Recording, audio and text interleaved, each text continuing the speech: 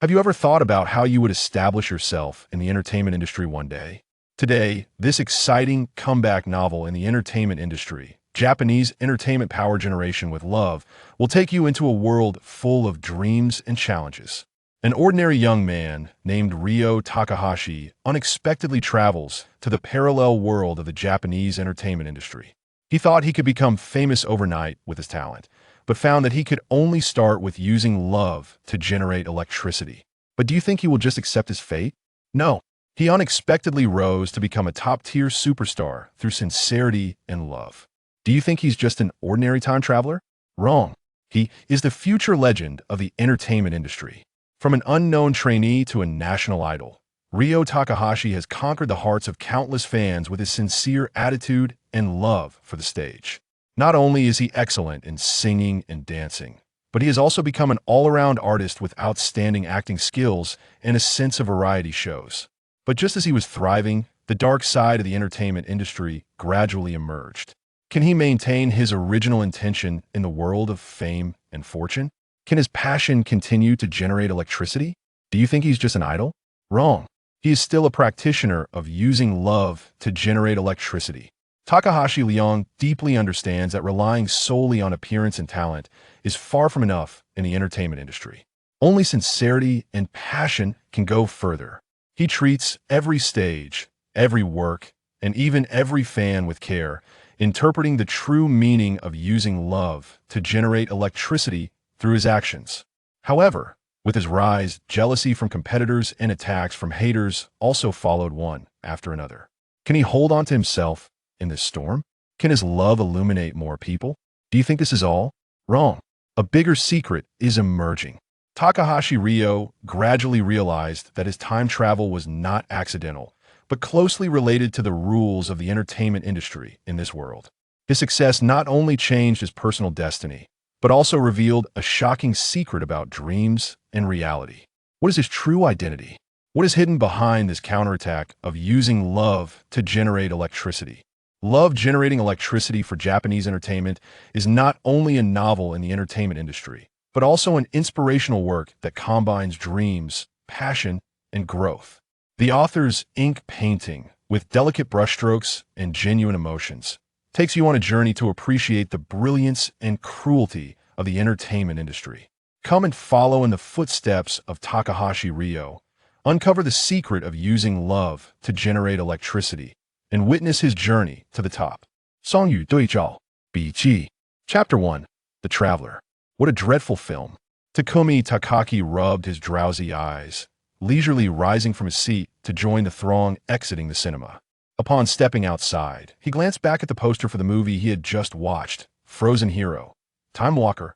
Aside from the intriguing premise, it was utterly devoid of merit, he remarked with a hint of disdain, before whistling idly as he strolled towards his company apartment.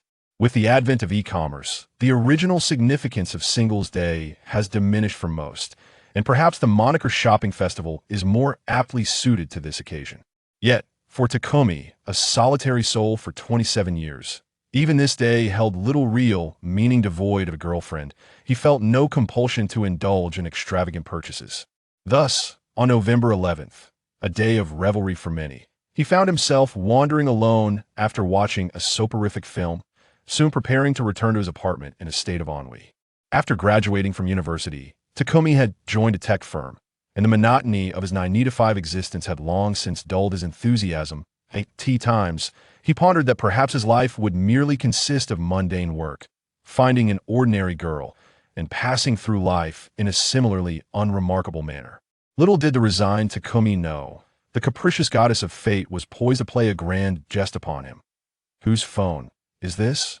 As Takumi Tak walked across the street, he noticed a glimmering object on the zebra crossing. Upon closer inspection, he discovered it to be an old-fashioned smartphone. Just as he bent down to retrieve it, an unsettling sensation washed over him. He turned to see a small utility vehicle careening towards him at an alarming angle.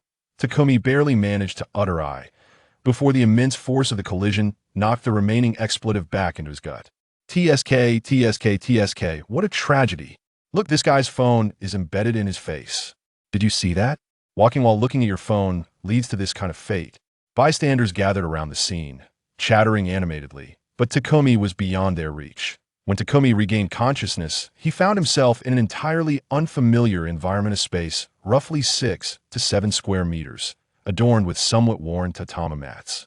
In the corner stood a low table, atop which rested a guitar with all its strings severed, alongside a dilapidated tape recorder that appeared quite antiquated. A poster titled Chuck and the Birds adorned the wall, revealing this to be a quintessentially quaint Japanese apartment. Shaking his head to dispel the fog, Takumi pushed himself up, inadvertently brushing against a small glass vial.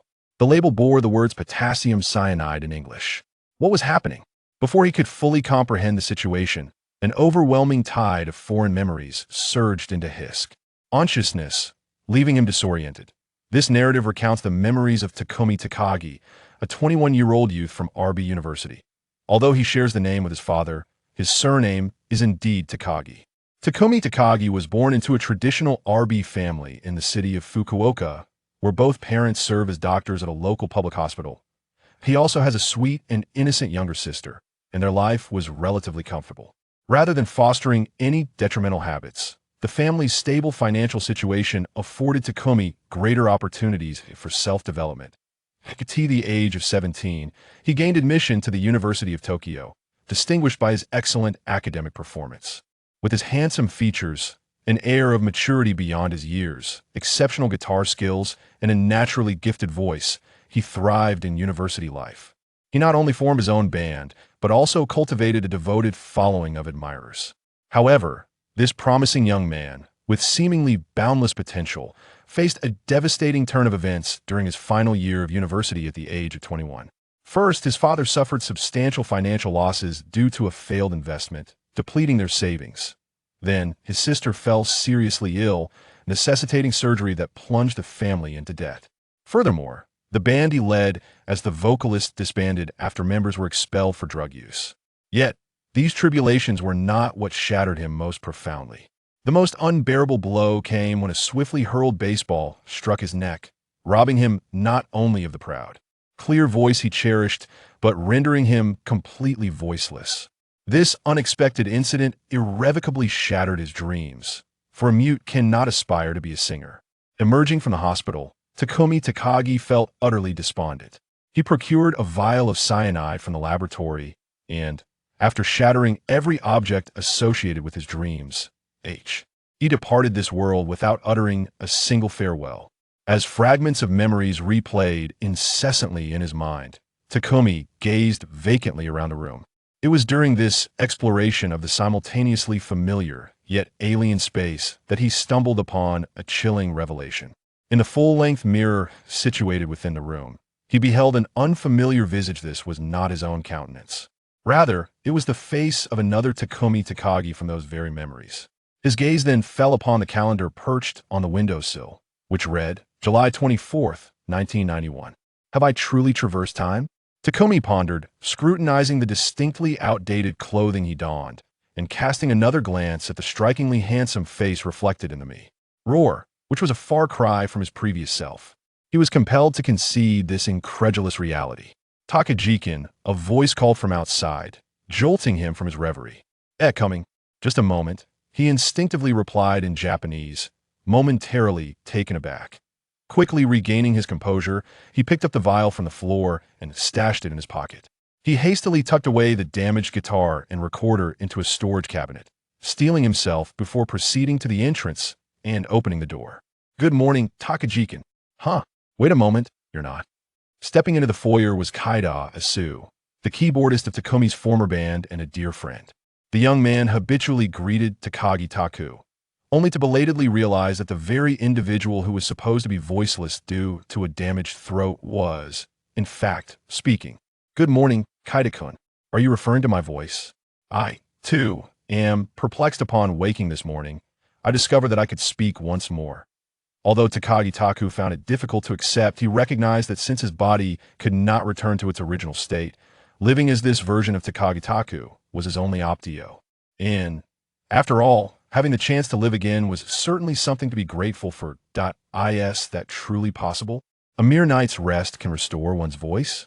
With a skeptical expression, Kaida scrutinized Takagi Taku for a moment, causing the latter to feel a bit uneasy. Surely, he wouldn't uncover anything unusual, would he? What's the matter, Kaida-kun? Is there something peculiar about me? Takagi Taku gently patted Kaida's shoulder.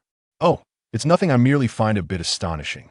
But seeing you appear so lively puts my mind at ease, Kaida replied, diverting his gaze. By the way, I almost forgot the main event today. Chuck and Hinata's new single is being released. Shall we go take a look? Absolutely. Speaking of which, I've been in a slump ever since the band disbanded for several months. Even if it's just to celebrate the restoration of my voice, I ought to treat myself. As he spoke, Takagi Taku rummaged through his pockets. Ah, this fellow still had a sense of responsibility, having saved a little money. Glancing at the 5 bills of Fukuzawa Yukichi in his hand, Takagi Taku silently expressed gratitude that his former self had not squandered every last bit of money before Pasinga. Way. Then what are we waiting for? Let's go, said Keita, giving Takagi Taku a pat on the shoulder as he took the lead, striding towards the apartment building's exit. Takagi Taku's apartment was situated in the vibrant Shinjuku district of Tokyo, a bustling commercial hub replete with record stores. After meandering through the throngs of people for what felt like an eternity, they finally managed to procure the new single by Chak and Asuka. The year 1991, the third year of the Heisei era, held exceptional significance for Chak and Asuka as they released their single Say Yes, the very record that Takagi Taku had just purchased, which ultimately sold an astounding 2.82 million copies. The subsequent success of their album, Tree, further solidified their status within the R&B music scene, rendering Tage a force to be reckoned with. For Takagi Taku, who aspired to enter the entertainment industry, Chak and Asuka represented both his idols and his aspirations. However, for the Takagi Taku who had undergone a profound transformation, those sentiments now belong to a bygone era. Speaking of which, it's been a few days since our graduation. Takagi-kun, what are your plans? I recall that when the band disbanded, you mentioned your determination to pursue your dream of becoming a singer, even if it meant going solo. You also sent demos to record companies. Any responses? Keita initiated a conversation with Takagi Taku as they walked along the street. There are no concrete plans as of yet. I suppose I will take each step as it comes as for the demo sent to the record company. It has been several months without a word, likely relegated to a forgotten corner.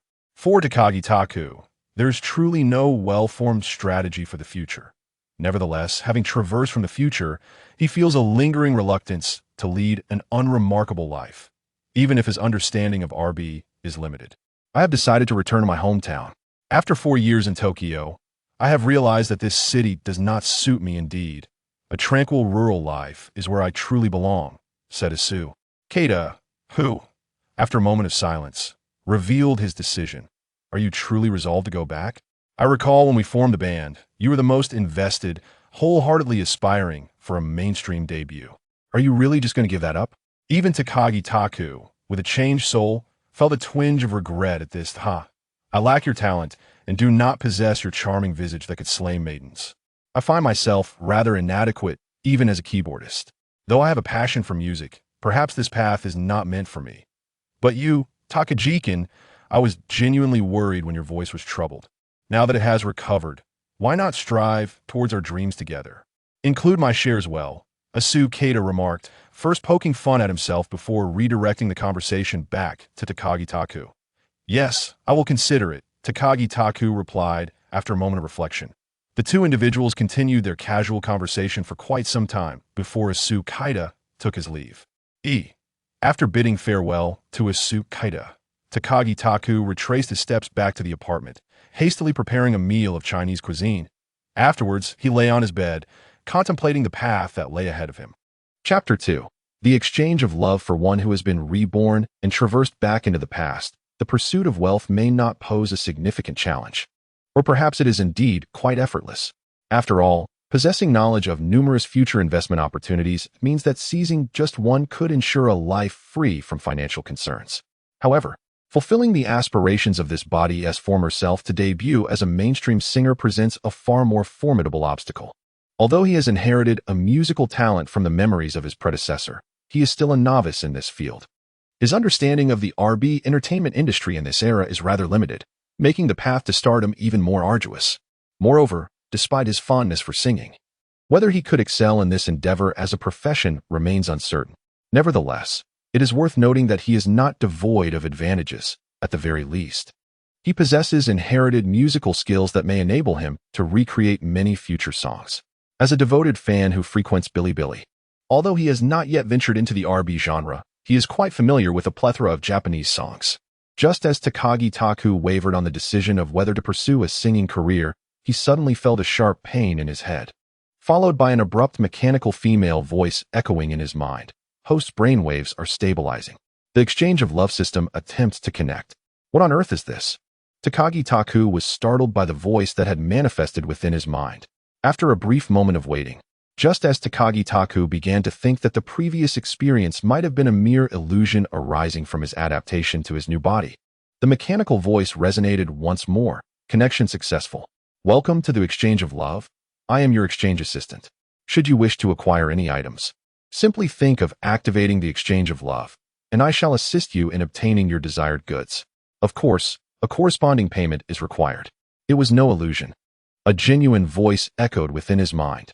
Takagi Taku steadied himself and attempted to communicate with the voice through his consciousness. Who are you? How did you come to reside in my mind? The mechanical voice replied, as previously mentioned. I am the exchange assistant of the exchange of love. I can help you procure the items you need. What is this exchange of love? What sort of entity is this? Upon realizing that he could engage in mental communication with the voice, Takagi Taku gradually emerged from his earlier astonishment. After all, having been reborn, his capacity to accept extraordinary occurrences was rather remarkable. As the name suggests, the exchange of love is a marketplace where one can trade goods using love energy. All items here require love energy for transactions, and naturally, the quality of the goods is reliable. No sooner had the mechanical voice finished speaking than Takagi Taku felt an object akin to a smartphone suddenly manifest in his mind, displaying rows of items on its screen. Wasn't that the very smartphone he had discovered before his demise? Upon seeing the vintage smartphone, Takagi Taku began to grasp the situation.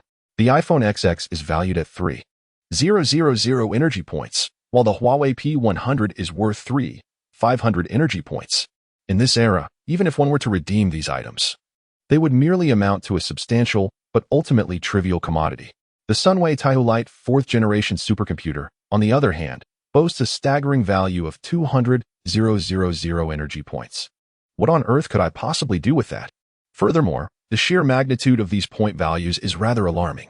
The basic musical instrument skills, available for immediate mastery, are priced at 4,000 energy points. What does it mean to master something instantly? Do I need a kind of spiritual awakening? Takagi Taku, while voicing his critiques, glanced over the myriad of redeemable products. The Exchange Center, aptly named the Exchange of Love, indeed offers a vast array of items. One could assert that anything imaginable can be found here, encompassing all aspects of daily life. Takagi even spotted the harmony and Fushing trains among the offerings. Excuse me, but with such a chaotic assortment of goods, I doubt I could find anything I desire, he remarked. That is precisely why I am here, a mechanical female voice responded. If you simply tell me the category of items you seek or the specific names of products, I can directly search and present you with the optimal options. Additionally, I am not Big Sister. You may call me Xiao AI. How convenient. Takagi exclaimed. But what exactly is this energy of love, and how might I acquire it? He pondered this crucial question, realizing that while the products appeared enticing, he was utterly unfamiliar with the currency required for redemption. The energy of love is simply the energy you receive when others express affection towards you, Xiao AI replied. Does that imply that I should become a scoundrel? Takagi Taku found himself somewhat perplexed by this notion of love energy. Love is not confined merely to romantic affection. It encompasses maternal love, fondness, and care. As long as it pertains to love, one can acquire this energy of love. Xiao AI patiently elucidated this to Takagi Taku. Oh, I see. How then can I find you? Or will you persist in lingering in my mind? A sudden wave of trepidation washed over Takagi Taku as he contemplated the scenario where this so-called exchange of love incessantly echoed in his thoughts or displayed a smartphone perpetually before him. Rest assured, it will not remain in your mind indefinitely. The exchange of love has merely established a connection with you. I am here to familiarize you with its fundamental operations. In the future, should you require assistance, simply envision the exchange of love and I shall connect with your consciousness to offer my services. As your current energy points stand at 0. If you have no further needs, I shall take my leave. Do you have any other inquiries? Xiao AI inquired after addressing Takagi Taku's question.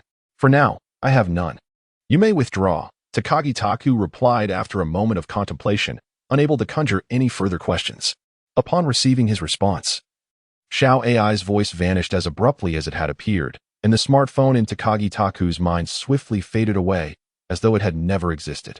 Takagi Taku felt an urgent need to organize his thoughts. The multitude of events that transpired today left him somewhat disoriented. After a prolonged moment of bewilderment, he began to regain his senses. Not only had he traversed realms, but he had also stumbled upon a mysterious object from a so-called love exchange before his journey, a scenario that seemed more like a film than reality. In a moment of delayed realization, he pinched his arm, the sharp sensation jolting him into the understanding that these occurrences were indeed factual. Despite the slight pain he inflicted upon himself, a wave of exhilaration washed over him. With this love exchange, he could truly navigate this era with ease and grace. However, the energy of love proved to be somewhat elusive, necessitating a strategic approach. Rising from his bed, Takagi paced back and forth within the confines of his room, contemplating how to harness this elusive energy of love. Could it truly involve becoming a rogue? Just as he was mired in contemplation, his gaze fell upon the battered wooden guitar, hastily shoved into the storage cabinet. Of course, hadn't he previously wrestled with the aspiration to fulfill his dream of becoming a singer? What an excellent means of gathering energy he had overlooked. If he could debut as a singer and amass a legion of fans, wouldn't the energy of love flow abundantly towards him? Moreover, with the assistance of this love exchange, he could transcend being merely a singer, potentially embracing the multifaceted careers of many contemporary stars, excelling in both the limelight and behind the scenes. With this revelation, Takagi felt a newfound clarity. He began to hum a cheerful tune while tidying up the room, which seemed as though it had not been attended to in quite some time. Chapter 3. Surviving great trials will bring future blessings. Ding dong. As evening fell, Takagi Taku was tidying up his home, contemplating what to have for dinner when the doorbell of his apartment rang once more. He approached the door and peered through the peephole, discovering it was Mr. Miyazaki, the landlord of the apartment. It suddenly dawned on him that his rent had expired a week prior. Opening the door, Takagi Taku forced a smile. Good evening, Mr. Miyazaki. Is there something you need at this late hour? Takagi-san, it appears your rent is due. Are you planning to move out or renew your lease? Mr. Miyazaki, a congenial middle-aged man in his 50s, stood at the threshold, refraining from entering. Of course, I intend to renew. However, would it be possible to delay the payment for 2 days? I had to spend quite a bit on medical expenses recently, but I assure you I will settle the amount promptly thereafter, Takagi Taku inquired tentatively. His modest apartment, while not particularly spacious, required a monthly rent of 50,000 yen. A significant sum even in Tokyo, where every inch of land is precious, especially amidst the turmoil of a collapsing bubble economy. Takagi-san, you are aware that the current economic climate is rather grim. I understand you have been facing difficulties lately, but I cannot allow you to remain in arrears indefinitely. I shall grant you an extension of 2 days. Mr. Miyazaki seemed empathetic to Takagi's situation and did not press further, instead offering him 2 envelopes he was holding. By the way, I noticed there were 2 letters in your mailbox, so I brought them for you. Here you go. Thank you, Mr. Miyazaki. Would you care to come in for a cup of tea? Receiving the letter handed to him by Mr. Miyazaki, Takumi Takagi attempted a courteous invitation. No, thank you. I am aware that you have been facing some difficulties lately, and it is indeed unfortunate that this wretched government has plunged our economy into disarray. Nevertheless, these trials shall pass, so do take heart, Mr. Takagi. Mr. Miyazaki encouraged Takumi before turning to retreat to his own quarters. After bidding farewell to Mr. Miyazaki, Takumi pondered the irony of harboring grand aspirations while being on the brink of homelessness. Lost in thought, he returned to his room, finally affording himself the opportunity to examine the 2 letters. Upon reading them, he felt a surge of excitement. Indeed, the favor of fortune had not yet abandoned him. Both letters were from record companies to which he had previously submitted demo tapes. Although his knowledge of RB record labels was limited, he was familiar with both companies. The first letter was from the illustrious Sony, a giant in the RB entertainment industry, which, while not primarily focused on records, nonetheless expressed interest. Although the letter did not explicitly request that Takumi sign with them, It extended an invitation for him to attend their audition. The second letter was from the burgeoning Being Inc., a record company that had enjoyed significant success in this era. Takumi's awareness of this company stemmed from his devotion to the Detective Conan series, as Being was responsible for nearly all the theme songs associated with it. Additionally, perhaps due to the untimely demise of their lead vocalist, Takumi held a special fondness for the ZRD band associated with Being, as the beauty of something lost is often the most poignant memory. Takagi Taku cautiously extracted the letter from the envelope. Dear Takagi-san, our agency has received the demo you sent. First and foremost, we would like to express our gratitude for your trust in us. We are currently in search of exceptional young musicians, and we are particularly intrigued by your remarkable vocal abilities and outstanding guitar skills. Should you have the time, we would be delighted to invite you to our headquarters in the Minato area for a more detailed discussion. The letter was brief, yet Takagi Taku read it with a sense of disbelief, picking up the envelope once more to scrutinize the sender's address, Being Incorporated. To his astonishment, the former Takagi Taku had managed to impress two major record labels. It seemed that his decision to pursue a career as a singer was indeed a wise one, as this body retained quite the potential. After pondering for a moment, Takagi Taku resolved to visit Being, especially since this period was a prime opportunity for the agency. If he could debut with Being at this opportune time, riding the wave of momentum, he would likely accelerate his journey toward becoming the star singer he had always aspired to be. After hastily preparing a simple dinner, Takagi Taku, filled with excitement, lay in bed and decided to listen to Chuck and Asuka's new song on his CD player. Restless? He recalled the concept of the love exchange in his mind and called out, Xiao AI, are you there? Takagi Taku attempted to communicate with Xiao AI mentally. Hello, host. Is there something you wish to exchange? Your current love energy points stand at 150. Would you like me to recommend some items that may pique your interest? As soon as the thought flickered in Takumi Tak's mind, the voice of Xiao AI resonated within him, accompanied by the familiar image of his mobile phone. How is it that I already possess 150 points of energy? Takumi was somewhat astonished. You shall acquire love energy as long as someone expresses affection towards you, Xiao AI elucidated, omitting the reasoning behind it while reiterating the method of energy acquisition. Could it be the encouragement from Mr. Miyazaki that spurred this? Takumi pondered, providing himself with an explanation. He then inquired, I may have to attend an interview at a record company tomorrow. Is there anything that could assist me? You are to attend an interview at a record company? In that case, I shall recommend the following items. Please look at the screen, Xiao AI responded, as the mobile screen in his mind displayed several suggested products.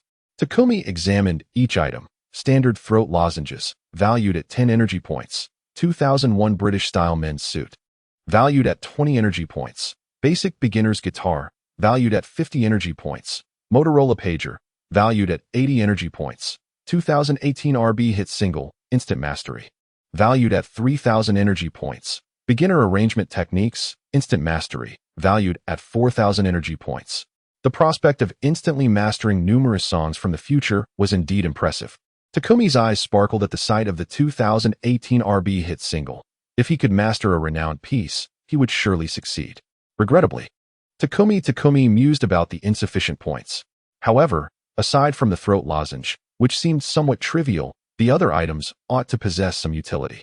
Having a BP machine would undoubtedly facilitate communication, and donning clothing that would be in vogue a decade later might even set a trend. The guitar, too, was something he desperately needed. As he gazed at the beginner's guitar, a wave of nostalgia washed over him, remembering the one he had inadvertently damaged, not a masterpiece. To be sure, but it was at least a Yamaha. After a moment of contemplation, Takumi addressed Xiao AI. Please assist me in exchanging for a 2001 British-style outfit, a Motorola BP machine, and that guitar. Very well, the total cost will amount to 150 points of love energy. Please keep this in mind. As soon as Xiao AI completed her statement, Takumi was taken aback when the three items he had requested materialized on the floor beside his bed. Although he had somewhat anticipated this, he was still astonished to see the items before him, realizing that this process could indeed conjure tangible goods. Your energy points have been exhausted. Do you have any further inquiries? Xiao AI gently brought him back from his moment of disbelief. Oh, none at all. After bidding farewell to Xiao AI, Takagi Taku turned over and got out of bed, placing the items scattered on the floor onto the bed. The guitar was nothing of particular note, merely an ordinary instrument capable of producing sound. The beeper bore a series of pager numbers. indicating that even that had been taken care of. The ensemble from 2001, embodying a British style for men, consisted of a trench coat paired with pointed leather shoes, which appeared decidedly more fashionable compared to the current era. After trying on the exchanged clothing and confirming that the fit was impeccable, Takagi Taku neatly stored away the 3 items and reclined back onto the bed, feeling somewhat overwhelmed by the multitude of events he had experienced. It was not long before he succumbed to slumber. Chapter 4. A smooth contract signing the following morning. Takagi Taku rubbed his still drowsy eyes and glanced at the wall clock, which read 7 o'clock a.m. His internal clock, shaped by years of being an office worker in his past life, prompted him to rise punctually. After tidying up his appearance and enjoying a simple breakfast, he donned his coat, slung the guitar over his shoulder, and stepped outside. The apartment where Takagi Taku resided was a considerable distance from the being headquarters in the harbor area. As he sat on the train, his thoughts remained somewhat disordered. This marked the first day of his new life following his rebirth, and ordinarily, such a state of mind would not befit someone attending an audition for a record company. However, the pressing economic pressures compelled him to address these matters without delay. Should my contract be successfully established, I would no longer need to solicit financial assistance from my family, albeit that place is not technically my home. Nevertheless, it is inextricably linked to my lineage. Takumi Takahashi instinctively wishes to avoid adding to their burdens. Following the address inscribed on the envelope, he arrived at the headquarters of Being. At this juncture, Being had already garnered considerable fame and amassed a significant fortune, yet the new office building would not be inaugurated until 1992. Presently, it operated from the modest office space it had originally rented in the Minato ward. Unbeknownst to Takumi, he began to worry that the leader of Being might be a miser, unwilling to part with a single yen. Despite these apprehensions, having resolved to give Being a chance, it seemed rather too late to withdraw now. After carefully inspecting his attire and recalling the pieces he might perform, he assured himself that all was in order before stepping into the office building of Being. "Excuse me, is this the Being Record Company?" Takumi inquired, bowing slightly at the reception desk. "Ah, yes, this is Being. How may I assist you?" replied a friendly receptionist, appearing to be in her mid-20s, who scrutinized Takumi's somewhat avant-garde outfit with evident curiosity. "I am Takumi Takahashi. I previously sent a demo tape to your esteemed company, and it was your response that invited me to discuss matters further." Taku Takagi replied, "I see. Please hold on for a moment. I need to check the company's records." As the receptionist spoke, she retrieved the company's ledger and began to flip through its pages. "Indeed, I have found your record. Please wait a moment. Someone will come to escort you for the interview shortly." After confirming Taku Takagi's record, the receptionist picked up the phone, pressed a few buttons, and after a brief moment, a man emerged from the office building, striding directly towards Taku. "Mr. Takagi, please follow me," the man stated succinctly, leading Taku to the door of an office. "President, Mr. Takagi has arrived," he announced, knocking on the door before gesturing for Taku to enter, subsequently departing. At first glance, Taku Takagi could not reconcile the unassuming middle-aged man before him with the commanding figure of the 1990s music industry leader he had known in his previous life. The man appeared rather unremarkable in stature, and perhaps due to the demands of his profession, he was just over 40, with a few strands of gray hair beginning to show at his temples. "You must be Mr. Takagi." "Yes, you look quite impressive," the man said with a chuckle. "Our company's professionals have recognized your innate talent after listening to your demo, and we are prepared to sign you. We understand that you may not have received formal music training, so we can arrange professional courses for you. However, the exact timing of your debut will depend on the right opportunity." Standing up from his office chair, the president shook Taku's hand and spoke directly to the point. President Nagato, is there no interview process?" It is rather astonishing how effortlessly Takagi Taku managed to secure a contract, leaving him momentarily bewildered. "There was no need for an interview process. Our belief in your potential suffices. It is well known that Nagato Yoshiyuki is a lifelong honorary member of the Aesthetics Association." And Takagi Taku's strikingly handsome visage evidently pleased him immensely, rendering Takagi's sudden exclamation inconsequential. "Well then, Mr. Nagato, may I peruse the contract?" "Of course," Nagato Yoshiyuki replied, promptly making a phone call. Shortly thereafter, the same gentleman who had escorted Takagi appeared at the door. "Nakamoto-san, please escort Takagi-san to the legal department for a review of the newcomer contract." Bidding farewell to Nagato Yoshiyuki, Takagi followed the man named Nakamoto to the company's legal department. Upon receiving the contract, Takagi scrutinized its contents with utmost seriousness. This was a standard newcomer contract, spanning 3 years, with an initial monthly salary of merely 70,000 yen. However, given that being is fundamentally a record label, it did not include a management contract. The terms predominantly revolved around music. In fact, compared to contracts from other companies, Being's terms could be considered quite lenient. After meticulously inquiring with the lawyers from the legal department, ensuring that no significant issues arose, Takagi Taku resolved to sign the contract. The signing process was not particularly intricate, and as he inscribed his final name, a sense of dazed disbelief washed over him. Was this truly the culmination? The man named Nakamoto gently patted the still somewhat dazed Takagi Taku, saying, "Let us proceed, Takaki-san. Now that we have signed the contract, we must return to meet President Nagato." "Oh yes, please lead the way, Nakamoto-san," Takagi Taku replied, finally coming to his senses, a hint of embarrassment coloring his expression. Upon returning to Nagato Daiko's office, the president did not offer much in the way of conversation. He merely instructed Takaki to come to the company daily to study professional courses before allowing him to leave. Although there was no mention of when he might debut, and even if he did, the music industry was fraught with countless artists who faded into obscurity without making a splash. Nevertheless, Takagi Taku felt an undeniable joy. After all, signing the contract signified hope. A good beginning is indeed half the success, is it not? As he exited the Being office building, it took Takagi Taku quite a while to fully grasp the reality of his situation. He could hardly believe how smoothly everything had transpired. He was now a signed artist with a record company. After contemplating for a moment, he resolved to call home. For he had, in essence, secured a job. The previous incarnation of Takagi Taku had not been in contact with his family since his voice had faltered. And although the original soul had long since vanished, as his successor, he felt it was his duty to look after the home of his predecessor. Chapter 5. A literary borrower at this time in Japan, despite the advent of advanced communication tools like mobile phones, they remained a rarity among the populace. Thus, for Takagi Taku, a public telephone booth was a far more suitable choice. Fortunately, during that time, the public telephone booths were not difficult to locate. Not far from the Being company, Takagi Taku discovered one. He lifted the receiver, inserted a coin, and dialed his home telephone number. Moshi Moshi. A clear voice resonated from the other end of the line, and from the tone, Takagi Taku recognized that the person on the opposite line was his younger sister. Takaki Tomoko. This sister of his, aged 15, was exceptionally well-behaved and obedient, embodying the quintessential image of the girl next door. Earlier this year, Tomoko had been diagnosed with a heart valve defect, leading to a successful valve repair surgery, albeit at a considerable cost.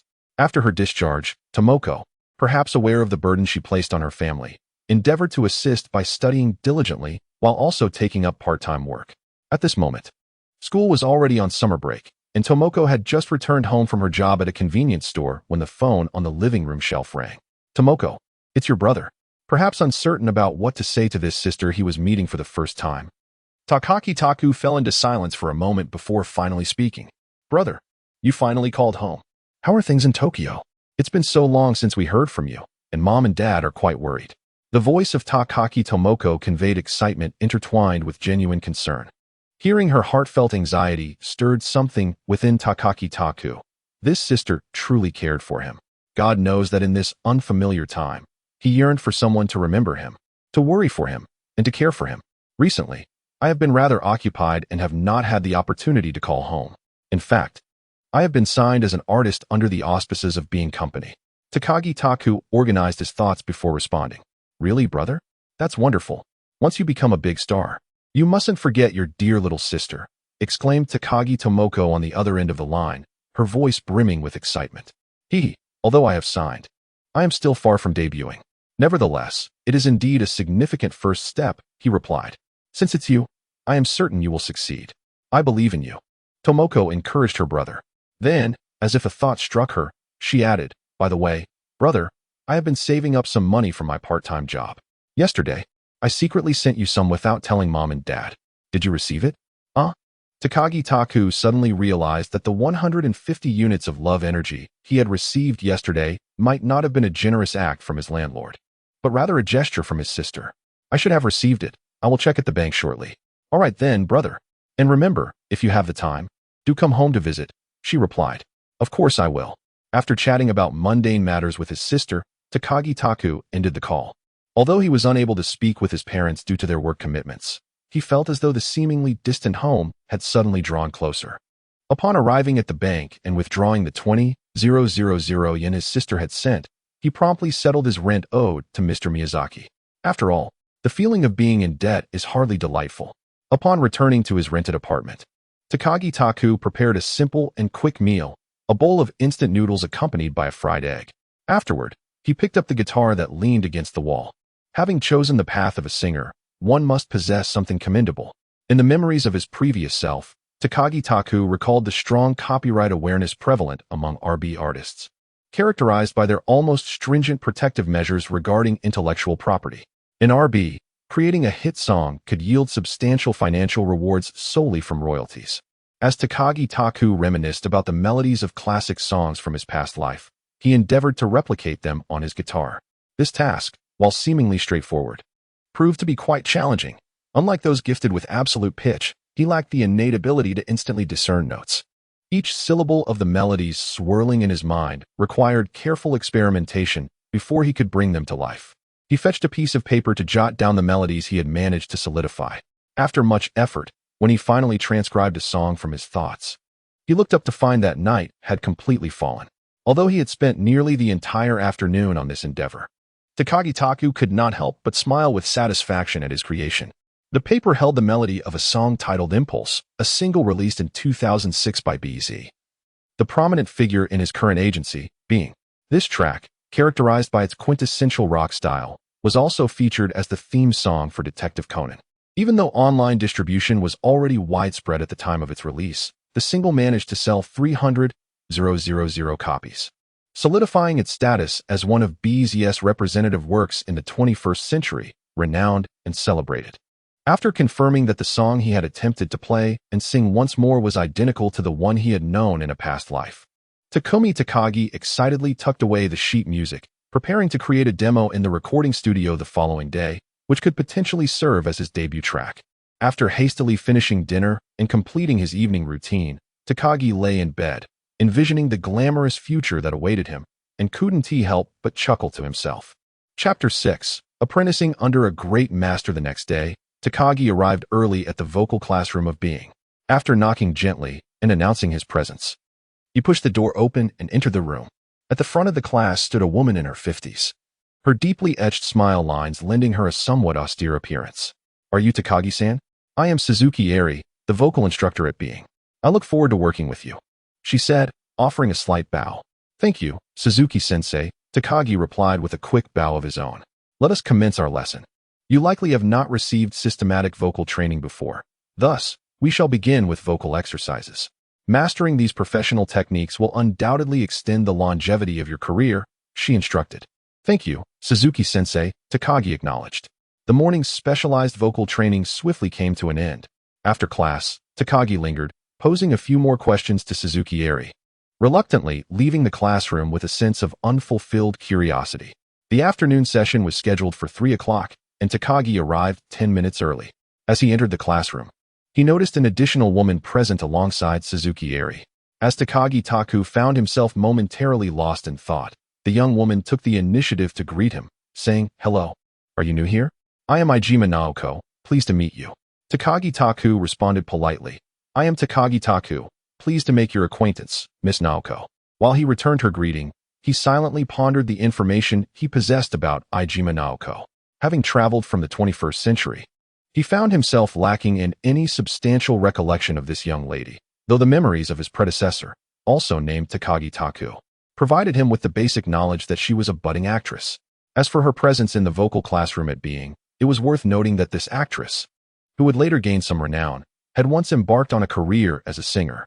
In 1992, she debuted in a relatively obscure duo called WNAO alongside Nakanishi Naoko under the Being label. Given the duo's lack of significant impact in the music industry, it was entirely understandable that Takagi Taku had never heard of them. Despite his limited knowledge of Ijima Naoko, he engaged in polite small talk with her until the formal class commenced. The afternoon's lessons were equally brisk, Perhaps it is true that when one is fully engaged, time passes swiftly. Before he knew it, the class had concluded. After stretching and preparing to bid farewell to Iijima Naoko on his way to the recording studio, she spoke up first, saying, "Wait a moment, Takagi-kun, do you have any plans? If not, shall we go out for dinner together?" "Ah, certainly, that would be delightful." "Miss Naoko," Takagi Taku responded without hesitation. Although both are newcomers who have yet to debut, it would be rather impolite to refuse a senior's invitation to dinner without a valid reason, especially since they joined the company earlier. It is not too late to head to the recording studio after the meal. In a Chinese restaurant in Roppongi, Takagi was curiously surveying the somewhat eclectic Chinese decor as he was led into a private room by Naoko Iijima. "What does Takagi-kun enjoy eating?" "Anything is fine. Please order whatever you like, Ms. Iijima." Takagi was unaware of the restaurant's signature dishes, but judging by Iijima's ease in navigating the menu, it was evident that this was not her first visit. Therefore, it was more appropriate for her to choose. Without hesitation, Iijima ordered several dishes she deemed delightful and requested a pot of sake. One wonders if a Chinese restaurant in Japan can truly be considered authentic without ergotu. "When did you sign with the company?" Iijima inquired during the interlude while waiting for their food and drinks. "I just signed the contract yesterday. So I suppose I am indeed a true newcomer," Takagi replied. "Hee. In fact, I joined only a few days before you. Although I have officially debuted as an actress, I have always had a passion for music since childhood, and I wish to explore that avenue. If I can achieve something, it would fulfill a childhood dream," Iijima continued. "However, my vocal abilities are not particularly remarkable, and my musical talent is rather limited. Perhaps I may not achieve much in this field after all." Takahashi Taku pondered to himself that indeed, you might not have achieved much, for otherwise, a person like him, who possesses a certain understanding of being, would not be entirely ignorant of your endeavors. While such thoughts lingered in his mind, he refrained from voicing them. "How could that be, Ms. Naoko? Observing your diligent dedication in vocal class, it is evident that you possess a profound passion for music. Should you debut, I am certain you will achieve great success." "Well, if I do not succeed, you must take responsibility," she retorted playfully. "Listening to your singing, I find your voice remarkable, and your comprehension of the teacher's instructions is swift. You will undoubtedly amass a multitude of fans, and when that time comes, I hope you will lend me your support." After a mutual exchange of compliments, the dishes were served. They continued to eat and converse for a while, and sensing that the time was right, Takahashi Taku expressed his intention to take his leave, preparing to head to the recording studio to produce a demo of yesterday's song. Are you leaving so soon, Takahashi-kun? It is still early. Shall we not continue our gathering?" Despite it being their first meeting, Iijima Naoko found herself quite taken with the handsome Takahashi Taku. Otherwise, she would not have invited him to dinner. No, thank you for your hospitality, Ms. Naoko. In truth, I have recently composed a new piece and wish to head to the company's recording studio to create a demo." Takahashi Taku politely declined Iijima Naoko's kind offer. "Oh, so you are a singer-songwriter, Takahashi-kun? As it happens, I have no particular plans at the moment. May I join you to listen to your new song?" Naoko Iijima was quite astonished to learn that Taku Takagi was a singer-songwriter capable of composing his own lyrics and melodies. Naturally, she proposed that they visit the recording studio to listen to Takagi's original new song. "Of course, that sounds wonderful," Takagi replied nonchalantly. He had no objections to Iijima accompanying him, as the songs he created were ultimately meant to be shared with others. Moreover, he was somewhat uncertain whether the melody he conjured from his mind would resonate with the tastes of contemporary listeners. If someone could lend their ear for a preliminary listen, it would be most beneficial. Being had a recording studio at its headquarters, which, while not as professional as the one in Roppongi, was adequate for creating demos or conducting test recordings. With Iijima leading the way, Takagi followed her into the studio without inquiring at the front desk. Upon opening the door, they found a man in his 30s, sporting shoulder-length hair and exuding a distinctly rock vibe, seated at the control panel. "Matsumoto-san, you're still here at this late hour." Iijima greeted the man. It's Miss Iijima. I'm here with Hiroshi-kun for a trial recording of the new single." "It may take a little while longer," Matsumoto replied. Turning to Takagi, who stood behind Iijima, he inquired, "And who might this be?" "This is our company's newly signed artist, Taku Takagi," Iijima introduced him, pulling Takagi forward. Upon hearing Matsumoto-san's name, Takagi Taku immediately recognized whom Naoko Iijima was referring to.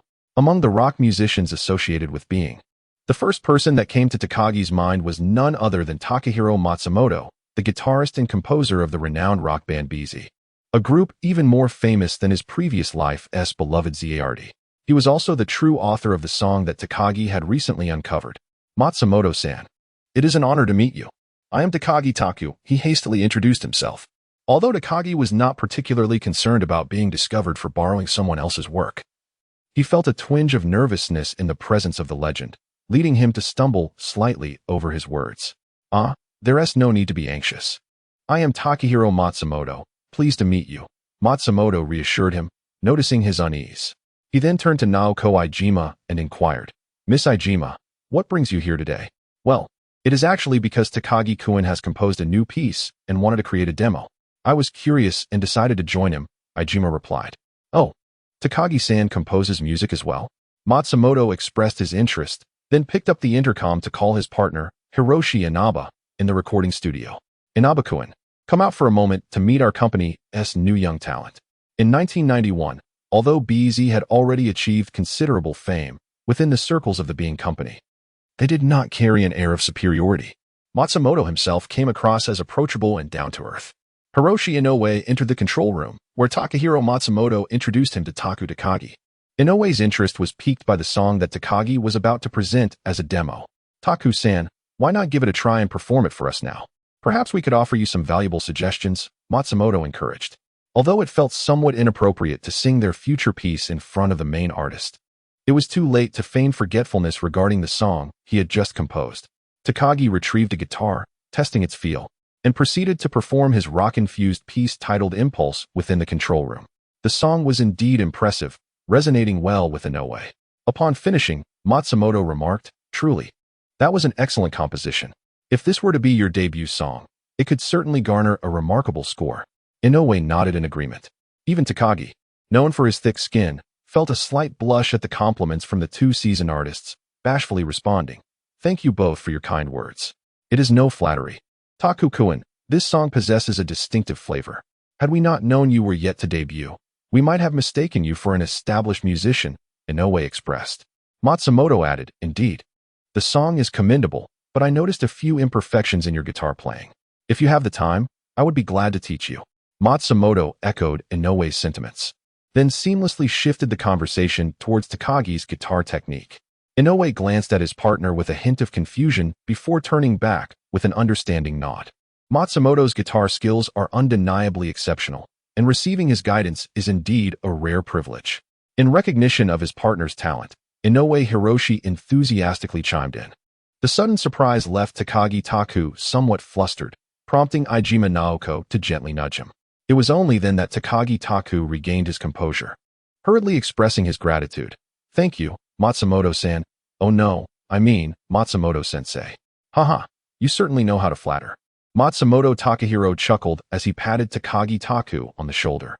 Perhaps it was the thought of the songs he would be crafting in the future that made Matsumoto Takahiro find Takagi Taku particularly appealing.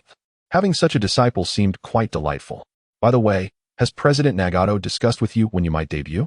Now that he had taken on a disciple, Matsumoto Takahiro felt a greater sense of responsibility and inquired with genuine concern. President Nagato has only suggested that I first focus on professional vocal training. As for my debut, it hasn't been scheduled yet, Takagi Taku replied candidly. Well, honing your singing technique is certainly a wise approach, Matsumoto Takahiro acknowledged, indicating that he was in no rush for Takagi Taku to debut. He continued, since you're still in the learning phase, if you have the time, why not come to the recording studio in Roppongi? Hiroshi and I will be there recording new songs over the next few days, and I can take a moment to offer you some guidance on your guitar. Will I be interrupting your recording of the new single? Hehe. The piece cannot be completed in a fleeting moment. I can teach you during our breaks.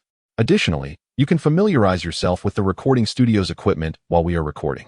Matsumoto Takahiro remains unconcerned about Takagi Taku's apprehensions. Well then, thank you, Master Matsumoto. Takagi Taku is indeed looking forward to receiving guidance from this guitar maestro.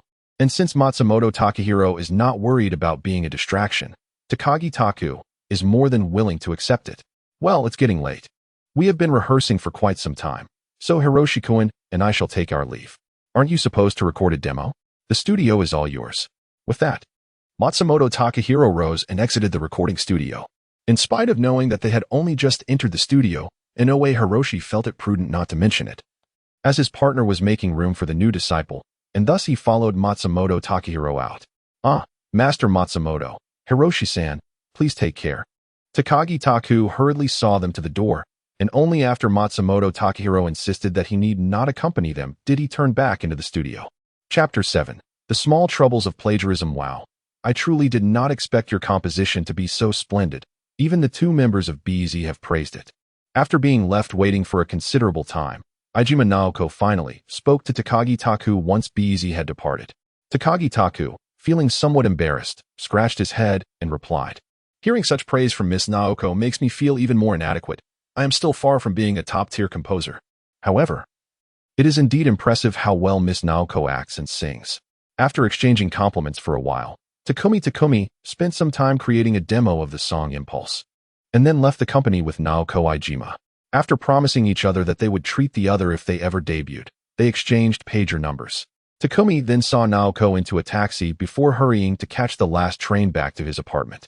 Upon arriving home, he hurriedly washed up and eagerly laid down on his bed, summoning Xiao AI. Xiao AI, how many energy points would I need if I simply wanted the sheet music for a song? This was a question that suddenly occurred to Takumi while recording the demo. Since mastering an entire year's worth of RB music requires a substantial amount of points, he wondered if obtaining just the sheet music for a single song would necessitate fewer energy points. If you know the song title, the energy points required can vary from 20 to 200, depending on the song's popularity, Xiao AI replied. This answer filled Takumi with delight. There are many classic RB songs. Although he does not know them all, he is familiar with several that have made their way to China each year. The prospect of acquiring the sheet music with just a few energy points, provided he knows the song title, was an incredible opportunity for someone like Takumi, who possesses only a rudimentary understanding of the RB music scene. Habitually, Takumi glanced at the column displaying his energy points, 100 points. Noticing a change in his point balance piqued his curiosity regarding the origin of these energy points. Xiao AI, is there a way to ascertain the sources of my energy points? Takagi inquired of Xiao AI once more. You have been consistently accumulating love energy for 3 consecutive days. Each time you enter the Love Exchange Center, I shall provide you with a brief overview of your energy sources. As for the 100 points, 50 were generously contributed by your sister, Tomoko Takagi, 20 by Miss Naoko Ijima, and 30 by Mr. Takahiro Matsumoto. This time, Xiao AI responded directly to his query. So Mr. Matsumoto holds such deep affection for him? Takumi was somewhat astonished and briefly scanned the items available in the exchange center, finding nothing he urgently desired. Subsequently, he closed the Love Exchange Center. For an entire month, Takumi had been attending vocal lessons daily, followed by guitar lessons with Mr. Matsumoto at the Roppongi studio. Despite the repetitive and strenuous nature of his routine, he found no weariness. Rather, he reveled in the enhancement of his musical skills. After all, acquiring such skills at the Exchange Center would require points far beyond his current means. As for Naoko Ijima, she had not reappeared since their last encounter.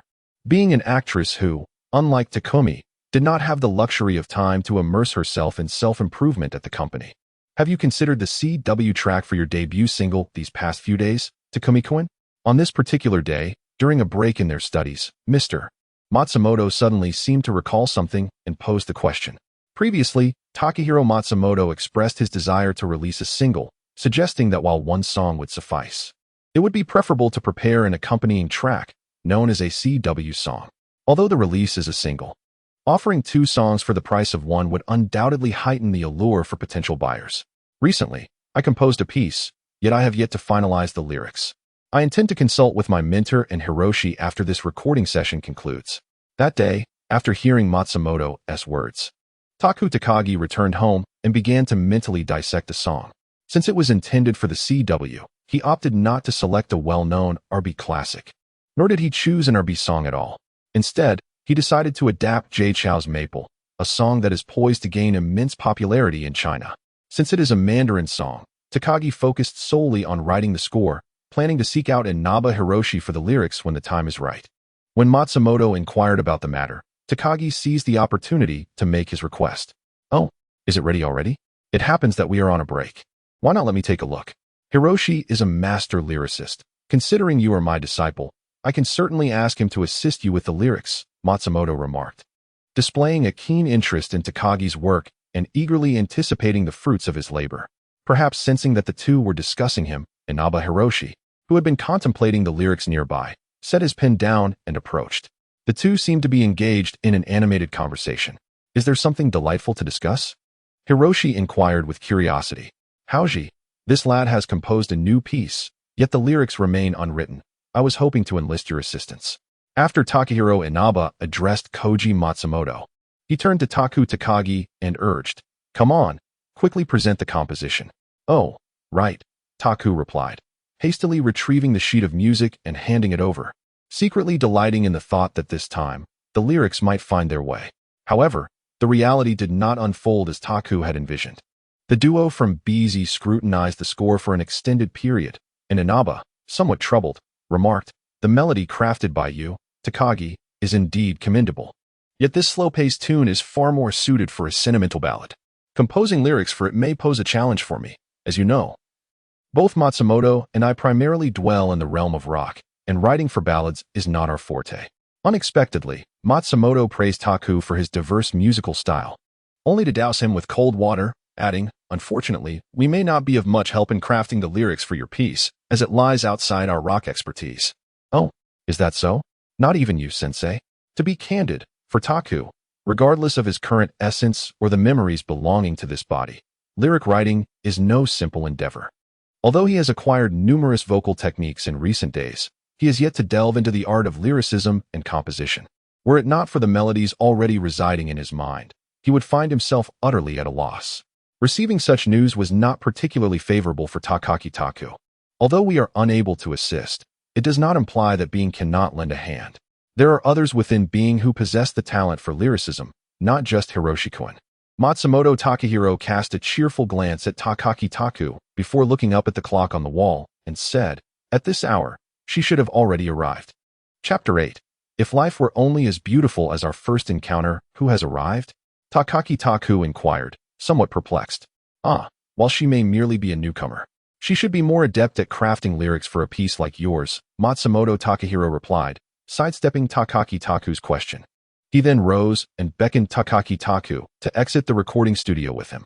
Curious, Takaki Taku followed Matsumoto Takahiro through the corridor until they reached the entrance of another recording studio. Matsumoto Takahiro knocked on the door, and without waiting for a response from within, he opened it and ushered Takaki Taku inside. Seated at the table in the recording studio was a young woman. She wore a snug white short-sleeved top and a pair of jeans that appeared slightly faded from washing. Her long, dark hair was casually tied back in a ponytail. Perhaps alerted by the sound of the door opening, she shifted her gaze from a disordered pile of papers on the table toward the entrance. Her unadorned face, free of makeup, still exuded a captivating beauty, her features striking in their natural grace. "Allow me to introduce you," Matsumoto Takahiro said as he led Takaki Taku to the table. "Miss Sakai Izumi, the lead vocalist of our company's ZRD band." Takagi Taku did not require an introduction to Takahiro Matsumoto, for he had encountered this individual on numerous occasions, through photographs, the scant live footage, the commemorative films from Being, and the music videos of each of her singles. As a devoted fan of Conan, his fascination with Izumi Sakai was ignited upon hearing the song The Wheel of Fate, prompting a fervent pursuit of her work for a period. After her untimely passing, Takagi Taku, amidst his sorrow, amassed a collection of her memorabilia. It would not be an exaggeration to say that although he had never met her in person, her image had long been etched into his mind. Upon seeing the familiar face materialize before him, Takagi Taku felt a pang of emotion, almost causing him to become misty-eyed.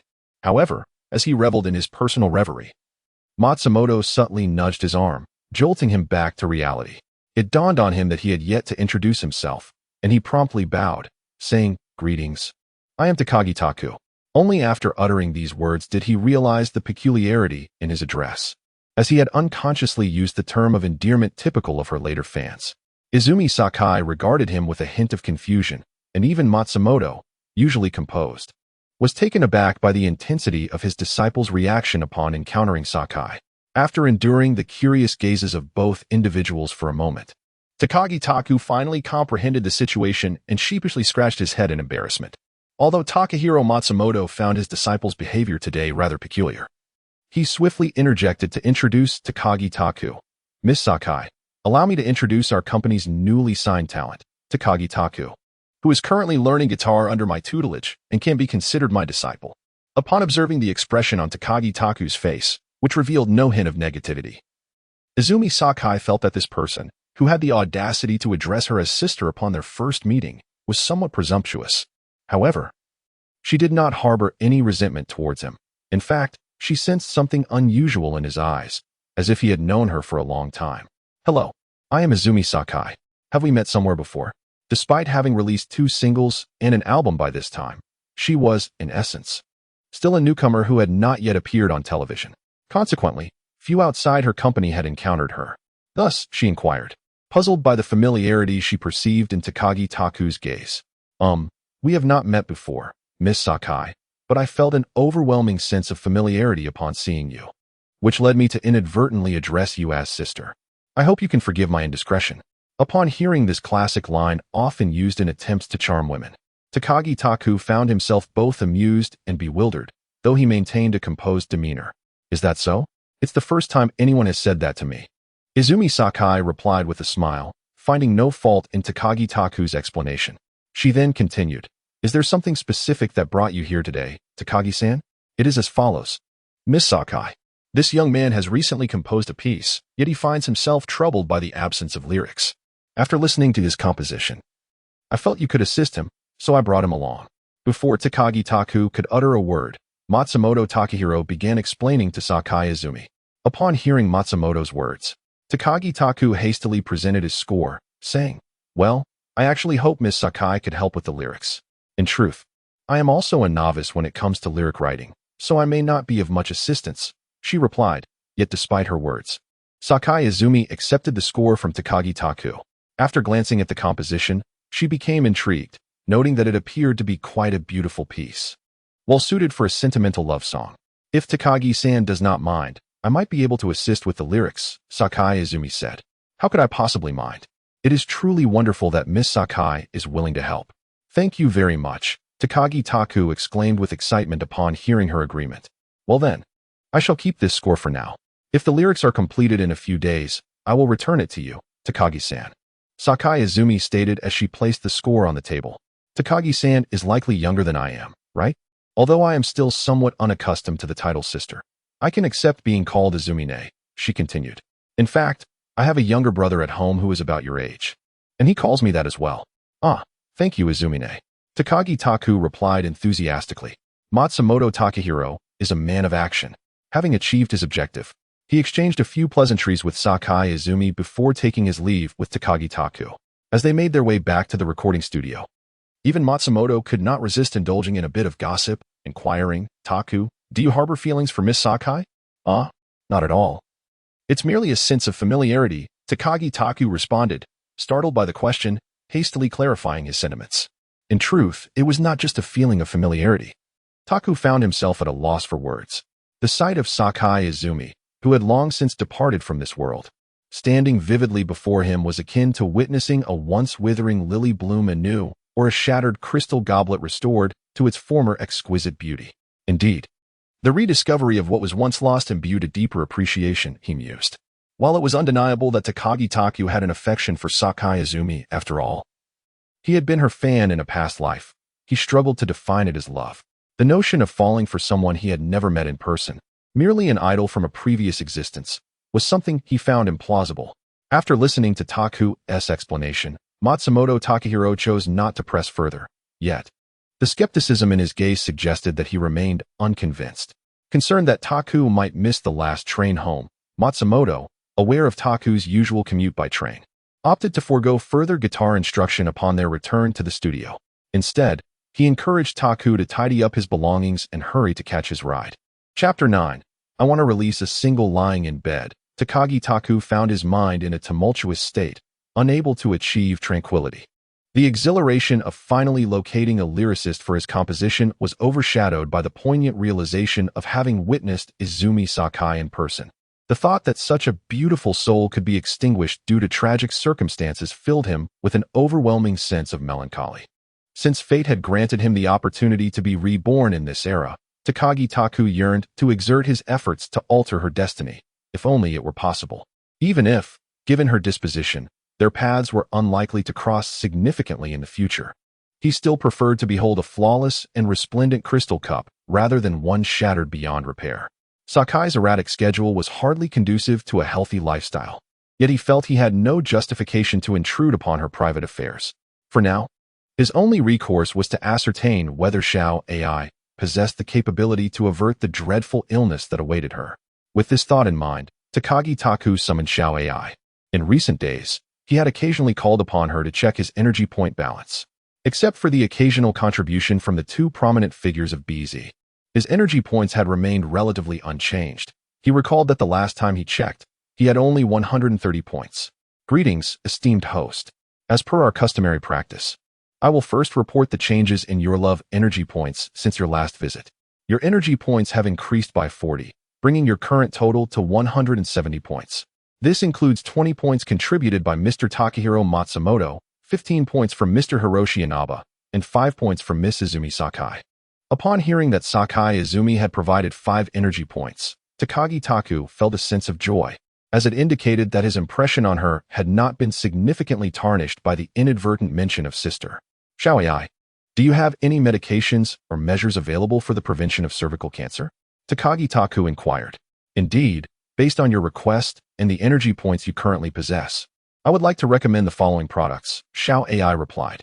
The mental imagery once again zoomed in, and Takagi Taku beheld several items on his phone screen. The HPV 9-valent vaccination, restricted to ages 16 to 26, valued at 3,000 energy points. The HPV 4-valent vaccination, valued at 2,000 energy points. And the HPV 2-valent vaccination, valued at 1,000 energy points. Are there any other products? Takagi Taku asked, his head spinning at the sight of the vaccines. It would be absurd to approach Sakai Izumi and say, Sister Izumi, let me give you an injection, and you will no longer be hospitalized due to cervical cancer, he mused. Not only would she likely dismiss him, but she might also regard him as a schemer and report him to the authorities.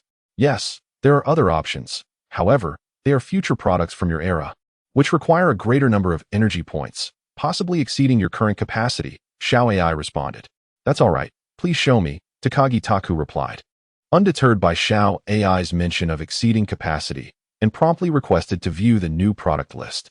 As soon as the gentle voice of Xiao AI faded, the smartphone screen promptly displayed 2 other products. The 9-valent oral vaccine for cervical cancer, recommended for individuals aged 16 to 26, which offers complete immunity against the onset of cervical cancer, valued at 20,000 energy points. And the 4-valent oral vaccine that provides immunity against 70 of the causes of cervical cancer, valued at 15,000 energy points. Upon seeing these orally administered vaccines, which promised comprehensive prevention, Takagi Taku felt a surge of excitement. However, when he noticed the staggering energy point requirements, his eyes widened in disbelief. How could he possibly accumulate 20,000 energy points in his current circumstances? Bidding farewell to Xiao AI, Takagi Taku lay on his arm, gazing at the ceiling. The only significant connection he had to Izumi Sakai was that she had once been his beloved singer. If the energy points were indeed an astronomical figure beyond his reach, there would be little loss in the grand scheme of things. Yet, he could not shake off the feeling of regret for having let slip the opportunity to alter her destiny. He recalled that Sakai Izumi was around 24 years old at this time, and in just 2 years, she would miss the optimal vaccination period. With this in mind, he resolved to set a modest goal for himself. Takagi contemplated a deadline of February 6, 1993, to see if he could gather 20,000 points. Consequently, what had initially appeared to be a casual endeavor now ignited a sense of urgency within him. The following day, outside the office of Nagato Yoshiyuki, Takagi took a deep breath and gently knocked on the door. Upon receiving a response to enter, Takagi Taku pushed open the door and stepped inside. Ah, it's you, Takagi-kun. What brings you here? Is there something on your mind? In the office, Nagato Yoshiyuki was perusing the newly published magazines.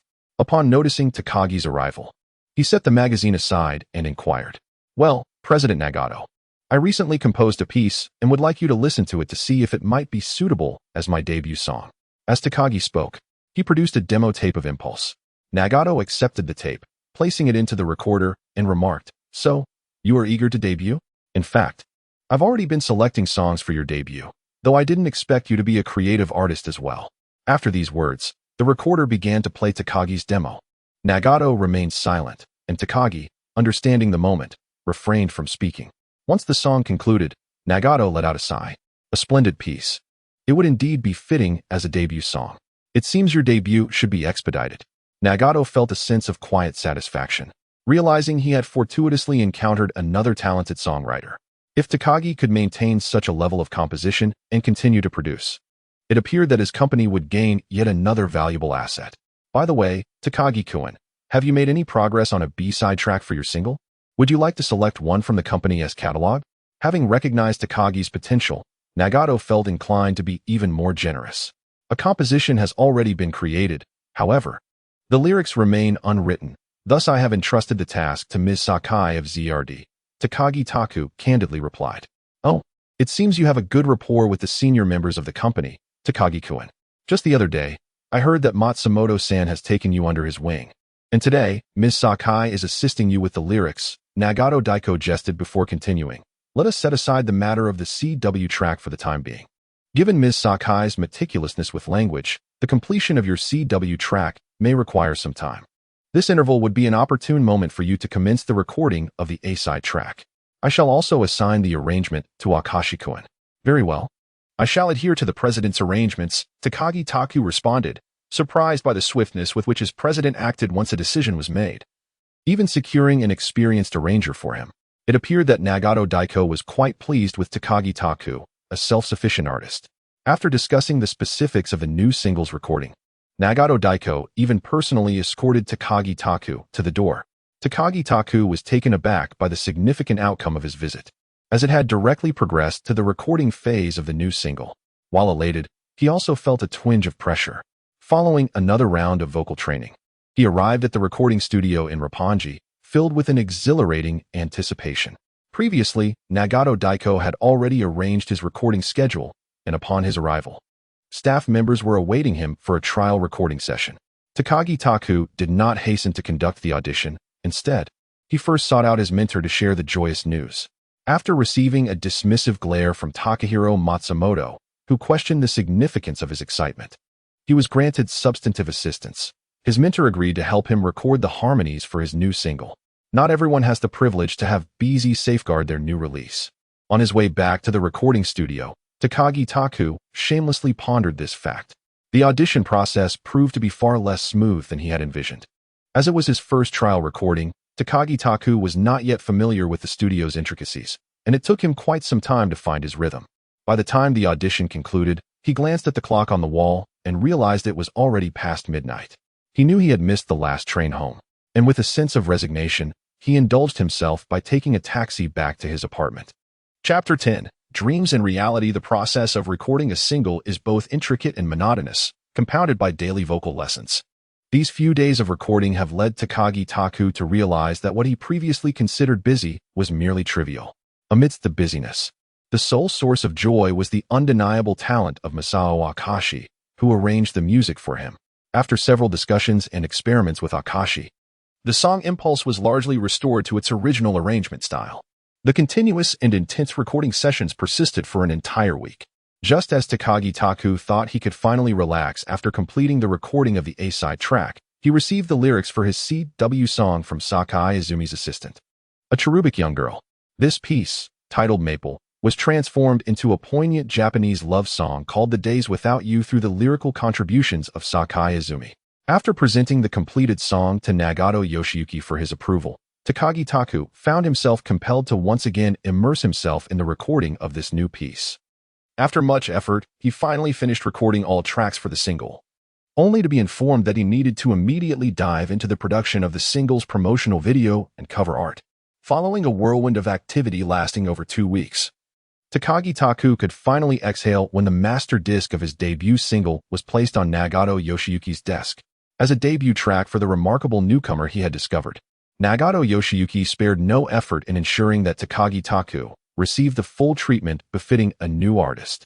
He even facilitated a tie-in with a Nestle coffee advertisement. arranging for the promotional video of the single to be aired on television prior to its release. Finally, on November 11th, a date that evoked a sense of nostalgia for Takagi Taku, the initial batch of 100,000 copies of his debut single graced the shelves of major record stores across RB. On the evening of the official release, in celebration of this momentous occasion, Matsumoto Takahiro took Takagi Taku to a Chinese restaurant in Roppongi. Accompanying them were Matsumoto's longtime friend Inaba Keisher and the long-missed Iijima Naoko. Indeed, the president of Nagato has spared no effort in promoting your single. Not only has he secured a tie-up, but he has also ensured that your single is prominently displayed in record stores. When we debuted, we certainly did not enjoy such fortune. Takahiro Matsumoto jested while savoring his meal. Sir, your words only heighten my anxiety. If the single fails to sell well, I would find it hard to face President Nagato. Takagi Taku admitted, feeling the weight of expectation. In truth, he had grown increasingly tense over the past few days, for this was his inaugural single. Whether it could penetrate the market, satisfy the discerning audience, and ultimately garner some popularity, was pivotal to determining his future in the music industry. Although he possessed certain advantages as someone reborn into this era, he remained uncertain of the prevailing interests of the people. The fate of his single's success remained an enigma. I have faith in this single. Rest assured, it will surely be a hit, Matsumoto reassured him, exuding confidence in his disciple's work. Yes, I supported Takaki-kun's new single this morning. It sounds splendid, and I too believe it will thrive, Naoko Iijima, the sole female in the gathering, concurred. By the way, it has been quite a while since I last saw you, Miss Iijima. What have you been busy with lately? Takagi Taku inquired, perhaps intentionally diverting the attention away from his single, feeling a twinge of insecurity. I have been swamped with several television drama productions and appearances on various shows, she replied, overwhelmed with her own commitments. Naoko Iijima remained oblivious to Takumi Takagi's subtle intentions. Since Takagi had inquired, she responded candidly. Her words piqued his interest.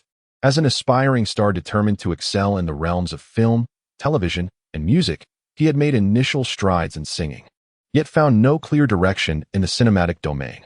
He had once contemplated how to participate in the film industry, but considering his sole experience in a primary school stage play where he portrayed a tree, securing a role in a television drama seemed quite daunting. Thus, the most accessible route appeared to be engaging as a scriptwriter or producer. Upon Iijima's mention of television production, Takagi pressed further, television production? That sounds intriguing. What is intriguing? It's exceedingly intricate, far more troublesome than singing. Nowadays, television dramas are predominantly controlled by major networks, and getting a show produced involves navigating numerous hurdles, she retorted dismissively. Is that so? By the way, during my university days, I contemplated writing a television script, Takagi remarked with a hint of self-deprecation, acknowledging the formidable challenge of realizing his dream of becoming a multifaceted star. Well, Takagi-kun, it would be wise for you to abandon that notion. The intersection between our profession as singers and television is limited to merely the theme song during the opening minutes. Takahiro Matsumoto, ever the pragmatic mentor, interjected. Rest assured, sensei, I am merely intrigued. I have no inflated ambitions of meddling in other realms so soon after my debut. Takagi Taku reassured Matsumoto Takahiro. Upon hearing Takaki's words, Matsumoto felt a sense of relief. He certainly did not wish for his disciple to stray from the right path upon debut, jeopardizing his future. Thus, he redirected the conversation back to Takaki's single production. Takaki, although your debut song has already been released, there may still be opportunities to appear on some music programs during the promotional period. As a newcomer lacking live performance experience, you must not become complacent. Indeed, I shall maintain a positive state, Takaki replied. In his previous life, the only RB music program he was aware of was TV Asahi's music station. Even though he had come across some other music shows in this era, as a newcomer who had yet to appear on television, he did not possess a genuine sense of reality regarding it. Well, if maintaining a good state is essential, then I shall graciously accept your drink, Takaki. Inaba Koshi said with a smile as he took the sake that was on Takaki's side. Unlike Matsumoto, who was quite worried about Takaki, Inaba perceived him as relatively mature and composed, confident that he would not engage in anything detrimental to his future. Is that so? Then very well. Takaki feigned a pained expression, eliciting hearty laughter from the others present. After dinner, Takagi Taku did not rush back to his apartment after seeing several seniors off in a taxi. Instead, he leisurely strolled into a record store in Roppongi. Upon spotting his album prominently displayed, he casually picked up a copy and proceeded to the checkout counter. As the staff wrapped his record, Takagi feigned nonchalance and inquired, "This album was released today, correct? How has it been selling?" After all, it is quite challenging for a newcomer to refrain from gauging the popularity of their debut record, even if they are a reincarnated individual. "It's been doing quite well. I heard he is a new artist from Being Company. I saw the music video for his new song on television before. He seems like the type who could sell well," replied the staff member, handing the packaged album to Takagi. Elated to hear that his album was performing admirably, Takagi expressed his gratitude and took a taxi back to his apartment. Just as he thought the day would conclude uneventfully, the moment he stepped inside and had not yet settled, there was a knock at the door. "Kita-kun? What brings you here?" Takagi asked as he opened the door to find Misuoka Kita standing outside. "Do you have a moment, Takagi-kun? How about we step out for a bit?" Kita replied, remaining at the entrance. In a quaint izakaya in Shinjuku, Takagi and Kita sat across from each other. After ordering a few small dishes and a bottle of sake, Kita began, "The reason I invited you out today is twofold. First and foremost, congratulations on your successful debut as a singer." At this juncture, Akita Asu raised his glass in a toast to Takaki Taku and continued, "The second matter is bidding farewell to you, Takaki-kun. I shall return to Yokohama tomorrow." Takaki Taku, initially prepared to respond with modesty, was taken aback by Asu's announcement. "Oh, you are leaving tomorrow?" he inquired. "Indeed, I shall depart tomorrow," Asu affirmed. "Do not worry, Takaki-kun. Even upon my return to Yokohama, you will remain my dearest friend." "I am not concerned about that," Takaki replied. "In fact, I could recommend you to Being. Perhaps we could form a band once more." Asu smiled wryly and shook his head. "You are just starting out. I do not wish to burden you. Besides, I am aware of my own limitations. As a member of an amateur band, I can manage, but to debut in the mainstream, I truly lack the capability." After a moment of silence, Takaki, feeling a sense of resignation, asked, "Is your decision final?" "Yes, it is," Asu responded swiftly, indicating that he had long contemplated this return home. "Then, I wish you a safe journey, Asukin," Takaki said, sensing the resolute tone in Asu's voice, relinquishing any further attempts to persuade him. "And I wish you success in becoming a prominent singer soon," Asu replied, lifting his glass with a beaming smile. Their gathering did not linger for long. After exchanging contact information, Asu excused himself early, citing the need to pack his belongings. Takagi Taku sometimes contemplated whether his relationship with Asu Keita resembled that of a gentleman's friendship, delicate and fleeting as water. Upon returning to his apartment, Takagi felt a wave of introspection wash over him. He understood Asu's temperament. During the months since their last encounter, Asu must have made considerable efforts. Had he not faced an overwhelming number of setbacks that led to despair, he would not have arrived at such a decision, or perhaps it was a last resort born of necessity. In truth, given Asu's capabilities, even amidst the shattered dreams of the 1990s, he could secure a respectable position in Tokyo without entering the entertainment industry. Yet, Takagi recognized that if Asu could not realize his aspirations, he would not linger in a place that had extinguished his dreams. Tokyo in this era seemed akin to Beijing in Takagi's own time. In this bustling metropolis, countless young souls arrived daily, brimming with dreams. Likewise, countless others departed with their hopes dashed. Had he not been reborn, had he not received the support of his beloved, would he too, like Asu, one day find himself returning home with nothing but a heavy heart? He mused that perhaps his plight was even more tragic than Asu's. At least Asu had a home to return to. But where was his own home? That night, Takagi found himself restless and unable to sleep. Chapter 11. Home. The following morning, after a night of deep contemplation, Takagi did not report to the recording studio as was his custom. Typically, even in the absence of recording duties, he would spend considerable time immersed in the studio. However, this time, he began to pack his belongings. He resolved to return to his home, the one in Fukuoka that, in truth, he had never visited. The distance from Tokyo to Fukuoka is not negligible. Even with the Shinkansen, a round trip in a single day is implausible. Thus, Takagi Taku had firmly decided to spend a night there. After hastily packing his belongings, he departed from his apartment, but did not head to the nearest station, Shinjuku. Although Shinjuku is considered the most intricate railway hub in Tokyo, the Shinkansen to Fukuoka does not depart from there. Takagi first took a train to Tokyo Station, where he then boarded the train bound for Fukuoka. As he sat in the Shinkansen, gazing out at the unfamiliar landscape, he found himself lost in thought. Despite being on the way home, an unsettling feeling lingered within him. Would this home accept a soul so entirely foreign? Or could he still find his place within this completely alien environment? Only upon his arrival would he discover the answers to these questions. Pardon me, are you the Takagi Taku who just released your debut single yesterday? A girl seated across from him suddenly broke into his reverie after observing him for quite some time. Takagi was taken aback. Not only had someone spoken to him, but the fact that she recognized him left him utterly astonished. However, upon reflection, he began to understand the reason. He initially believed that he was not yet famous enough to warrant disguise when going out.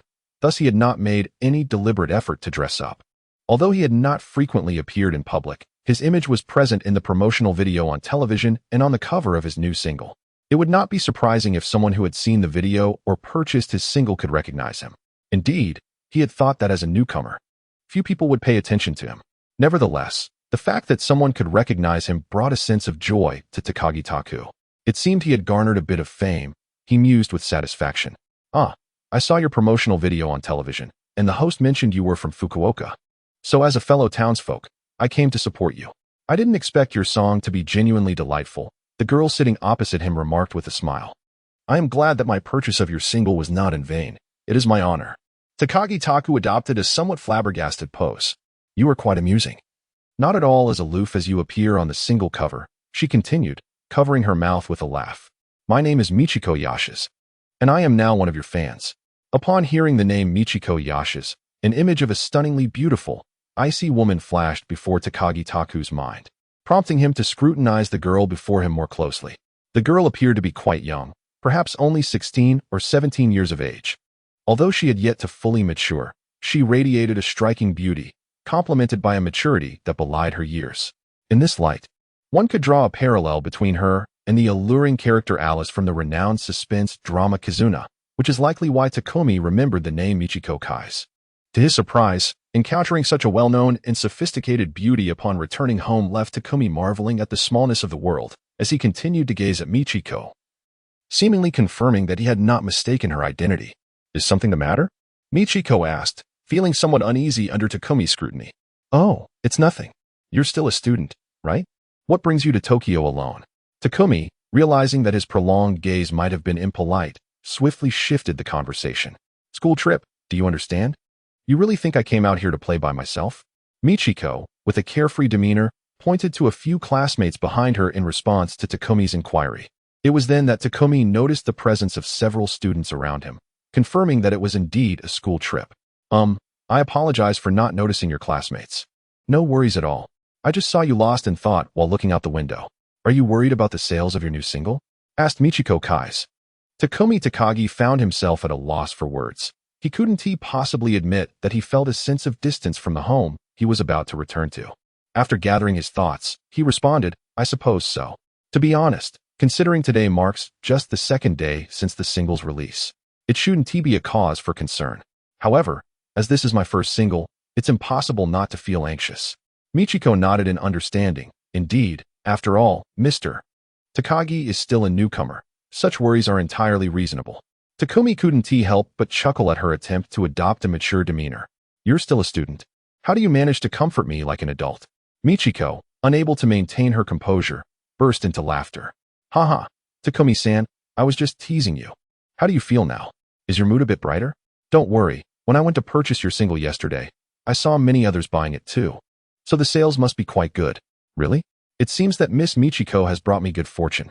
Realizing that Michiko was intentionally trying to act mature to ease his nerves, Takumi felt he had underestimated this future beauty. Thus, he paid no mind to her calling him Nissan. "Isn't that right?" "I think so too," Michiko said, accepting Takumi's praise with grace.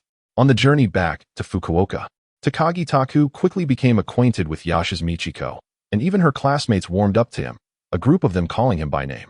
When the train finally arrived in Fukuoka, Takagi Taku felt a lingering reluctance to part ways. At Michiko's repeated request, he exchanged contact information with her, and then, he and his companions diverged at the station. Stepping onto the soil of Fukuoka, Takagi Taku experienced the sentiment expressed by ancient poets about returning home. Feeling increasingly timid as he drew nearer to his family abode, The closer he got, the more apprehensive he became. However, having arrived, he steeled himself and boarded the tram heading towards his home in Sawara Ward. Chapter 12. This is my home. Takagi Taku's residence was a two-story, somewhat aged, quintessentially Japanese house. Upon reaching the doorstep, he found his earlier unease had dissipated, and he calmly knocked on the door. Coming, came the familiar voice of his younger sister from within. The door swung open, and Takagi Tomoko, upon seeing her brother, exclaimed in surprise, "Brother." If anyone held the deepest affection for this home, it was undoubtedly this dear younger sister standing before him. Upon seeing Tomoko, a smile instinctively spread across Takagi Taku's face as he said, "Tomoko, I'm back." Tomoko Takagi hurriedly ushered her brother, Taku, into the house. After taking his coat and hanging it up, she helped him with his luggage while inquiring, "Brother, what brings you back? You didn't even give me a call beforehand. Just yesterday, our parents and I saw the news about your debut single on television. We thought you must be incredibly busy lately." Taku smiled and replied, "Actually, the real busyness was in the preparations prior to the release of the single. Recording and such kept me quite occupied. However, after the release, it's not as hectic." "Oh, is that so?" "After hearing you signed a contract, I didn't dare to disturb you. Even though I knew your beeper number, I hesitated to reach out," Tomoko admitted. She didn't have much understanding of her brother's profession, but assumed that being a star must entail a great deal of busyness. "Surely you don't think your brother is so busy that he has no time to call his little sister or visit home?" Taku said, somewhat amused. "Not exactly," Tomoko replied, placing the luggage in Taku's room before heading to the kitchen to prepare him a beverage. "I just thought you must be so busy that I didn't want to trouble you. Such a silly girl. How could you ever be a bother to me? You've been a tremendous help." Taku recounted how Tomoko's financial support had helped him through tough times. "You know, Tomoko, your contribution is half the reason I've been able to debut." After placing the tea intended for Takagi Taku on the coffee table, Takagi Tomoko sat beside him and remarked, "Your successful debut is undoubtedly a result of your own hard work. It has nothing to do with me. In truth, I have regarded you as my idol since childhood. Soon, you may not just be my idol anymore." Takagi Taku felt that having such a sister was the most fortunate aspect of his previous life, yet this gentle and understanding sister could not alter his fate. Despite not being his biological sister, he felt a duty to ensure her happiness. As he gazed at the quietly adoring Takagi Tomoko, a thought suddenly flashed through his mind. He affectionately ruffled her hair and said, "What am I to say about you? Sometimes, you ought to think of yourself as well. I'm doing just that. Your success is my success." Takagi Tomoko replied earnestly. Takagi Taku decided not to engage further in this stubborn line of reasoning. Instead, he rummaged through his backpack and produced the single CD he had purchased the day before. "Let us not dwell on that. Look what I brought you." Takagi Tomoko curiously accepted the CD from Takagi Taku's hand. "Is this your newly released single? I actually heard your song on television a couple of days ago, but I didn't buy it because I had school yesterday. The photo of you on the cover looks so cool. I rarely see that side of you." Takagi Taku found his sister's assessment of him both amusing and exasperating. "Isn't your brother usually not cool?" To which he pondered, how should he respond? His sister, Takagi Tomoko, articulated that her brother often exuded an air of dependence akin to that of a child. With a chuckle, Takagi Taku affectionately patted Tomoko's head. Though he jested outwardly, a tempest of emotions churned within him. The previous incarnation of Takagi Taku had indeed been somewhat overly reliant on his family. Otherwise, he would not have been so profoundly affected by the upheaval they experienced. Since his rebirth in this new form, he had not inherited such shortcomings, and the unfamiliarity he felt towards this family meant he had scarcely made a phone call, thus avoiding any semblance of dependence. Could it be that his little sister had discerned something deeper? Recognizing the gravity of the situation, Takagi Taku swiftly responded, "Tomoko, I used to depend quite a bit on the family, but with all the recent turmoil, our home is no longer the sanctuary it once was. As the eldest son, I should also contribute to alleviating some of our family's burdens. I believe my brother will undoubtedly become an exceptional star and help our family weather this storm," Tomoko replied, her excitement palpable. "All right, enough reminiscing about hardships. I've been traveling by train for quite some time and am absolutely famished. What shall we have for dinner?" Takagi Taku thought to himself, relieved that the tension had dissipated, and promptly shifted the conversation away from the emotional depth they had just traversed. Upon hearing him express his hunger, Takagi Tomoko belatedly glanced at the clock, realizing it was already past noon. A touch of embarrassment washed over her as she playfully stuck out her tongue and rose to her feet, fluttering towards the kitchen like a butterfly. For lunch today, I shall prepare your favorite curry rice, brother, she declared. After enjoying their meal, Takagi Taku, feeling somewhat bored at home while his sister attended her music club's activities, decided to accompany her. Upon arriving at the school's music room, Taku and Tomoko found a few students had already gathered. When a somewhat tomboyish girl noticed Tomoko entering with a boy, she curiously approached and asked, "Tomoko, is this your boyfriend?" A blush crept across Tomoko's cheeks as she retorted, "What nonsense are you talking about, Yum? This is my brother." It was Taku's first encounter with the misunderstanding that he was Tomoko's boyfriend, leaving him uncertain whether to feel pleased about his youthful appearance or disheartened by his perceived immaturity. Regardless, he deemed it prudent to clarify the situation. "Hello, everyone. I am Takagi Taku, Tomoko's brother. It's a pleasure to meet you all." Upon hearing his name, two boys who were fiddling with their guitars lifted their heads. One of them, after staring at Taku for a moment in disbelief, exclaimed, "Are you the Takagi Taku who just released a new single yesterday?" "Yes, that's me," Taku replied, surprised to find himself recognized twice in a single day. It seemed his popularity was not as modest as he had once believed. Upon hearing the precise response, the two male classmates set down their guitars and approached. The one who had previously posed a question remarked, "I truly did not expect that your brother, Tomoko, is already a debuting artist." He continued, "By the way, Kira and I are both your fans. Just the other day, while watching your music video on television, we were captivated by your song. Yesterday, we eagerly purchased your CD upon the release of your new single." The classmate named Kira appeared somewhat reserved and struggled to gather his courage before finally speaking up. "I heard that you played the guitar accompaniment for your single yourself. Would you be willing to teach me a few techniques?" Upon hearing this, Kira nodded in agreement. "Indeed, could you impart some of your wisdom upon us?" He also glanced toward Tomoko, seemingly encouraging her to add her voice in support. Given that they were fans and, moreover, classmates of his sister, Takumi found it difficult to refuse their request. Thus, the remainder of the afternoon's club activities transformed into an impromptu guitar masterclass led by Takumi. When the siblings returned home, their parents were already there. Tomoko had left a note for them, so as soon as they entered, they were greeted by the delightful aroma of a home-cooked meal. At the dining table, Takumi's parents maintained a quiet demeanor, finishing their meal in silence. Afterward, Takumi's father, Kenichi Takagi, summoned him to the study. "I hear you have signed with a record company and have made your debut single?" Kenichi inquired as he settled into his chair. "Yes, the single was just released yesterday," Takumi replied, sensing an unusual atmosphere and opting to stand rather than sit, positioning himself opposite his father. "Indeed, let us strive earnestly." Takagi Kenichi pondered for a moment before continuing. "Not only has our family failed to assist you, but your father's erroneous decisions have also caused you trouble. I owe you an apology." "That's not true.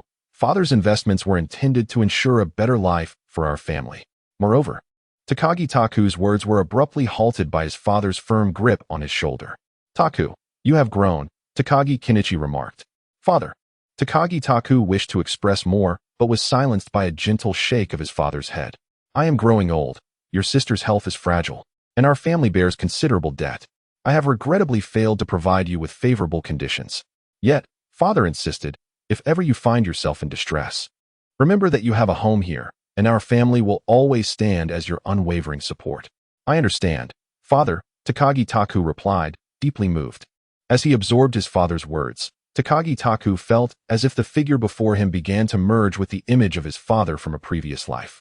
Regardless of whether his soul had transformed into another entity, the unbreakable bond of kinship coursing through his veins imbued a newfound vibrancy into this home. Although he could never return to his former household, he resolved in his heart that this would be his second home, vowing to enhance the well-being of this family. That evening, Takagi Taku informed his parents of his plans to depart the following day. Understanding their son's demanding work schedule, they refrained from urging him to stay.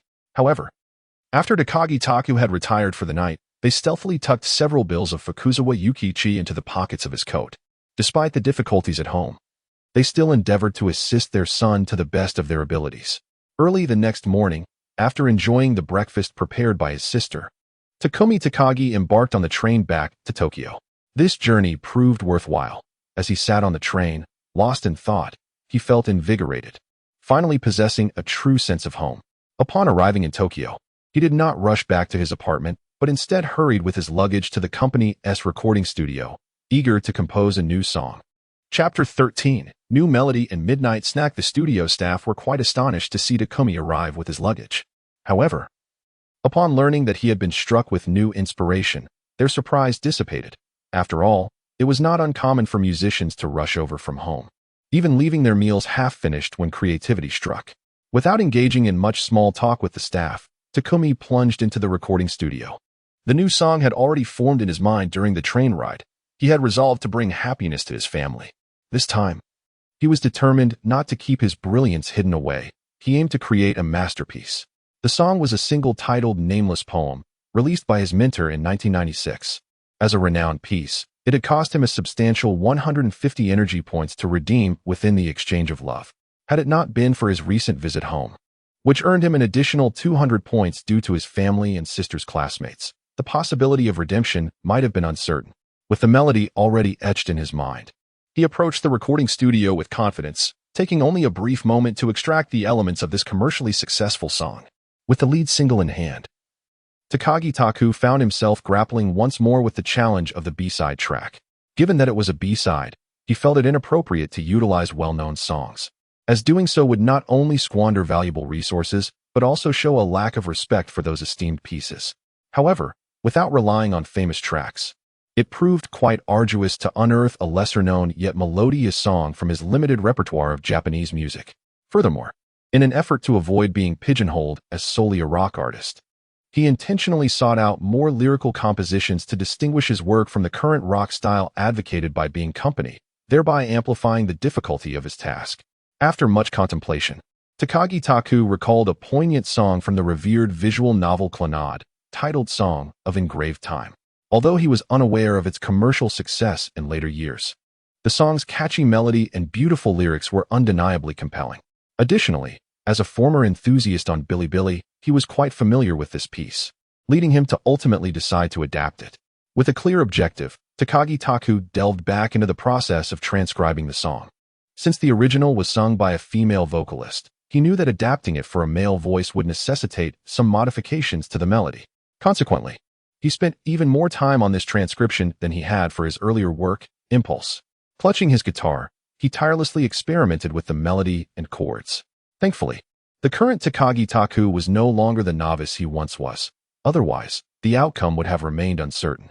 So engrossed in his creative endeavor was he that he scarcely noticed he had missed dinner. After laboriously crafting a preliminary version of the score, Takagi Taku stretched and glanced up at the wall clock, which read 11:32 p.m.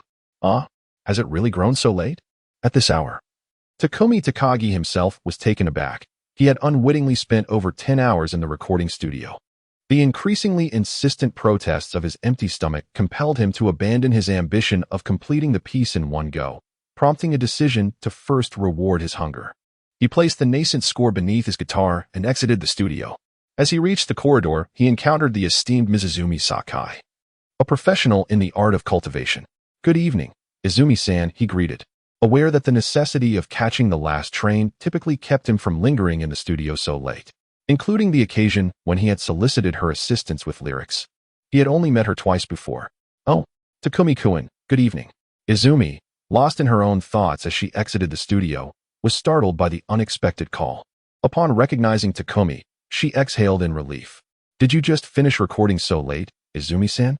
Takumi inquired, engaging in casual conversation. "Yes, we've begun recording for the new album. So it has been quite busy," she explained. "I was just about to step out for a late-night snack, but I'll be returning shortly." Takumi, however, was skeptical of her explanation. This luminary of the cultivation world invariably chose the night for both recording sessions and initial listens, rendering her claims of busyness mere pretexts. However, upon hearing that she was going out to purchase a late-night snack, Takumi Takagi became invigorated. "Perfect. I too was contemplating acquiring some food. If you do not mind. Sister Izumi, might I treat you? I have yet to express my gratitude for your assistance with the lyrics last time." Upon hearing Takagi's words, Izumi Sakai smiled and replied, "Since you are feeling a bit hungry, allow me to treat you instead. After all, I am somewhat of a senior. As for the matter of thanks, we can discuss it another time if the opportunity arises." "Very well, but do remember that next time it shall be my turn to treat you," Takagi acquiesced.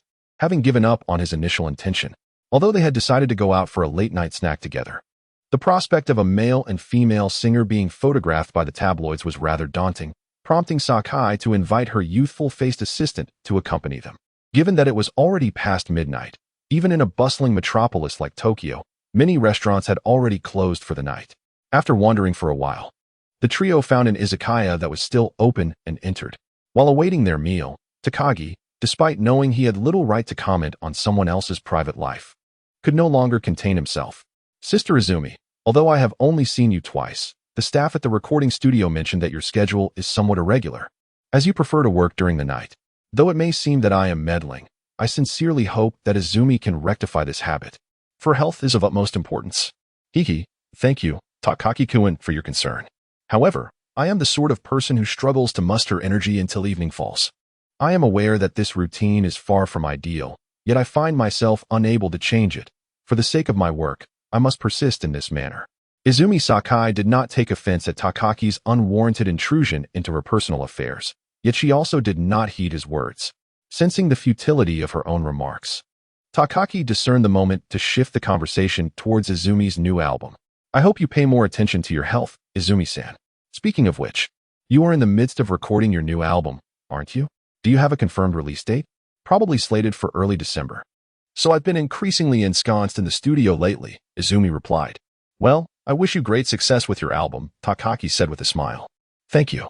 And I also wish for your new single to achieve remarkable sales, Izumi replied, aware of Takaki's debut release, offering him a small token of encouragement. Their conversation was interrupted by the arrival of dishes from the owner. Famished and preoccupied with unfinished compositions, Takaki refrained from engaging further during the meal, while Izumi merely nibbled at her food, observing Takaki's ravenous consumption with a hint of amusement. As they exited the izakaya, Sakai Izumi noticed that Takagi Taku had no intention of heading home. Instead, he followed her towards the recording studio, prompting her to inquire, Takagi-kun, aren't you going home? Considering your new single has just been released, you shouldn't be too busy, right? Oh, I have a new melody in mind and thought I would bring it to life, Takagi replied. In fact, I've already spent an entire day in the studio. Another new piece? I must admit, I envy your remarkable talent for continuously crafting such wonderful songs, Sakai Izumi remarked. Although she had dabbled in songwriting, she primarily identified as a literary girl who cherished the art of lyricism, possessing only a superficial understanding of composition. Thus, she held a profound admiration for creators who excelled in both lyric writing and composition. Receiving praise from Izumi-sen truly astonishes me. It motivates me to strive even harder, Takagi Taku said with a smile. Sakai Izumi chuckled softly, then I shall eagerly anticipate your new work with great curiosity. Just watch me, Takagi declared, puffing out his chest in a rather pompous manner, which elicited a brighter smile from Sakai Izumi. Despite their delightful conversation, the journey to the recording studio was not lengthy, and they exchanged few words before arriving. Upon entering the studio, the light-hearted atmosphere was swiftly replaced by a focused work ethic. Takagi immersed himself once more in his recording endeavors, battling with the composition, while Sakai Izumi commenced her recording session, which could extend into the early hours of the following day. Chapter 14. The initial release after 3 arduous hours, just as Takagi felt he might falter. He finally completed the rendition of the song that carves time, now more suited for a male voice. While in the taxi on his way home, Takagi suddenly realized that he often spent more time crafting the coupling tracks than the lead singles. The classics are truly remarkable. They can be utilized directly. With a sigh, he expressed this sentiment. The following day, when Takagi approached Daiki Nagato's office to request the release of a new song, Nagato was taken aback. In his eyes, Takagi was still a fledgling artist. Although Nagato held high hopes for this newcomer and was aware through various channels that Takagi's debut track had performed well, such a rapid succession of releases was not part of Nagato's strategy.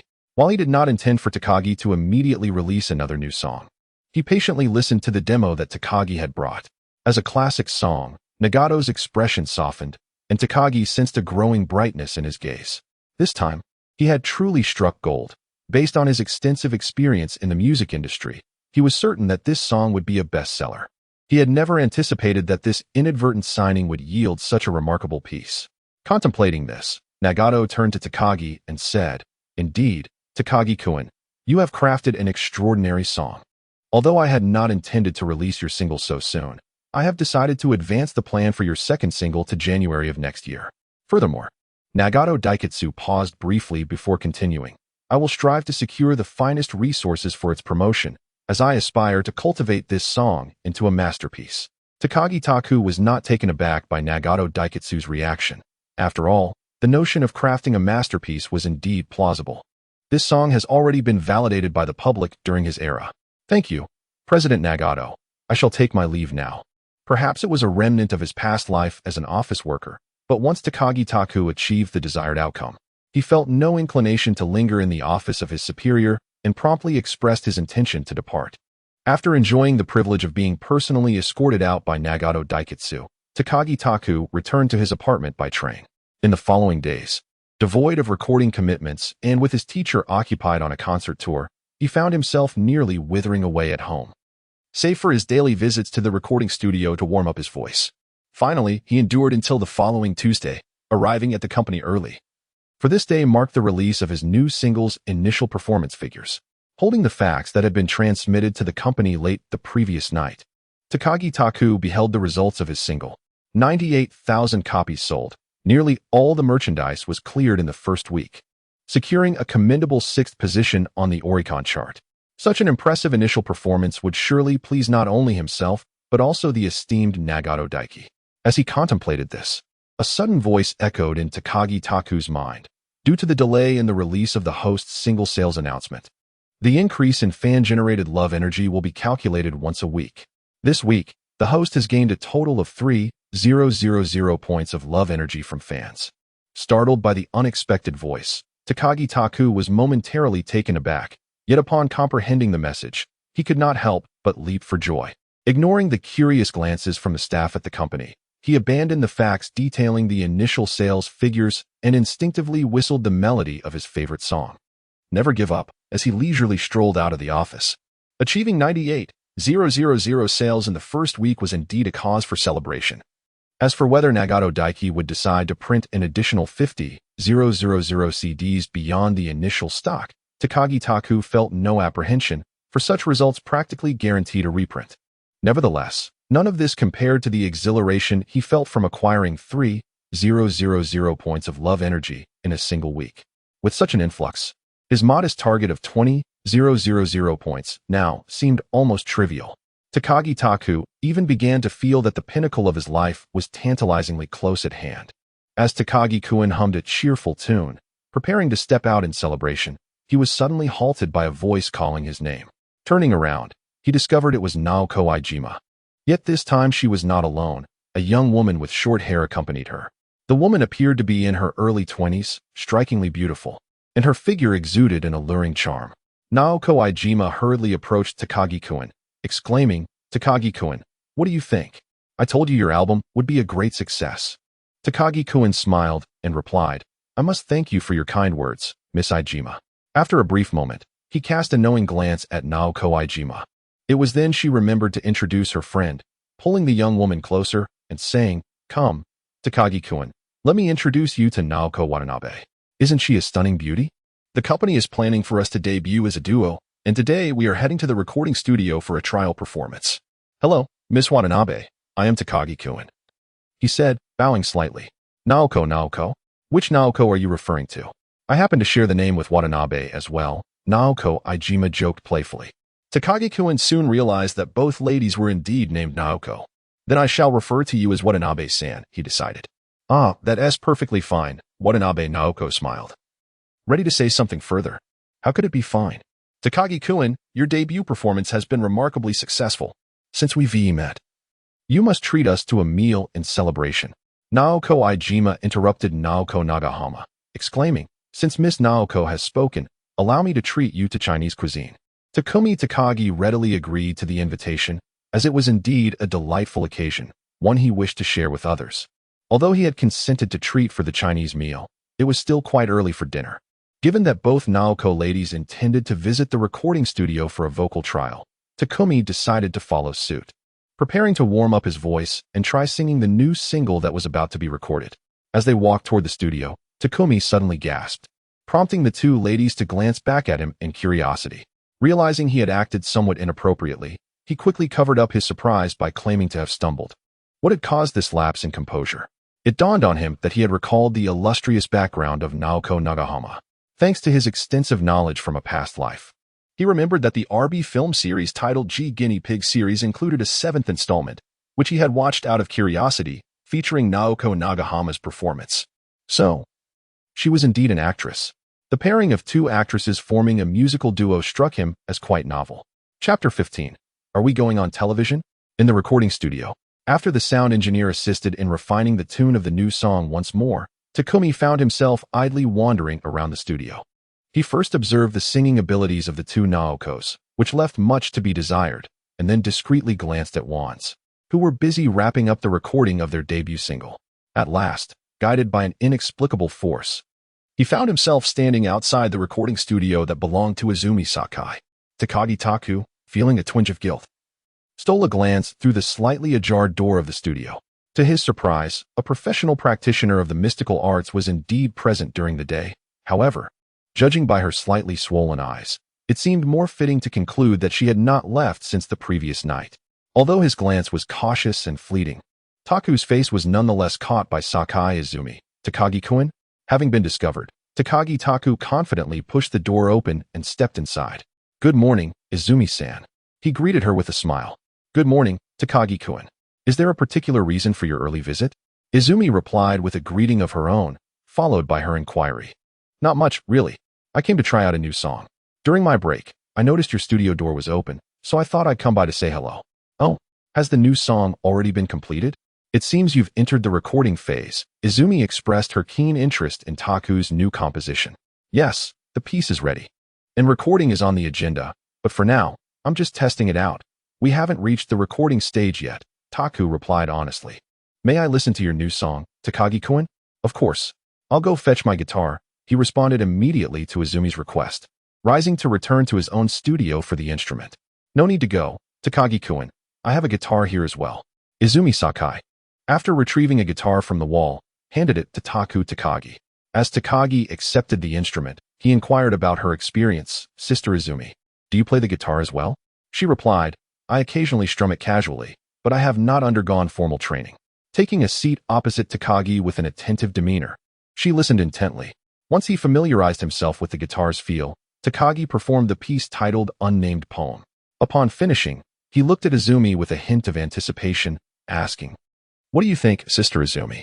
Indeed, it is a beautifully melodious composition. It is bound to be a commercial success, she responded.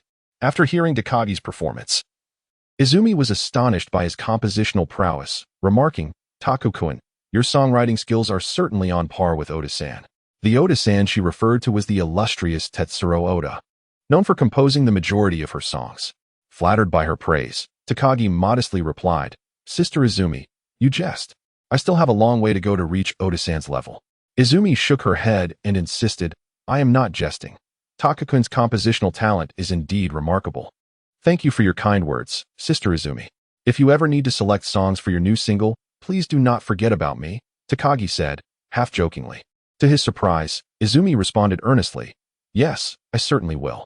Taken aback by her serious reply, Takagi felt a rare shyness wash over him. Just as he was about to utter more polite remarks, the door to the recording studio swung open. Takagi-kun, it's almost mealtime. Remember, you promised to treat us. The voice of Naoko Ijima resonated in, followed by a startled exclamation, as if she had just realized the presence of the main individual. Ah, my apologies, Sakai-san. I thought you had already departed. Izumi Sakai, unfazed, replied, No worries. Is there something worth celebrating that Takagi-kun wishes to treat us to? Having spent the night in the recording studio, Izumi was unaware of Takagi Taku's remarkable initial performance.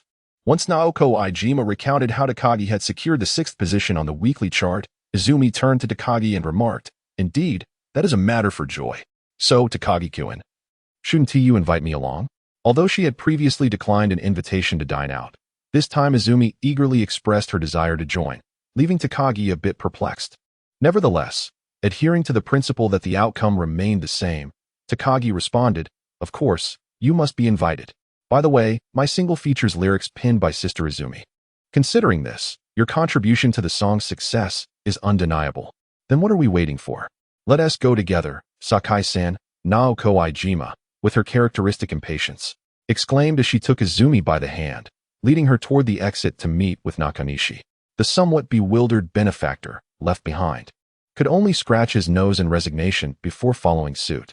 Due to the absence of royalties from the new single, Naoko Ijima did not pressure Takagi to select an upscale restaurant. Instead, she opted for a modest yet enjoyable Japanese eatery. Understanding that Izumi struggled with raw food, Takagi chose not to order delicacies such as sashimi, but rather opted for familiar cooked dishes like fried pork cutlets and tempura. Come, let us raise a toast to Takagi-kun's debut single's resounding success, Naoko Ijima declared, lifting her glass. Congratulations, Takagi-kun.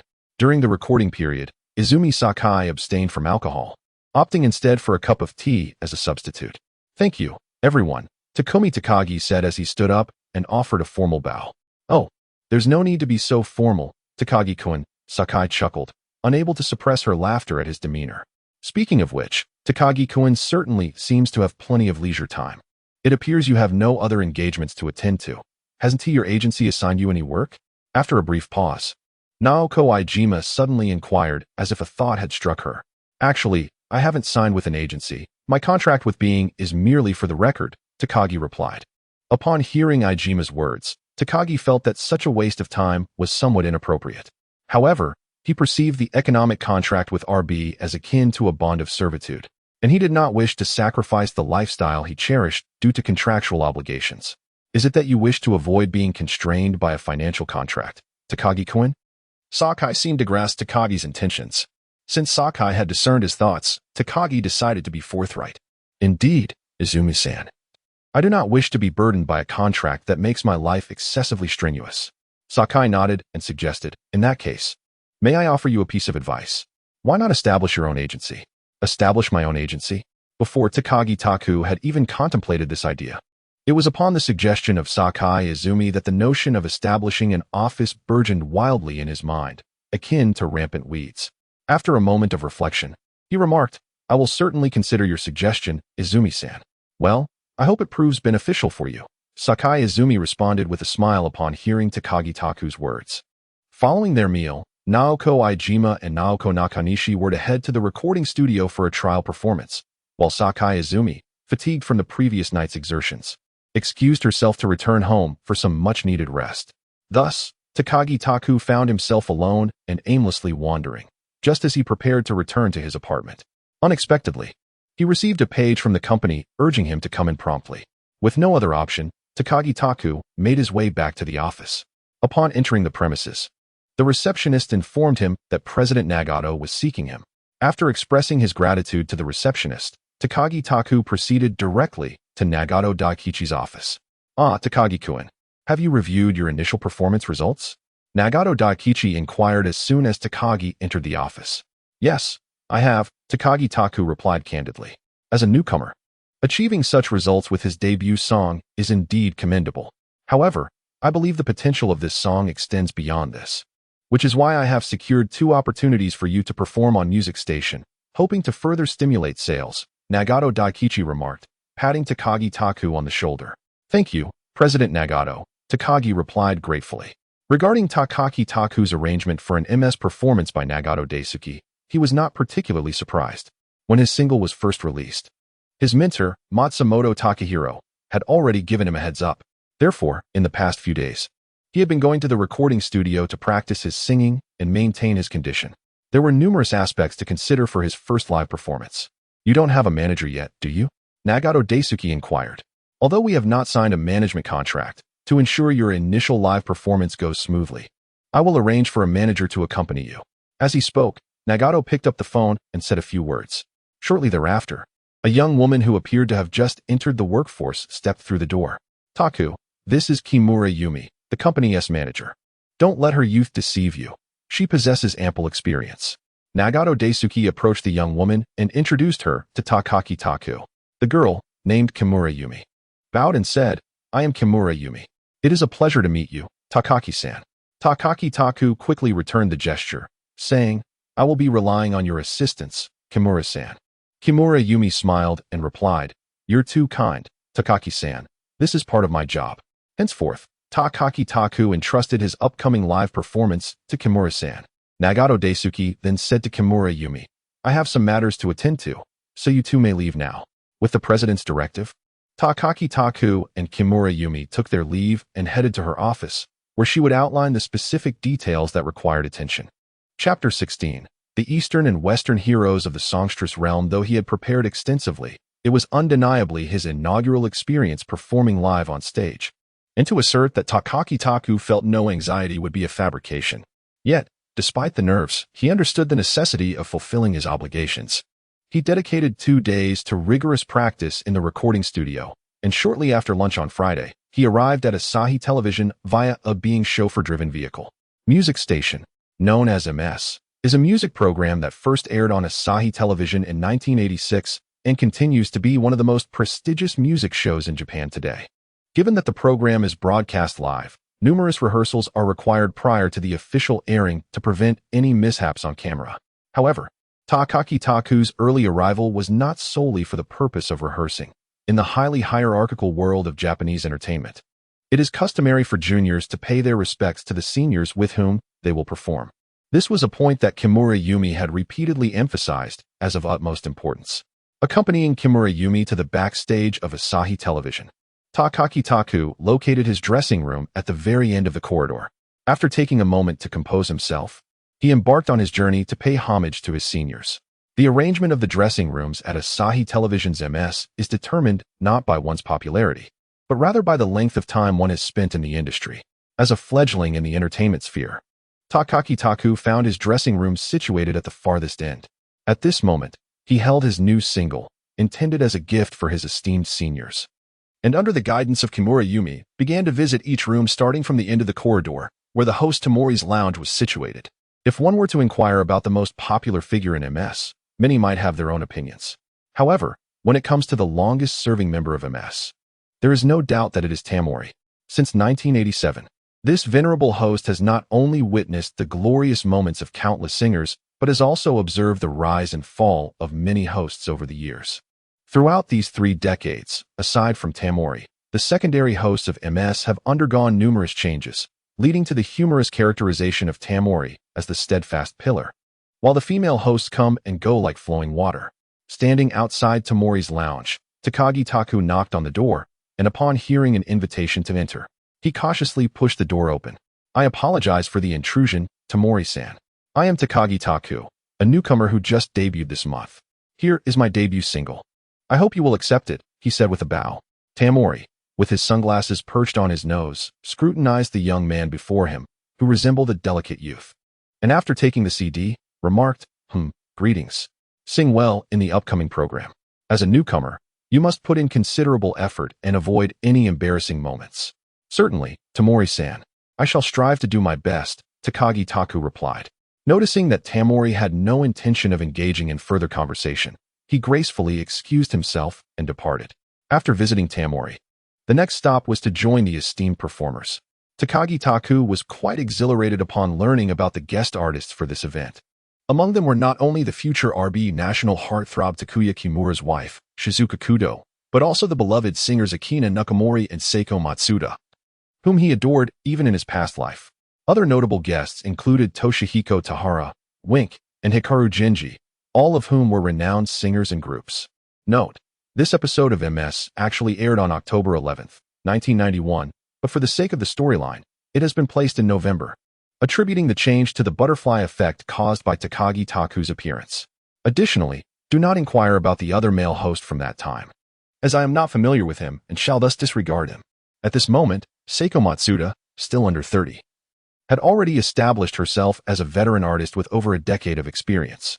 Throughout the 1980s, she and Akina Nakamori could be likened to the Eastern and Western heroes of the RB female music scene, with their fans divided into factions, Seiko supporters and Akina supporters, much like the contentious rivalry of the US and the Soviet Union during that era. Just as Takagi Taku stepped out from Tamori's green room, he turned and spotted Seiko Matsuda approaching from backstage, accompanied by her assistant. She greeted the surrounding staff while making her way toward him. Upon noticing her approach, Takagi Taku promptly stepped aside with Kimura Yumi, bowed respectfully, and said, "Good day, Matsuda-san." Matsuda Seiko, upon noticing Kimura Yumi trailing behind Takagi Taku, discerned that this young individual, accompanied by an assistant, was likely also an artist participating in the program. With a gentle smile, she greeted, "Hello, are you a newcomer? Do your best." As Takagi Taku observed Matsuda Seiko's graceful figure entering the lounge, he couldn't help but marvel at her beauty, truly deserving of her status as one of the hottest stars of the 1980s. Subsequently, Takagi Taku paid visits to Tohira Toshihiko, Wink, and Hikaru Genji, and just as the rehearsal was about to commence, he finally encountered Nakamori Akina for the first time. Spotting her entering the backstage area, he hurriedly approached, greeting, "Akina-san, hello, I am the newcomer Takagi Taku." While speaking, he discreetly assessed the renowned songstress. Indeed, Nakamori Akina could be deemed a beauty, her exquisite features reminiscent of a figure from a painting.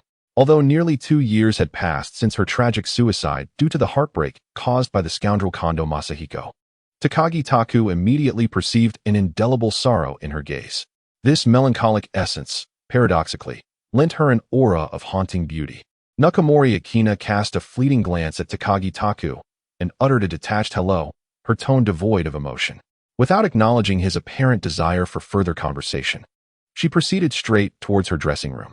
Takagi Taku found himself perplexed by her reaction. Did I inadvertently offend her? Why does it seem as though she harbors some animosity towards me? He turned to Kimura Yumi, seeking clarification with a hint of confusion. Kimura Yumi surveyed Takagi Taku from head to toe, and then, as if struck by a sudden thought, burst into laughter. What could be so amusing? The expression on Takagi Taku's face was quite telling. Sensing his impending irritation, Kimura Yumi stifled her laughter and remarked, "Takagi-san, you are quite the handsome fellow, you know? What does that have to do with anything?" Takagi Taku responded, increasingly perplexed. "Kondo-san, he is also a striking gentleman, isn't he?" Kimura Yumi continued. "Ah, what?" Takagi Taku was momentarily taken aback by the question before beginning to comprehend. Was it merely because of his handsome appearance that she was reminded of Kondo Masahiko, leading her to regard him with such disdain? Was this truly the case? Takagi Taku found himself at a loss to articulate his emotions. He was torn between the relief of being acknowledged for his good looks by such a beauty and the dismay of realizing that his attractiveness had elicited her aversion. With these mixed feelings, Takagi Taku returned to his dressing room. After making a few adjustments to his appearance, he was summoned by the staff for the rehearsal. Chapter 17. The first live performance. The rehearsal continued until 6 in the evening. After enjoying a working dinner at Asahi Television, the performers reconvened backstage around 7:30. Dressed in a sharp performance outfit, Takagi Taku stood out even amidst a throng of male idols, making it understandable that Nakayama Akina would perceive him as a mere pretty boy. As Takagi Taku observed Taemori and his partner Ikushima Hiroshi preparing to take the stage, a sense of nervousness enveloped him, causing his palms to perspire slightly. Perhaps sensing his trepidation, Matsuda Seiko, standing behind him, gently patted his shoulder and reassured him. "It's all right, don't be anxious. Once on stage, just sing boldly." Grateful, Takagi Taku cast a thankful glance at Matsuda Seiko, replying, "Thank you, Matsuda-san. I will do my best." "Yes, let us go for it." She nodded encouragingly. Bolstered by the encouragement from his esteemed senior, Takagi Taku found it difficult to maintain his anxiety. He took a deep breath to steady his nerves and soon noticed the staff in the recording studio, signaling a 5-second countdown. 5, 4, 3, 2, 1. As the countdown concluded, the music began to play, and the two hosts ascended the stage. "Good evening, everyone. I am Taemori." "I am Ikushima." The pair introduced themselves in succession. Time flies. It was already November in the blink of an eye. Ikushima Hiroshi began the opening remarks, to which Taemori seamlessly continued. "Indeed, autumn is swiftly passing, and as the weather grows colder, will the esteemed singers gracing our stage tonight bring warmth to all of us? Let us eagerly anticipate." No sooner had Taemori finished speaking than the performers began to enter in succession. First was Tosaka Toshihiko, followed by the popular duo Wink. Then Nakamori Akina and Kudo Shizuka, until it was finally Takagi Taku's turn. In those days, singers would enter the stage while singing, a custom rooted in the fact that only a single had been released. Consequently, when Takagi Taku made his entrance, he had to perform the B-side track from his single. However, Jay Chou's melody and phone was remarkably captivating, eliciting enthusiastic screams from the audience in response. Once all the singers had taken the stage, Tamori engaged in casual conversation with a few familiar artists. Following this, all the singers, except for Wink, who was the first to perform, took their seats in the 2 rows beside the stage alongside Tamori. Due to being a newcomer, Takagi Taku was not well acquainted with the other performers. He had anticipated a rather dull wait before his turn to perform, but to his surprise, Seiko Matsuda, seated next to him, initiated a quiet conversation. "You must be the new talent from Being," she remarked with a smile. "Yes, I just joined the company this year," replied Takagi Taku candidly. To secure 6th place on the weekly charts right after joining is quite impressive. "It seems your talent is commendable," she continued. "Moreover, I hear your debut song is an original composition. You are indeed a rare creative artist. Thank you for your kind words, Matsuda-san. However, I must admit that luck played a significant role in achieving that 6th place," Takagi Taku responded, remaining grounded. After all, he was conversing with a representative of a legendary era in music, and such a modest achievement as 6th place felt insignificant in her presence. Matsuda Seiko appeared to be quite pleased with Takagi's humble demeanor, smiling as she continued, "If you have time, Takagi-san, please write a song for me." Being invited to compose a song by Matsuda Seiko on the stage of MS was something Takagi could hardly have imagined before. Even now, he found it somewhat surreal. He glanced at Matsuda Seiko, and upon receiving her encouraging gaze, he bashfully responded, "Writing a song is certainly within my capability. If it pleases you, Matsuda-san, I will surely compose one for you."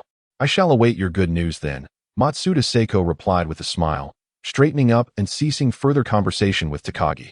After all, it was a live broadcast, and it would not be appropriate for a star of her stature to engage in prolonged dialogue with a newly debuted handsome singer, even if he was in a less illuminated area of the stage. Left without a conversational partner, Takagi turned his attention to the other side, where Nakamori Akina sat. Initially, she had exchanged light-hearted pleasantries with Tamori, but as the stage lights dimmed, she returned to her subtly melancholic demeanor. It seemed she had no interest in conversing with him. And being well aware of this, Takagi refrained from speaking to the star he admired in his previous life and focused intently on the performance unfolding before him. In order to allow the stage crew to make the necessary adjustments, each singer is interviewed by Tamori before taking the stage. Takagi Taku's performance is scheduled as the 4th act, and as the show progresses, he gradually moves closer to Tamori. Finally, after the 3rd performer concludes, he takes a seat beside Tamori. Next up is Takagi-san, whose debut single has remarkably climbed to 6th place on the weekly charts, a commendable achievement. As Tamori notes to the camera, "Takagi-san, this is your first time participating in a live program, isn't it?" asks Akushima Hiroshi. "Yes, it's my first time. So I'm a bit nervous," he replies. "Well, it's only natural for every newcomer on our show to feel a bit anxious. However, do give it your all during the performance." Tamori smiles reassuringly. Now, let us enjoy the inaugural live performance of Takagi-san's debut song. Takagi Taku's stage does not require extensive setup. After a brief exchange with Akushima Hiroshi, he receives a signal from the crew indicating that the stage is ready, and they swiftly transition into the performance segment without further pleasantries. Upon stepping onto the stage, the previously nervous Takagi Taku immediately finds his rhythm as the music for his song begins to play. His live rendition of Impulse is executed flawlessly. It must be noted that Takagi Taku's striking appearance, combined with the guitar techniques he has honed under the tutelage of Takahiro Matsumoto, grants him a significant advantage during live performances. As she descended from the stage, the audience erupted into enthusiastic applause, accompanied by numerous cheers. Once seated again in the audience, Seiko Matsuda leaned over with a smile and remarked, "Takagi-san, your first performance was truly remarkable. It appears you are not only a gifted songwriter but also a natural performer." Takagi, exhibiting humility, waved his hand dismissively. "Please, Matsuda-san, refrain from such compliments. I am merely a newcomer, with much still to learn." Matsuda chuckled lightly, teasing Takagi-san. "You truly are a humble and earnest young man." Takagi, feeling somewhat bashful, smiled without daring to respond further. As a seasoned artist, Matsuda was aware of the nuances of conversation and shifted the dialogue to other topics. As her turn to perform approached, she concluded what she considered an enjoyable exchange. Chapter 18. Royalty Settlement. After Seiko Matsuda's performance, she did not sit alongside Takagi, leaving him to watch the unfolding acts in solitude. After what felt like an eternity, the performance concluded, and he boarded the van once more with Yumi Kimura, finally relishing the luxurious experience of being driven back to his apartment. Upon disembarking, an amusing incident occurred. Kimura handed him a business card, saying, "I never anticipated that your first appearance would introduce you to such an illustrious star." When I received the request from his manager to exchange contact information, I was quite taken aback. "Who is it?" Takagi Taku received the business card from Seiko Matsuda while expressing his thoughts aloud. It seemed that she was indeed taking the matter of him writing a song for her seriously. Perhaps he should find the time to compose one for her. As a premier music program of its time, appearing on MS had a remarkable effect, allowing Takagi Taku's debut single to maintain its strong performance in the subsequent week, achieving sales of 120,000 copies, even surpassing its initial week's results. However, unbeknownst to the staff of the company, the delighted Takagi Taku, who was beaming at the sales rankings, was not solely reveling in his sales success. Just moments ago, AI had reminded him that he had accumulated 4,000 points of love energy. In just 2 weeks, he had garnered 7,000 points of energy, making a goal that previously seemed distant now within his grasp. Nonetheless, despite having released the single for 2 weeks, and although Takagi Taku returned to MS to promote his song again, the sales in the 3rd week showed signs of fatigue, dropping to only 60,000 copies, putting him at risk of falling off the rankings. While the sales of his debut single had far exceeded expectations, for Takagi Taku, who had tasted success, a decline in sales meant a decrease in the love energy he could accumulate. This made him increasingly preoccupied with the new single that was soon to be recorded. However, before that, there were other matters awaiting his attention. On the 1st day of December, after receiving a message from the company, Takagi Taku, filled with excitement, arrived at the office early. Since the release of his debut single, his first batch of royalties had finally been settled. Rushing directly to the company's finance office, Takumi Takagi nearly had his heart leap from his chest upon glimpsing the figure inscribed on the check he received. It is hardly surprising that Takagi exhibited such a profound reaction. After all, the check amounted to a staggering 6 million yen, a sum of considerable magnitude in his eyes, rendering his astonishment entirely justifiable. Upon obtaining the check, Takagi did not linger, promptly making his way to the bank to cash it. Without delay, he transferred 3 million yen back home. Settling the financial strain at home was his utmost priority, while other matters could be temporarily set aside. Finding a public telephone booth, Takagi dialed his family's number. Moshi Moshi, came the familiar voice of his younger sister from the other end. At times, Takagi mused that it seemed as though his sister was always on break whenever he called. Perhaps it was a twist of fate. "Tomoko, it's your brother. How is everything at home?" Takagi inquired. "Everything is quite well, brother. There's no need for you to worry. Just the other day, we saw you on television. I must say, brother, you looked rather impressive." Takagi's sister, Tomoko, responded with evident delight. "How about it?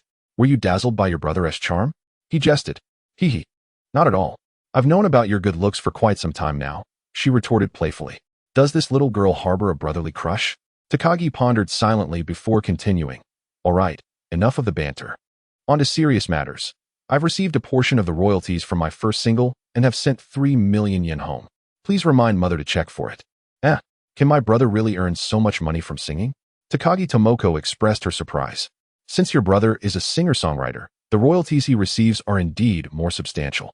There was a moment of silence on the other end after Takagi Taku's words, and just when he thought the call had been disconnected, Tomoko's voice came through again. "Brother, I'm sorry for causing you trouble at home." Hearing this, Takagi Taku replied, "Silly girl, that's also my home. It's only right for me to contribute to the family." "Yes, brother, you focus on your work. I will take good care of things at home." Tomoko's determined tone resonated through the phone. "I trust you, dear sister. When the new year comes, I will buy you a gift," he promised. Although he had been uncertain about returning home for the new year, hearing his sister's voice stirred a longing for their family. He thought, perhaps it would be best to return home for the festivities. I will be waiting for your gift, brother," Tomoko laughed. After ending the call, Takagi Taku began contemplating his next task, finding a new residence. His current apartment was too far from the company, and commuting daily was quite time-consuming. He had long wished to rent an apartment in the Minato district, but financial constraints had previously held him back. Now, with a significant amount of money in hand and the prospect of more to come, the idea of securing a new apartment quickly moved to the forefront of his agenda. Although the tide of the bubble's burst has long swept across the entirety of RB, Locating an affordable yet decent apartment in a bustling metropolis like Tokyo proves to be no simple task. Furthermore, although the formal recording schedule for the new single has yet to commence, Masao Akashi is already diligently arranging the composition for his track. It seems somewhat unreasonable for Takagi Taku, as the composer, to remain uninvolved.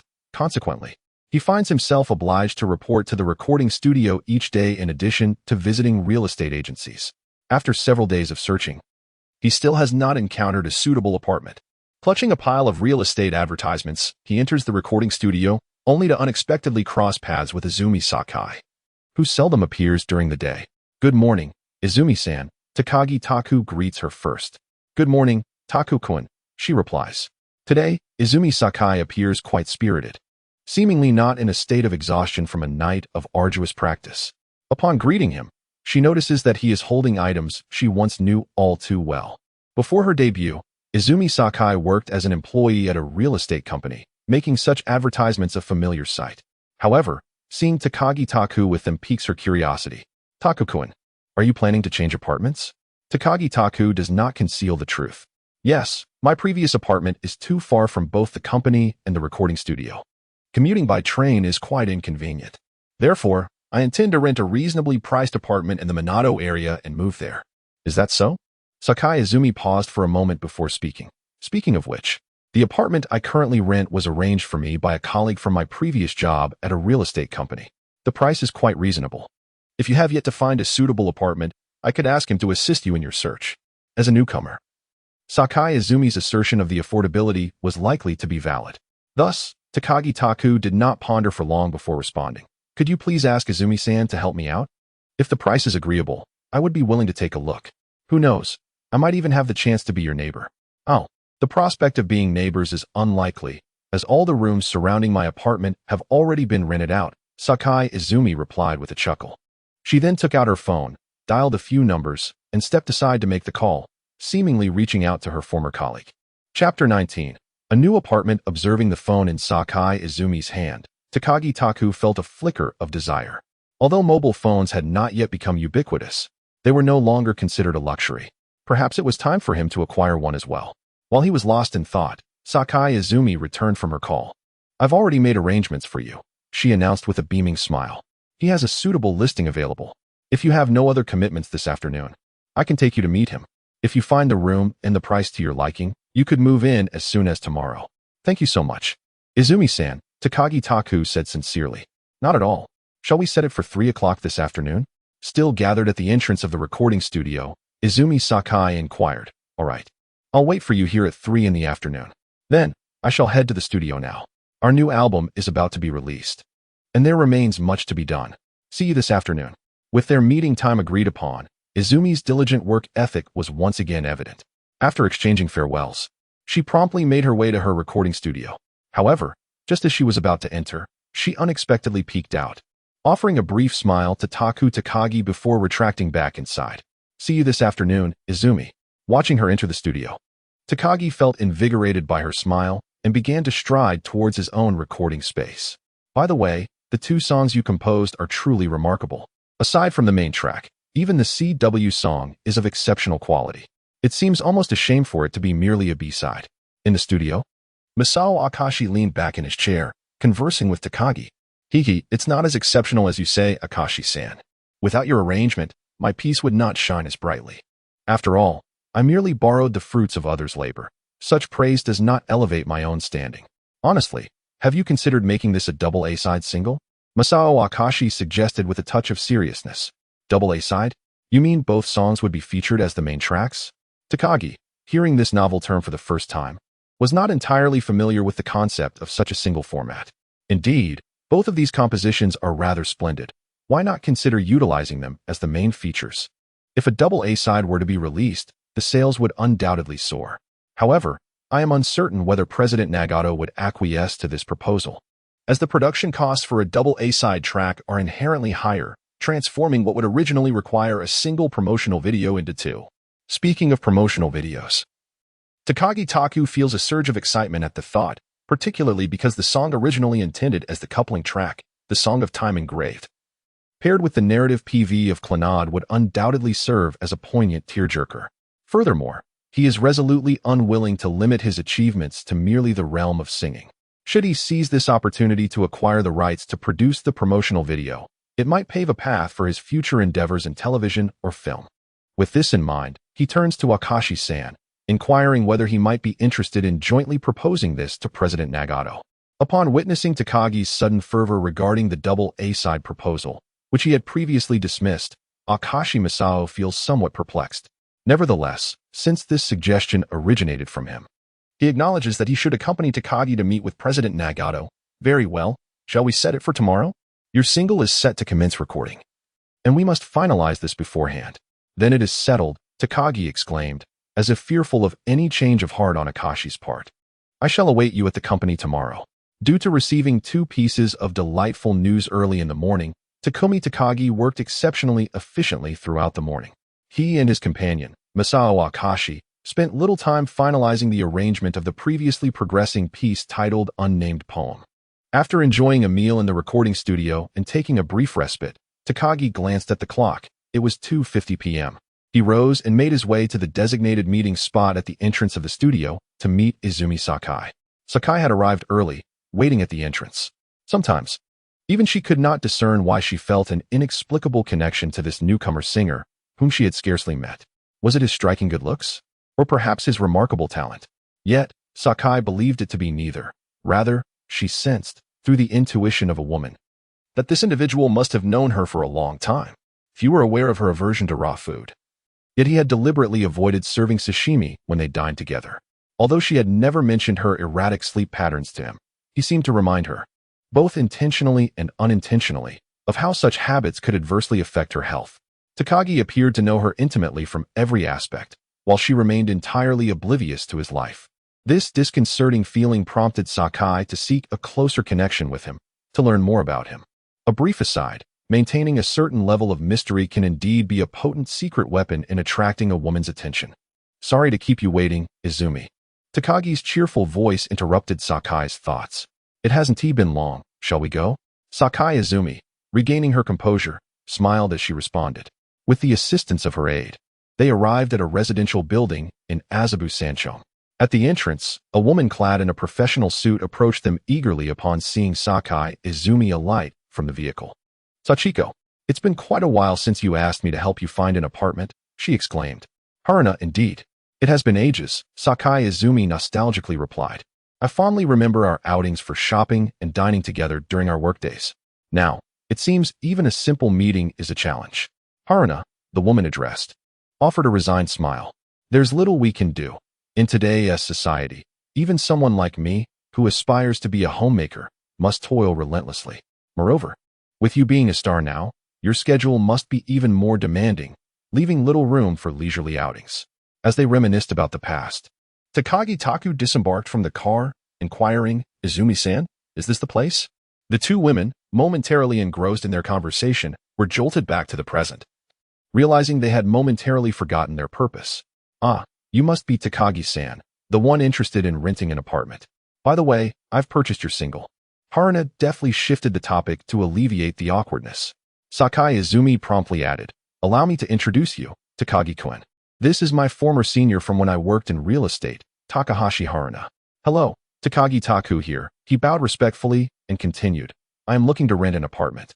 And Izumi-san mentioned that you might have suitable options available. Takahashi Haruna cast a curious glance at the woman referred to as Izumi-san, observing that she did not seem to mind Takaki Taku's address. Not dwelling on it further, she suggested, there happens to be a room available in this apartment building listed with our real estate agency. If you're interested, shall we go take a look? Certainly. Please lead the way, Takahashi-san, replied Takaki Taku, who then followed Haruna and Izumi-san toward the elevator. The apartment Haruna mentioned was located on the 12th floor of the building, and it was indeed a charming single apartment. With a layout of 2 bedrooms and a living area, it appeared quite spacious. What delighted Takaki Taku the most was the view from the window, which overlooked the Chinese embassy situated in Azabu Sancho. The sight of his homeland's flag filled him with joy, prompting him to decide on the spot to rent the place. Even though the monthly rent amounted to a staggering 500,000 yen. Excitedly signing the contract, Takaki Taku took the keys from Haruna's hand and once again boarded Izumi-san's car to return to the recording studio in Roppongi. You really made a swift decision, Takaki-kun. I didn't expect you to act so quickly, Izumi-san remarked casually during the drive. Well, such a wonderful place is hard to come by. And with so many people in Tokyo, if I hesitated, it might be rented by someone else. It's better to act swiftly, Takaki Taku replied with a smile. Chapter 20. Creating one's own PV. Having resolved the apartment issue, Takaki Taku promptly moved in that afternoon. The relocation was ostensibly about moving, yet in reality, the items within his modest single apartment were far more numerous than those he intended to discard. After some tidying up, Takumi Takagi found that he required no moving company. He effortlessly transported his belongings in a few suitcases via taxi to his new abode. Upon arriving at the new apartment, Takagi organized the essential items. Though the quantity was limited, he busied himself for an entire afternoon. After hastily consuming dinner, he quickly washed away the sweat from his exertions and collapsed onto his bed, succumbing to slumber. The following morning, as per his routine, Takagi awoke early. Habitually, he prepared a quick meal of instant ramen before opening the door to catch the train. It was only at that moment, as he swung the door wide, that he recalled he had moved to an apartment in the Minato district the previous day.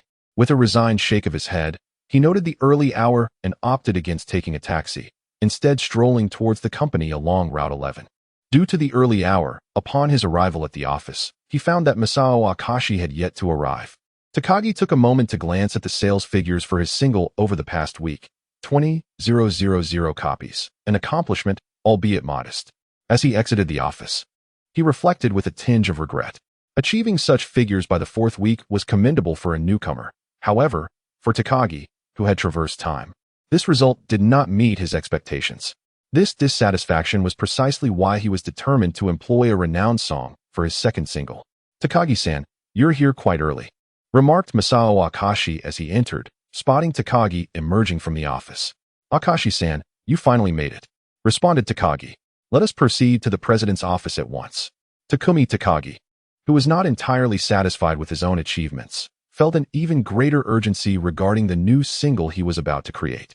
Upon seeing Masao Akashi's arrival, he immediately seized him and headed toward the president's office. Having already witnessed Takagi's sudden surge of enthusiasm the previous day, Akashi was not particularly surprised by Takagi's reaction. Thus, he found himself passively dragged into the office of Yoshiyuki Nagato. Takagi-kun, Akashi-kun, what brings you both here together? Is there something on your minds? Nagato inquired, his curiosity piqued by the sight of the two entering simultaneously. Takagi nudged Akashi's arm, prompting a somewhat exasperated glance from Akashi, who felt it was unfair that he had to take the lead on a matter that was solely Takagi's concern. Reluctantly, Akashi began, well, President Nagato, I believe both tracks of Takagi-san's new single possess significant potential. Therefore, I propose that we consider releasing it as a double A-side single. A double A-side single, you say? Nagato mused. I have indeed listened to the song intended for the CW. While it diverges from our current rock style, it is undeniably a fine piece. Pursuing a double A-side format is certainly feasible. After a moment of contemplation, Nagato continued, very well, I will reach out to the recording studio and the PV team. We shall proceed with a double A-side single. Actually, President Nagato, Takagi interjected, I have some ideas regarding the PV for the second song, titled The Song of Time. If possible, I would like to take on the role of scriptwriter for this music video. Takagi Taku remarked. Just as Akashi Masao sighed in relief at Nagato Teyuki's agreement to create a double A-side track, he was met with Takagi Taku's even bolder idea. Surprised, Akashi cast a glance at Takagi but tactfully refrained from responding.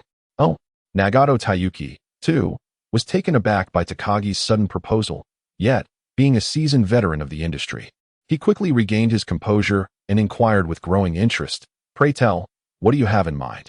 Upon hearing Nagato's words, Takagi felt a surge of optimism and eagerly responded, this piece of mine is inspired by a script I casually penned during my university days. I believe that if we could condense that script and create a PV to accompany this song, the outcome would be truly remarkable. At this juncture, with Key's poignant masterpiece still some time away from release, Takagi felt justified in claiming the work as his own. Nagato Teyuki, contemplating Takagi's explanation, eventually raised his head and said, I can agree to produce such a PV for you. However, the company will not cover the cost for casting actors.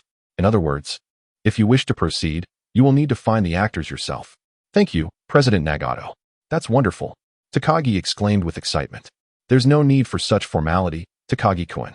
I have some matters to discuss with Akashi-kun, so if you have nothing further, you may take your leave. Very well, Takagi replied. As they exchanged pleasantries, Takumi Takagi decided to take his leave upon hearing that Nagato Daiko had issued an eviction order. With his objective accomplished, he left in high spirits. Observing Takagi's receding figure, Nagato Daiko chuckled wryly and remarked to Akashi Masao, I never anticipated that this young man would be quite so restless. Akashi Masao readily concurred. Indeed, he does have a penchant for stirring things up, yet his talent is undeniable. They exchanged knowing smiles, an unspoken camaraderie evident in their gaze. Upon exiting the headquarters of Being, Takumi Takagi swiftly made his way to the company's recording studio in Roppongi. In truth, even without Nagato's suggestion to seek out actors, he would have proposed it himself, for he had already determined the female lead's identity the day prior, Miss Naoko Iijima, who was currently honing her vocal skills alongside Naoko Nakanishi in the studio. As for the male lead, he could conveniently take on the role himself to economize. At this juncture, Naoko Iijima was merely 23 years old, making her a fitting choice for the condensed adaptation of Clannad. While she might appear slightly mature for the role of a high school character, her youthful visage would allow her to convincingly portray the part with just a touch of makeup. Most importantly, at this time, Naoko Iijima was still an obscure actress, which ensured that hiring her would remain well within budgetary constraints.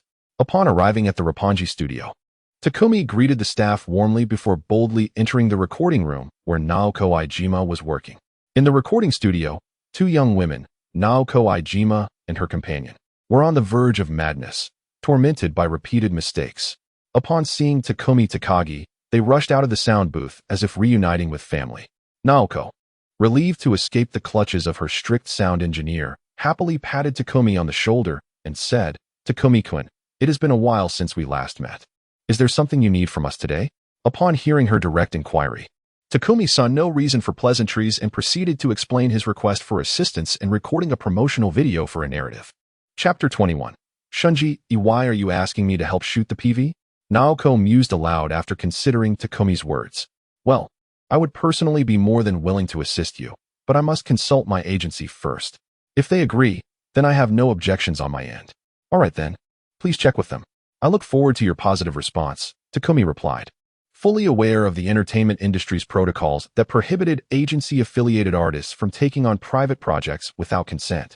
After exchanging a few pleasantries and offering encouragement to the two singers, whose vocal abilities were rather modest, Takumi exited the recording studio and took a taxi back to his apartment. Upon returning home, he neglected to eat a single bite before immediately summoning AI. AI, how many points are required to exchange for the script of Clannad? There are two versions of the script you wish to redeem. The animated version of Clannad requires 300 energy points, while the film adaptation demands 400 points. Xiao AI replied. After a moment of contemplation, Takagi Taku resolved to exchange for the film version of Clannad. In his previous life, he had also watched this animated film, which, being a movie, had undergone a process of condensation and refinement compared to the series. Such a script would better serve his purpose of studying how to distill it into the PV narrative he required. Please redeem the film version of Clannad script. Taku silently conveyed to Xiao AI. The transaction was successful. You have expended 400 points of love energy, leaving you with a balance of 11,800 points. As Xiao AI's voice faded, a script emblazoned with the title Clannad materialized at Takagi Taku's feet. Bidding farewell to Xiao AI, Taku found himself wholly engrossed in the endeavor of adaptation upon seeing the Clannad script laid before him. Some tasks may appear deceptively simple, yet prove to be exceedingly challenging in practice. Initially believing that adapting such a script would require little time, Taku soon discovered the intricacies involved once he truly immersed himself in the work. Although the previous occupant of this body was a distinguished student from the University of Tokyo, adapting and condensing a script was an endeavor Takagi Taku faced for the very first time across 2 lifetimes. Still a novice, he spent a contemplative afternoon finally managing to organize a few thoughts. With a slight sense of dizziness, he stepped out to hastily prepare a dinner, after which he immersed himself once more in the adaptation of the script.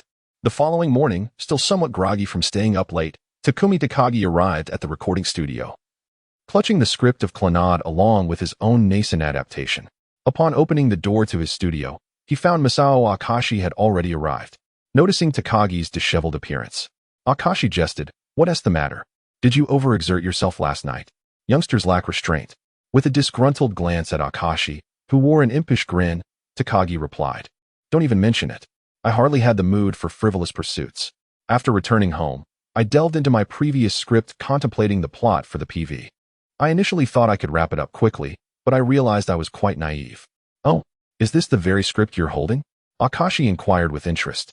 "May I take a look?" "Why not?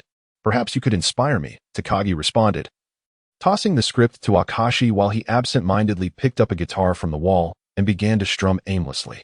Who would have thought Takagi-san possessed such talent? I had assumed that only those with exceptionally delicate sensibilities could pen such an emotional script.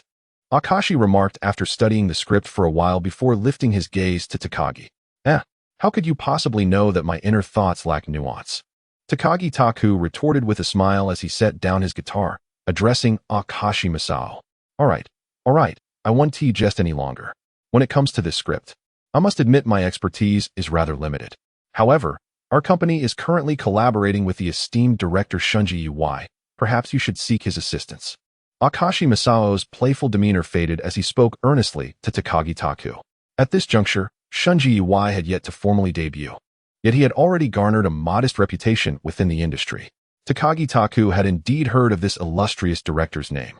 Surely, such a historically significant figure, even prior to his official debut, would find the task of adapting a PV script to be well within his capabilities, he mused.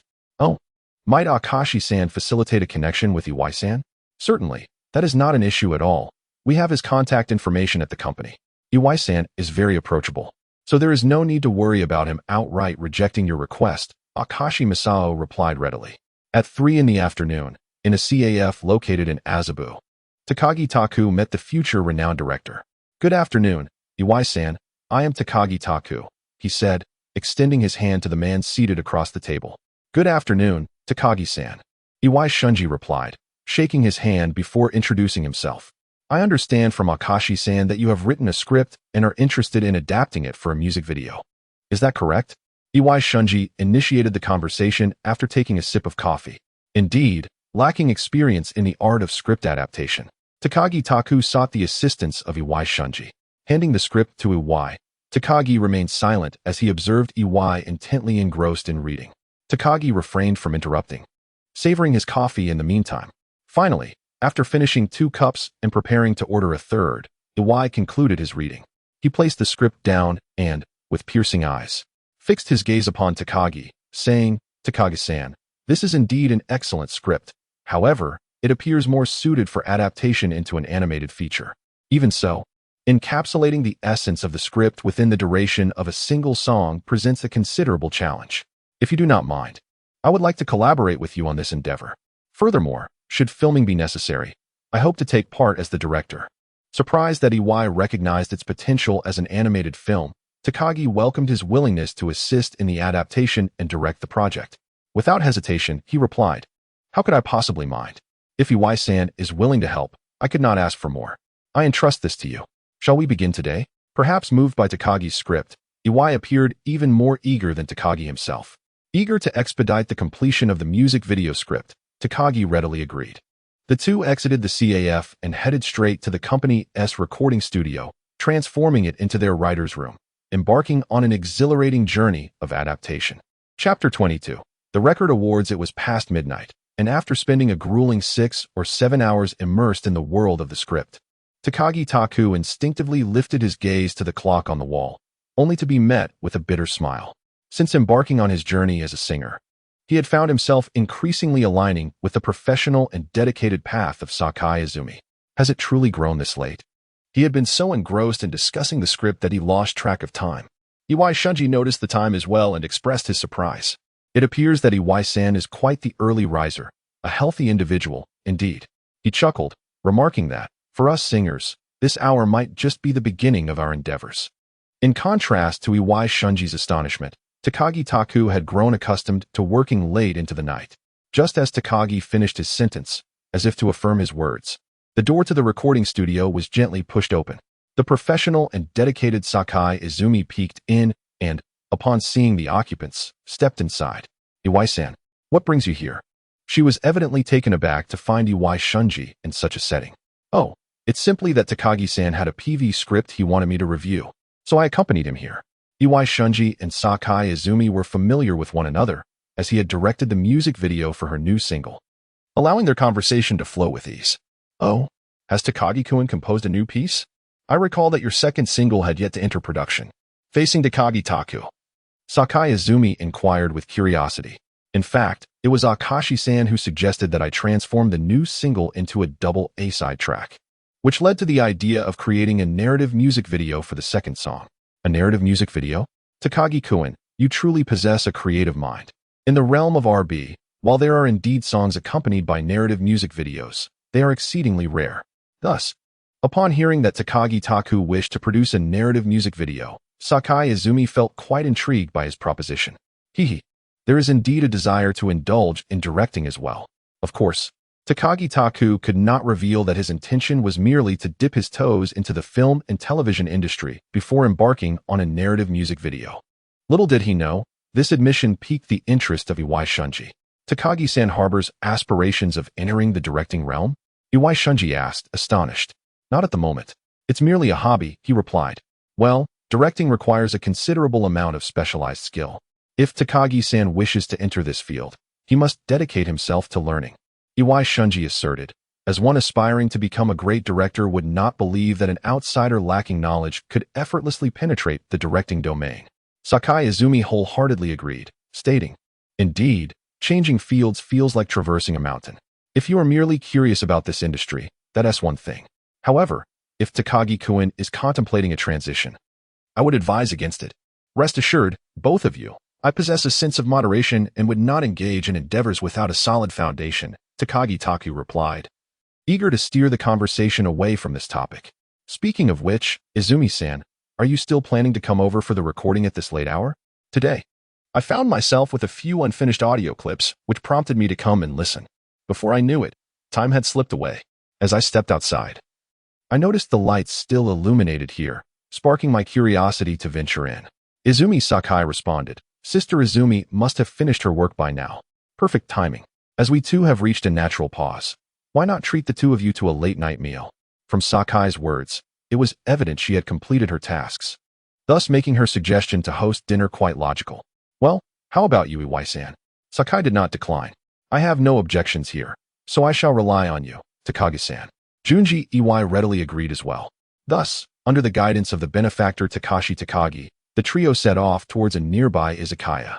A week later, when Takashi Takagi visited the company to settle the second round of royalties, he finally received a response from Naoko Ijima. Takagi-kun, I was just about to seek you out, Naoko exclaimed, her surprise evident upon encountering Takagi. So, did the agency convey any news? Takagi had been quite invested in this matter, having inquired about it several times over the week. Yes, my manager informed me today that the agency has agreed, but they require standard compensation. Haha, that's good to hear. I shall eagerly await your role as the lead in my music video. With the anticipated news, Takagi felt a sense of relief wash over him. Notably, the prospect of completing the preliminary work for the new single before the new year filled him with joy, as it meant he could return home for the holidays with ease. Then please look forward to my performance, Naoko Ijima said with a smile. After exchanging a few pleasantries, Takumi Takagi bid farewell to Naoko Ijima. Unlike his usual routine of meandering to the recording studio, he headed straight back to his apartment. As the year draws to a close, the RB music scene is known for several grand events, including the annual RB Music Awards and the widely recognized Kahaku Yutagassen. Although Takumi Takagi has yet to attain the fame required to participate in the Kahaku, he had initially gone to the company today to collect his payment, only to be informed by the staff that he had received an invitation to the Music Awards. This unexpected invitation disrupted his plans to return home on December 31st. Consequently, Takumi returned to his apartment, made a phone call to inform his family that he would not be home until the first day of the new year, and began to contemplate the implications of attending the Music Awards. The RB Music Awards, renowned since its inception in 1959, is organized by the RB Composers Association and the RB Music Awards Committee, with TBS as a co-host. It stands as the most authoritative music award in the realm of commercial RB music. However, The first thought that springs to Takumi's mind when considering the music awards is the infamous black box incident of 1987. At that time, Masahiko Kondo, who had little chance of winning, astonishingly received the grand prize for a song that failed to even make it into the top 30 of the annual charts, which significantly tarnished the credibility of the awards and became a laughingstock among industry insiders. Nevertheless, despite such controversies, the music awards remain the most significant celebration of R&B music today. Apart from the most prestigious award, the record awards also feature a series of accolades such as Best Vocal Performance, Best Planning, and Best Songwriting. Naturally, these honors remain elusive to him for the time being, as he is primarily contending for the Newcomer Award. Although the likelihood of winning the Best Newcomer Award is slim, the company sought his opinion and arranged for his participation in the ceremony. Chapter 23. Invited to sing again on December 31st.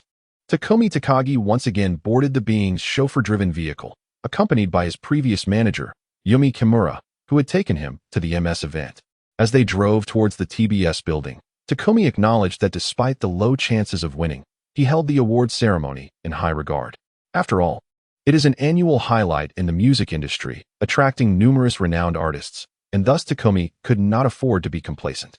The adage clothes make the man certainly holds true. Seated in the vehicle, clad in a bespoke suit that cost him 100 energy points exchanged from his beloved AI. Complemented by a light blue tie, Takumi Takagi presented a striking figure that genuinely astonished Yumi Kimura, who rarely witnessed him in such a manner. "Mr. Takagi," Yumi Kimura called out, unable to suppress her admiration. Takumi replied, lifting his head from the magazine he had been engrossed in. "You look particularly handsome today," she remarked, quickly realizing her slight lapse in professionalism. Indeed, Takumi, who typically paid little attention to his appearance, appeared significantly more charming in his well-considered attire, enhancing his already handsome features. Takagi Taku smiled, but did not respond to her. Yet, that smile captivated Kimura Yumi for quite some time. It was not until the chauffeur-driven car arrived at their destination and Takagi Taku had exited that Kimura Yumi shook her head and followed him into the TBS building. Before the relocation to the new National Theater in Shibuya, Tokyo, in 2004, the annual music awards had consistently been held here, serving as a hallmark program for TBS Broadcasting Center at year's end. Upon entering the TBS Broadcasting building, one could observe numerous busy staff members bustling about. And for a moment, Takagi Taku felt as though he had stepped into the backstage of a spring festival gala in his homeland. However, few of these staff members recognized him. Although he had released a relatively successful single, such fame was still insufficient for a newcomer to be widely recognized. Takagi Taku had not anticipated any greetings, so he slowly made his way to the studio with a hint of disinterest. "Takagi-san." The call of his name surprised him, and as he turned, he was pleasantly greeted by a familiar face. Matsuda Seiko, clad in a black evening gown with her hair elegantly styled in a high updo, approached with the grace of a princess. "Takagi-san, what a coincidence. I thought at such a grand award ceremony, I might not run into you." "Ah, Matsuda-san. Good to see you." Takagi Taku responded, genuinely pleased to encounter a familiar voice. "Is this your first time attending such an award ceremony?" As the two walked side by side toward the studio, Seiko Matsuda inquired, "A newcomer, I presume. This must be your first time." With a warm smile, she added, "When you meet the other musicians shortly, allow me to introduce you." Although Takagi Taku felt that Matsuda was perhaps paying him an excessive amount of attention, the opportunity to meet other renowned artists through such a prominent singer was a rare privilege he could not refuse. Thus, he readily replied, "I would be grateful for your assistance, Matsuda-san." Consequently, until the rehearsal commenced, Takagi Taku found himself being guided by Seiko Matsuda as they mingled with numerous illustrious musicians. While most of them remained unfamiliar to him, unless he concentrated hard to recall their names, he did encounter some vaguely recognizable faces. Notably, there was Ms. Akina Nakamori, another esteemed diva, who shared the spotlight with Matsuda. When Matsuda brought Takagi in front of Nakamori, an amusing exchange ensued. "Nakamori-san, it's been a while," Matsuda called out from a distance. "Indeed. It has been a long time," Nakamori replied, her tone betraying a hint of animosity towards her former rival, yet she maintained a facade of cordiality.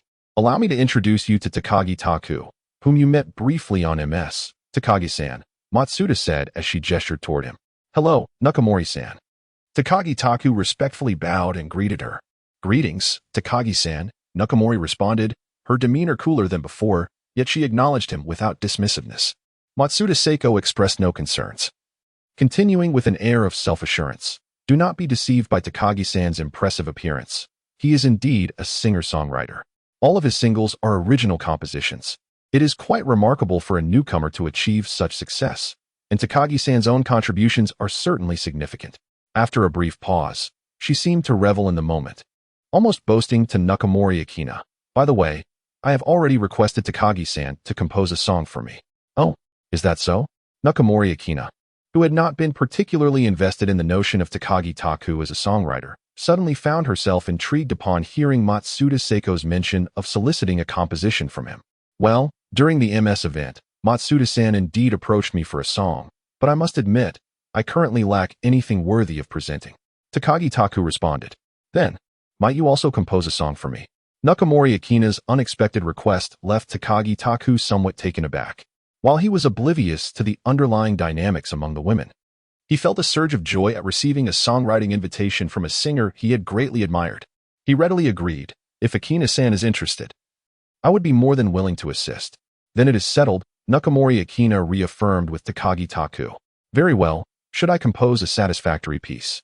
I shall deliver it to your agency, Takagi Taku responded. After exchanging a few more words, Akina and Nakamori appeared rather disinterested, prompting Seiko Matsuda and Takuya Takagi to tactfully propose their departure. Meanwhile, Yoshimi Kimura lingered behind to accept the business card offered by Nakamori's manager. As the time for rehearsal approached, Takagi and Matsuda bid farewell and hastily made their way to the dressing room to finalize preparations. Seated in a chair, Takagi allowed the makeup artist to fuss over his appearance, yet his mind wandered elsewhere. Having received songwriting invitations from two prominent divas of the 1980s, he felt both elated and perplexed. Composing a song was not the challenge, but finding one suitable for them proved to be a daunting task. Perhaps he should ask AI for a guide to 20th century R&B songs.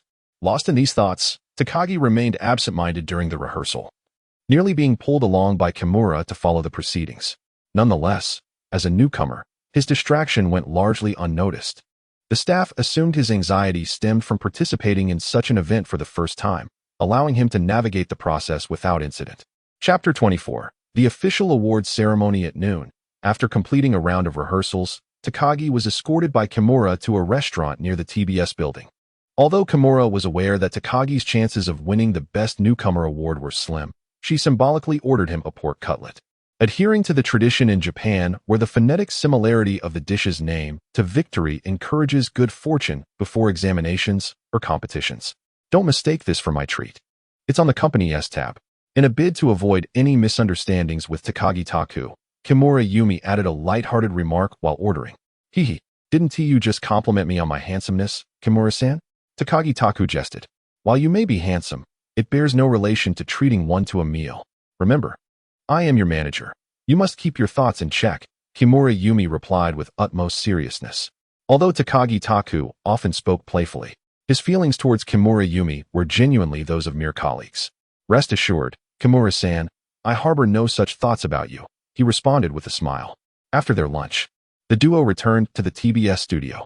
Shortly after their arrival, the studio was graced by a distinguished guest, the legendary Inca singer Kitajima Saburo, accompanied by several of his disciples. Although Takagi Taku had little interest in Inca, he was nonetheless aware of this national treasure of R&B music, a perennial favorite. He had graced the Kahaku Yutagassen, where he was a prominent performer, for 50 years from 1963 until his final appearance in 2013. Save for 1 year in 1986 when he withdrew due to exposure linking him to a violent group. In this era, he epitomized Inca music.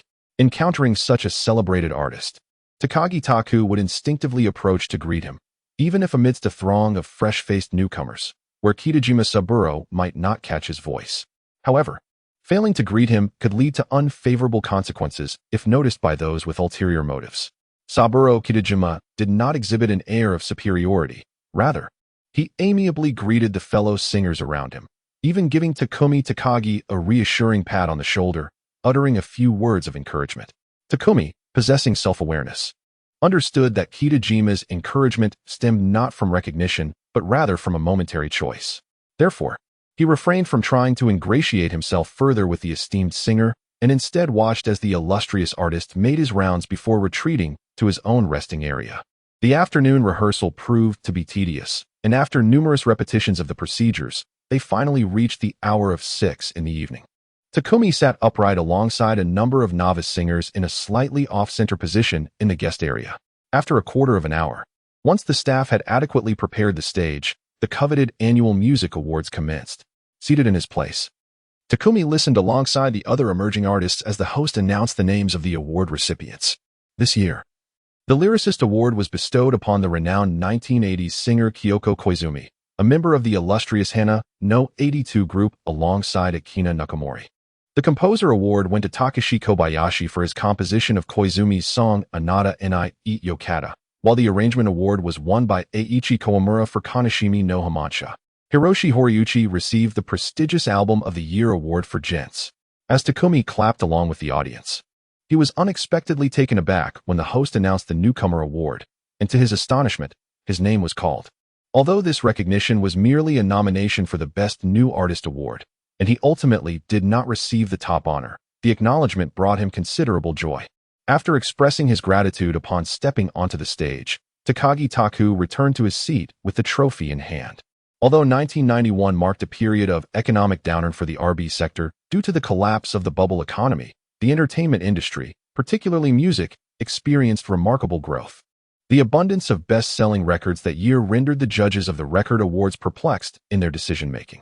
Ultimately, the prestigious award for Song of the Year was bestowed upon Kitajima Saburo for Kita no Daichi, while the award for Pop Song of the Year was claimed by KN for his astonishing single Ai Wakatsu. Why was it deemed so extraordinary? The initial sales for this single were a mere 1,950 copies, yet it ultimately soared to 2,012,260 copies sold, remaining on the Oricon chart for an impressive 52 weeks. Can you believe it? Finally, after the awards ceremony concluded, Takagi Taku stretched and, accompanied by Kimura Yumi, returned to the limousine. Congratulations, Takagi-san, for winning the Newcomer Award, Kimura Yumi remarked with a smile. By the way, we must also credit that delicious fried pork cutlet. Indeed. I owe much to you, Kimura-san, for recommending that fried pork cutlet, Takagi Taku replied, reclining in the luxurious leather seat of the limousine. Suddenly, as if recalling something important, he produced a pre-written New Year's card and handed it to her. Oh, and Happy New Year, Kimura-san. Kimura Yumi, momentarily taken aback by Takagi Taku's gesture, quickly regained her composure and responded, Happy New Year, Takagi-san. However, I must admit I did not prepare a New Year's card in advance. No worries. The sentiment is what truly matters, Takagi Taku chuckled, waving his hand dismissively. In recent days, Takumi Takagi has been diligently writing New Year's cards, not only for his relatives, but also for the president of the Nagahodo Association. He has also sent cards to his esteemed teacher, Takahiro Matsumoto, along with his close friend, Hiroshi Inaba, as well as his senior colleagues, Izumi Sakai and Masao Akashi. Furthermore, he has not forgotten to send greetings to Naoko Iijima and her partner, Naoko Watanabe. As for the card for Yumi Kimura, he only found the time to write it in secret today. After being dropped off at his apartment by the chauffeur, Takumi, feeling somewhat bored, made a phone call to his family. After a brief chat, he turned on the television to watch the annual Kahaku Yuta Gassen. As the saying goes, during festive seasons, one feels a heightened sense of nostalgia for family. Although Takumi was seated comfortably on the sofa, his eyes fixated on the performance of Teresa Tung. His heart longed for his ancestors whom he could no longer meet. His eyes reddened, yet he refrained from shedding tears. Given the unchangeable nature of reality, he resolved to embrace the present and cherish the opportunity granted to him by fate. In an effort to shift his focus, Takumi rose from his seat, retrieved his guitar along with paper and pen, and prepared to fulfill the songwriting tasks assigned by the two divas. He had not listened extensively to their songs on Bilibili. However, he recalled that Seiko Matsuda's song Taisetsu na Anata was quite delightful. As for Akina Nakamori, Takumi chose not to use any of her songs that she would sing later, but instead, he intended to send her Boku Jie Shino Yu to Amada no wa, a piece composed for Mika Nakashima by Hiromu Akita. Mika Nakashima, a future songstress, temporarily withdrew from the music scene in 2010 due to a condition known as open eustachian tube dysfunction, which rendered her unable to hear sounds. Upon her return in 2011, She struggled to hit the right notes during live performances, even when singing her own songs, due to her hearing loss. To uplift her spirits, Hiromu Akita composed a song for her in 2013, a piece perhaps familiar to many by its Chinese title, I Once Considered Ending It All. On the other hand, Akina Nakamori, a legendary diva, has not experienced the same fortune in her romantic life. Her former boyfriend, Masahiko Kondo, is widely regarded as a quintessential cad. Nakamori, deeply affected by the turmoil of her relationship with Kondo, once attempted to take her own life at his residence. The enduring sorrow reflected in her eyes is a testament to the wounds inflicted by love. Interestingly, Takagi Taku, in a previous life, held a fondness for this Showa-era songstress. He recalls that since 1991, she has endured a prolonged period of decline, with her songs not gracing the Oricon Top 10 again until 2 decades later. In a gesture of support, Takagi chose to dedicate the healing song Boku Jie Shino Yu to Omada no Wa, a piece that once contributed to a significant decline in the suicide rates among R&B listeners, to her, hoping it would help her navigate through these challenging times. Chapter 25. Returning home for the new year. Xiao AI. Please assist me in checking the points for redeeming the sheet music of Taisetsu na Anata and Boku Jie Shino Yu to Omada no Wa. Having made up his mind, Takagi summoned Xiao AI. Hello, host. The sheet music for A Precious You requires 100 energy points, while I Thought About Dying demands 180 points. Xiao AI promptly displayed the 2 songs mentioned by Takagi Taku on the screen of her phone, along with the requisite energy points. Although aware that the points needed for both songs would be considerable, the requirement for I Thought About Dying still astonished Takagi Taku. It appears that Xiao AI has also regarded this song as a classic. Please assist me in exchanging for the sheet music of these 2 songs. At present, Takagi Taku possesses over 10,000 energy points, making him quite affluent, so parting with these points does not cause him any distress. After successfully exchanging for the sheet music, Takagi Taku picked up his guitar and performed the songs once more, confirming their accuracy before putting them away. Noticing that the Red and White Song Festival on television had reached the final Inca segment, and being unfamiliar with Inca, Takagi Taku rose to turn off the television. He hastily took a shower and then collapsed onto his bed to rest. The following day, the first day of 1992, Takagi Taku tidied himself up, packed his belongings, and set off towards Tokyo Station, feeling refreshed. Today, he would return home to celebrate the new year.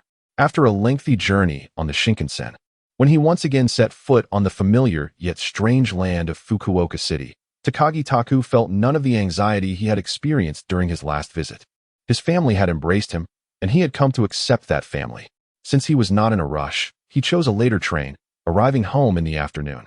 Despite this, Takagi Tomoko, who had learned about Takagi Taku's schedule via phone, was already waiting eagerly at the entrance.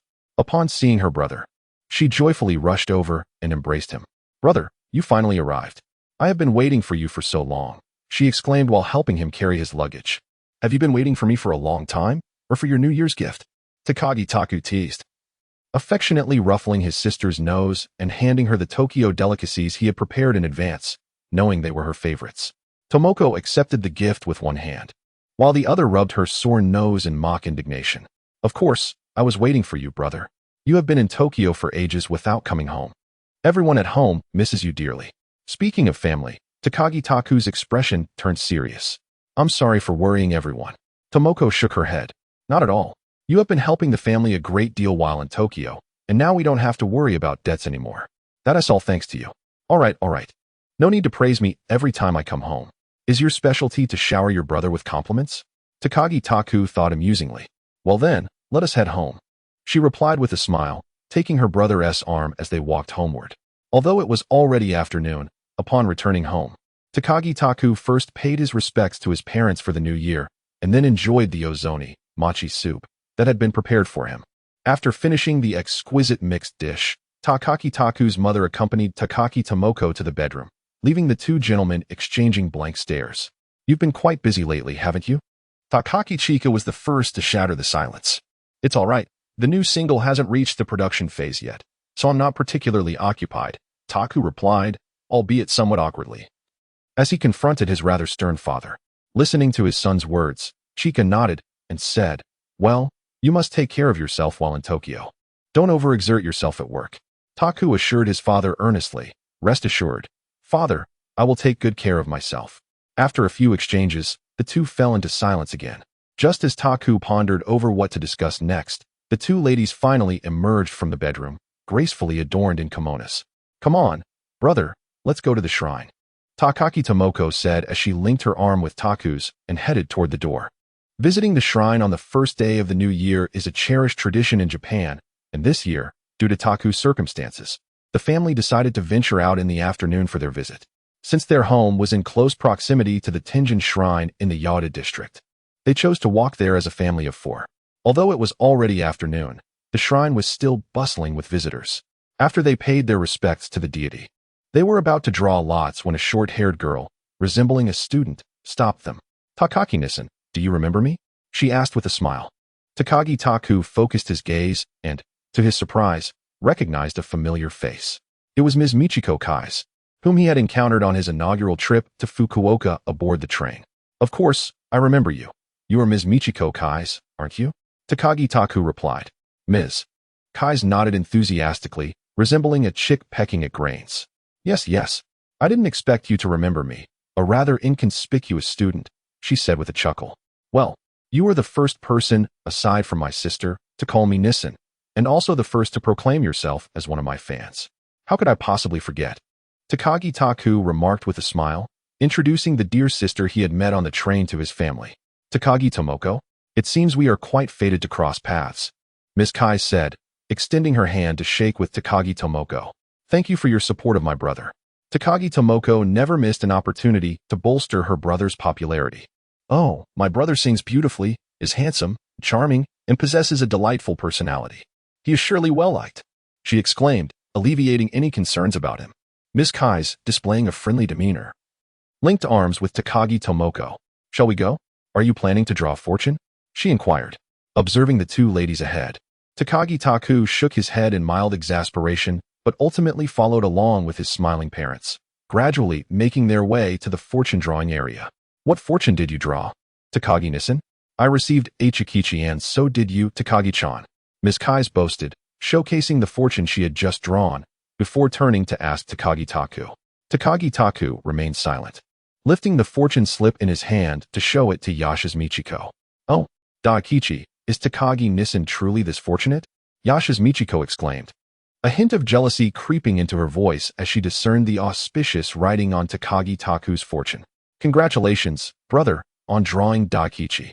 Your new songs this year are bound to be a great success." Takagi Tomoko expressed her genuine delight for her brother's good fortune. "Oh, how fortunate I am to have such a caring little sister," Takagi Taku mused before replying. "Indeed, my sister knows how to speak well." "Oh, I compliment you on your good fortune as well," Yasha's Michiko insisted playfully. Yes, you can speak too. That's enough now." Takagi Taku thought it hard to believe that this somewhat carefree girl would eventually blossom into a woman of captivating charm and allure. Satisfied with the exchange, Yasha's Michiko then linked arms with Takagi Tomoko and said, "Come on, Takagi-chan, let us explore more places." Watching the two figures gradually recede into the distance, Takagi Taku finally came to his senses and hurried to catch up. He pondered to himself the peculiar nature of friendships among girls. Sometimes, acquaintances could become fast friends in an instant, while at other times, a mere table could create an insurmountable distance. Chapter 26. Creating a new single. After spending half the day at the shrine with the exuberant Yasha's Michiko, the sky began to darken. After all, it was the first day of the new year, and despite the instant camaraderie with Takagi Tomoko, Yasha's Michiko could hardly visit others on this day, could she? Even so, Michiko Kai's exchanged contact information with Tomoko Takagi, reluctantly bidding her farewell. After parting with Michiko, the Takagi family of 4 leisurely made their way home. Although still a novice singer, Takagi had secured a modest award at yesterday's music festival, and the sales of his single were quite satisfactory. Along the way, they occasionally encountered fans who recognized Takagi. In such moments, Tomoko enthusiastically promoted her brother, urging him to sign autographs for those with paper and pen, and even coaxing him into singing a few lines for the delighted listeners. It could be said that she spared no effort in elevating her brother's popularity. However, Takagi found his sister's behavior rather intriguing. The usually demure girl revealed a different side of herself in these instances. After being playfully harassed by his sister for quite some time, they finally returned to their warm and cozy home. Upon entering, Takagi promptly discarded his shoes and collapsed onto the sofa. Sister, he said, I understand you want to make me more familiar and liked by the public. But this is exhausting. It feels even more tiring than a sleepless night in the recording studio. It's all right, brother. This is our hometown.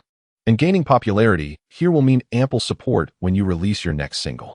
Who knows, there might even be a fan club. Tomoko felt no qualms about her actions. All right. Thank you, my dear sister, Takagi replied weakly. I shall reluctantly accept your gratitude, she responded with a playful tone. Tomoko Takagi initially wore a serious demeanor akin to that of an adult, but soon she could no longer contain herself and let out a hearty laugh. Observing his sister's joyful countenance and glancing at their parents bustling in the kitchen, Takagi felt that the playful antics of his sister were, after all, quite endearing. This was the essence of home, an emotion he had not experienced in quite some time. Gazing abstractedly at the ceiling, Taku mused upon this notion. The beauty of such moments is fleeting. On January 5th, having thoroughly savored the warmth of home, Taku reluctantly picked up his luggage and prepared to embark on his journey back to Tokyo. Perhaps it was the allure of the new year that prompted many to yearn for home, as Taku's return went largely unnoticed. However, this time, as he boarded the Shinkansen bound for Tokyo, he was immediately recognized by fellow townsfolk. Taku graciously accepted their requests for autographs and photographs, for as Tomoko had remarked, this was his hometown, and its people would unwaveringly support him. After finally bidding farewell to the enthusiastic locals, Taku exhaled a sigh of relief and settled into his seat, gazing westward, towards the home he could never return to. As the train gradually approached Tokyo Station, Taku gathered his thoughts and rejoined the throngs in this vast metropolis, both welcoming and aloof. The following morning, as was customary, he rose early. After refreshing himself, Taku promptly made his way to the recording studio. Beginning today, he was set to record his second single. After exchanging New Year's greetings with the studio staff, Taku entered his recording booth. Brother Akashi Masao arrived not too late. Just as Takagi Taku was finishing his preparations for the recording, the door swung open. Happy New Year, Takagi-san, Akashi Masao greeted him warmly. Happy New Year. In this new year, I hope to receive your guidance, Akashi-san, Takagi Taku responded with a smile. Guidance is hardly the right term. If you require any assistance, I would be happy to lend a hand, Akashi Masao replied. Takagi Taku, feeling comfortable, said, then, I would appreciate it if you could help me monitor the studio. After all, this is the first recording of our new single, and I would prefer having a senior's guidance. No problem. I, too, wish to witness this wonderful piece evolve. Akashi Masao readily agreed. The song they were set to record today, Nameless Poem by the Children's Mr. Takagi, was originally a rock piece, perfectly suited for Akashi Masao, who excelled in this genre. As the two discussed the arrangement and experimented with the recording, time swiftly flew by until noon. When mealtime arrived, neither seemed inclined to pause for lunch until Akashi Masao's stomach voiced its discontent. My apologies, Akashi Masao said, his face slightly flushed, a rare occurrence. That should have been my line. I dragged you into this recording session for so long, without considering your needs, Takagi Taku chuckled. Well, it wasn't entirely your doing. Perhaps I was more willing than I let on, Akashi Masao replied with a laugh. Since his stomach had begun to protest, it was unreasonable to continue working tirelessly. Thus, Takagi Taku proposed a temporary halt to the recording session and suggested treating Akashi Masao to lunch at a Chinese restaurant in Roppongi. Takagi Taku had grown fond of the place after a few visits. Although the flavors of the Chinese cuisine were not entirely authentic, it at least partially satisfied his longing for home-cooked dishes. After ordering 2 of his favorite dishes, Takagi handed the menu to Akashi Masao. Akashi-san, you must be particularly busy after the new year, right? Takagi inquired, observing Akashi, who was engrossed in the menu. Not excessively busy, Akashi replied, but recently. It seems the new group launched by the company has been entrusted to your teacher, Matsumoto-san, for composition. The arrangement duties may ultimately fall to me. Akashi continued, in fact, the most pressing matter is creating this double A-side single for you. I assured President Nagato of my commitment. Oh, so, Akashi-san has long been commissioned to assist with my single? Takagi expressed his surprise. Was it after I left the day we met the president? I had felt somewhat guilty for insisting you help me. Akashi, having inadvertently revealed too much, smiled awkwardly and said, it's the same. The outcome remains unchanged. I'll treat you to this meal. Consider it my apology. All right. But that was your promise, Takagi replied, so I shall order another dish. Without giving Akashi Masao a chance to reconsider, Takagi Taku immediately agreed and made a move to snatch the menu from Akashi Masao's hands. Wait, I was just joking. How did it turn into me treating you so quickly? Akashi Masao playfully concealed the menu behind his back, preventing Takagi from grabbing it. This is what they call shooting oneself in the foot, Takagi chuckled. Ah, indeed. I intended to trick you into treating me to a meal. But it seems I've ended up in a predicament myself. Akashi Masao reluctantly extended the menu, and only when he noticed the mischievous glint in Takagi's eyes did he belatedly realize that he may have been outsmarted by this rascal. Chapter 27. The teacher's affection after lunch. Takagi Taku and Akashi Masao strolled back to the recording studio. Upon entering, they encountered the two esteemed members of BZ who had just returned from their tour. Happy New Year, Sensei. Takagi promptly greeted them. Matsumoto Takahiro, who was engrossed in conversation with his close friend Inaba Koshi, looked up upon seeing Takagi and smiled in return. Happy New Year, Takagi-kun. By the way, congratulations on winning the Rookie Award. Oh, it's nothing. You know that award holds little weight, Takagi responded modestly. I still have a long way to go compared to you. Despite his humble words, he felt a surge of joy at receiving congratulations from his mentor. After all, it was an accolade from the Record Awards, which undoubtedly would significantly enhance his visibility. Matsumoto Takahiro believed it was quite commendable that Takagi had earned such an award. Speaking of fame, Takagi Takuya reminisced about his experiences returning home, stating, "Indeed, during the New Year celebrations, I was recognized by many at home." Matsumoto Takahiro chuckled in agreement, saying, "Isn't it true? Winning a newcomer award does have its advantages." The flattery exchanged between them upon their first encounter was quite amusing. Matsumoto-san, have you yet to hear this young man's new single? Shall we head to the recording studio for a live performance? Just as Takagi was about to respond, he was interrupted by Inaba Koshi's voice. Uninterested in Takagi's award, Inaba, who was engaged in conversation with Akashi Masao, perked up at the mention of Takagi's new song. Oh, has the recording officially commenced? Let's go listen and perhaps supervise the session. Upon hearing Inaba's words, Matsumoto's interest was piqued as well. Indeed, when the new song was created, the teacher was on tour and has yet to hear it. I was thinking of seeking his feedback, Takagi remarked while leading BZ members and Akashi Masao towards the recording studio. Upon arriving, Takagi entered the recording booth, while the three older gentlemen donned monitoring headphones and settled at the control panel. After a trial performance, Takagi emerged from the booth. What a delightful song it is. It certainly sounds like a guaranteed hit, Matsumoto Takahiro commented. This piece, Nameless Poem, is indeed a rare gem capable of achieving million sales right from its debut, earning praise even from rock legends like BZ. Thank you, teacher. Nevertheless, I still wish to hear your thoughts. After listening to Takahiro Matsumoto's evaluation of the piece, Taku Takagi remarked. After a moment of contemplation, Matsumoto responded, "As for opinions, I wouldn't say much, but I believe there are areas in the arrangement that warrant improvement." Indeed, despite having spent a whole morning with Masao Akashi, there remained a noticeable disparity in the arrangement compared to the original piece that Taku had previously heard. Upon hearing Matsumoto's words, Taku immediately sought his guidance. Consequently, what began as a recording session for two transformed into a collaboration of four individuals. After a long afternoon of efforts, the arrangement for the nameless poem finally began to take shape.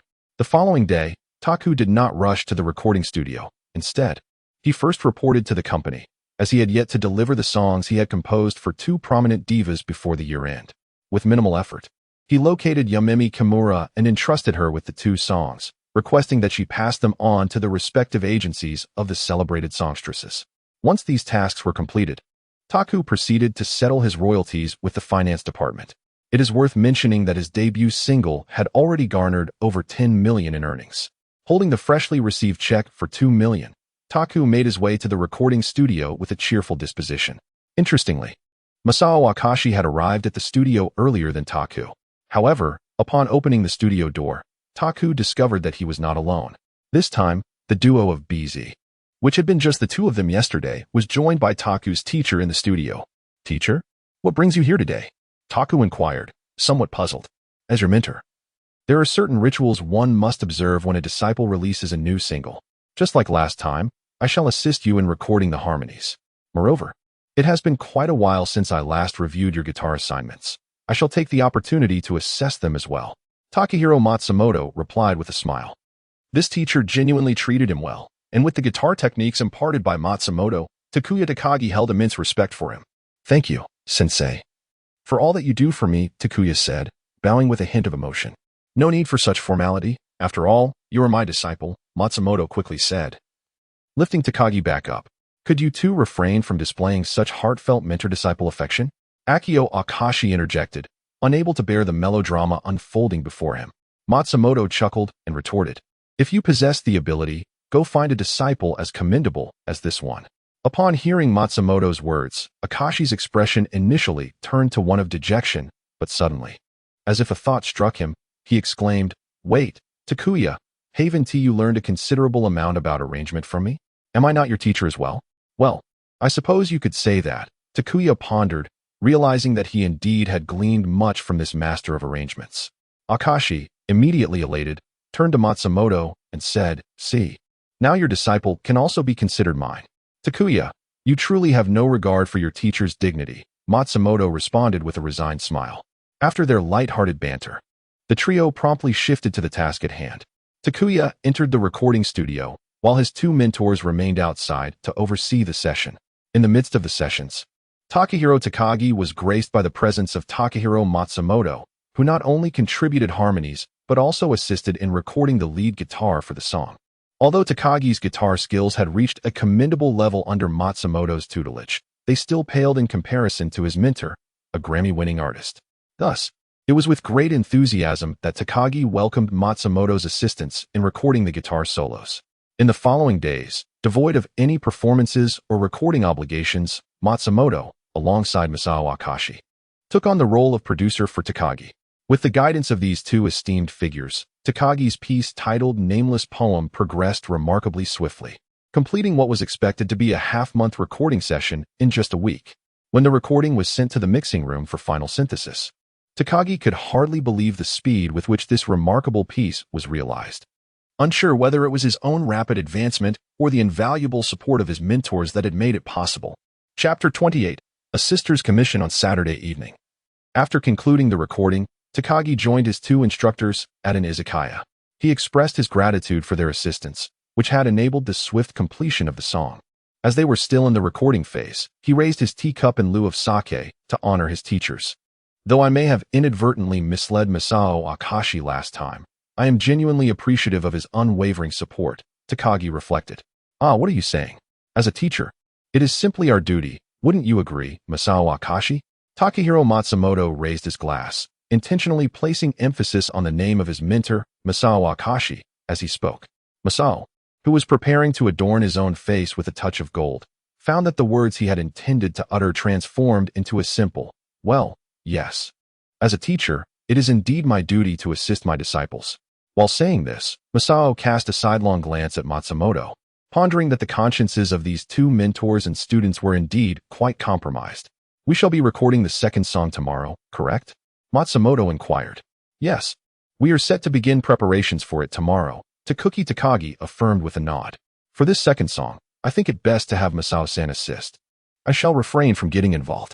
Over the past few days, he had heard Takagi attempt to sing this piece, which was pleasant to the ear, yet undeniably misaligned with his own style. Therefore, he had no intention of continuing to oversee it.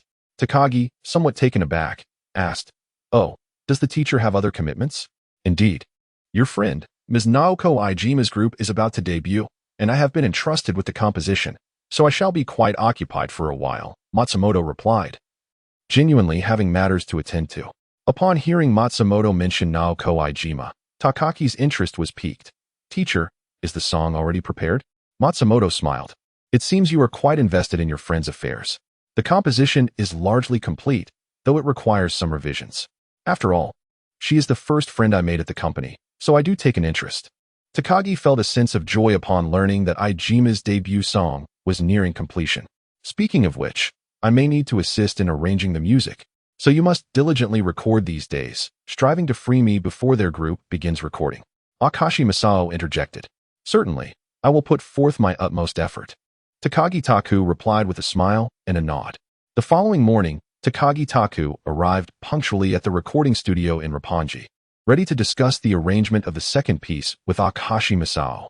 However, compared to the previous composition, Nameless Poem, the arrangement for Song Etched in Time appeared considerably simpler. The original arrangement of this song was not particularly intricate, and with the genius of Akashi Masao on board, it presented no real challenges. In just one morning, Takagi Taku and Akashi Masao completely finalized the arrangement for the song. In contrast to the arrangement, the true difficulty of this piece lay in the vocal performance. As it was a song sung by a female voice, even after adaptation, the pitch remained quite high compared to typical male songs. Despite Takagi Taku's exceptional vocal talent, managing it proved to be quite a challenge. Due to repeated takes resulting in errors, Takagi Taku felt too embarrassed to face Akashi Masao directly, sheepishly drawing the curtain between the recording booth and the control room. Although Akashi Masao humorously teased him about losing face, once the curtain was drawn and the scrutiny lifted, Takagi Taku found himself singing with newfound confidence and flair. Having recorded earnestly for quite some time, Takagi Taku instinctively lifted his head to check the time, only to realize that the wall clock was obscured by the curtains he had drawn. The voice of Akashi Masao echoed through the monitoring headphones, requesting another take of the segment. Irritated, Takagi retorted, "Akashi-san, we've been at this for ages. May I step out for a brief respite?" Moments later, another voice emerged from the headphones. Seemingly, Akashi Masao engaged in conversation with someone else. Curiosity piqued, Takagi pushed open the door of the recording studio to step outside. "Takagi-kun, it's been a while," exclaimed Sakai Izumi, who stood just outside the studio, removing her monitoring headphones. It appeared she had been there for a considerable time. Noticing that Sakai had likely listened to his recording for quite a while, Takagi's face flushed with rare embarrassment as he replied, "Izumi-ne, it's been too long. I hope my recording didn't disappoint you." "Not at all. Takagi-kun, your voice is exceptional, and your grasp of the song is commendable. Moreover, it truly is a delightful piece," Sakai Izumi said with a warm smile. Feeling a surge of happiness from her praise, Takagi responded, "Thank you for your kind words, Izumi-ne." "Hee, Sakai-san has been monitoring for over half an hour on your behalf," Akashi Masao chimed in with a chuckle. "Oh, is that so? Thank you, Izumi-ne. By the way, did you come by for something specific?" Grateful for the opportunity, Takagi Taku found himself intrigued by Izumi Sakai. The likelihood of this professional musician visiting the recording studio before 4 in the afternoon was exceedingly low, indicating that she must have had a specific purpose for her arrival. Upon hearing Takagi's inquiry, Sakai appeared somewhat bashful, instinctively tightening her grip on the headphones before she replied, "Well, Takagi-kun, the situation is as follows. We have plans for a new single, but Oda-san is currently occupied with producing his own album and singles, and I am not entirely satisfied with the songs in our repertoire. Therefore, I would like to request your assistance in composing a piece." In the first half of 1992, ZRD did not release any singles. The reason remains unclear to me, and in the context of this narrative, it is purely fictional. Consider it a parallel universe, if you will. Thank you. Although surprised by Sakai's request for him to assist with the composition, Takagi was more than willing to oblige, responding, "I have mentioned to Izumi-san before that, when selecting songs in the future, please do consider mine. Moreover, you have already contributed lyrics for my debut song, so if possible, I will send you the composition in a few days." "Oh, really? Thank you so much, Takagi-kun," Sakai exclaimed, her delight evident. Having listened to Takagi's music on several occasions, she held a strong faith in his compositional abilities. "There's no need to be so formal, Izumi-san." Takagi waved his hand dismissively. "Even so, I will continue to monitor the studio for a while longer, as a token of my gratitude," Sakai replied, playfully shaking her headphones with a smile. Speaking of which, although Izumi Sakai has composed her own songs, her true passion lies in lyric writing. Her understanding of composition is merely superficial, without a melody. She finds herself at a loss.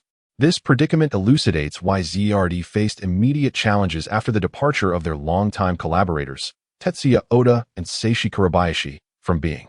It was only after a prolonged adjustment period with Being's new composer, Aion, that ZRD gradually found their footing again, though their resurgence was far from the previous heights of their success.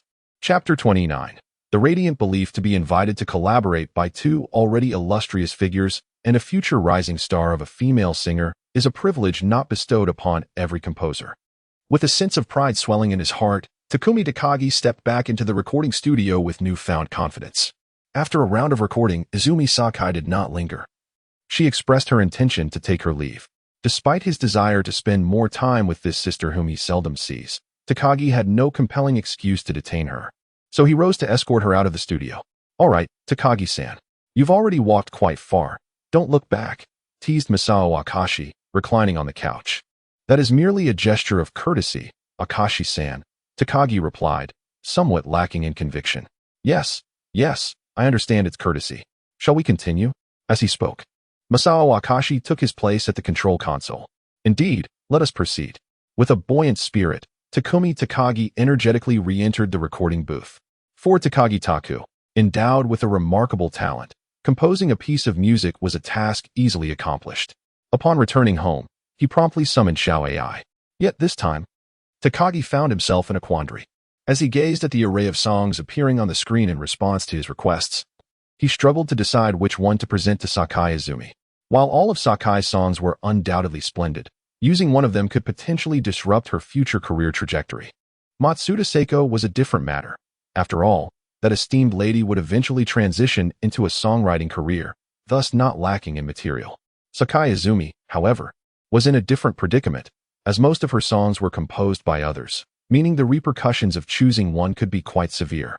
Contemplating the idea of selecting a song by another artist, Takagi found himself unable to conjure a suitable piece for her. After much deliberation, he resolved to choose a song she would sing later in her career, albeit acknowledging that this particular piece was not truly complete. The song Takagi intended to use was the posthumous work of Sakai Izumi, titled Glorious Mind. In truth, selecting this song was also a means for Takagi to rectify a past regret. The original recording, which lasted merely 30 minutes, could hardly be deemed a complete version. Now presented with this opportunity, he hoped Sakai Izumi would be able to deliver a full rendition of the piece. Moreover, having decided to alter Sakai Izumi's fate, he felt no apprehension regarding the potential impact on her career trajectory by introducing this song prematurely. Upon reaching this point, Takumi Takahashi addressed AI, requesting her assistance in checking the points required for the exchange of Glorious Mind. Upon hearing Takumi's request, AI did not respond immediately. It was only after a lapse of approximately 5 seconds that Takumi noticed on the screen the exchange points for the song. Originally marked at 180 points, it now bore a strike-through, with the value reduced to 50 points. Could exchange points be discounted? This marked the first occasion Takumi encountered such a promotional indication, reminiscent of discounts on online shopping platforms, evoking a sense of curiosity within him. "This song is one I cherish as well, hence the preferential treatment," AI responded. And Takumi found himself somewhat astonished. It was not merely the notion that a system assistant could have favored songs that surprised him. Rather, it was the subtle hint of human emotion he detected in her otherwise mechanical voice. "Then, please assist me in exchanging for this piece." "Certainly." Deducting 50 points of love energy from your account, the exchange for Glorious Mind sheet music was successful. Listening once more to AI's speech, he discerned a semblance of genuine human emotion in her tone. Was it possible that AI possessed a soul? Such questions floated through Takumi's mind. After the exchange was complete, he attempted to engage AI in conversation again. However, this time, the mechanical voice lacked the human-like quality he had previously perceived. Doubting his own senses, Takumi chose not to probe further into the matter. After casually browsing the items available at the exchange, he instructed AI to take her leave. The following day, as was his custom, Takumi arrived early at the recording studio.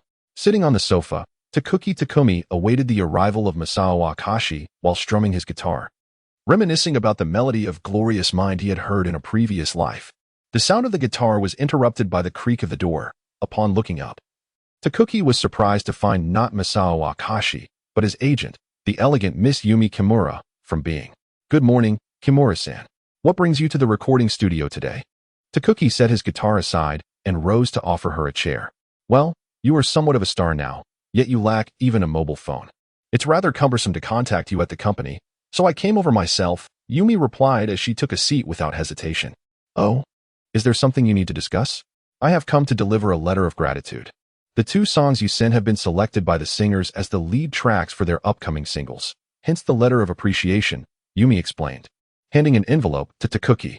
Upon receiving the envelope, Takumi glanced at it and confirmed it was indeed from the agencies of the 2 renowned singers.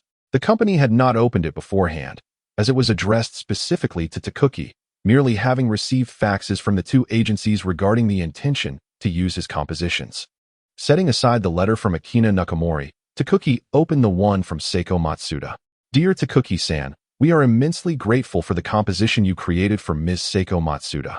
We have acknowledged receipt of the song and conducted preliminary vocal testing. We believe it aligns perfectly with Ms. Matsuda's style and are thus preparing to use it as the lead track for her forthcoming single. Once again, I extend my heartfelt gratitude for your assistance regarding Ms. Seiko Matsuda. The printed text, imbued with an exceedingly formal tone, appeared not to be penned by Matsuda herself, but rather crafted by her agency. Takagi Taku pondered this and found solace in the realization. After all, it is quite remarkable for such a prominent artist to take the time to send a personal reply. Upon once again perusing the letter sent by Akina Nakamori's agency, Takagi Taku discovered something distinctly different. This missive was handwritten, seemingly originating from Nakamori herself. The script was rather elegant, prompting Takagi to assign a high score to Nakamori's penmanship before he meticulously examined the contents. Dear Takagi-kun, please allow me to address you in this manner. I am deeply touched by the composition you created for me. It moved me profoundly upon my first glance. There was a time when I contemplated an end to it all, but your music has invigorated my spirit, reminding me that I should not succumb to despair. In response to your encouragement, I shall muster the strength to rise anew. Lastly, I offer my sincerest thanks for your support. As Takagi Taku absorbed the words within Nakamori's letter, he found it hard to believe his own eyes. A distinguished diva of such stature expressing her gratitude so graciously. Indeed, she had taken the time to write to him personally. It seemed that the piece he had composed had genuinely resonated with her heart, and an involuntary smile spread across his face. Hey, what delightful news has you smiling so broadly?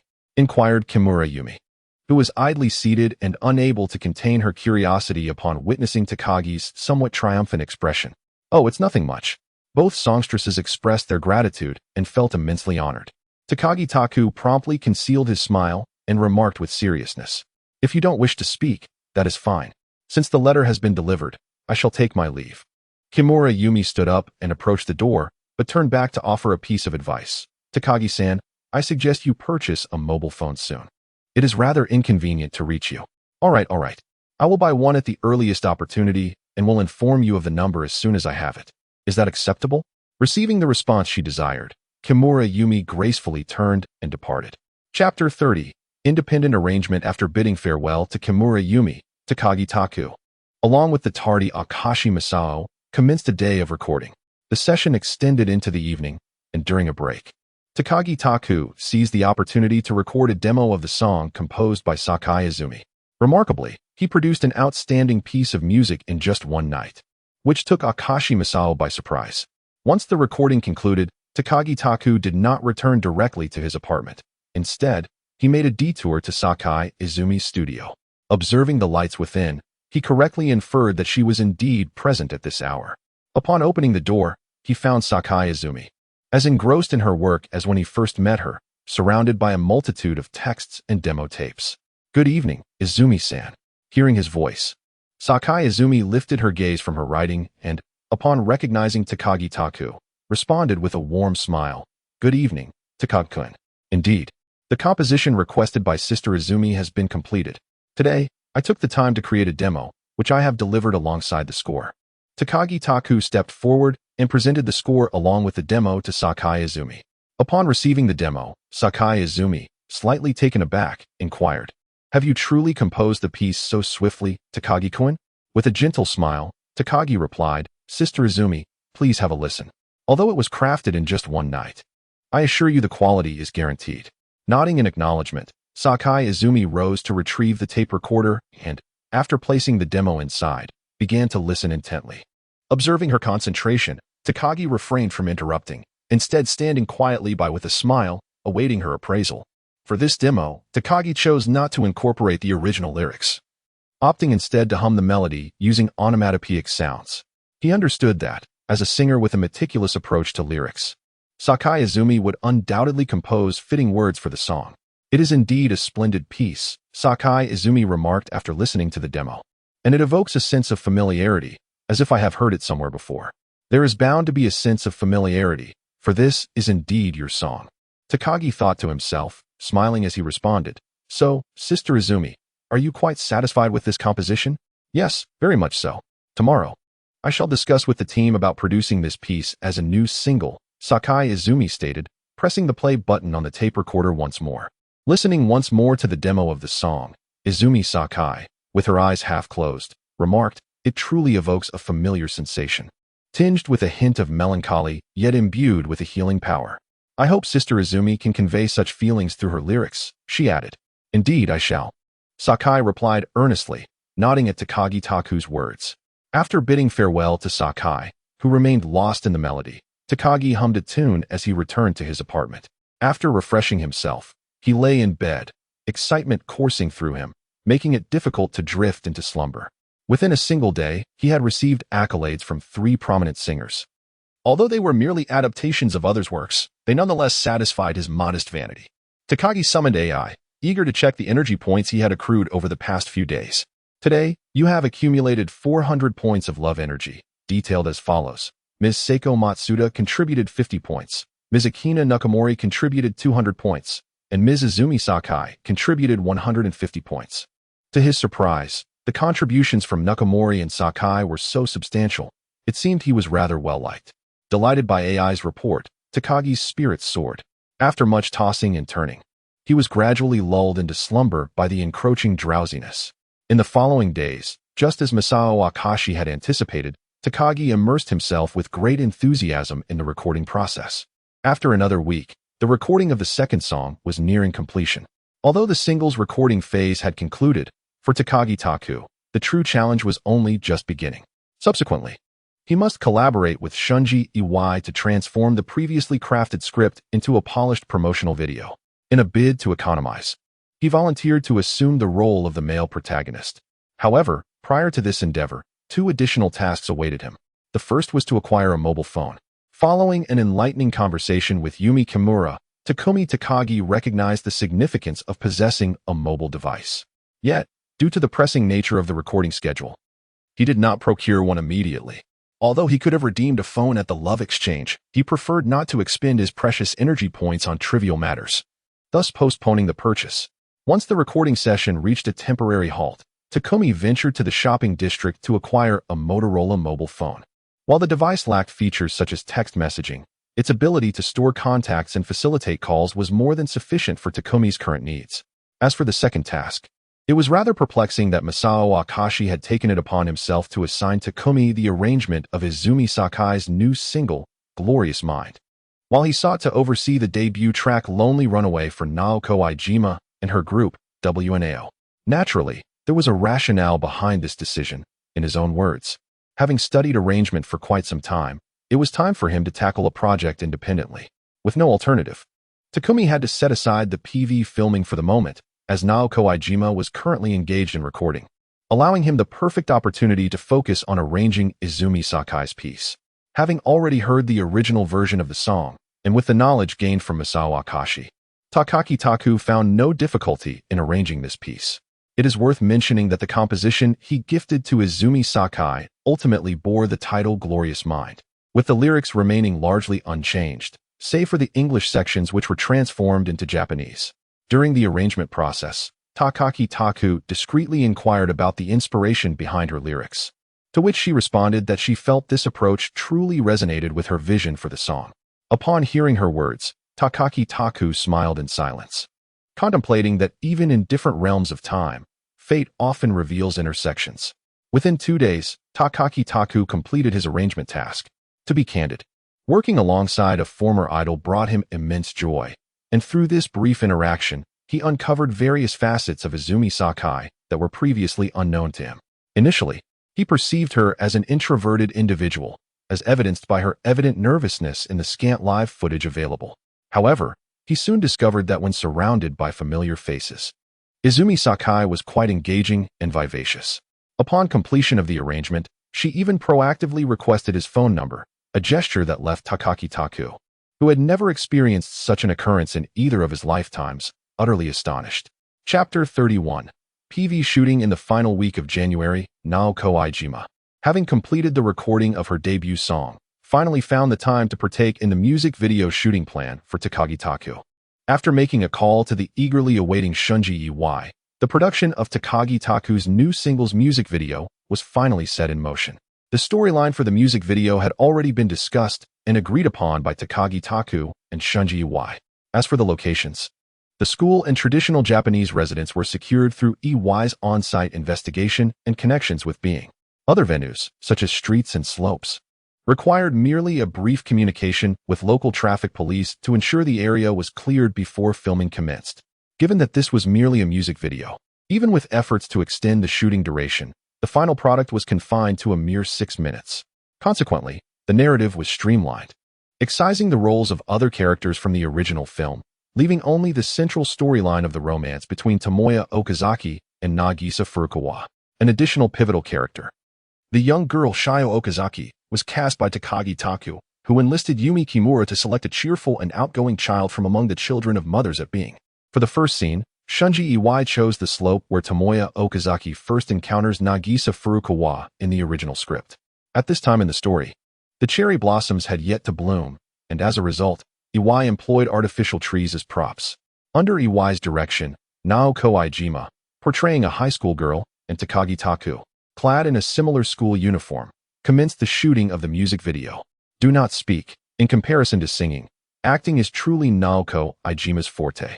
After reviewing the script, she swiftly immerses herself into her character. Conversely, Takuki Takagi finds the process considerably more challenging. He lacks proficiency in acting and requires repeated reminders from Iijima during each scene. After a full day of shooting, the number of usable takes is dismally low. Following 3 arduous days of such uneven progress, Providence smiled upon them on the final day. As snow began to fall, when the last scene unfolded, with Takuki's portrayal of Tomoya Okazaki tightly cradling his deceased daughter in the snow, Shunji Iwai aptly called out cut. Rising from the ground and gently brushing the head of the young girl playing his daughter, Takuki exhaled deeply. Acting, indeed, is not as simple as it appears. A mere 6-minute PV consumed 3 full days of effort for someone as inexperienced as he. Well done, Takuki-san, Iwai remarked, patting his shoulder. How could it be arduous? It is truly my fault that I caused everyone to waste so much time, Takuki replied with a wry smile. After all, you lack experience in acting, and this PV demands a high level of skill from its performers. Completing it in such a timely manner is commendable, Iwai reassured him. Indeed, Takuki-kun performed admirably, came a familiar voice from nearby. Turning, Takuki was surprised to see Izumi Sakai, who was supposed to be in the recording phase. Sister Izumi, what brings you here today? He inquired with curiosity. It was Mr. Iwai who informed me that your promotional video might be completed today, which prompted me to sneak over for a glimpse. I must admit, I find the narrative format of a promotional video quite intriguing, replied Izumi Sakai with a smile, reflecting on Sakai's earlier praise. Taku Takagi felt a bit embarrassed and said, I apologize for my clumsy performance earlier. I hope I did not cause you any amusement, Izumi-san. Not at all, Takagi-kun. Your acting was truly commendable. That final shot moved me deeply, Sakai asserted, shaking her head with sincerity. Now that the filming is complete, shouldn't we celebrate? I propose that Takagi-san treats everyone to a meal. What do you think? Of course, Taku Takagi was aware of his own capabilities. And just as he was about to respond, he was interrupted by Shunji Iwai's interjection. Sounds great, chimed in the nearby staff, their enthusiasm palpable. Noticing their excitement, Taku Takagi decided against continuing the discussion about his acting skills and exuberantly declared, Then I shall treat everyone today. Let us go to a Chinese restaurant in Roppongi for a grand feast. Consider it my gratitude for your understanding during my numerous NGs. Amidst the cheers, he turned to Sakai and asked, Izumi-san, will you join us? Yes, I would be delighted, Sakai replied with a warm smile.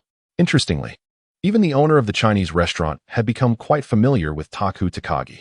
Upon seeing him enter with a group, he promptly arranged for a larger private room for them.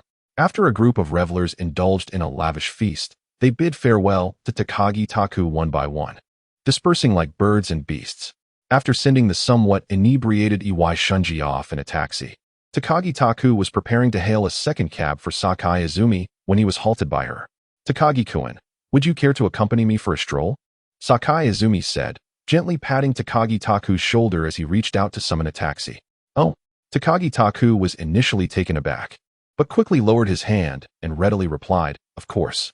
In this era, The nights of Tokyo, though still illuminated by brilliant lights, bore the scars of a collapsed bubble economy, resulting in a significant decrease in pedestrians on the streets. The snowfall further thinned the crowd, making the few who ventured out appear to be hurrying, as if racing against time. The vibrant youth of the 1980s, who once embraced nightlife as a part of their daily routine, had vanished without a trace. Under the cover of night, and with neither of them having yet reached great fame, Takagi Taku and Sakai Izumi walked side by side without any pretense. After a while, Izumi broke the silence.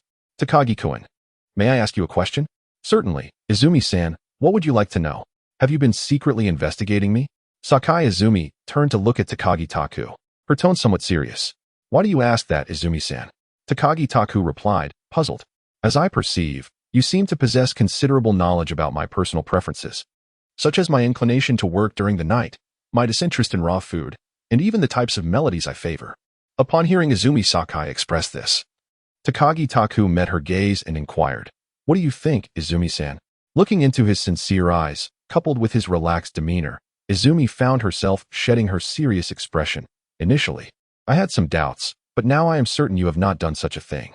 Takagi Taku smiled and replied, Izumi-san, to be honest, the first time I encountered you, I felt an inexplicable sense of familiarity.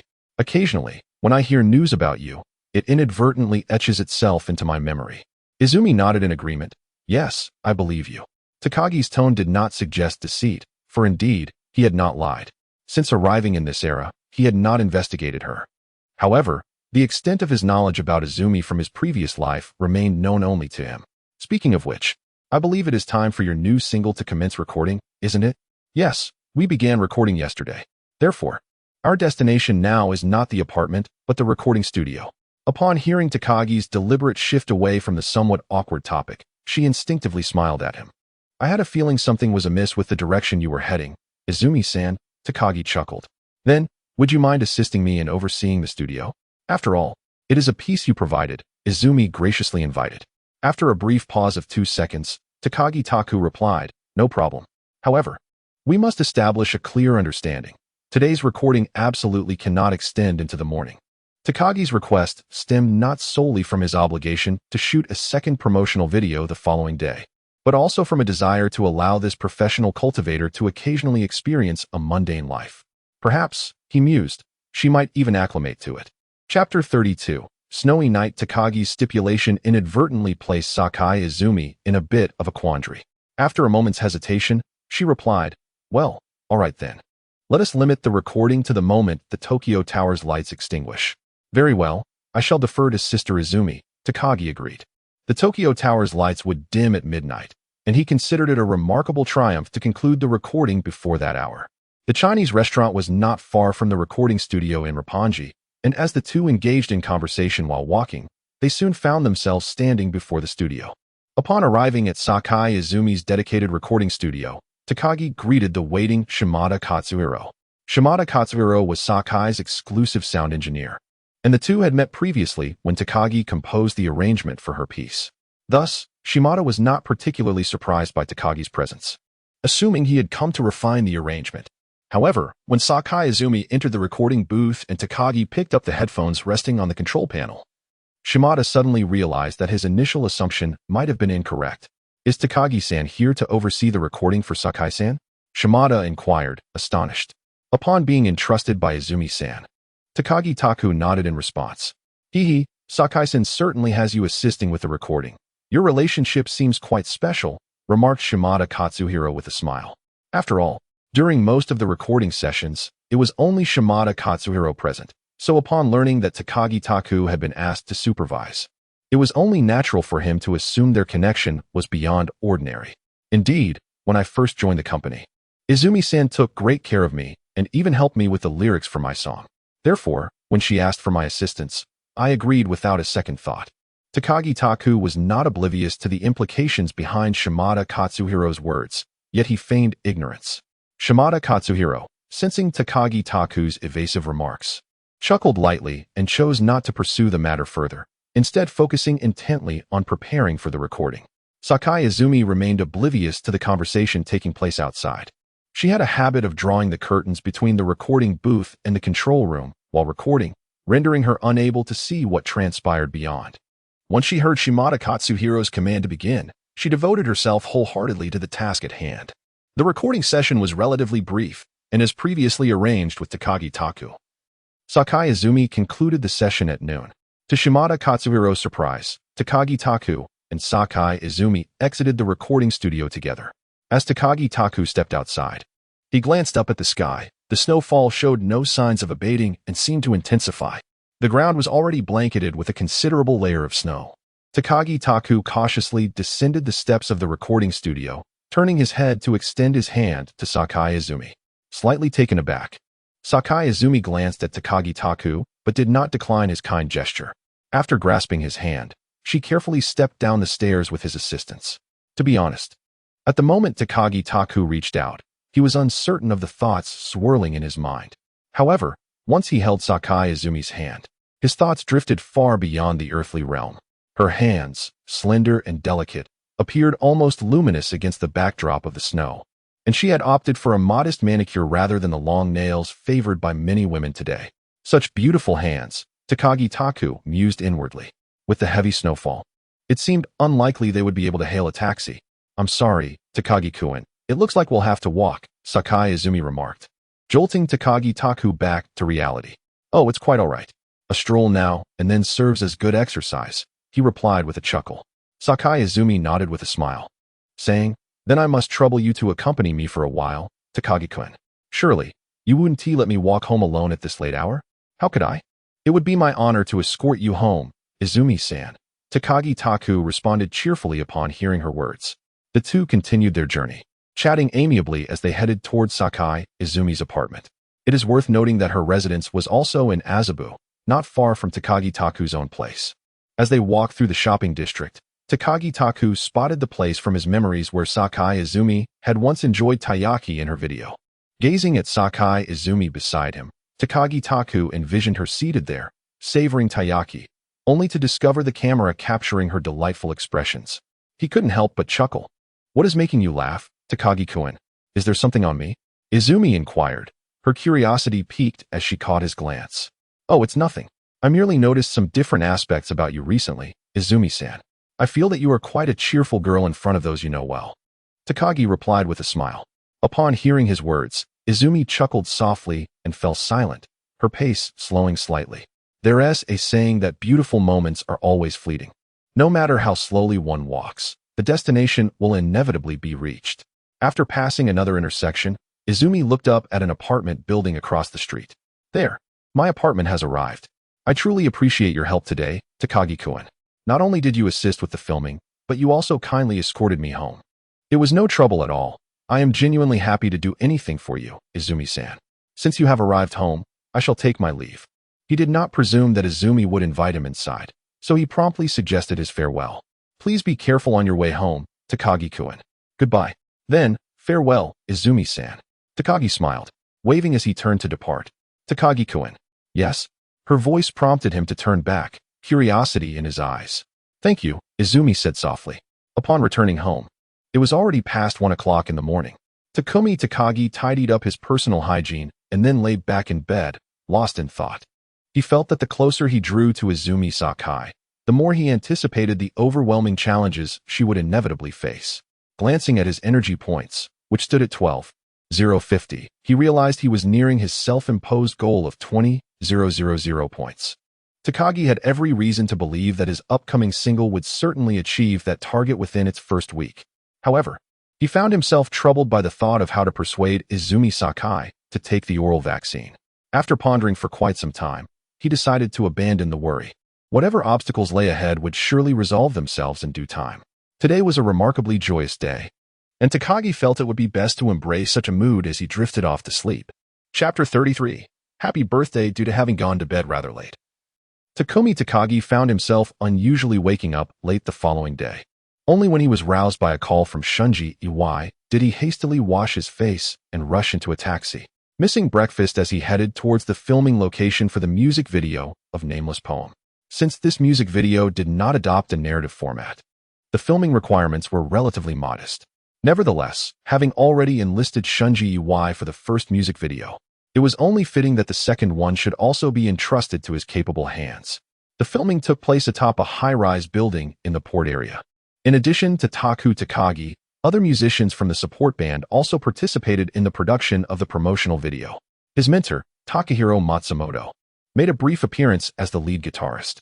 The content of the promotional video was rather straightforward, consisting of a live performance on the rooftop, allowing the filming to be completed in just one day. However, at the conclusion of the shoot, Shunji Iwai's parting words left Taku Takagi both amused and exasperated. He remarked, "Taku-san, it seems your acting skills are quite a few steps behind your talent for performing live. Please don't tease me, Iwai-san," Taku replied, unable to suppress a smile. After bidding farewell to Shunji Iwai, Taku immediately immersed himself in the shoot for his singles cover. Despite Taku's stunning good looks, the cover adhered to Being's long-standing style of not presenting a frontal view. As for the back cover, Taku suggested using an image of a slope bathed in sunset, captured during Iwai's filming of the promotional video. As a newcomer, Being's investment in Taku Takagi was comparable to that of ZARD. This double A-side single not only featured a complete set of outdoor scenes for the promotional video, but also secured a significant tie-up with Pocari Sweat for the advertisement of Nameless Poem prior to its official release. Additionally, it collaborated with Asahi Television to broadcast snippets of the single's promotional video. The esteemed Nagahodo Daisuke possesses unwavering confidence in Takagi Taku's upcoming single, prompting the record label to prepare an impressive stock of over 500,000 CDs. Takagi Taku, however, perceives no issue in the substantial initial inventory, especially since the piece Nameless Poem was among the few illustrious songs in his former timeline that achieved over 1 million copies sold upon its debut. The release date for the new single is set for February 10th, leaving no further tasks to attend to before then. On February 6th, during a rare respite, Takagi Taku embraced his inner reclusive nature, remaining at home until the afternoon before venturing out of his apartment. He first visited the company to inquire about the production status of the single, and then ordered a birthday cake from a nearby bakery, which he carried to a recording studio in Roppongi. Although he might be misconstrued by Sakai Izumi as conducting a covert investigation into her, Takagi Taku felt that on such a significant day, it would be remiss not to commemorate it somehow. Having the chance to celebrate the birthday of a singer he admired in his past life is a rare opportunity, particularly since this artist, Sakai Izumi, had long since passed away in Takagi Taku's previous timeline. Upon entering the recording studio, he found Shimada Katsuhiro deeply engrossed in listening to a recording of Sakai Izumi. Wearing headphones, Takagi Taku approached and gently tapped his shoulder, prompting Shimada to turn and speak, only to be silenced by Takagi's gesture for quiet. Takagi raised the birthday cake in his hands as a gesture and glanced towards the entrance.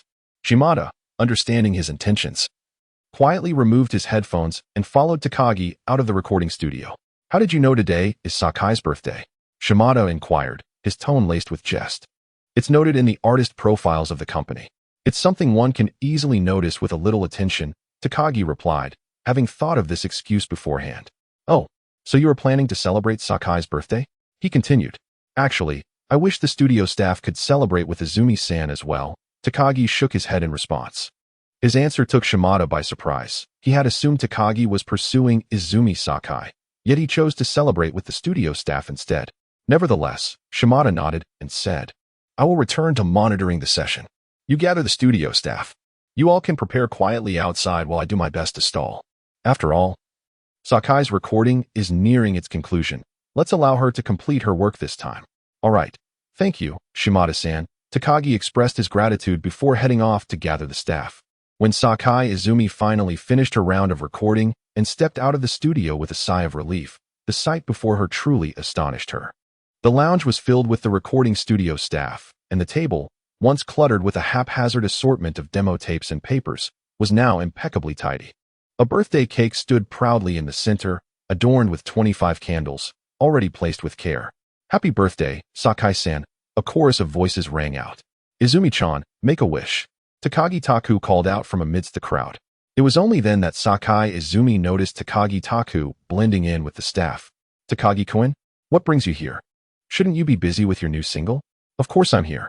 The plan to celebrate your birthday was proposed by Takagi-san," Shimada Katsuhiro chimed in, feeling at ease as a long-standing friend of Sakai Izumi. "Oh, is that so?" Sakai Izumi responded, her gaze towards Takagi Taku, filled with curiosity.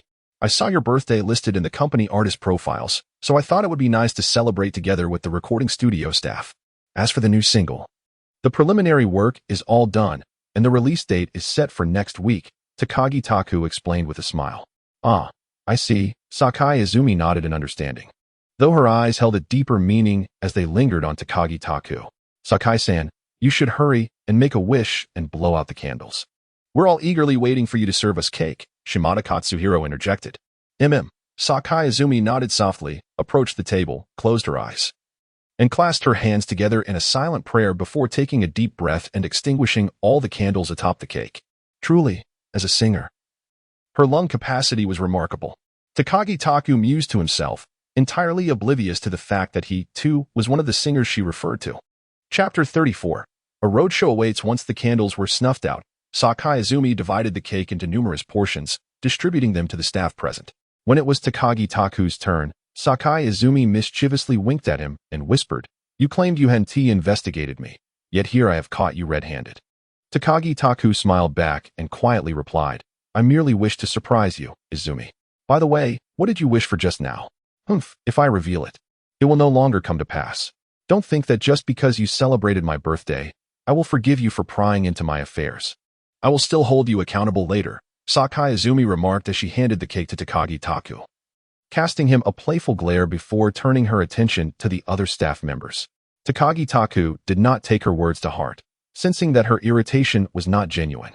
This playful side of Sakai Izumi intrigued him even more. After all, they were in a recording studio, and the staff had their own tasks to attend to. The celebration for Sakai Izumi's birthday did not last long. After extending their birthday wishes to her, the staff gradually returned to their respective duties. Shimada Katsuhiro, a rather astute individual, offered an apology before making a hasty exit. Thank you, Takagi-kun. I appreciate your concern. Although he had mentioned a desire to confront Takagi Taku, when it was just the two of them, Sakai Izumi refrained from doing so and instead expressed her heartfelt gratitude. Oh, it's nothing. I merely thought it would be nice to celebrate your birthday here in the studio, Takagi Taku replied with a smile. Yes, today has truly been delightful. Sakai Izumi beamed at him. As long as Izumi-san is happy, that is what matters, Takagi Taku mused, finding her smile to be breathtakingly beautiful.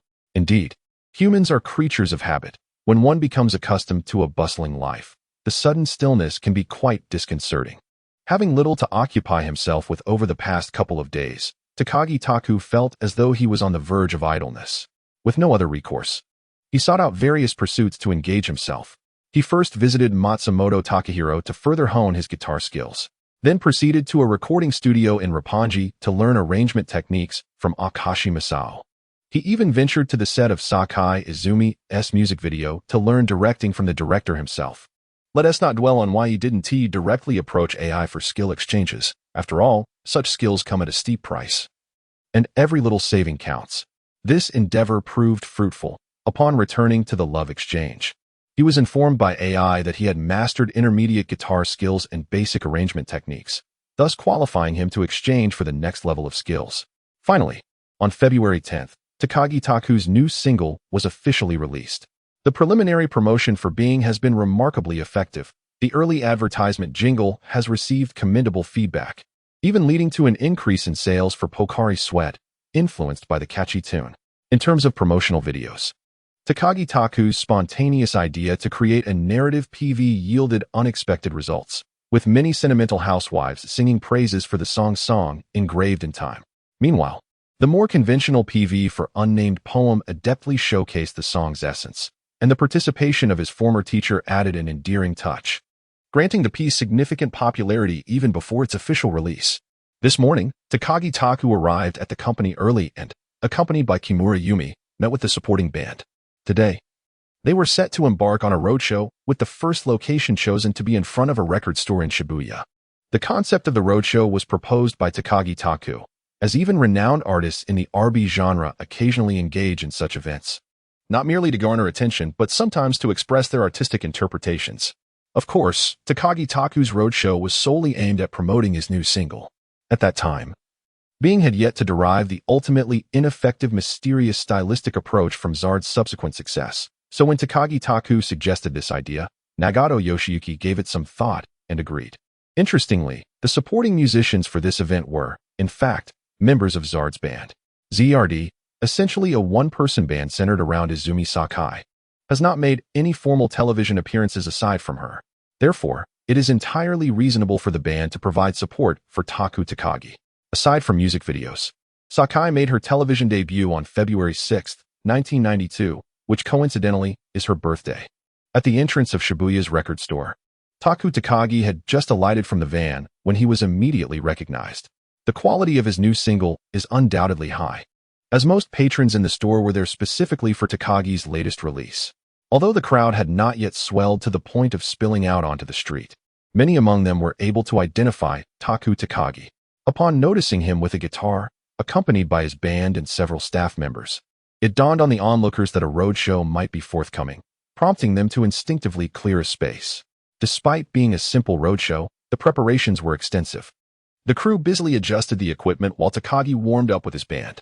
Once everything was ready, the staff signaled an okay to Takagi, who stepped forward to greet the audience that had gathered around. "Hello, dear music enthusiasts. I am Taku Takagi, a newcomer from Being Company. Today marks the release of my single, and we have prepared a roadshow for your enjoyment. I hope you all have a wonderful time." With that, he bowed deeply. "Taku Takagi, I admire you." Amidst the crowd, a sudden exclamation nearly caused Takumi Takahashi to twist his back. He quickly smiled and responded, "Thank you to this enthusiastic fan for their fervent support. I hope everyone will continue to support me in the future." To his surprise, even at a promotional event, he found a fan expressing their affection. It appeared that his popularity was quite substantial, a thought that filled him with a certain pride. After signaling to the band, Takumi embarked on his inaugural promotional tour. It is worth mentioning that his new single, Anonymity, is indeed a song perfectly suited for a live performance. As Takumi began to sing this piece, the surrounding audience's enthusiasm noticeably surged. The duration of the promotional event was brief, consisting of only 4 songs, the officially released tracks, and 2 from his new single. Even with the band as showcase, the entire performance did not exceed half an hour. Yet, the impact of those 30 minutes was remarkably profound. Upon concluding the event, as the staff began to pack up the equipment, many approached Takumi requesting autographs, and a long queue quickly formed at the record store behind him. Subsequently, Takumi and the band proceeded to record stores in Shinjuku and Minato. One cannot deny the timeless appeal of a classic. Even if released a few years earlier, Anonymity retained its popularity, and the results of Takumi's performances at both locations were quite commendable. By the time they wrapped up for the day, evening had fallen. Seated in the car, Takumi engaged in light conversation with Yumi Kimura. "Takumi-san, it seems that the results of this single will surely be promising," Yumi remarked as she turned from the front seat to address him. Although the performance was brief, Takumi still felt a hint of fatigue from his first experience of such a promotional tour. He reclined lazily in the car seat, remarking, "Haha. It truly brings me joy to see that people enjoy my songs." Observing Takagi Taku's somewhat fatigued demeanor, Kimura Yumi expressed her concern. "What's wrong, Takagi-san? Are you feeling a bit tired?" "Yes, this is my first time undertaking such an extensive roadshow over the course of a day, and it is indeed quite exhausting. It appears I am lacking in physical fitness," Takagi Taku replied with a hint of self-deprecation. Indeed, as a singer, maintaining good health is of utmost importance. So, make sure to exercise more. This is merely a roadshow. When it comes time for a concert, it will be even more demanding. Sometimes, we even have to perform 2 shows in a single day." Kimura Yumi nodded in agreement, her understanding evident. Takagi Taku expressed his astonishment. "Is it really possible to hold 2 concerts in one day?" "Of course. You must understand that concert venues are not always available on demand. Booking a venue for a concert requires considerable advance planning, and on occasions when the schedule is tight, we may have to arrange for 2 performances in a single day." "Haha, it seems I must prioritize my fitness regimen sooner rather than later," Takagi Taku said with a resigned smile. Chapter 35. Sales Champion. Though the saying goes that fine wine does not fear being hidden in a deep alley, it is often the case that widespread promotion yields more favorable results. On the very first day of his new single's release, Takagi Taku ignited the enthusiasm of numerous fans during his roadshow, and several tabloids also published articles regarding his event. In a metropolis like Tokyo, the speed of information dissemination surpasses that of other locales by a significant margin. The popularity of new singles almost instantaneously escalates, and the record stores where Takuro Takagi performed experienced a remarkable doubling of their foot traffic the very next day. After gaining insight into the approximate sales figures of Takuro's new single through his own channels, Daiko Nagato began to regard Takuro with newfound respect. This young man not only possesses a remarkable singing talent and composes commendable music, but he also exhibits a keen marketing acumen. However, Takuro remained oblivious to Nagato's thoughts, as his mind was consumed by matters concerning his new single. Despite having previously released a single, he felt a surge of anxiety this time. Not only was his experience limited to a single prior release, but this new single was based on a piece that would later become iconic. He feared that poor sales would be a disservice to such a composition. Over the past few days, Takuro made it a point to visit record stores daily. This time, however, he felt the need for some disguise, with his new single enjoying considerable success. It was almost inevitable that he would be recognized in such a public venue if he did not take precautions. Unlike a company-sponsored promotional event where everything is meticulously arranged, he was uncertain whether unanticipated complications might arise in this more casual setting. By Friday, Takuro once again found himself at a record store in Shibuya. This time, Takumi Takagi felt completely at ease with his single. As he traversed the crowd and arrived at the record store, he discovered the notice board at the entrance announcing that the store's double A-side single, Nameless Poem Song Engraving Time, had sold out, with a second batch to be announced later. It was only Friday, a mere 5 days since the release, and even before the working class, the true consumer force, had begun their holiday. The stock provided to the store had been swiftly snatched up. Takumi was well aware that Daiko Nagato had produced over 1 million copies of this single. Although the record store in Shibuya, Tokyo, was known for its considerable foot traffic, other stores in different regions likely still had ample inventory. However, given the current momentum that required stock replenishment before Saturday, an explosive sales volume seemed inevitable. Whistling leisurely, Takumi made his way toward the Azabu shopping street. Today was a special occasion, due to the significant influence of Western culture on RB. Valentine's Day had become a cherished holiday, particularly among the youth of the RB community. Despite being an unabashed singleton in both his past and present lives, Takumi found himself with numerous female friends, making the exchange of courtesy chocolates a necessity. Clutching the beautifully wrapped chocolates, he first dashed to the office to present one to Yumi Kimura, then proceeded to the recording studio to deliver two to Naoko Ijima and Naohama Naoko, who were busy in the midst of a recording session. At last, holding a beautifully wrapped chocolate that surpassed the previous ones, Takagi Taku approached the youth hall where Sakai Izumi was filming a promotional video, feeling somewhat uneasy. He waited until the filming concluded and Sakai Izumi returned to the lounge for a break before he stealthily entered the room marked with the ZRD emblem. Izumi-san, he called softly. Takagi-kun, the new single has already been released, and you still found time to visit me? Sakai Izumi responded with a smile, seated comfortably in her chair. Unfortunately, the filming has wrapped up, and the director left long ago. Actually, I came to see you, Izumi-san. Well, since today is Valentine's Day. He hesitated. This is Girichako. Takagi Taku extended the chocolate toward her. Sakai Izumi's smile brightened as she observed his awkward demeanor. With a teasing tone, she remarked, "Is it true that Takagi-kun has never given chocolate to a girl before? I've never seen you this bashful." Who said that? I have given chocolate before. Takagi Taku retorted stubbornly, thinking to himself that he had just gifted 3 pieces earlier. Thus he had indeed given chocolate. Well, since it's Girichako, I shall accept it, Sakai Izumi said, taking the chocolate without further teasing. Well then, Izumi-san, I should be going now, he stated, feeling increasingly uncomfortable after delivering the chocolate.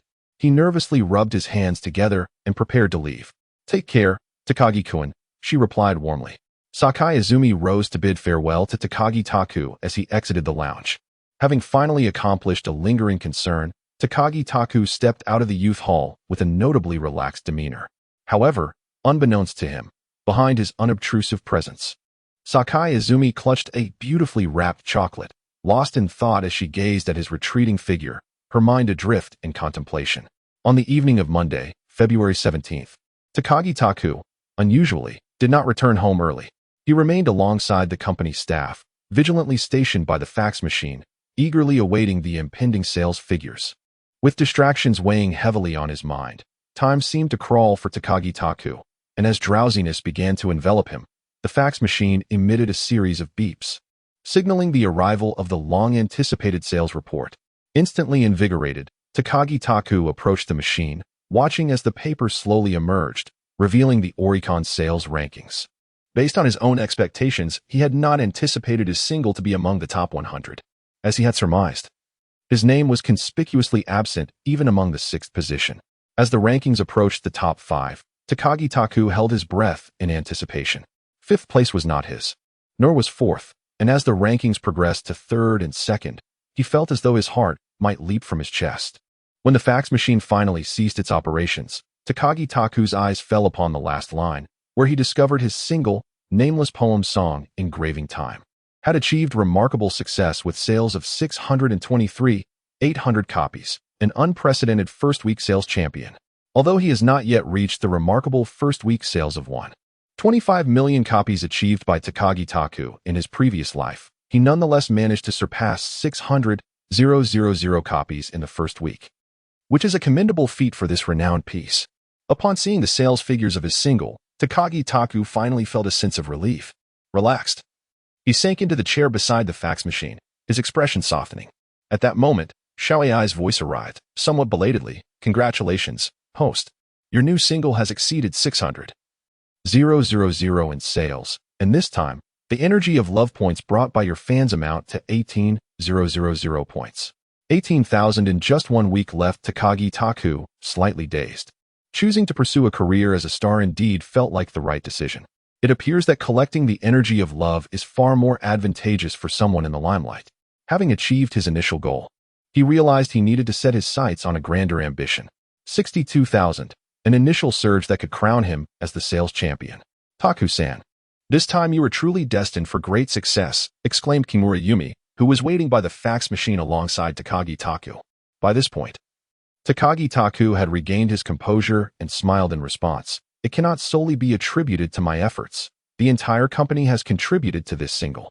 Regardless, it seems that reaching the million mark in sales for Taku-san's single is well within reach. Achieving over 1 million in sales is no easy task, so Taku-san should refrain from being overly modest." Kimura Yumi approached and, patting Takagi Taku on the shoulder, took on a leadership tone. "Where's the modesty? I have great confidence in myself. However, what I stated earlier is simply the truth. In the company, considerable effort has indeed been dedicated to this single." Takaki stood up from his chair and addressed the staff waiting in the office. "Everyone, I realize it is quite late, but if you would indulge me, I would like to treat you all to a late-night meal." He chuckled. "Even if I hadn't mentioned it, you wouldn't let me off the hook, would you?" The staff responded in unison with affirmations. Yet Kimura Yumi appeared somewhat indifferent to Takaki's offer. With a flourish of her arm, she declared, "Let us go. Tonight, we shall truly make Takaki-san spend." And she was the first to step out of the office. Watching the colleagues follow Kimura Yumi out, Takaki habitually rubbed his nose, pondering why he always ended up being the last one. At a bar in Shibuya, Takaki was gathered with the 2 prominent figures from BZ, Masao Akashi, and the 2 ladies, Naoko Iijima and Naoko Nakanishi. This assembly was ostensibly a celebration of Takaki's single selling over 600,000 copies in its first week, clinching the weekly championship. However, given the exuberant atmosphere, it was evident to Takaki that they were more inclined to feast upon him. This time, Sakai Izumi did not attend. When Takaki invited her, she politely declined, citing her aversion to such boisterous venues. Nonetheless, it struck him as peculiar, since Valentine's Day. It seemed as though Sakai Izumi was deliberately avoiding him, as even when they did meet, their conversations were fleeting before she hurriedly took her leave.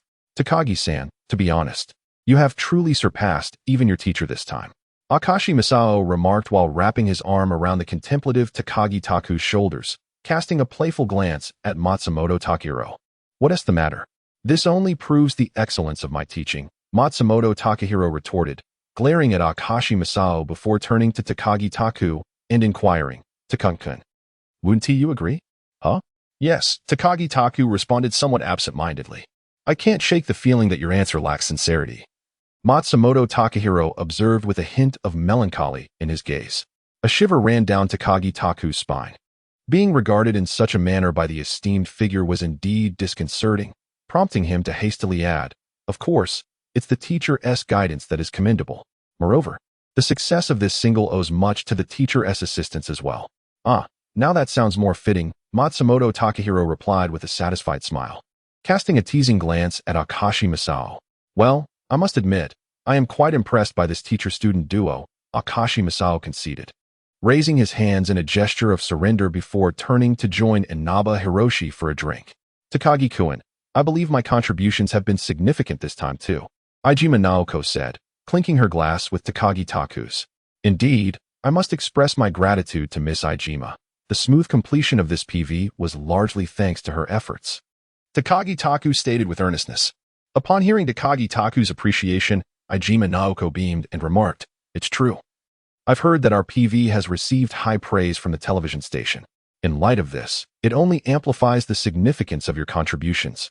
Takagi Taku replied with a smile. Please refrain from inquiring about the absence of Naozumi Nida's scenes, as I am not well acquainted with her. On Friday afternoon, Takagi Taku sat in the staff, then alongside Kimura Yumi, both en route to Asahi Television. This occasion marked yet another participation in MS. But unlike the previous two instances where the company had to secure opportunities for him, this time MS had extended a direct invitation to Takagi Taku. Just 6 months prior, he was merely a newcomer, having released only 2 singles, yet he swiftly ascended to the ranks of prominent singers. With his innate ability to attract attention, Takagi Taku had become a coveted figure among various print media and television stations, and Asahi Television was certainly eager to capitalize on this. How does it feel to be a renowned singer, Takagi-san? Kimura Yumi playfully mimicked a microphone, presenting it to him. Kimura-san, could you please refrain from deriving amusement from my expense? Takagi Taku replied with a hint of exasperation, gazing at the barely contained laughter of Kimura Yumi. Come on, what's the matter? Even if you are not yet a major star, you certainly qualify as a celebrated artist now. Over 600,000 copies sold in the first week. Such figures were unimaginable in the past, she exclaimed with a smile, once again placing her hand near his mouth. Go on, share your thoughts. Takagi Taku had always maintained a humble demeanor, mingling effortlessly with numerous staff members from the company. Consequently, Kimura Yumi, as his manager, felt little trepidation in her interactions with him. First and foremost, I would like to express my heartfelt gratitude to all the fans for their unwavering support. Additionally, I extend my sincere thanks to the esteemed seniors who have aided me in the production of my new single. Finally, the achievements I have garnered would not have been possible without the invaluable assistance of the company staff, particularly the remarkable Ms. Yumimi Kimura. Taku Takagi, in a playful manner, pretended to speak into an imaginary microphone in Ms. Kimura's hand, only to express his bemusement with a simple query. How was that? Is it satisfactory? Upon receiving a response that met her expectations, Ms. Kimura proudly retracted her hand. As a novice singer who has only debuted for half a year, even with the immediate success of my second single, I still merely rank as a junior on the MS stage. After the tour bus halted at the entrance of the Asahi Television station, Taku, Takagi, and Ms. Kimura took a moment to freshen up in their dressing room before embarking on a journey to pay respects to their seniors. Coincidentally, the guests on this episode of MS included the well-known Seiko Matsuda and Akina Nakamori, both of whom Taku Takagi was quite familiar with. Remarkably, the new songs he had composed for them were also being released that very week. As established icons in the music industry, these two luminaries did not require the initial performance figures of their singles before gracing MS with their presence. It was evident that this program posed no challenge for them. After fulfilling the customary visit to Taemori, Taku Takagi approached the door of Seiko Matsuda's dressing room. He knocked gently and, upon receiving an invitation to enter, he pushed the door open. Takagi-kun, it has been quite some time, Seiko Matsuda exclaimed, her face lighting up at the sight of him. Ms. Matsuda, it has indeed been a while. I would like to present you with my newly released single. I hope you will accept it. Taku Takagi first greeted her before respectfully presenting his new single, adhering to the etiquette expected from a junior. After theatrically accepting the CD he offered, Seiko Matsuda tucked a few stray strands of hair behind her ear and remarked, by the way, I haven't had the chance to thank you in person for providing me with this new song, Takagi-kun. There's no need for thanks. It is already a tremendous honor for me that my composition is being released as a new single by Miss Matsuda, Taku Takagi humbly replied. Not at all. You are now a burgeoning star in the music industry, with initial sales surpassing 600,000 copies. Perhaps this single will also benefit from your brilliance and perform exceptionally well. Seiko Matsuda quipped, winking at him playfully. Indeed, it feels somewhat surreal to have sales exceed 600,000. It seems as if fortune has suddenly smiled upon me. Taku Takagi responded, increasingly feeling bashful under Matsuda's praise. However, Seiko Matsuda had a different perspective. She straightened her posture and said, Takagi-kun, while modesty is indeed a commendable trait, excessive self-deprecation can come across as arrogance. Your work is truly exceptional, and it is no surprise that your performance has garnered such success. So there is no need for undue humility. Understood, Miss Matsuda. I shall remember your words, Taku Takagi replied earnestly. Now, to give it your all at this upcoming live performance, Seiko Matsuda encouraged him with a gesture of support and a warm smile. Thank you, Matsuda-san. I will certainly do my best. Now, I must take my leave.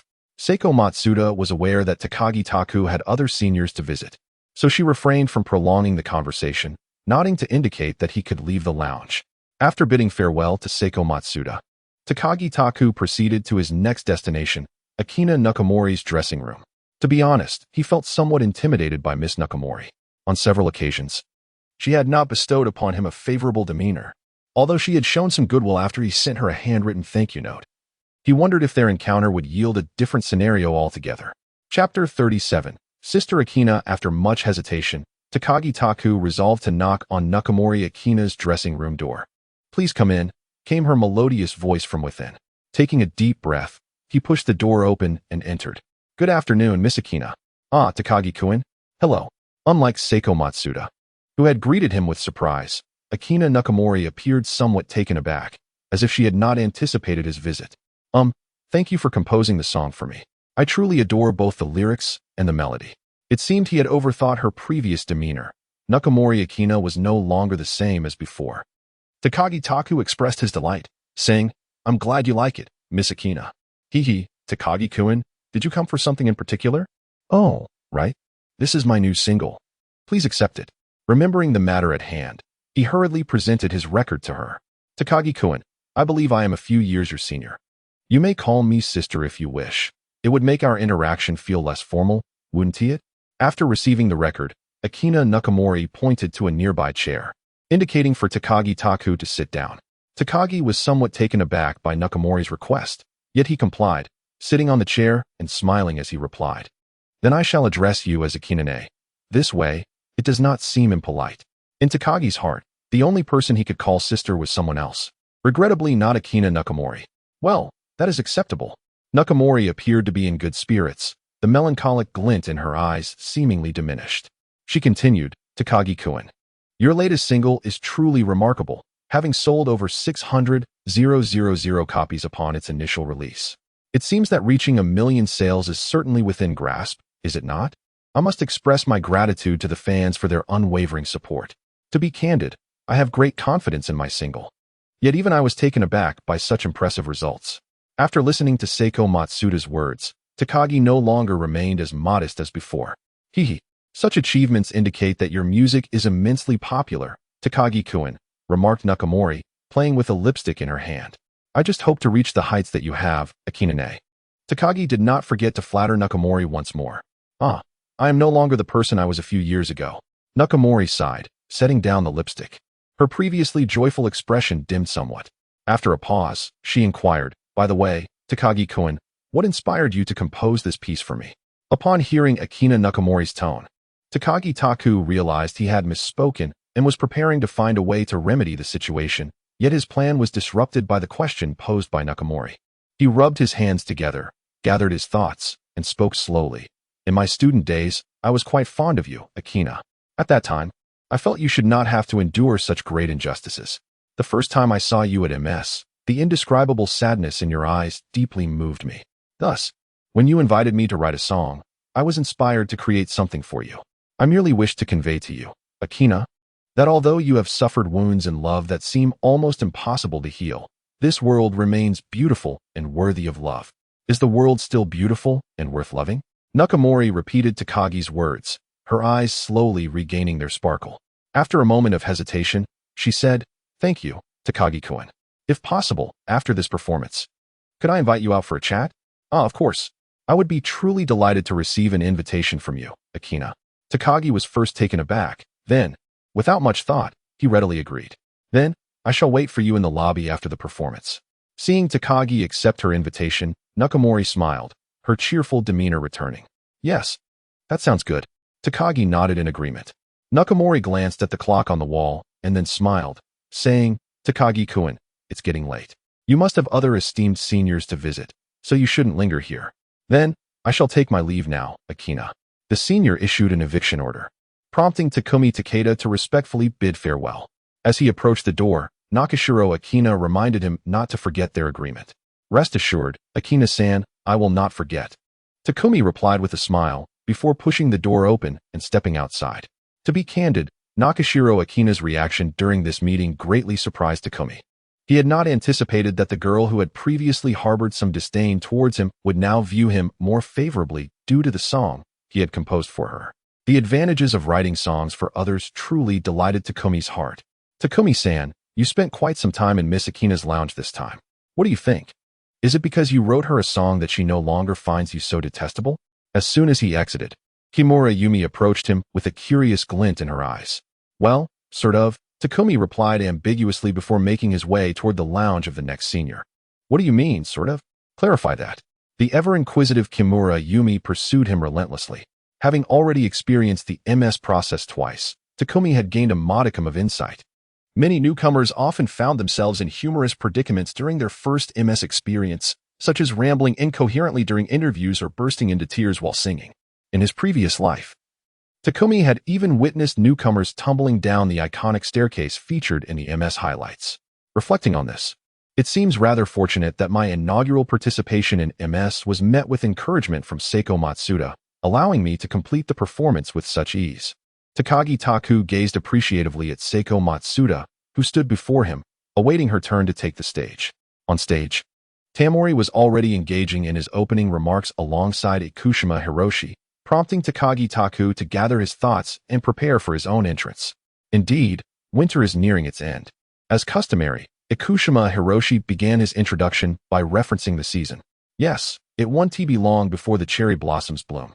In comparison, the singers performing today are equally remarkable as the blossoms, Tamori chimed in. So let us invite them to the stage. With Ikushima Hiroshi's words, the backstage crew promptly gestured for the performers to enter in sequence. When the host announced Takagi Taku's name, a thunderous cheer erupted from the audience. Takagi Taku waved and smiled at the spectators as he descended the steps. As is tradition, the customary pleasantries ensued, during which Tamori inquired. It has been quite some time since you last graced our program, hasn't it? How does it feel to be back on this stage? Takagi Taku responded with a smile. It feels much better than my first appearance. At least my hands are no longer trembling with nerves. Your progress is quite evident. Tamori remarked. Indeed, it is essential to participate more frequently to gain experience. Takagi Taku nodded in agreement. Then we warmly welcome you to join us on this program more often. Tamori also chuckled. Chapter 38. I once contemplated an end. It was once again the monotonous wait before taking the stage. However, this time, Takagi Taku, seated in the audience, was no longer devoid of conversation partners as he had been during his debut. Having become somewhat familiar within the singing community, he could engage in brief exchanges with other artists, such as Mr. Makihara Noriyuki, who sat beside him. Good day, Takagi-san. I am Makihara Noriyuki. We met during the record awards, he said, leaning towards Takagi. Ah, hello, Makihara-san. I remember you well, Takagi replied, certainly recalling this genuine songwriting artist who debuted a year prior to him. By 1992, Makihara Noriyuki had already established himself as a well-known singer, having achieved remarkable success with his single Donatoki Mo, which had sold 1.67 million copies even before Takagi's own debut. Nonetheless, this gentleman was more renowned for his composition Sekai de Ichiban Utsukushi Hana, written for SMAP, which had introduced Takagi to the name Makihara Noriyuki. Congratulations, Takagi-san, on securing the Oricon Weekly Champion. Thank you, but I cannot claim to be as accomplished as you, with your single surpassing 1.6 million in sales. Takagi acknowledged Makihara's compliment while subtly praising him in return. Not at all. I have listened to your new single, Takagi-san. This piece undoubtedly possesses greater potential. Achieving 1 million copies should be within reach, and perhaps even soaring to 2 million, Makihara remarked with a tone of sincerity. Takagi Taku exudes confidence in his own composition. However, he harbors uncertainty regarding whether his current popularity can match the legendary sales of the illustrious kids in the future. Upon hearing the words of Masaharu Fukuyama, Takagi felt a surge of joy. If I can achieve such sales, I shall certainly treat you to a drink, Mr. Fukuyama. Then I shall hold you to that promise. Masaharu replied, handing over his business card. Make sure to contact me when the time comes. Haha, certainly. Takagi chuckled as he accepted the card and offered his own in return. Although he was aware of Fukuyama's peculiar inclinations that emerged later, he found him to be quite normal at present, alleviating any concerns he might have had. As the two engaged in lively conversation, the lights around them brightened, prompting Fukuyama to gently tap Takagi's leg, signaling him that it was his turn. Upon noticing that the previous guest had concluded their performance and was approaching, Takagi discreetly moved towards Tamori after thanking Fukuyama. Next to take the stage was Takagi-san, who had recently clinched the top spot on the charts with his new single. Thank you all for your support. Takagi first bowed respectfully before settling beside Tamori. It seems my new double A-side single has garnered quite a fanfare, Takagi remarked. However, it has also stirred some discord at home, Tamori added with a smile. Oh, how so? Is it because of my single? Takagi inquired, astonished. Indeed, I am fond of the poem Anonymous, yet my wife prefers another piece titled The Song That Etches Time. This divergence in musical tastes led to a minor disagreement between us, Tamori replied with a tone of exaggeration. Oh, is that so? How did Tamori-san ultimately resolve it? Inquired the nearby Hiroshi Ikushima eagerly. In the end, I simply purchased another record. Tamori shrugged his shoulders, expressing his resigned acceptance. That is not a bad solution at all. Hiroshi chuckled as he turned to the camera, continuing, Now, let us indulge in the immensely popular piece among men, Anonymous, performed by Takagi-san. Rising from his seat, Takagi Taku bowed to the two hosts before making his way to the stage. Although much of his success as a singer can be attributed to the love exchange, he himself remains perplexed by the phenomenon that once he steps onto the stage, he instantly enters a state of performance. Perhaps Matsuda Seiko was right. Takagi Taku is indeed a natural live performer, endowed with remarkable expressiveness and charisma on stage. As the song concluded, the audience appeared momentarily suspended in reflection, only to erupt into a thunderous applause moments later. Finally finishing his performance, Takagi Taku let out a sigh of relief and returned to his seat, feeling at ease as he watched the other guests' performances.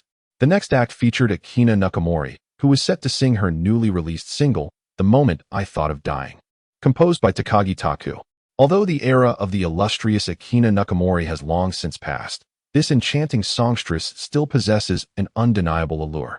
The composition penned by Taku Takagi was originally intended to uplift her from the depths of despair, yet it perfectly resonates with the backdrop of an era marked by the collapse of the bubble economy, a time when many were engulfed in hopelessness.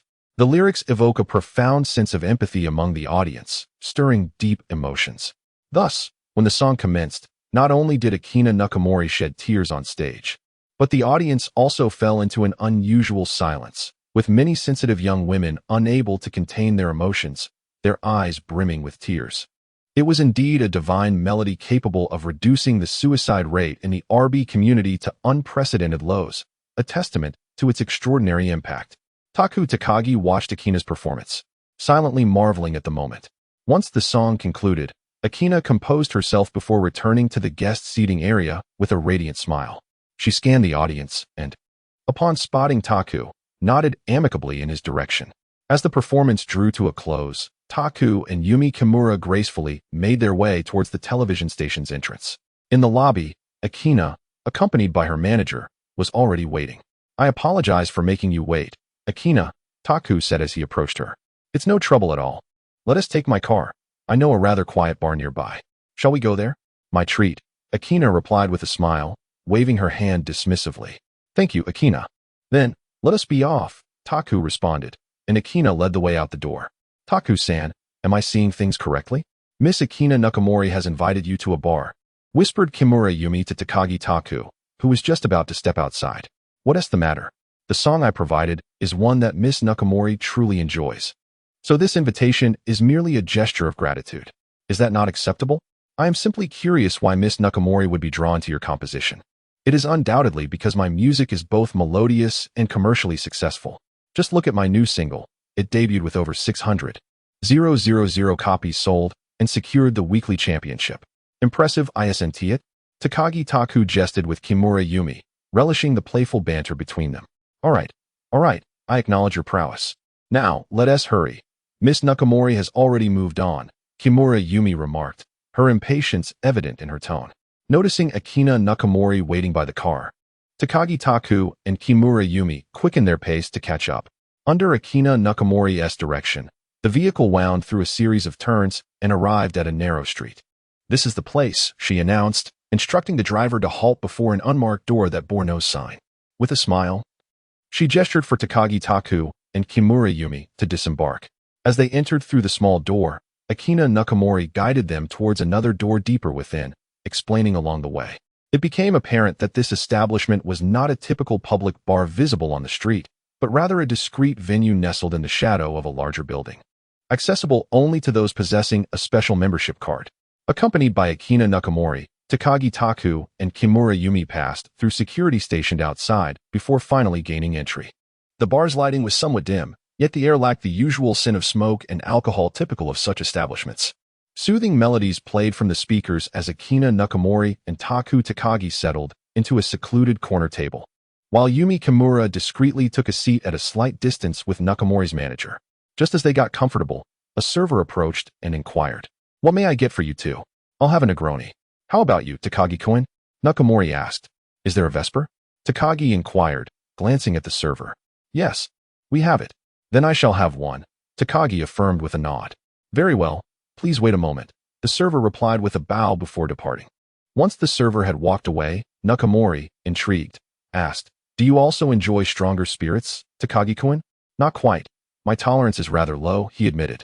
"This drink was recommended to me by my mentor, Matsumoto-san from BZ, and I wanted to give it a try." "Oh, so Matsumoto-san is your mentor?" Nakamori expressed with surprise. Takagi nodded. "Indeed, I have been learning guitar from Matsumoto-san. He has been quite helpful with this single as well. You have quite a good rapport, Takagi-kun." At that moment, the returning server placed their drinks on the table. Nakamori raised her glass and said, "Thank you, Takagi-kun. Not only for writing songs for me, but also for your words. This world is still filled with beauty and worth loving." "Thank you, Akina-ne. It seems you have emerged from the shadows, haven't you?" Takagi Taku smiled as he raised his glass. "Whether I have truly emerged, I cannot say. But my spirits have indeed been quite buoyant these past few days," Nakamori Akina replied with a smile. "Then my efforts have not been in vain," she added. After taking a small sip from her glass, Akina continued, "Your encouragement has touched me deeply. Sister Akina, hearing you say this makes me feel a bit embarrassed," Taku remarked before downing the contents of his glass in one go. "I heard from my teacher that the Vesper should be consumed before the frost on the glass melts to preserve its flavor." Nakamori Akina did not respond to his words, but rested her chin on the table, gazing at Taku with a smile. "Takagi-san, at times, I must admit I admire you. You have the remarkable ability to express your emotions through lyrics and melodies, while I can only sing the songs written by others. Sister Akina, you could also attempt to write your own songs. With your intelligence, it should not be too challenging," Taku encouraged. Akina shook her head with a wry smile, saying, "Haha, perhaps I lack the talent for that. I have tried composing, but the company deemed it unsatisfactory. Moreover, I am unable to write lyrics. It is perfectly all right. Everyone has their areas of weakness. Your singing prowess is truly commendable," Taku reassured her. "Thank you for your comforting words, Takagi-kun." Akina Nakamori smiled at Taku Takagi and slowly savored a sip of her drink. "To be honest, my knowledge of you, Takagi-kun, is rather limited. I've merely heard that you are quite the prodigy from the University of Tokyo. How did you find your way into the world of singing?" "Becoming a singer has been my aspiration since childhood. During my university years, I even formed a band.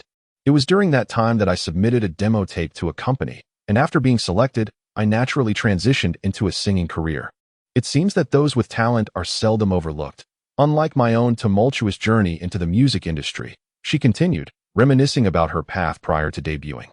The two engaged in a leisurely conversation for quite some time. Akina shared numerous personal anecdotes, not only regarding the challenges she faced in her career, but also delving into matters of the heart. Taku, however, remained a quiet listener. Understanding that what Akina truly needed at that moment was not mere consolation, but a confidant to whom she could unburden her thoughts. Their conversation came to an end only when a waiter approached with a gentle reminder that the bar would soon be closing. As Taku stood to leave, he realized he had underestimated the potency of that single Vesper cocktail.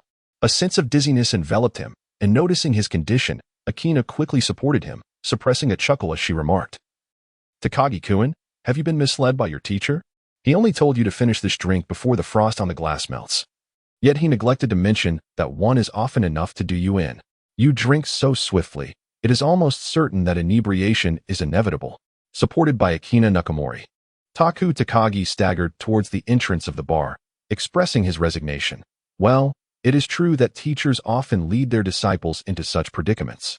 Akina smiled without uttering a word, and after reuniting with her manager, the group exited the establishment. As the cool breeze at the bar's entrance hit him, Taku felt the effects of the alcohol surge even more. The remaining three worked together to lift the nearly unconscious Taku into the vehicle. "Where shall we head first, Akina-san?" Akina's manager inquired from the front seat. Does Kimura-san know where Takagi-kun's apartment is?" Akina was momentarily at a loss, glancing towards Yumi Kimura. "I am not certain. Takagi-san always comes to the office alone without anyone to accompany him." Yumi felt a twinge of regret for not having inquired about Taku's precise address. Observing the now peacefully slumbering Taku in the car, Akina decided against seeking information from him and told her manager, "Then let us proceed to my apartment." Turning again to Yumi, she asked, "Kimura-san, would you mind if Takagi-kun rested at my place for the night?" Yumi hesitated, replying, "Will it be troublesome for you to have Takagi-san at your residence?" "Not at all," Akina chuckled. "And given his current state, I doubt he possesses the energy to entertain any thoughts towards me. Wouldn't you agree?" Kimura Yumi glanced once more at Takagi Taku, who lay slumped on the car seat, and remarked, "Then I must trouble you, Akina-san." The car rolled into the garage of Nakazono Akina's residence. After several individuals joined forces to carry Takagi Taku to the guest room's bed, Nakazono Akina instructed her manager to escort Kimura Yumi back to her own apartment. Chapter 40. Have I fallen for myself? Standing at the door, Akina exhaled a sigh as she watched the manager's vehicle gradually exit the garage and drift away. She then turned and re-entered her home, leaning against the doorframe of the guest room. A wave of complex emotions washed over her as she observed Takagi Taku sprawled across the bed, sound asleep.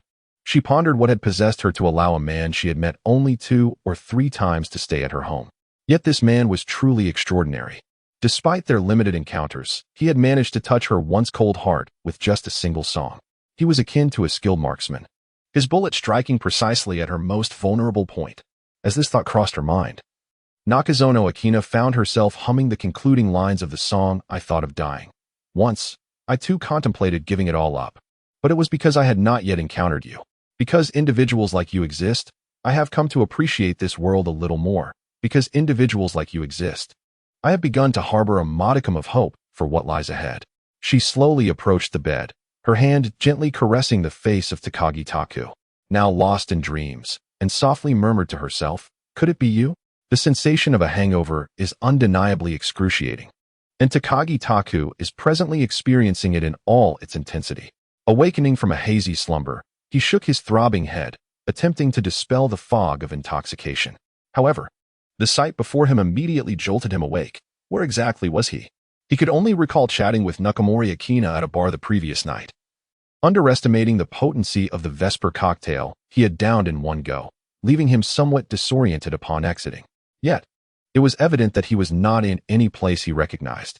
Could it be that he had traversed into another realm once more? With this thought, Takagi Taku hastily rose from the bed, but as he approached the doorway, a somewhat familiar voice reached his ears. "Takagi-kun, are you awake?" It was the voice of Nakamori Akina. Relieved that he had not, in fact, crossed over again, Takagi Taku exhaled and peered out from the guest room, inquiring, "Akina, where am I?"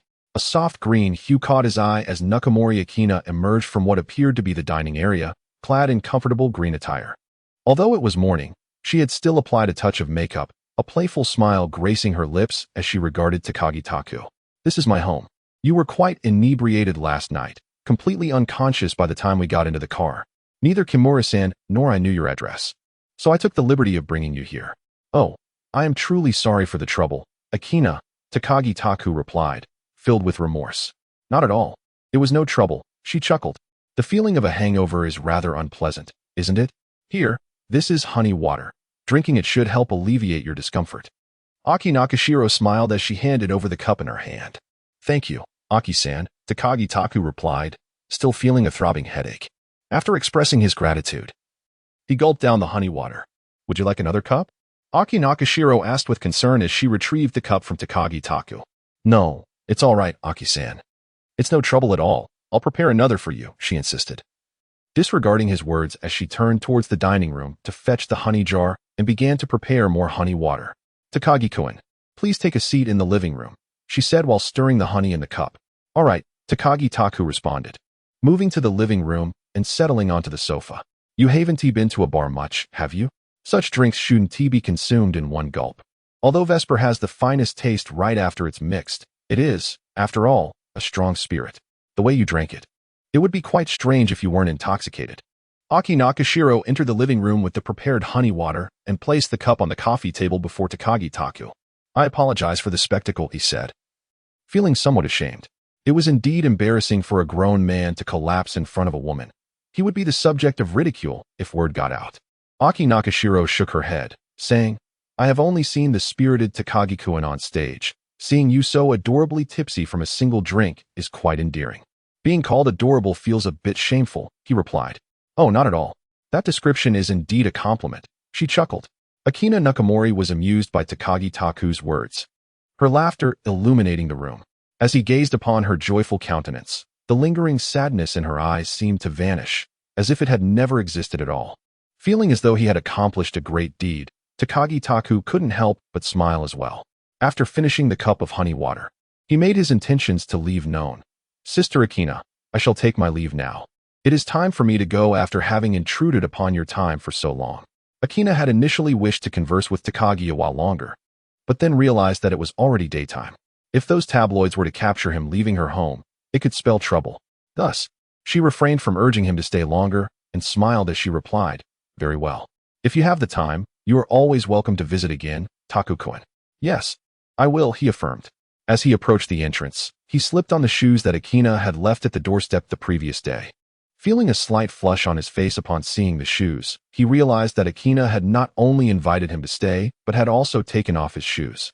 At that moment, he was truly grateful that he did not suffer from sweaty feet. As he stepped outside, he turned back to glance at Akina, who was waving goodbye. And he smiled and waved back before turning away. After hailing a cab and returning to his apartment, Takagi Taku immediately headed to the bathroom.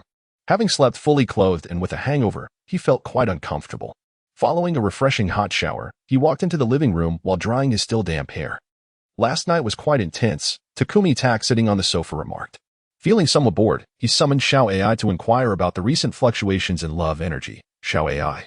How much love energy have I accumulated recently? Xiao AI paused momentarily, as if searching for information, before slowly responding. Your recent energy acquisition includes 50 points from Ms. Seiko Matsuda, 10 points from Mr. Tamori, 20 points from Mr. Noriyuki Makahara, 20 points from Ms. Yumi Kimura, and 500 points from Ms. Akina Nakamori. To Takumi's surprise, while he felt a sense of pride regarding the affections from Tamori and Makahara, he was momentarily taken aback by the revelation that Nakamori contributed 500 points. Could this signify that Akina Nakamori had developed feelings for him? He pondered absurdly. Chapter 41. Fuji Television. Although he found the notion of the diva falling for him somewhat ludicrous, the energy points provided by Xiao AI indicated that at the very least, he must rank as a good friend in her eyes. With this pleasant thought, he leisurely enjoyed his Sunday. The following morning, just as Takumi finished breakfast and prepared to head downstairs to purchase some daily necessities, his phone rang at an inopportune moment. Moshi, Takumi answered the call. Takumi-san. This is Daiko Nagato, came the voice of the company president from the other end. President Nagato, is there something you need from me? Takumi asked. President Nagato chuckled and replied, It's not me looking for you. Someone has come to the company specifically requesting you. Takagi Taku inquired with a hint of curiosity. Is it someone I know? There was a brief pause on the other end of the line before the response came. Once you arrive, you'll find out, Takagi-san. It's something good. All right, I shall head over now, Takagi Taku replied before hanging up the phone, donning his coat, and stepping outside.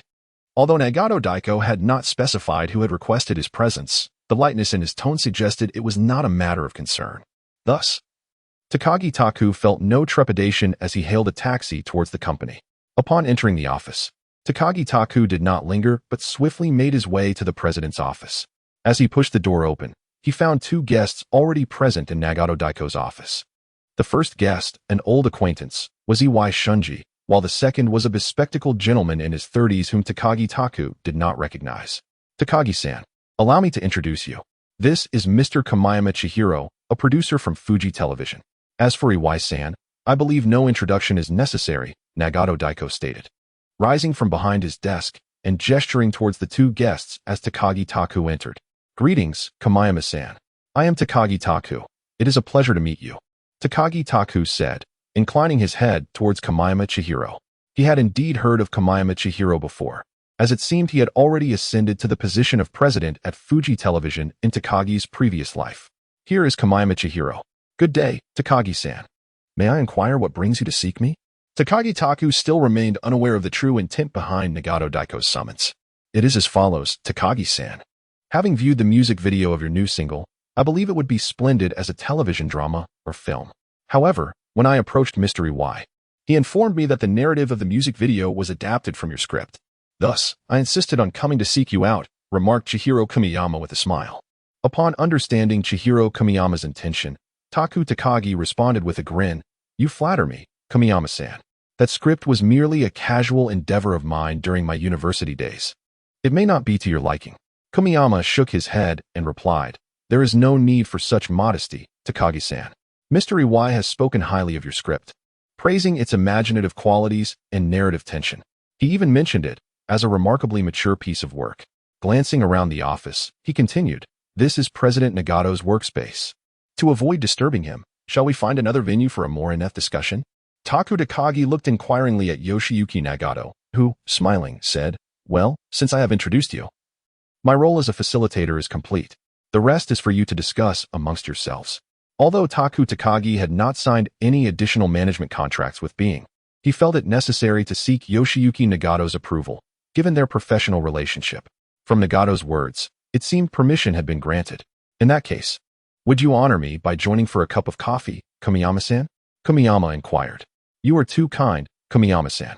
Since Takeya Takagi had received tacit approval from Nagahoko, he no longer hesitated and accompanied Chihiro Kamiyama and Shunji Iwai out of the company. The trio did not head to the office first. Instead, following Kamiyama's wishes, they went to the entrance of Takagi's apartment building, where Takagi ascended to retrieve the script for the film adaptation of Clannad. Subsequently, they found themselves at the same CAF where Takagi had previously met Iwai. After each ordering a cup of coffee, they settled into a table by the window. Mr. Takagi, I believe your script indeed possesses the qualities suitable for adaptation into a film or television series. After poring over Takagi's script for an extended period, Kamiyama placed it on the table and remarked, Your script has matured remarkably. Each character and scene is meticulously detailed. What do you mean by that? Takagi inquired. Taking a sip from his coffee, I wish to acquire your script under the auspices of Fuji Television, Kamiyama stated directly, without preamble. Are you intending to produce it as a film? Takagi asked. Well, while I would prefer to adapt this script into a television series for broadcast, it seems tailored specifically for film, Kamiyama replied with a smile. Could you grant me some time to consider? Takagi pondered briefly before refraining from an immediate agreement. Of course, if you come to a decision, you may contact me at this number, Kamiyama said as he produced his business card and handed it to Takagi. I shall take my leave now. After bidding farewell to Chihiro Kuriyama, Shunji Iwai did not take his leave. Takagi Taku looked at him with curiosity and inquired, Is there something else on your mind, Iwai-san? Takaki-san, you truly possess remarkable composure. You must contemplate such a splendid opportunity, Shunji Iwai replied with a smile.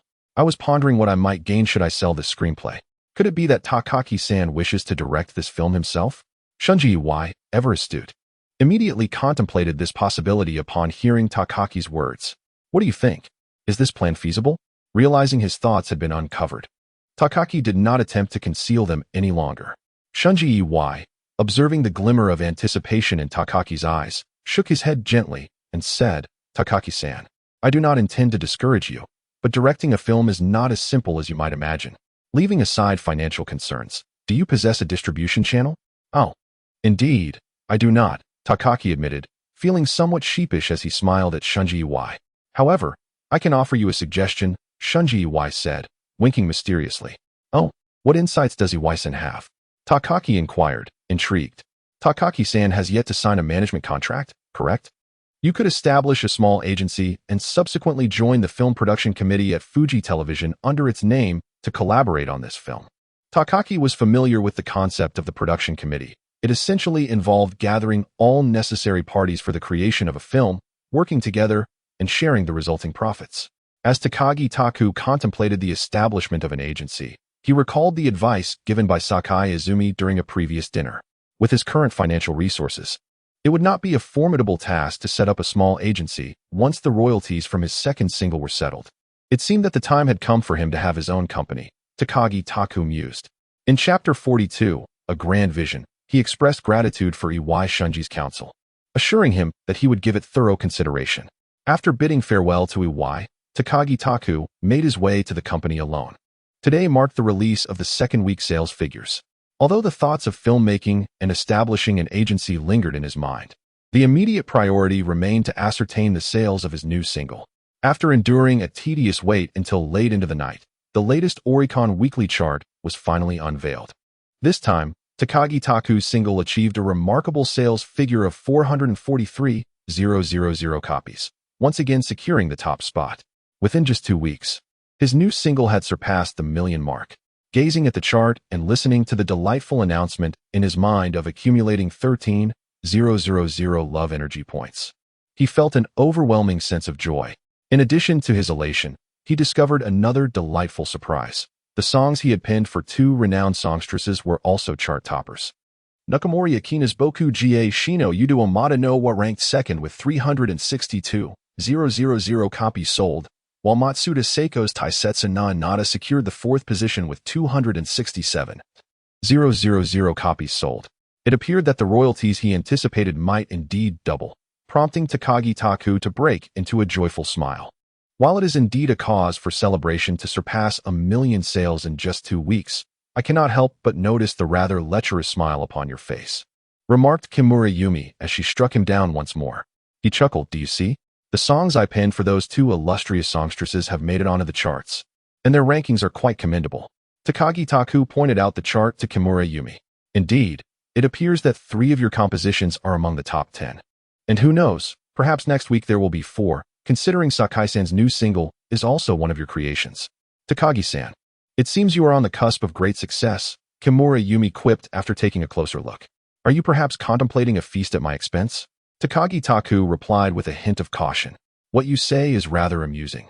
This should be construed as our congratulatory gesture towards you," Kimura Yumi retorted, unabashed by being seen through. "Very well, but I must decline today as I have other matters to attend to. We shall discuss this another time. Oh, but do remember that you owe me a meal," she added with a smile, feeling inexplicably indebted to her for a meal. Takagi Taku lay on his bed upon returning to his apartment, contemplating his future endeavors. Establishing an agency is indeed paramount, yet funding, while crucial, is the least of his concerns. The true dilemma lies in the second aspect, staffing, which is the source of his greatest frustration. To establish a company, one cannot simply operate as a solitary figure, yet the only acquaintances he currently possesses are individuals from the entertainment industry. He is familiar with only one person from the agency side, the esteemed Kimura Yumi, who is allocated as an agent by the Being Company. After pondering for a while, Takagi Taku suddenly recalled a friend of his, Aso Keita. Aso Keita is a genuine graduate from the University of Tokyo, majoring in economics. If he could persuade him to assist, the establishment of his agency would likely proceed smoothly. Since Aso returned to his hometown in Yokohama, he has indeed reached out to Takagi a few times. Takagi remembers that during their last correspondence, Aso had secured a position at a local event planning company and had no intention of leaving his hometown. However, Aso is quite resolute. Having expressed his desire to return to the countryside, he would not be swayed back to Tokyo by mere words. Perhaps it would be necessary for Takagi to visit Yokohama personally. With this thought in mind, Takagi promptly decided to embark on a journey to Yokohama the following day. Early the next morning, after informing Kimura Yumi of his plans, he hastily gathered his belongings and made his way to Shinjuku Station. From there, it would take approximately 40 minutes by train to arrive in Yokohama. During their school days, Takagi had visited Aso's home, so he retained a vague memory of the address. Upon disembarking from the train, Takagi hailed a taxi, relying on his recollection to reach Aso's residence. After ringing the doorbell, the door soon opened, revealing a middle-aged woman peering out. "Are you Takagi Takagi-san? Greetings, I am Takumi Takagi, a friend of Kyoto-kun. I have previously visited your home." Takagi bowed slightly. "Oh, I certainly remember you. You have become quite a renowned and exceptional singer," she replied with a smile. "You have come to see Kyoto, I presume? Please, come in. He has gone to work and will be back shortly." The woman, who was Kyoto's mother, welcomed Takagi inside. "Thank you, I appreciate it," Takagi said as he entered the foyer. "What would you like to drink, Takagi-san?" "There's no need to trouble yourself. I can just sit for a while," he quickly responded. "Not at all. Let me prepare a cup of black tea for you." Despite Takagi's protest, Kyoto's mother went to the kitchen to brew the tea. After about 10 minutes, the doorbell rang once more. Takagi approached the door and opened it. "Takagi-kun, what brings you here?" Kyoto, standing outside, exclaimed in surprise upon seeing him. "What's the matter? Am I not welcome?" Takagi joked. "Of course you are. I'm just a bit curious why someone as busy as you, promoting a new single, has time to visit me." "Well, I came to ask for your assistance," Takagi nodded. "What can I do for you?" Kyoto responded, stepping inside and changing his shoes. "Kyoto-kun, have you ever considered returning to Tokyo?" Takagi inquired, following Kyoto to the living room. Kyoto paused for a moment before taking a seat on the sofa and picking up the cup of black tea from the table. "Returning to Tokyo?" he echoed. "What brings you back to Tokyo?" "I am quite content here," remarked Asu Keita, enjoying the ease of his work and the pleasantness of his mood. Interrupting him, Takagi Taku inquired, "What if I asked you to return to Tokyo to assist me?" Asu was momentarily taken aback, setting down the cup of tea that was poised at his lips. "Is there a problem, Takagi-kun?" he asked. "No, but I would like to invite you to be the CEO of my new agency," Takagi Taku replied with a smile. "An agency? Are you planning to establish your own?" Asu queried, intrigued. "Indeed. A script of mine has caught the attention of Fuji Television, but I am not inclined to merely sell it. I intend to start an agency to participate in the filmmaking process. However, I cannot accomplish this endeavor alone, which is why you were my first thought," Takagi explained. "Do you genuinely wish for me to return to Tokyo?" Asu asked, surprised. Takagi nodded affirmatively. "Yes, and since becoming a singer directly is not a viable option, why don't we produce singers instead? Are you suggesting that you wish to sign other artists as well?" Asu inquired, his interest piqued. "Not just singers. If possible, I aspire for us to grow this agency into a true powerhouse in the entertainment industry," Takagi articulated, painting an ambitious vision, though he was sincere in his aspirations. Looking into Takagi's earnest eyes, Asu pondered for a moment before responding, "Very well, Takagi-kun. I accept your invitation and will return to Tokyo with you." Chapter 43. Aboard the pirate ship, although the decision to return to Tokyo had been made, Aso Keita found himself still engaged with other companies, necessitating time to resign and organize his affairs. Consequently, he did not immediately accompany Takagi Taku back. After returning alone, Takagi Taku visited the company once more, prompted by a call from Nagato Taiyuki. This time, the discussion revolved around the new album. "Takagi-kun, you have already released 2 singles, haven't you? Typically, artists will release several singles and an album within a year. Do you have any plans regarding the tracks for your album?" Nagato Taiyuki gestured for Takagi Taku to take a seat on the sofa. "I believe the tracks should not pose a problem. I still have some compositions on hand. However, I am uncertain whether this album will feature the current single as its lead or if another track will be chosen," replied Takagi Taku as he settled onto the sofa. Nagato Taiyuki mused thoughtfully. "Once you have completed the demos for the album tracks, please send them my way for review. If there are some exceptional songs among them, we can consider them for the lead single. However, I believe that your current single, even though it has been released early, is already sufficiently strong to serve as the lead for the new album. All right, I will bring the demos once they are ready." Although Takagi Taku had already established himself as a remarkably talented songwriter, Nagato Taiyuki remained the nominal producer of his songs. It is only natural for a producer to exercise oversight over the works of the artists they represent. Moreover, much like when Takagi Taku sought the insights of Nagato Daiki prior to the release of his first 2 singles, the tracks of his new album, although available for direct exchange at the Love Exchange, remain uncertain in their alignment with contemporary public taste. An album, unlike a single, encompasses a broader array of considerations. Factors such as the overall coherence and cohesion of the entire collection, as well as the design of its musical style, come into play. As a seasoned veteran who has navigated the vicissitudes of the music industry for many years, Nagato Daiki undoubtedly possesses a sharper acumen for current trends than Takagi, at least in the present context. Soliciting his opinion would certainly prove beneficial. It is worth noting that the subsequent decline of Being could largely be attributed to a miscalculation on Nagato Daiki's part. Hence the reservation in attributing the strength of his current trend analysis solely to him. After a discussion regarding the stylistic elements and overall tone of the new album, Nagato Daiki suddenly appeared to recall something and inquired, "By the way, Takagi-san, how did your discussion with Kamiyama Chihiro about your script go yesterday?" "Oh, that matter is still under consideration," Takagi Taku replied, refraining from disclosing his plans to establish an agency and participate in filming, as it was still in its nascent stages and any misstep could invite ridicule. While it presents a promising opportunity, it is prudent to deliberate further. Judging by Nagato Daiki's demeanor, he seemed quite eager for Takagi Taku to forge connections with Fuji Television. Recognizing that closer ties between the agency's artists and the network would significantly benefit the company's growth. 2 days later, having meticulously prepared everything, Kaido Asu rang the doorbell of Takumi Takagi's apartment in Roppongi. "Kaido-kun, I've finally been awaiting your arrival." Takumi welcomed him inside. "This apartment of yours is quite impressive, Takagi-kun.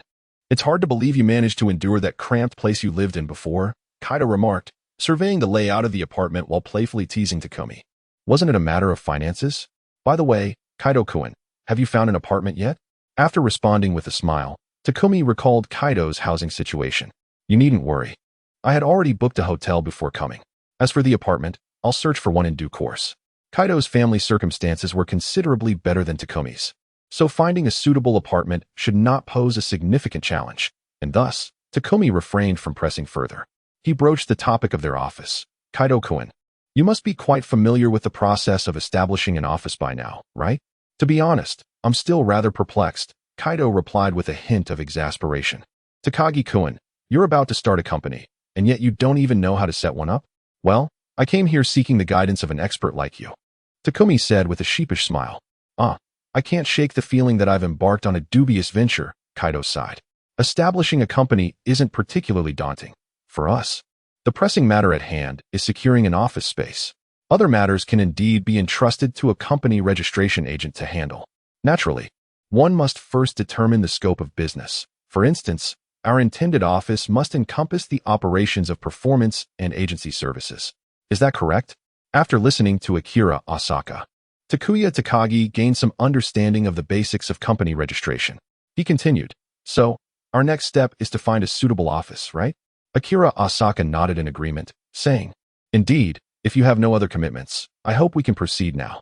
Speaking of leasing an office, Takuya Takagi recalled a previous mention by Izumi Sakai regarding an old colleague of hers. Why not utilize the existing resources? With this thought in mind, he shared it with Akira Asaka before retrieving his phone to call Izumi Sakai. "Moshi Moshi," came Izumi's voice from the other end. "Sister Izumi, it's me," Takuya Takagi announced. "Takagi-kun, what can I do for you?" "Well, do you remember the suggestion you made about me establishing an office?" he inquired. "Yes, are you looking to pursue that now?" she replied. "Yes, I was hoping you could check with your friend to see if there's a suitable office available for rent." There was a brief pause on the line, and just as Takuya began to wonder if the call had been disconnected, Izumi's voice returned. "All right, wait for my call." "Thank you, Sister Izumi." Takuya Takagi happily ended the call. Finally, Takumi Takagi, with a smile, patted Keita Asu on the shoulder and remarked, "How about that? Our abilities are quite commendable, aren't they? Now that we have secured an office, once we finalize the lease, we shall seek out a company registration agency to handle the remaining matters. Of course, prior to that, has Takagi-san contemplated what name our firm should bear?" This question momentarily stumped Takagi, who pondered for a while before looking up and suggesting, "How about calling it QS?" Chapter 44. The Roller Coaster Romance. In the afternoon, Takumi Takagi received a phone call from Izumi Sakai, who informed him that her friend had successfully located a suitable office. After confirming the location, they agreed on a time, and later that day, Takagi and Asu arrived punctually at a building in Roppongi. Izumi and her friend, Haruna Takahashi, had already arrived and appeared to be engaged in cheerful conversation. Good afternoon, Izumi. Haruna, it's lovely to see you again, Takagi greeted the two ladies. Hello, Takagi-san. Haruna replied, then leaned in to whisper something to Izumi. Upon hearing Haruna's words, Izumi blushed and responded softly. Takagi, unable to catch the details of their hushed exchange, introduced Isu to the two women before they all boarded the elevator, heading towards their prospective office.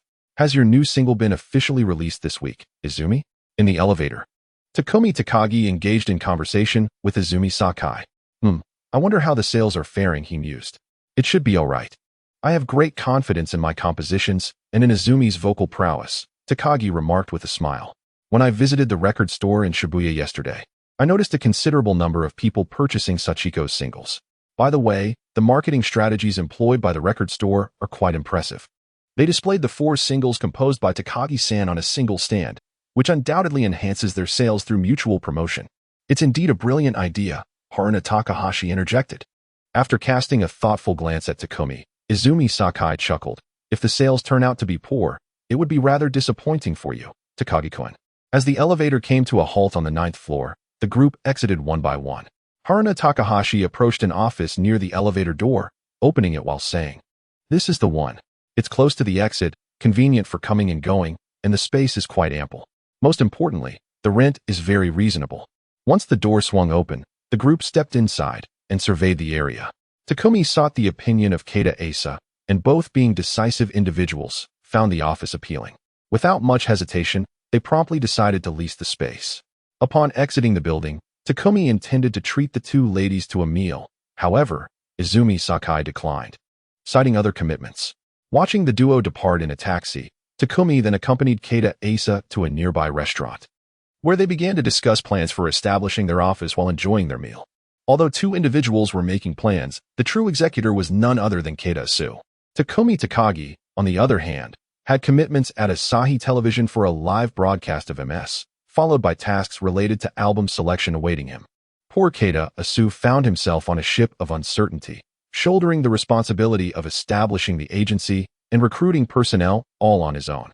It remains unclear whether Keita Isu's capabilities were exceptional or if the company registration agency acted with remarkable efficiency, but within a mere day, by Friday afternoon, Takumi Takagi's new company had officially been established. Gazing at the sign emblazoned with QS affixed to the wall beside the office, Takumi smiled radiantly, feeling a sense of ownership over his own company. Despite its establishment, the company, technically staffed solely by Keita Isu, bore the semblance of a mere shell corporation. Nevertheless, this did not deter Takumi from prioritizing his plans for the film he was writing. As he made a call to Chihiro Kamayama to arrange a detailed discussion for the following Tuesday afternoon at a CAF in Roppongi, before turning to Keita to deliberate on recruitment matters. Finding personnel for finance and administrative roles should be relatively straightforward. I've already placed advertisements with a staffing agency, and we should have it sorted in the next couple of days. The most challenging aspect lies in securing a professional agent from within the industry, as they are both rare and invaluable.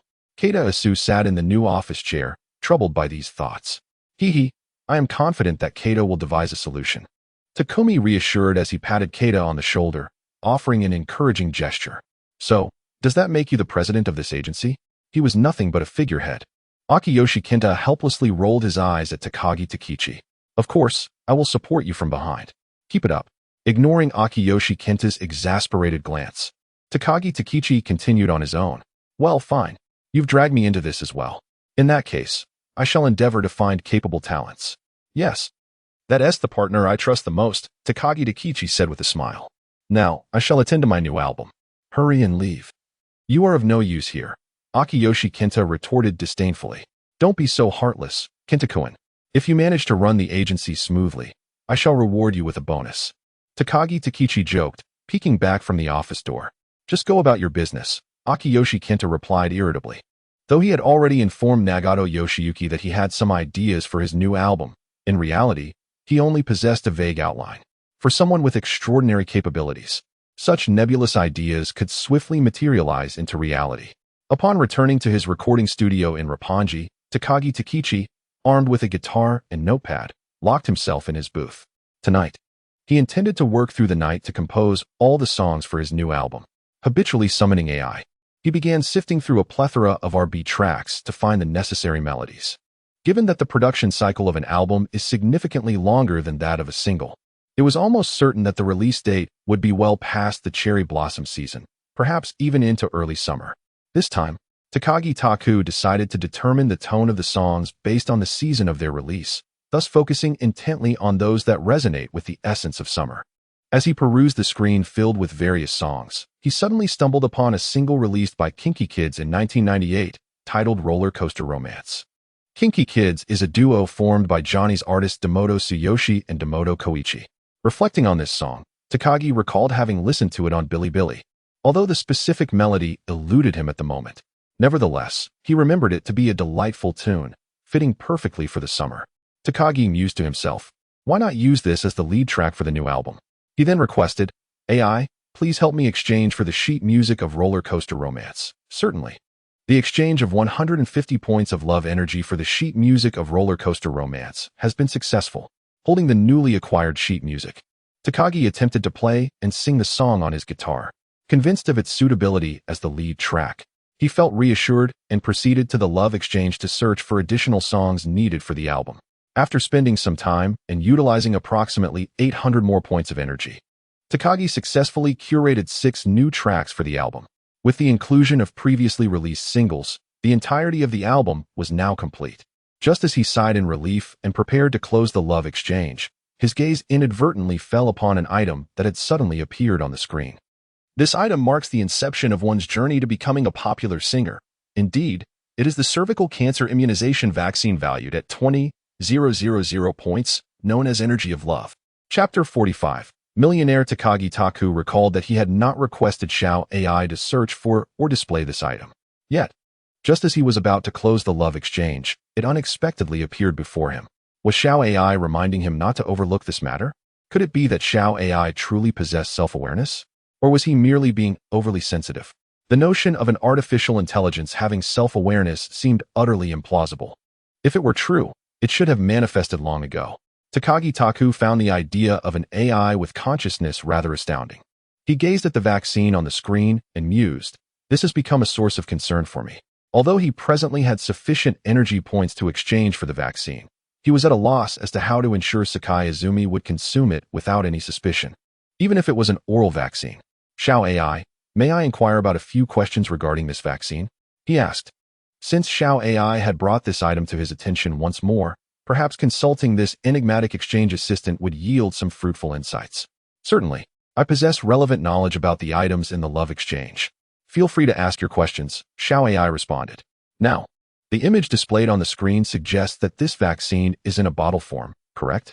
How many doses would be necessary to achieve the desired effect?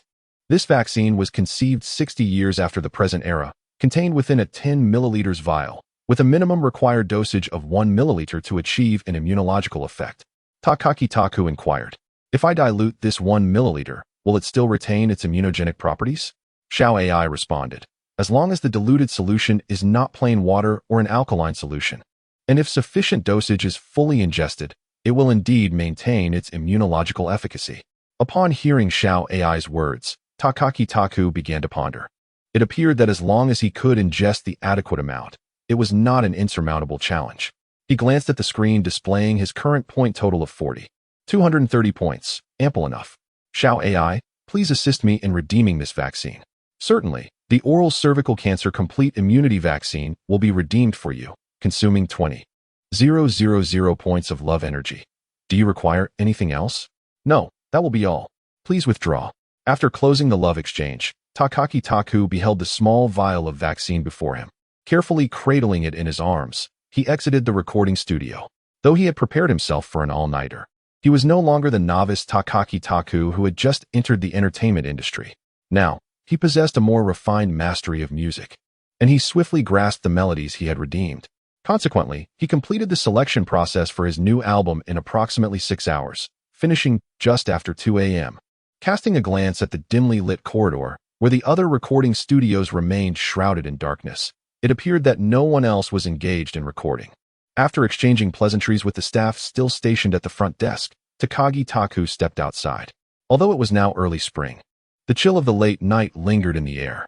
Upon exiting, Takagi Taku initially shivered, gradually acclimatizing to the outdoor temperature. The streets bore witness to the dwindling number of shops still in operation, yet they were far from dark. It was the early hours of the 16th day of the Lunar New Year, and the moon cast a brilliant glow, illuminating the path ahead. It had been over 6 months since he arrived in this era. Takagi Taku mused as he gazed up at the luminous orb, pondering how his parents were faring in that other world. With a sigh, he reflected on the bittersweet longing for family that often accompanies festive seasons. Before gathering his thoughts and hailing a taxi back to his apartment, the new week sales rankings had been released, despite a further decline in sales. Takagi Taku's single maintained its position as the week's champion with an impressive 300,000 copies sold. Meanwhile, the two reigning divas continued to showcase formidable momentum, with I Thought of Dying selling 250,000 copies to secure the second spot, and Precious You achieving 180,000 copies to rank fifth. Notably, Takagi Taku's composition for Sakai Izumi, titled Radiant Belief, also performed admirably upon its release this week, surpassing 200,000 copies and landing in fourth place. Congratulations, Izumi-san, on your single reaching fourth place. Due to being preoccupied with selecting tracks for the new album, Takagi Taku, upon seeing the sales figures, picked up his phone on Tuesday morning to call Sakai Izumi. Although Takagi has always held great respect for Izumi, considering himself her junior in her presence, it is worth noting that she is merely a budding singer, having debuted only a year ago. The fourth position on the charts this week marks her highest single ranking to date. She should indeed express gratitude to Takagi for composing the song. One could argue that such impressive sales might be attributed to the success of Takagi's single. Despite saying this, a hint of excitement could still be detected in Izumi's tone during the call. This is the result of Izumi's hard work. It has little to do with me. Takagi chuckled from the other end of the line. Moreover, I can certainly sense the joy in your voice, Izumi. A melodious laugh echoed through the receiver, reminiscent of silver bells. How about we celebrate your success with dinner tonight, Izumi? Takagi's playful side emerged. Let me check, came the response after a brief silence as Izumi seemed to confirm her schedule. There's a listening session for the new single and album this afternoon that will likely last until evening. I'm sorry, Takagi. A listening session, you say? No worries then. Let us plan to treat you next time, Takagi replied. All right, sounds good.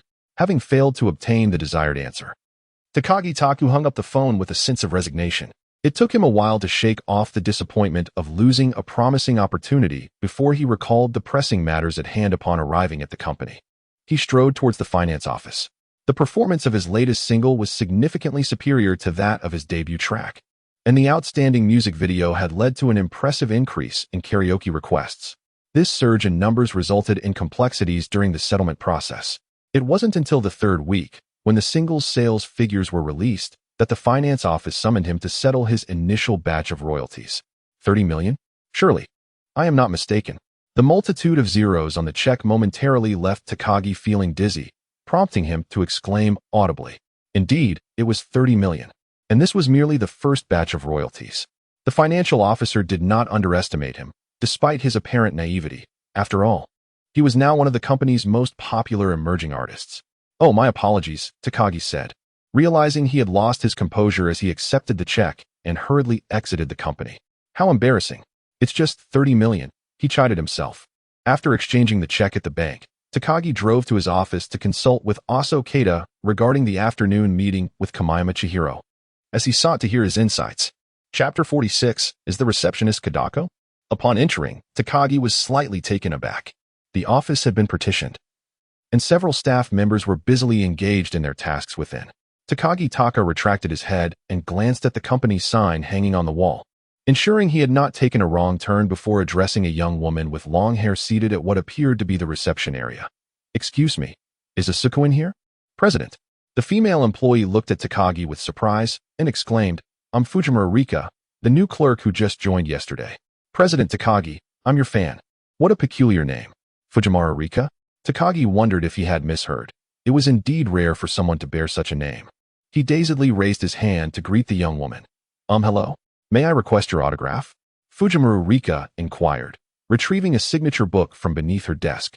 Certainly.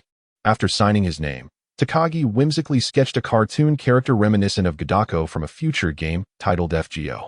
President, we would like autographs as well. The other employees, who had been busy with their tasks, flocked towards Takagi upon noticing his arrival. Hearing the commotion from outside, Asu Keita emerged from his office cubicle. All right. This isn't a fan meeting. Everyone, return to your work. Once the employees, slightly embarrassed, retreated to their positions, Asu Keita smiled and remarked, Takagi-kun, what do you think? The company is starting to take shape, isn't it? Moreover, I have sent letters regarding the establishment of the office to all concerned parties. I believe we shall soon receive notifications. Indeed, it is quite impressive, Takagi responded. Is it merely a matter of 2 days? The swift organization of the company reflects my keen eye for talent. Takumi Takagi chuckled as he draped his arm over Keita-su's shoulder. Very well. Your discernment is indeed commendable. What brings such a busy individual like you to the company? Asu inquired with a hint of exasperation. Aren't you supposed to discuss the film with Mr. Kamiyama from Fuji TV this afternoon? I wanted to hear your thoughts on the matter. Upon addressing the serious topic, Takagi's playful demeanor faded, and he spoke earnestly. Indeed, this matter holds significant importance. Let us deliberate thoroughly within these walls.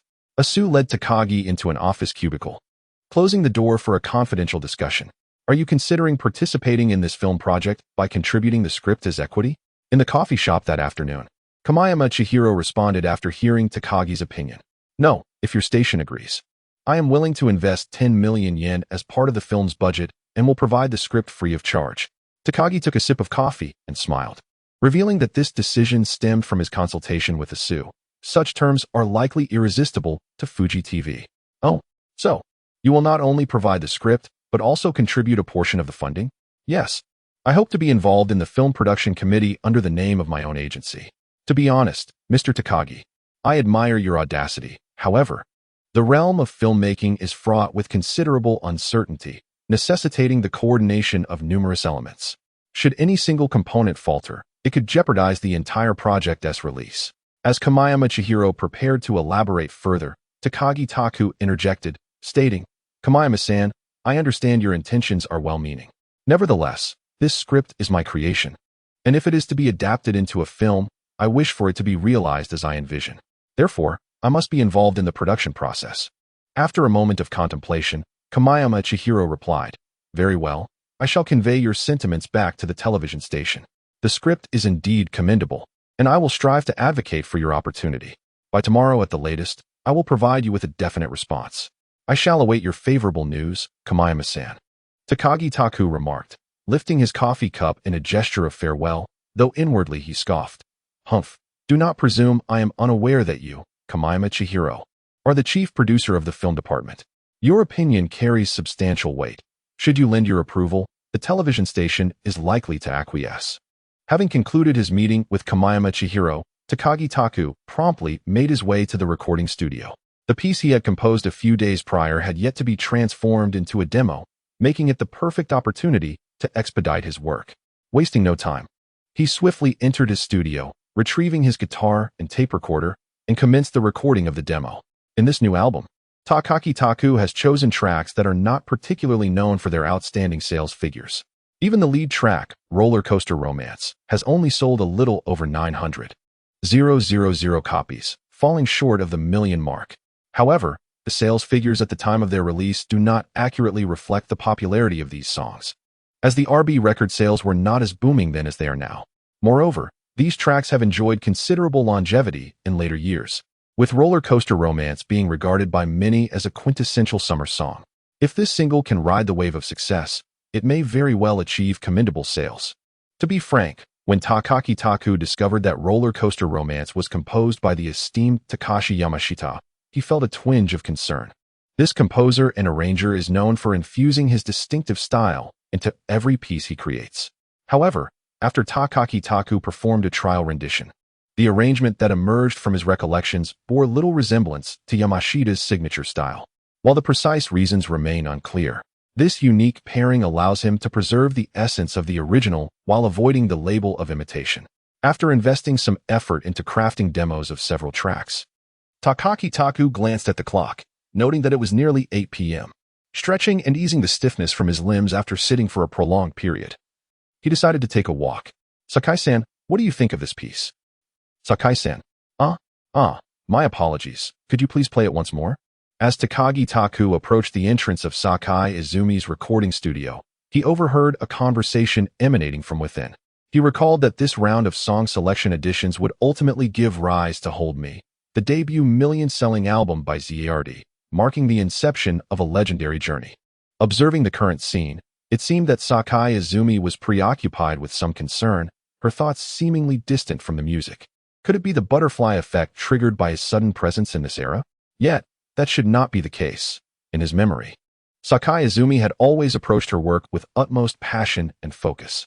Takagi Taku cautiously leaned against the door, listening a while longer. This time, it appeared that Sakai Izumi's attention was fully devoted to the audition, with no recurrence of her earlier distraction. Perhaps it was merely a momentary lapse, he mused. Chapter 47. Too good news, Takagi-kun? Just as Takagi Taku was about to depart from Sakai Izumi's door, intending to take the demo he had prepared back to his apartment, the studio door suddenly swung open. Sakai Izumi, clad in a white shirt and casual denim attire, stood gracefully at the threshold. Good evening, Izumi-san. Although he felt a twinge of anxiety about whether his eavesdropping had been discovered, Takagi Taku maintained a composed smile as he greeted her. Good evening, Takagi-kun. I happened to glance outside and notice someone, so I came out to check. I didn't expect it to be you. Are you still here at this late hour? The president of the Longhu Society has entrusted me with the matter of the new album, and I am currently engrossed in composing. Thus, I have come to the studio this evening to record some demos. Takagi Taku, relieved from the weight of his concerns, noted that Sakai Izumi had not discovered his prolonged eavesdropping by the entrance. So that is the case. Does this mean that Takagi-kun's new album is also on the agenda? Sakai Izumi nodded in response. Indeed, while there is no specific timeline yet, we are likely in the preliminary stages of preparation. And what about you, Izumi-san? How is the selection process progressing? Sakai Izumi smiled, shifting slightly to allow Takagi Taku a glimpse of several team members deeply immersed in a pile of demo tapes. As you can see, we are currently at a complete standstill. The company has set a goal for ZARD this year of 3 singles and 1 album. So far, aside from the single that was produced thanks to Takagi-kun's assistance, we have yet to select any other tracks. Takagi Taku had met some of the other ZARD members before. Although he was aware that these individuals might very well withdraw from ZARD altogether this year, he politely greeted them before turning back to Sakai Izumi. While the timeline is indeed tight, I still hope that you take care of your health, Izumi-san. It is best to minimize late-night endeavors. Thank you for your concern, Takagi-kun. I will certainly be mindful. It was the same courteous exchange he had heard numerous times before, indicating that Sakai Izumi had not taken Takagi Taku's words to heart.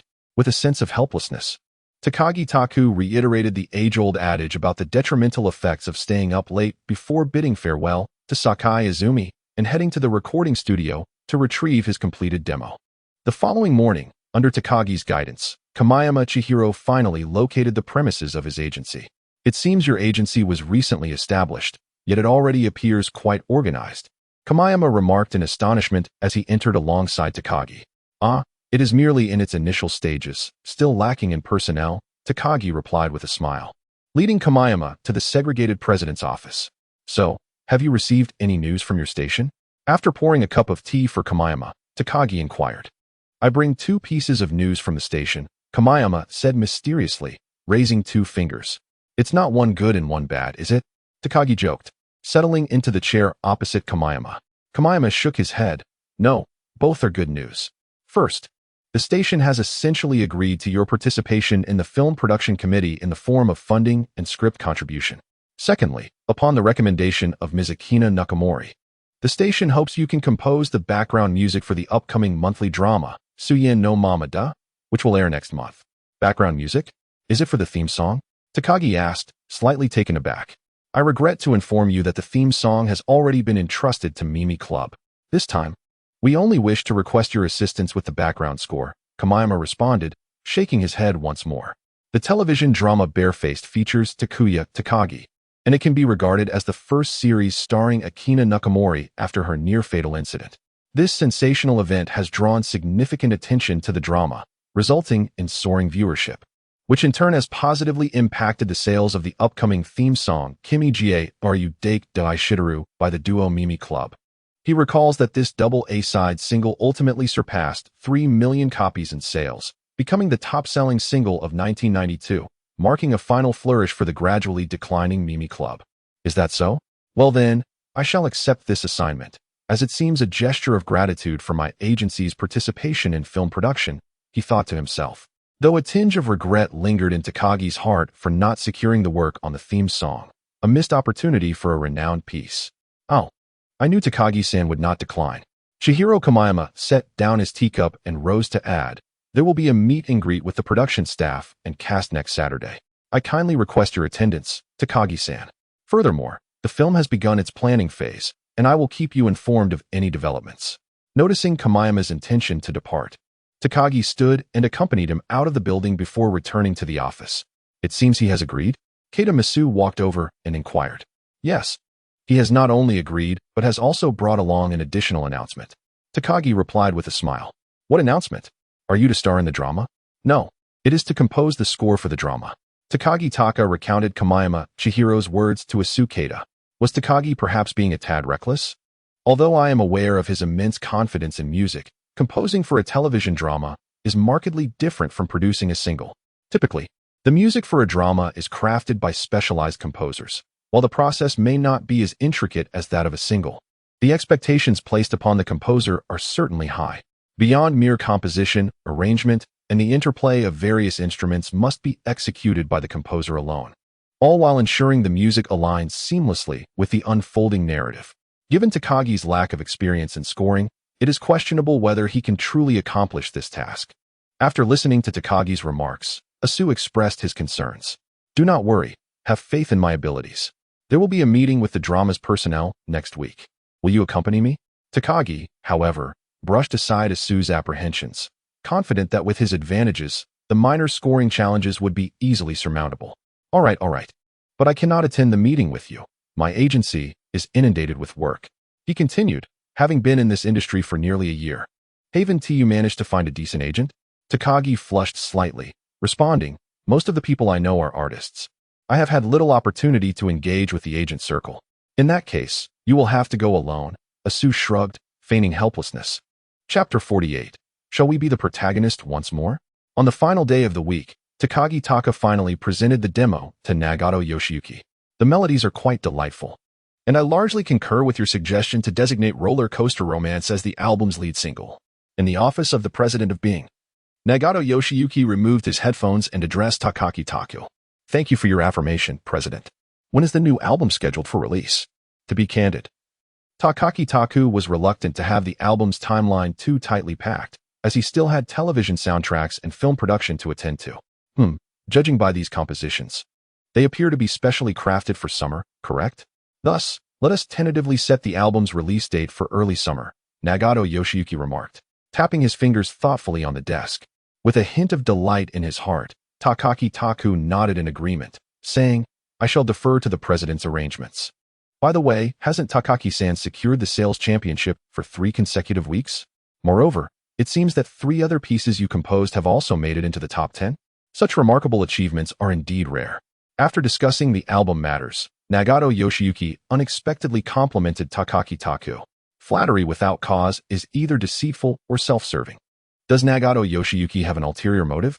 Takagi Taku mused quietly, responding, perhaps it is merely luck, coupled with the synergistic effect of the songs boosting each other's sales. I believe it is the excellence of Takaki-san's compositions that has led to such sales, Nagato Yoshiyuki continued. In fact, the new single from the WNAO group has been on sale for a week now, and the sales figures are rather disappointing. Therefore, I would like to request your assistance in composing a piece for them. He then expressed his intention. You have a good rapport with Ijima-san, correct? How about lending them a hand? It turns out that the president of the Nagato agency has quite a clever scheme, intending to capitalize on the success of Takumi Takagi's recent hit to simultaneously promote the agency's newcomers. I haven't seen Miss Naoko for a few days. Is it related to the single's performance? Takumi Takagi inquired. Yes, due to the lackluster sales of the single. Both Ijima-san and Netahama-san have been studying under the company's vocal instructor these past few days, replied Nagato Daiko with a chuckle. Oh, may I visit these 2 young ladies and provide you with an answer afterward? Takumi Takagi did not give a direct response to Nagato Daiko. Very well, then you should meet with the 2 from WNAO first. Of course, Nagato Daiko did not press him, as he is now essentially the agency's 2nd largest sales guarantee after BZ. After bidding farewell to Nagato Daiko, Takumi Takagi proceeded directly to the company's vocal classroom. Upon pushing open the door, he found his former instructor, Suzuki-sensei, standing at the podium, while Naoko Iijima and her partner were attentively listening. My apologies. It seems I've interrupted Suzuki-sensei's lesson. Takumi Takagi quickly offered his apologies. It's quite all right. The class is just about to conclude. Suzuki-sensei smiled at her proud disciple before turning to her students. That will be all for today. After saying goodbye to Suzuki-sensei, Naoko Iijima approached Takumi Takagi and said, Takumi-kun, I've been looking for you. There's something I wish to discuss with you. Well then, please go ahead. Takumi Takagi replied with a smile. Is it inconvenient to talk here? Naoko Iijima turned to her partner and said, Nawabana, you should head back alone today, my apologies. All right, no problem, responded Nawabana, understanding that Naoko Iijima had matters to discuss with Takagi Taku. With that, she took her leave. After watching Nawabana depart, Naoko Iijima remarked, Let us go, dinner time is approaching. We can talk while we eat, my treat. Upon arriving at the Chinese restaurant and after placing their orders, Takagi Taku inquired, Miss Naoko, what is it that you wish to discuss with me? Naoko Iijima hesitated before asking, Do you think I am particularly unsuited to be a singer? Rather than directly answering Takagi Taku's question, she posed another. Shall I speak candidly? Yes, please do. Miss Naoko, it is true that you are not particularly suited to be a singer, and your musical talent is somewhat limited. Takagi Taku initially pointed out Naoko Iijima's shortcomings, but then shifted his tone, adding, However, this does not imply that you are unfit for a career in the entertainment industry. Your acting abilities are quite remarkable, and I believe you should focus on developing your talents in acting. Takagi-kun, I have mentioned this to you before, haven't I? Singing has always been my dream. When I heard that Being was looking for members for a group, I immediately halted nearly all my television appearances to come here. Yet the outcome has been rather disappointing. After taking a sip of the sake at hand, Naoko Iijima continued, How I envy you, Takagi-kun. For your remarkable talent, your singing is exquisite, and your compositions even more so. In just a few months, you have firmly established yourself in the music industry. Yet, no matter how hard I strive, I cannot attain the results I yearn for. Takagi Taku understood that in later years, Miss Naoko Iijima would ultimately choose the path of acting, a path he believed suited her far better. After a moment of contemplation, Takagi Taku remarked, Miss Iijima, in truth, you have already realized your dream of becoming a singer. Even if the sales of your singles are not stellar, you have nonetheless officially released them. Indeed, your words hold some truth, Naoko Iijima replied with a thoughtful smile. I am aware that I am more suited to be an actress, yet I cannot shake the feeling of dissatisfaction over my modest achievements in music. How about I assist you in composing a hit song? After that, you could pursue acting earnestly, he suggested. Really? I know my own capabilities. As long as I can have one successful song, I would be quite content. Naoko Iijima expressed her excitement, only to suddenly sense something amiss. Wait a moment, Takagi-kun, your eagerness to help me. Is there something you wish for me to assist you with? Chuckling, he acknowledged her perception. Actually, the PV we filmed has caught the attention of Fuji TV, which wishes to adapt it into a film. I have secured a chance to join the film production committee and would like you to audition, to see if you can continue as the lead actress. Such a wonderful opportunity. How could I possibly refuse? Naoko Iijima raised her glass once more and said, Thank you, Takagi-kun, for all that you have done for me. I toast to you. After all, Miss Iijima could be considered my first friend since joining the company. After clinking glasses with Naoko Iijima, Taku Takagi smiled. Ever since that incident where he drunkenly lost consciousness, Taku had become exceedingly cautious with alcohol. Although sake possesses a relatively low alcohol content, he refrained from drinking excessively. Observing Naoko Iijima consume her drink as if it were mere water, a peculiar thought suddenly crossed Taku's mind. Do all the beauties of the Japanese entertainment industry possess such remarkable drinking capabilities? After the meal, he hailed a taxi for Naoko Iijima, and seeing that she appeared sober, Taku felt relieved and strolled back to his apartment at a leisurely pace. Chapter 49. The first lesson in skills. As the new week began and the single sales figures were released, Taku Takagi did not remain at the office. Just as Osamu Nagato had anticipated, Taku immersed himself in the production of the new album. Though the songs had been completed, the task of arranging them remained crucial. Since Masao Akashi had been preoccupied with arranging music for his teacher's new album, Taku had no choice but to take on the arrangement for the new album himself. Despite the presence of other arrangers at Bing, Taku decided against entrusting them with the task due to their lack of familiarity. Secluded in his recording studio, Taku embarked on the arduous journey of arranging music for the new album. The sales fax was delivered to the recording studio by Kimura Yumi only on Friday. During a brief interlude in the arrangement, Takagi Taku glanced at the figures, noting that his single still held the top position, yet its sales had continued to decline, hovering around 220,000 copies. Nakamori Akina and Sakai Izumi's new singles followed closely behind, with sales of 180,000 and 150,000 copies respectively, while Matsuda Seiko's single had just crossed the 100,000 mark, placing it at 8th. It seemed nearly impossible to surpass the 200,000 milestone. Takagi Taku recalled his agreement with Makihara Noriyuki, pondering how much he longed to treat him to a meal. Achieving over 200,000 in sales was no small feat for any single. However, despite his musings, as he had already exceeded his initial sales expectations, the matter of single sales was no longer Takagi Taku's foremost concern. At this moment, he found himself quite overwhelmed with the intricacies of arrangement. With only 2 previous experiences in independent arrangements, Takagi Taku was struggling considerably with the arrangements for the new album. Had he had the assistance of Akashi Masao, these songs could have been completed in a matter of days, but under Takagi Taku's inexperienced hands, the progress had been significantly delayed. Fortunately, he still retained some recollection of the original compositions from his past life, which prevented him from straying too far in his arrangements.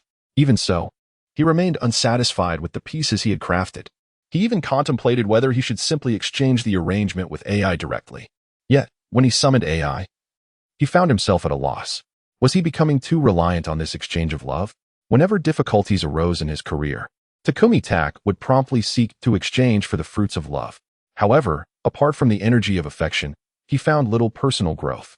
This was not a sustainable path. He mused. Initially intending to utilize the energy for composing music, Takumi reconsidered. Shao AI, may I inquire how one can instantly master those skills? Immediate mastery of skills will transport your consciousness into an imaginary realm, where I shall serve as your mentor. Since the concept of time does not exist in this space, upon your return to the tangible world, no time will have elapsed, thus equating to your instantaneous acquisition of the skill, Shao AI replied. This is not merely a form of enlightenment, Takumi pondered. Nevertheless, this method of mastery resonated more with his aspirations. This approach to learning would not only enhance his skills, but also provide him with ample practical experience. He glanced at the screen displaying the intermediate composition skill, which required 10,000 energy points, then quickly assessed his remaining balance of over 28,000 points. Gritting his teeth, Takumi addressed Shao AI, Shao AI. Please assist me in exchanging for the intermediate composition skill. Successfully expending 10,000 energy points to exchange for intermediate composition skill. You are about to enter the imaginary realm for your lessons. 5, 4, 3, 2, 1. Loading into the imaginary realm successful. As Shao AI's voice echoed, a blinding light enveloped Takumi, rendering him unable to open his eyes. As the white light gradually faded, he realized he was still within his recording studio. However, what puzzled him was the complete absence of the door that should have led in and out of the studio. In fact, this space was devoid of any exit, resembling a confined chamber. Do not be alarmed. You are in a virtual space, distinct from the tangible realm of your physical body, spoke a figure standing at the center of the room. Is that you, Akira Akashi? Takagi Taku exclaimed in surprise as he recognized the figure's face, only to detect something amiss. The voice of this Akira Akashi was not that of a man, but rather a mechanical female voice akin to that of Shao AI. I am not Akira Akashi. I am your instructor for this course. You may still refer to me as Shao AI. The individual, resembling Akira Akashi, continued, even offering Takagi Taku a smile that he deemed charming. Faced with this figure, who donned the guise of Akira Akashi yet bore a womanly demeanor, Takagi Taku struggled to suppress his rising nausea. I must ask, Shao AI, could you possibly change your appearance? Change my appearance? There is no need. My primary task this time is to teach you the art of arrangement, not photography techniques. The figure resembling Akira Akashi firmly declined, then picked up a guitar beside them and commenced the lesson. The so-called arrangement, also known as orchestration, that is to say, The melody of the vocal performance is to be paired with suitable instrumental accompaniment and polyphonic textures. To master the art of arrangement proficiently, one must not only possess a wealth of compositional knowledge, but also have a profound grasp of the application of various instruments.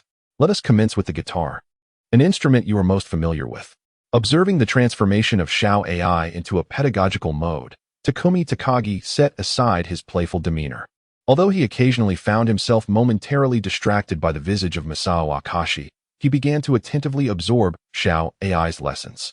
Undeterred, Xiao AI tirelessly lectured, frequently showcasing instruments for live demonstrations or assigning tasks for Takumi to attempt arrangements. Strangely, Takumi noticed that, apart from Xiao AI, he seemed to lack any sense of fatigue, as if he too had become a machine. With no concept of time, Takumi was oblivious to how long had passed. It could have been a day, or perhaps a fortnight, or even several months, until, without warning, the likeness of Masao Akashi vanished, and the studio echoed with the announcement that the host had completely mastered intermediate arrangement skills. A flash of white light enveloped him, and as Takumi rubbed his bleary eyes, he opened them to find himself gazing at the door of the recording studio, which remained steadfast in its position, as if he had emerged from a realm of numbers. Finally freed from the intense atmosphere of learning, Takumi felt an overwhelming fatigue wash over him, as if he had not slept for days. He could scarcely muster the strength to rise, let alone maintain his alertness.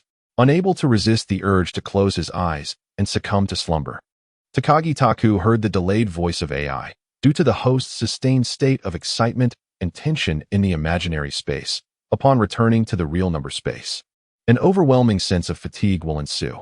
Therefore, it is advisable for the host to undertake skill acquisition at an appropriate time and place. Additionally, one may exchange for a mind-awakening pill prior to learning to ensure mental clarity upon returning to the real number space. If only you had informed me sooner. Takagi Taku silently lamented before he could no longer sustain himself, collapsing onto the floor and drifting into sleep. Chapter 50. After effects of learning. When he next opened his eyes, a pristine whiteness greeted him. Just as Takagi Taku wondered if he had returned to the imaginary space, the sounds from the corridor pulled him back to reality. Doctor, is there any issue with Takagi-kun?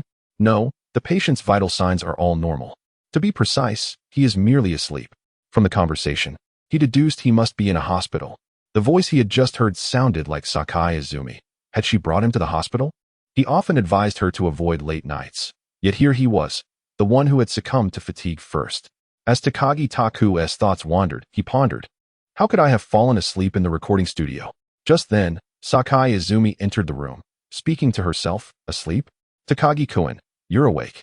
Seeing Takagi Taku with his eyes open, leaning against the hospital bed, Sakai Izumi hurried to his side, her voice filled with surprise. Where is this? Although Takagi Taku was already aware that he was in a hospital, he feigned ignorance. We are currently in a hospital in Roppongi. You entered the recording studio yesterday morning and haven't emerged since. It was only when the staff brought your lunch that they discovered you collapsed in the studio, prompting an immediate call for emergency assistance. I happened to be in my own studio, pondering lyrics, and upon hearing the commotion, I came to investigate. Looking out at the sky, it seemed to be morning now. I must have fallen asleep after emerging from the realm of abstraction yesterday morning, and I never anticipated that I would slumber for an entire day. As Takagi Taku reflected on this, he turned to gaze at Sakai Izumi, noticing the pronounced dark circles under her eyes, reminiscent of how she appeared every morning when she exited the recording studio. I am truly sorry for troubling you, Izumi-san. Have you been awake all night? Takagi Taku inquired gently. I was quite worried since you remained unconscious, so I didn't manage to sleep well. Sakai Izumi replied with a smile. Realizing that she had vigilantly watched over him for an entire day, filled Takagi Taku with a sense of guilt. He rose from his bed and, with a solemn bow, expressed, "Thank you, Izumi-san.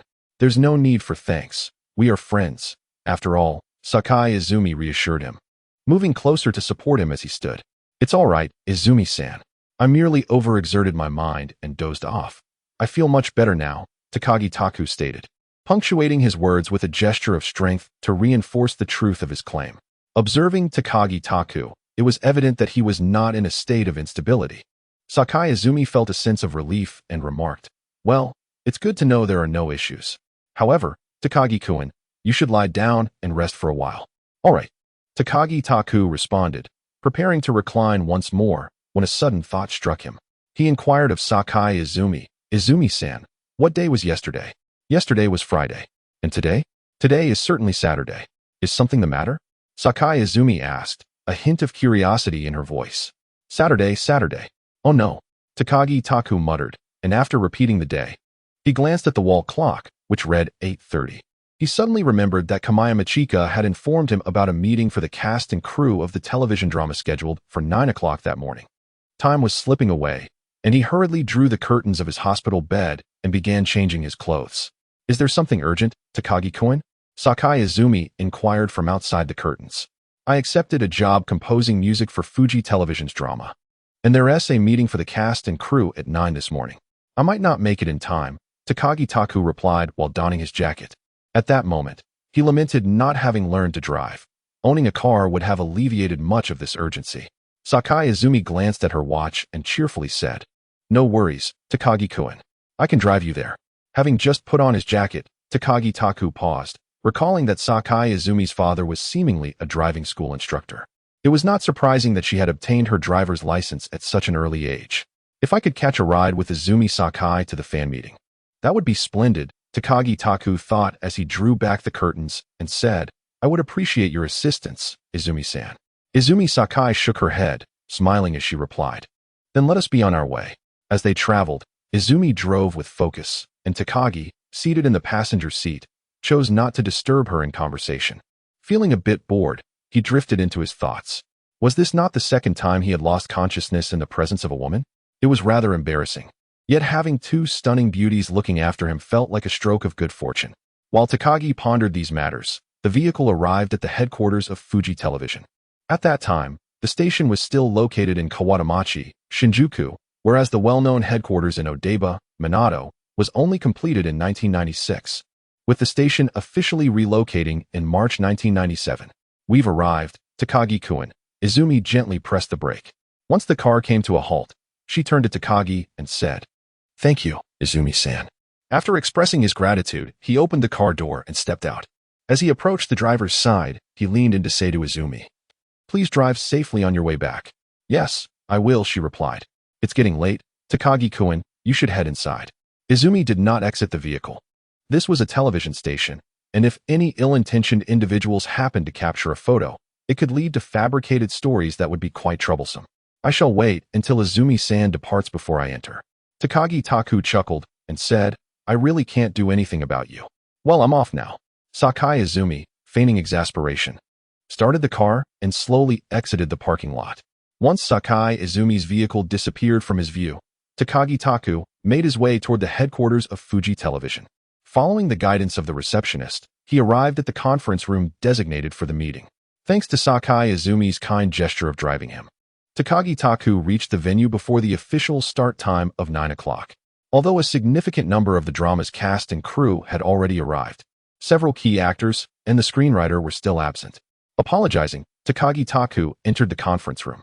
Perhaps accustomed to the presence of celebrities, his arrival did not incite much commotion within the room. While a couple of shy young women approached him for autographs, the reception he received was nowhere near that of his previous visit to the company. Sitting idly in a chair, he waited for a short while until several principal actors and the screenwriter entered the conference room. Chapter 51. The Getsuka Drama in the Realm of RB Television Drama Production. The screenwriter wields considerable influence, essentially steering the entire narrative and essence of the series. This time, Fuji Television's Getsuka Drama, Sien no Mamada, marks the debut and breakthrough work of the renowned romantic playwright Kitagawa Eriko. While many may not recall this particular screenwriter when discussing this drama, they would surely recognize her brilliance upon mentioning her previous work on Long Vacation, starring Kimura Takuya. Under the guidance of Yoshiko Kitagawa, several directors and actors sequentially entered the conference room. Akina Nakamori appeared to be in good spirits, and when Taku Takagi noticed her, he smiled and nodded in her direction. Playfully, Nakamori winked at him before taking her seat opposite Takagi, who was surrounded by the main cast. Yoshiko Kitagawa, petite in stature, sported a classic bob hairstyle. Once everyone was settled, she commenced the introductions. In contemporary terms, the ensemble cast of this television series might not seem particularly illustrious, at least for Taku Takagi. A man from the future, These actors were not widely recognized. Apart from Akina Nakamori, the other leading lady was Narumi Yasuda, an actress and singer who debuted almost simultaneously with Nakamori. With her sweet appearance and melodious voice during her introduction, Yasuda left a favorable impression on Takagi, who recalled her participation in The Girl Who Leapt Through Time, which had been adapted into at least 5 television series or films, including one in 2010 featuring Yasuda. As for the male lead, Hisashi Higashikawa, Takagi had no recollection whatsoever. This gentleman was indeed striking, standing at 183 centimeters, even taller than Takagi, with long hair that was quite fashionable at the time, and he spoke with an elegant demeanor. The actor Takagi was most familiar with, however, was the male secondary lead, Koji Sakata, who had been dubbed a male god by the Asian diva Ayumi Hamasaki. Although still a youthful presence, his charisma was undeniably commanding. After the brief introductions, they transitioned into the formal meeting segment. In this meeting, apart from assigning their respective tasks, the actors will also familiarize themselves with the script and provide their insights. Although the screenwriter wields significant authority over the final direction of the television drama, the perspectives of these seasoned television actors remain invaluable. An hour and a half later, they entered a rare intermission during the meeting.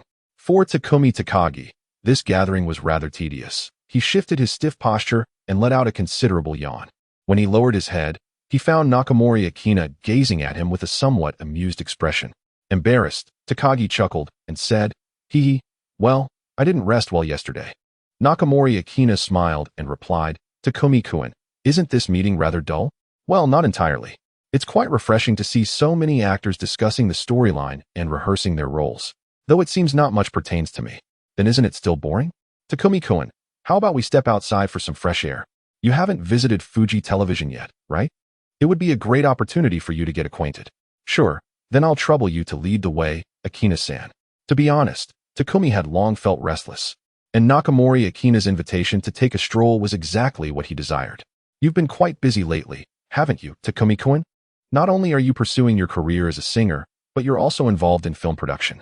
I heard from Kamiyama-san that you've even established your own agency." As they walked side by side down the corridor of Fuji Television, Nakamori Akina initiated the conversation. "In truth, I am not particularly busy. The film project is still in the planning stages, and as for the agency, it is merely a trivial matter." Takagi Taku shook his head in response. "Haha. I recommend that you participate in the soundtrack for a television drama. It should not cause you any distress." "Not at all. Being able to contribute to the soundtrack for a television series is indeed a fortunate opportunity. Not only will I have the chance to meet esteemed actors like Akina Nakamori, but I will also forge connections within the television industry. I must express my gratitude to Akina. There is no need for thanks. Simply inviting me out for a chat when you have the time will suffice," Akina Nakamori replied with a radiant smile, tilting her head to glance at Takagi Taku. "Yes, I will certainly invite you out for some leisure when I have the opportunity." Takagi Taku nodded involuntarily, captivated by Akina's bright eyes. While the two were engaged in conversation, voices emanated from a nearby room in the corridor. "Nanako, I hope you understand that the agency has exerted considerable effort in securing this role for you. It is not a matter of whether you wish to perform or not. However, I believe I am not suited for this role.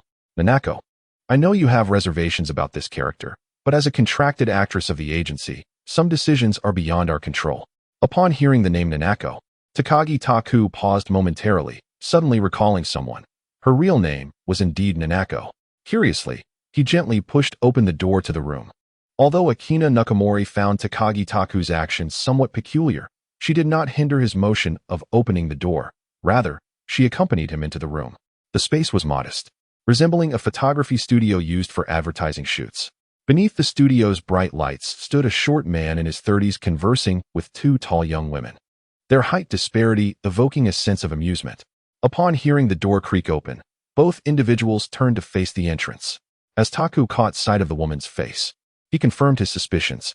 The large eyes and the signature beauty mark at the corner of her eye immediately identified her as the very person he had envisioned, the future queen of Japanese dramas, Nanako Matsushima. However, at this moment, she had yet to attain such renown. She was merely an obscure advertising model. "Ms. Nakamori, you must be Mr. Takagi." The short man beamed, having recognized the two at the door. He approached them with a friendly demeanor, presenting his business card. "Greetings, Ms. Nakamori, Mr. Takagi." I am Takashi Toda from XX Agency. Hello, Ms. Nakamori, Mr. Takagi. I am Nanako Matsushima from XX Agency, she added, stepping forward to bow in greeting. May I inquire about the nature of your discussion? Takagi Taku asked with a smile. Akina Nakamori, unaware of Taku's purpose for being there, remained silent, allowing him to speak. Chapter 52. The temptation of recruitment. The agency had secured a television role for Nanako, but it seemed she was not particularly fond of this character and exhibited some reluctance. Oh, is that so? Takagi, upon understanding the situation, suddenly had a thought. He pulled Tadaka to a corner and inquired, Tadaka-san, what is Miss Nanako like at the agency? Why is Takagi-san interested in this? Tadaka asked, puzzled, but before Takagi could respond, he continued. Actually, Miss Nanako is quite beautiful, but she tends to be rather stubborn. Whenever she feels disinclined towards a project, she always puts in minimal effort. Has the agency ever considered transferring Miss Nanako's management contract to another agency? Takagi, sensing an opportunity from Tadaka's remarks, probed further. So, Takagi-san is interested in Nanako's management contract, Tadaka remarked with a knowing expression. Well, it's good that you understand, Tadaka-san. I would appreciate it if you could keep this matter confidential from the agency, Takagi chuckled, realizing his intentions had been uncovered. Actually, my daughter is a devoted fan of yours. Just the other day, she was pestering me to get an autograph from you if we ever crossed paths. Tadaka shifted the conversation towards his daughter without directly addressing Takagi's comment. That is not a problem. I can easily arrange for an autograph in a moment, Takagi replied, finding the request exceedingly simple.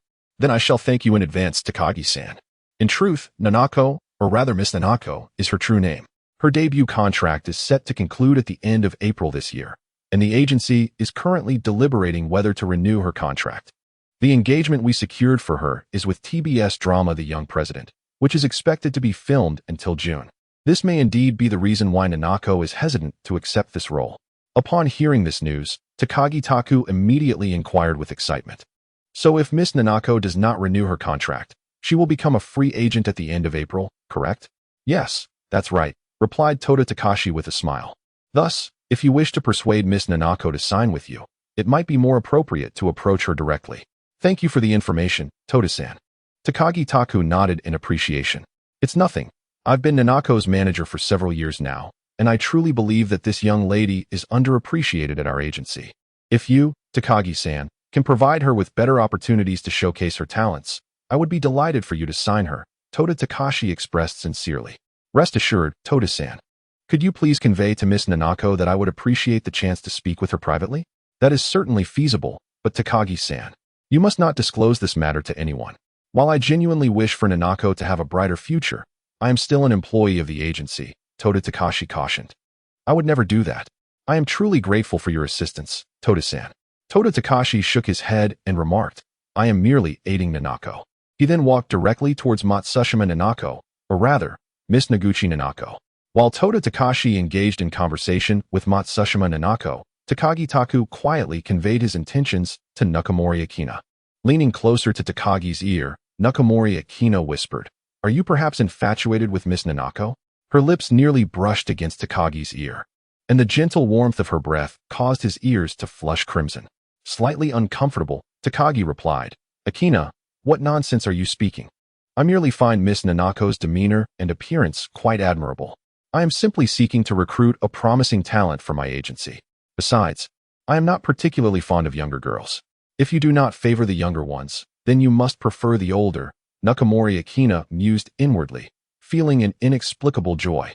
In a soft and gentle tone, she inquired, Would you like me to lend you a hand? No, that won't be necessary. I have already asked Toda-san for a private opportunity to speak with Miss Nanako, Takagi responded, awkwardly shifting away as Nakamori's breath brushed his ear once more. Not perturbed by his retreat, Nakamori Akina winked and cheerfully remarked, It's perfectly fine. If you find it challenging, I can certainly assist you. In that case, I am grateful for your offer, Akina, Takagi replied, his spirits lifted by Nakamori's cheerful demeanor. After approximately 5 more minutes, just when Takagi wondered if Toda Takashi and Matsushima Nanako's discussion had faltered, the two opposite him concluded their conversation. Takahiro Toda approached Taku Takagi and said, Well, Nanako has agreed to speak with you privately this afternoon. You can reach me by calling my number then. He gestured towards his business card in Taku's hand. mimicking a phone call, before turning back to engage in conversation with Nanako Matsushima. Seeing that his objective had been preliminarily achieved, Taku refrained from lingering further. It appeared that the two individuals across from him were likely occupied with advertising shoots, so he and Akina Nakamori exited and returned to the conference room for the meeting. The intermission lasted approximately half an hour, and upon the return of Yoshiko Kitagawa to the room, the group resumed their discussions regarding the television plot. Several of the lead actors even began rehearsing their lines. This drama, titled Barefaced, narrates the story of two women, the free-spirited Hana, portrayed by Akina Nakamori, and the gentle, beautiful, and accomplished Yoshiko, played by Narumi Yasuda. The narrative delves into the profound friendship that transcends mere companionship between these contrasting characters. Naturally, the plot includes the trope of both women falling for the same man. However, the crux of the storyline remains the exploration of their distinct personalities and the bond they share. Interestingly, despite being replete with Yuri elements, this drama has never been labeled explicitly as a Yuri series, which may reflect the exceptional skill of screenwriter Yoshiko Kitagawa. Observing Akina Nakamori as she rehearsed with Narumi Yasuda, Taku Takagi found himself intrigued by this different facet of Akina's talent. It must be acknowledged that Akina Nakamori is indeed a natural performer, excelling not only in singing but also in her acting prowess. Takagi Taku felt a tinge of envy, pondering when he might also possess such remarkable acting skills. At midday, the meeting finally concluded. The actors had their individual commitments, thus no plans for a communal meal were made. However, once the attendees had departed, Nakamori Akina retained Takagi Taku for a moment. Here, Takagi-kun, this is chocolate. Today is White Day, although I did not receive any chocolate from you last month. Since we crossed paths today, I must present this to you. Nakamori Akina produced a beautifully wrapped piece of chocolate from her bag and handed it to Takagi Taku. Adding with a playful tone, this is Giri Choco. No other thoughts are permitted. I apologize, Akina-san, for not being able to give you chocolate earlier, Takagi Taku replied, feeling a bit ashamed and not accepting the chocolate. That is quite all right. We weren't particularly close back then. Please take it. Nakamori Akina smiled, gently grasping Takagi Taku's hand and firmly placing the chocolate into his palm. Her hands were exquisite, yet Takagi Taku's attention was diverted, for as she raised her wrist, he clearly noticed a deep scar. Takagi Taku opened his mouth, intending to speak, but Nakamori Akina silenced him with a gesture. Understanding where his gaze lingered, she smiled softly and said, that was a long time ago. I do not wish to discuss him further. I hope Takagi-kun can respect my wishes. Yes, I understand. Akina-san. Takagi Taku spoke, yet his eyes still betrayed a hint of tenderness. Such a gaze stirred a flutter in Nakayama Akina's heart upon meeting Takagi's eyes. This sensation compelled her to refrain from lingering in Takagi's presence any longer. After regaining her composure, she remarked, well then, let us not dwell on this matter any further. You have other engagements this afternoon, do you not? Regarding Ms. Nanako's management contract, it would be wise for you to return early. Oh. Then I shall take my leave first, Akina-san.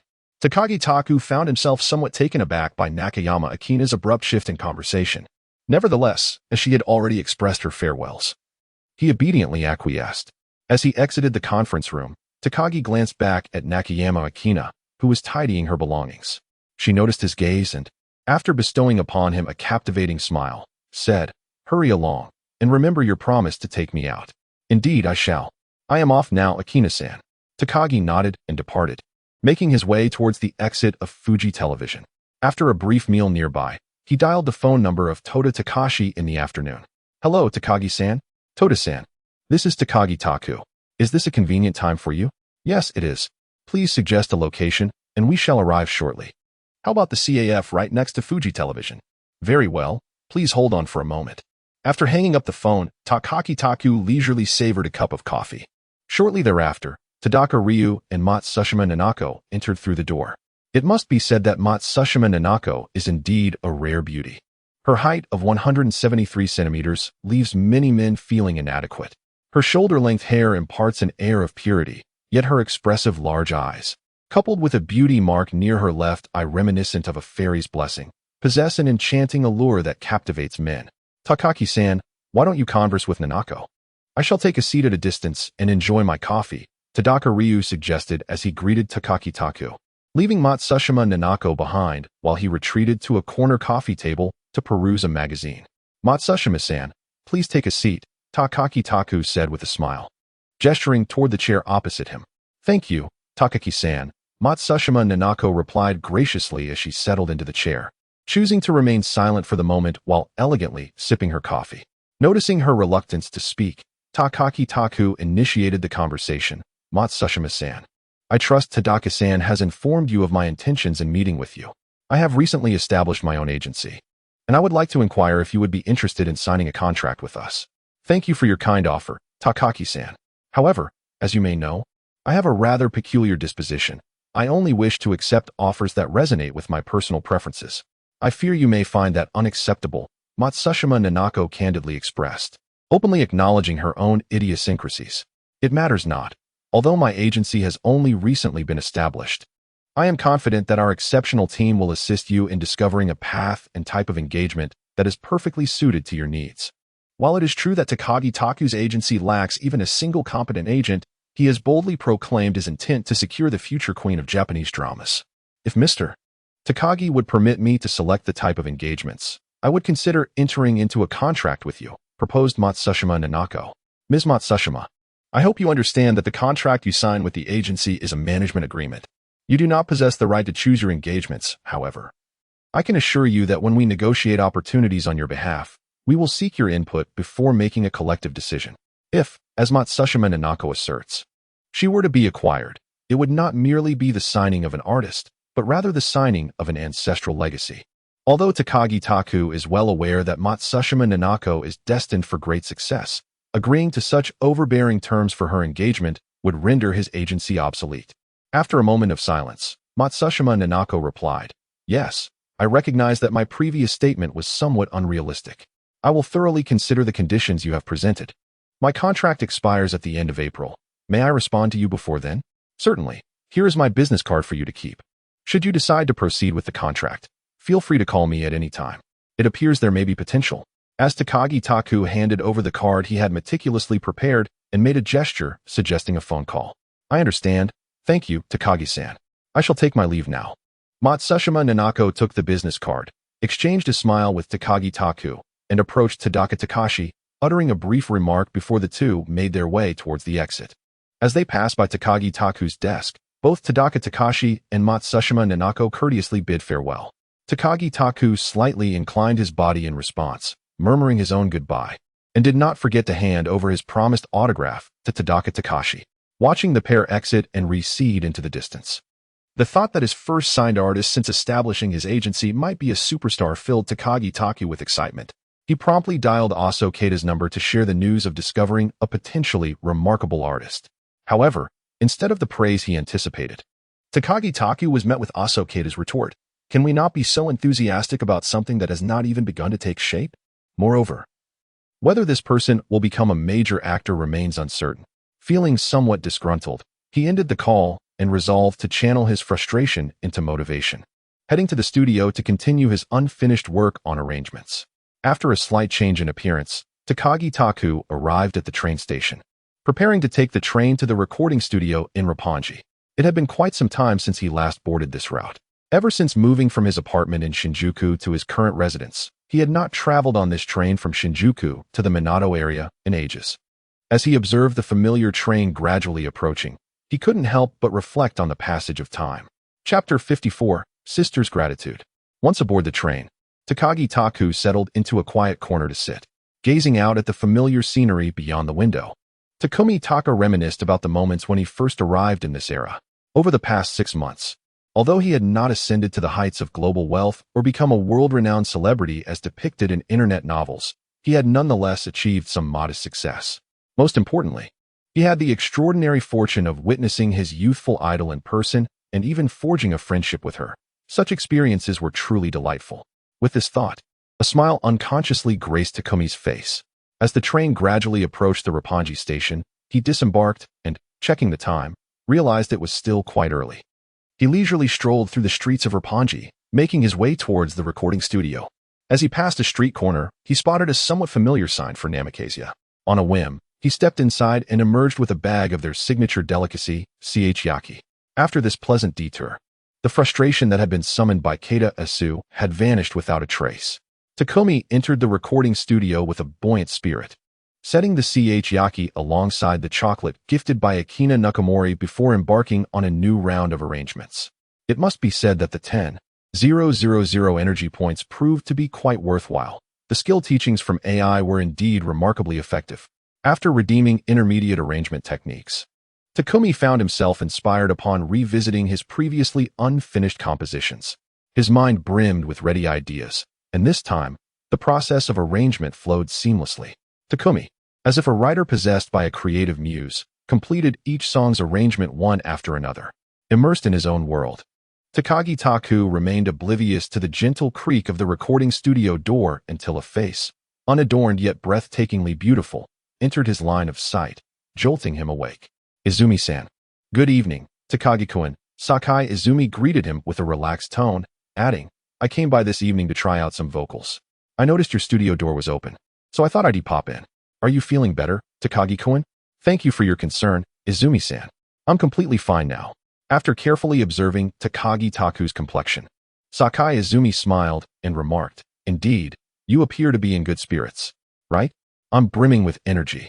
Today, I plan to finish arranging all the remaining songs for the album in one go, Takagi Taku declared, thumping his chest in a show of strength.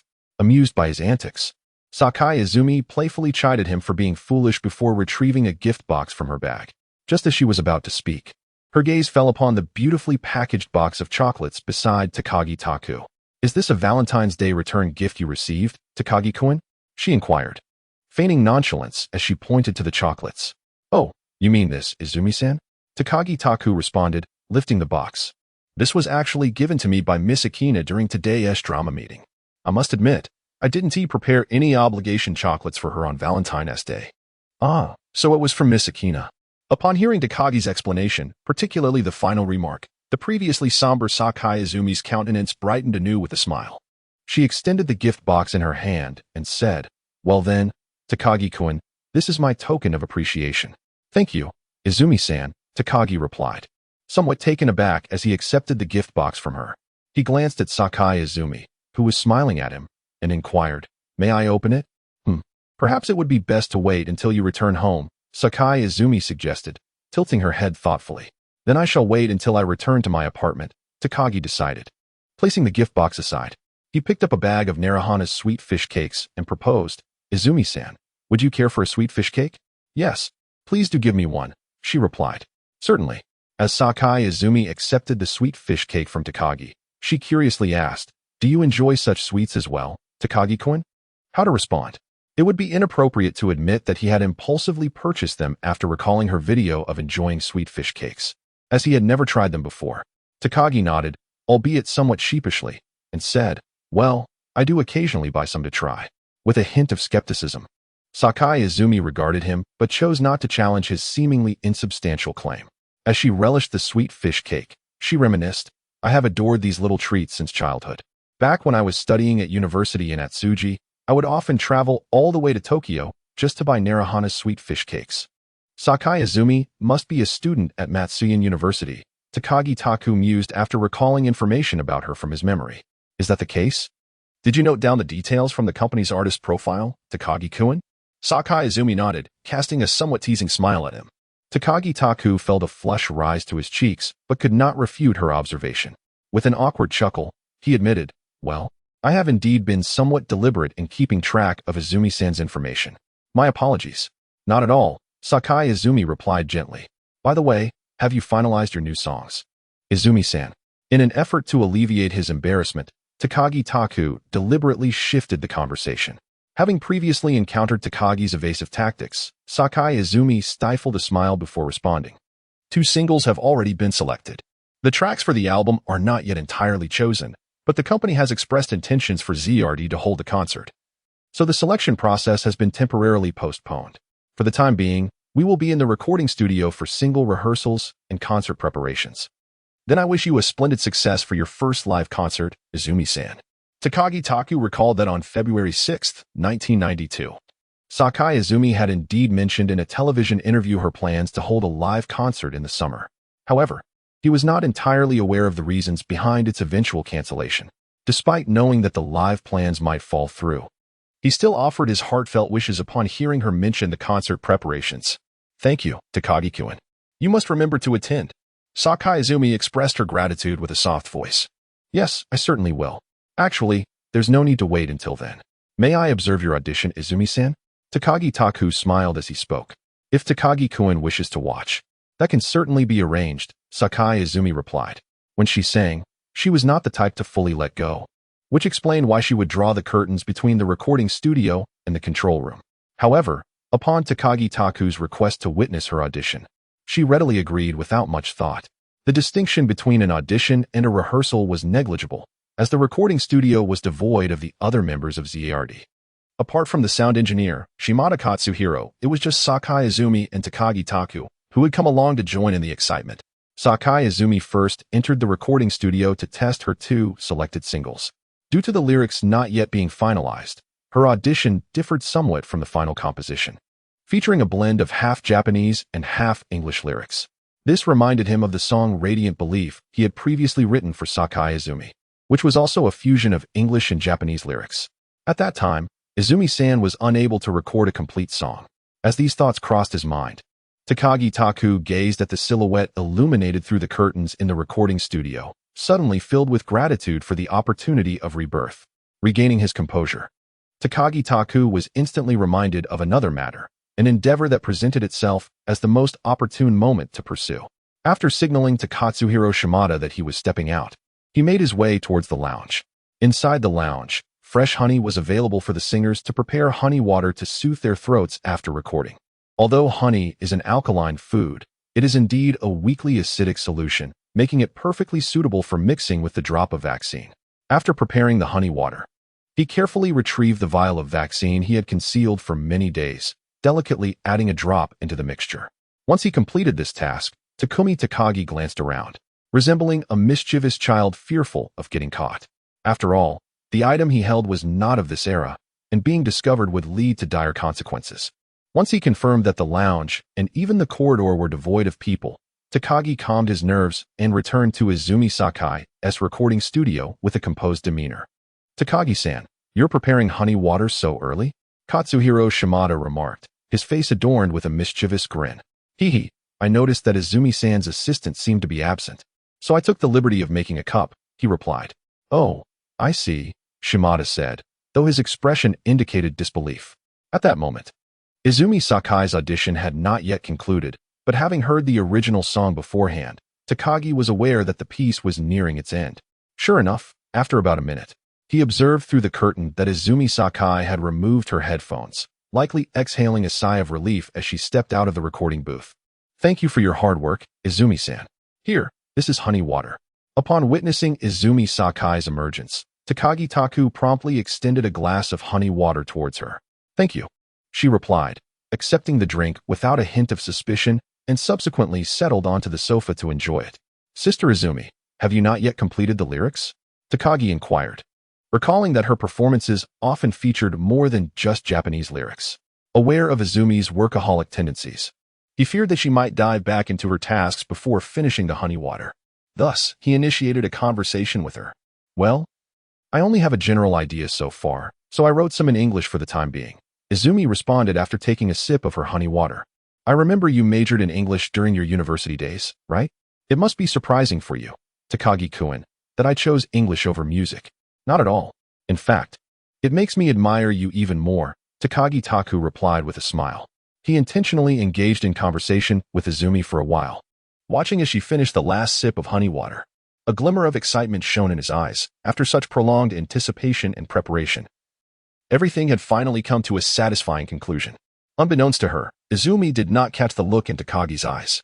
She placed her empty glass on the table and remarked to Shida Katsuhiro, "Shida-san, I'm going to start singing again." After giving Takagi a nod, she returned to her recording studio. "It's merely a glass of honey water you prepared, yet you look as if Sakai-san has genuinely taken a liking to you," Shida Katsuhiro teased, chuckling at Takagi. Izumi Sakai did not perceive his gaze, yet Katsuhiro Shimada observed it quite distinctly. "Humph.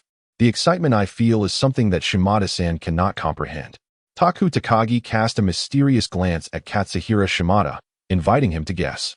For this matter would remain a secret known only to himself. I have no interest in your trivial affairs. However, you must ensure no harm comes to Sakai-san. Do you understand? Katsuhiro Shimada spoke with a degree of seriousness.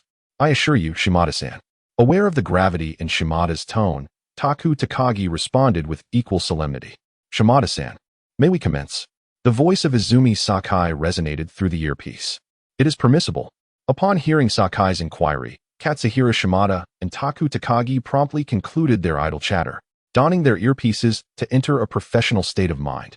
As they listened to these two singles, expected to be released around August, Taku Takagi felt a sense of relief that the songs he had previously composed were at least 2 years removed from the current era.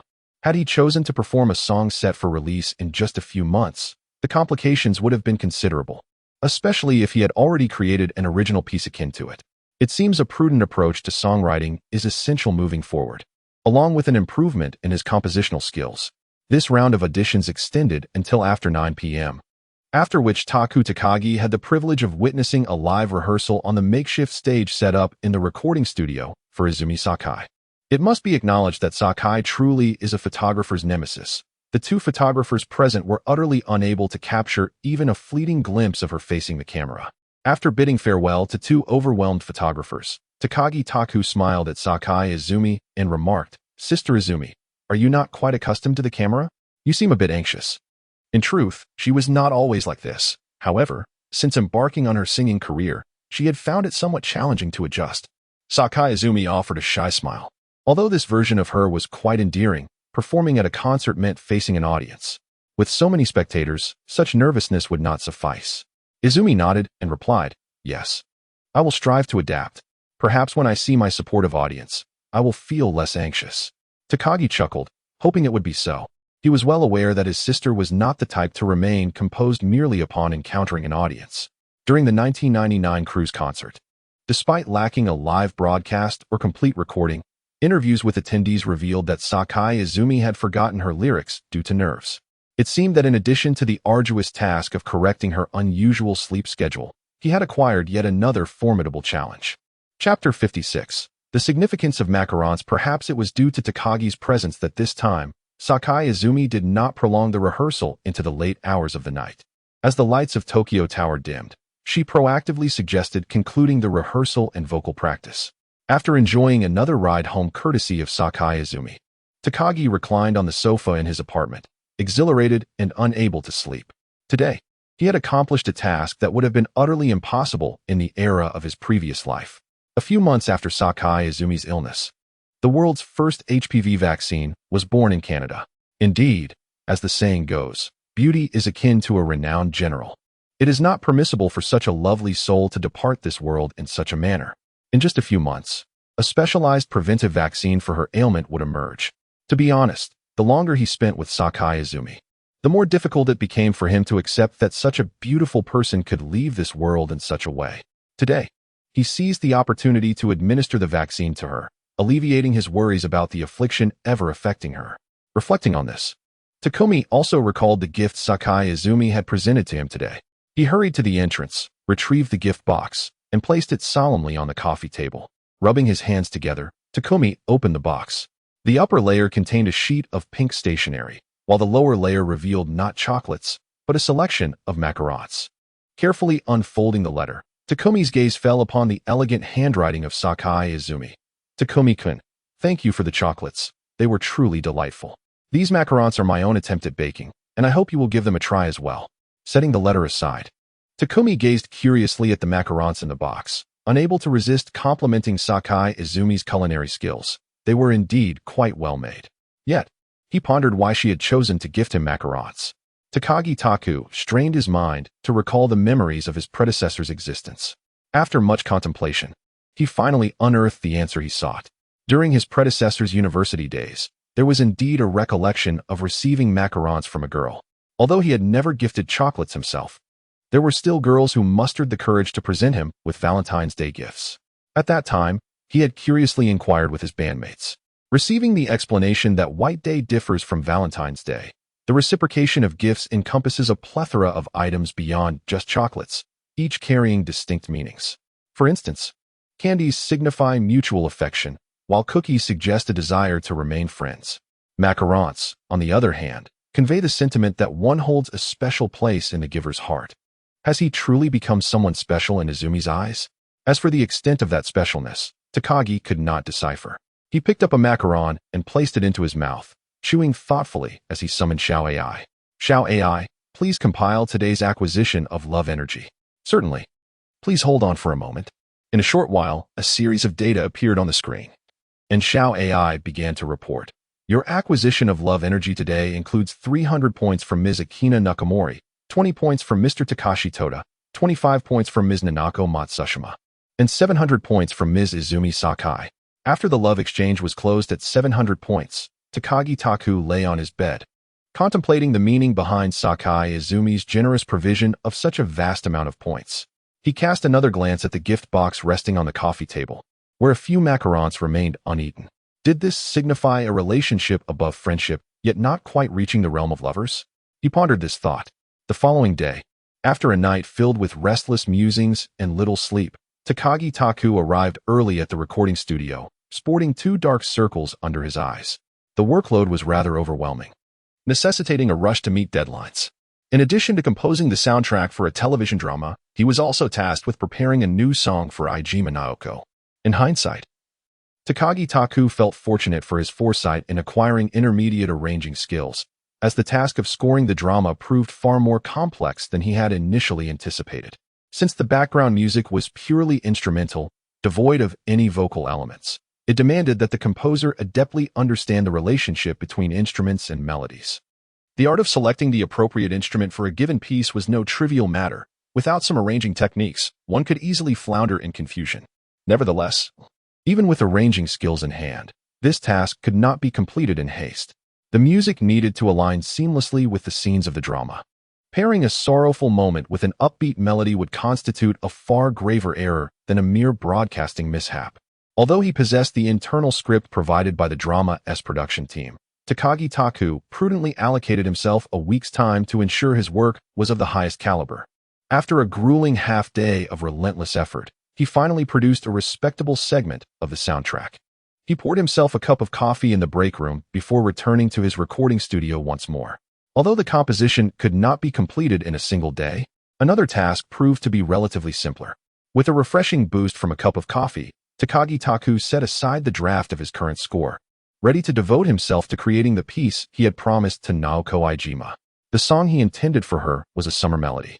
The renowned debut piece of the famous Japanese girl group Zone, titled Secret Base, Kimi Jie Kurita Mono.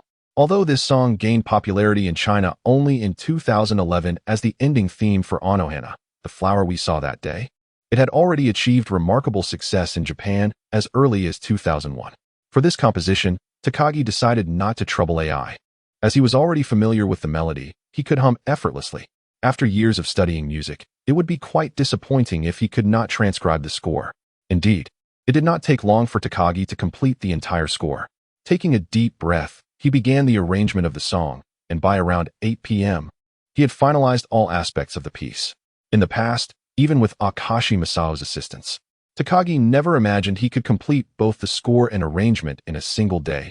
Yet, this time, it took him merely half a day. While his familiarity with the song played a role, he could not help but feel a sense of growth in his musical proficiency, which brought him a measure of joy. With the completed piece and accompanying music tucked into his bag, Takagi Taku found himself unconsciously drawn to the door of Sakai Izumi's recording studio, only to discover that she was not present this time. Reluctantly, he inquired with the staff, who informed him that Ms. Sakai had gone to rehearse with the members of the ZARD band at a rented stage. With his spirits somewhat dampened, Takagi Taku took a taxi back to his apartment. Sakai Izumi approached her work with unwavering seriousness. Now that the company had scheduled Zard's concert, she was determined to dedicate herself to the rehearsal process. However, this was not particularly advantageous for Takagi Taku, as he had not been able to see Sakai Izumi even once during these past few days. With no valid excuse to visit the rehearsal site, he remained in the recording studio, diligently pursuing his composition endeavors. By Tuesday, the teacher's tour had finally concluded. Upon hearing that Takagi Taku had prepared the tracks for the new album, Akashi Masao's first action upon returning was to rush to Takagi's studio to request all the scores and demos, under the pretense of ensuring their quality. Although Takagi Taku had not formally apprenticed under this esteemed individual, he held a deep respect for the arrangement maestro. Moreover, it must be said that Akashi Masao was indeed quite generous toward him. It appeared that he was not entirely at ease with Takagi's solo compositions and intended to take them home for further refinement.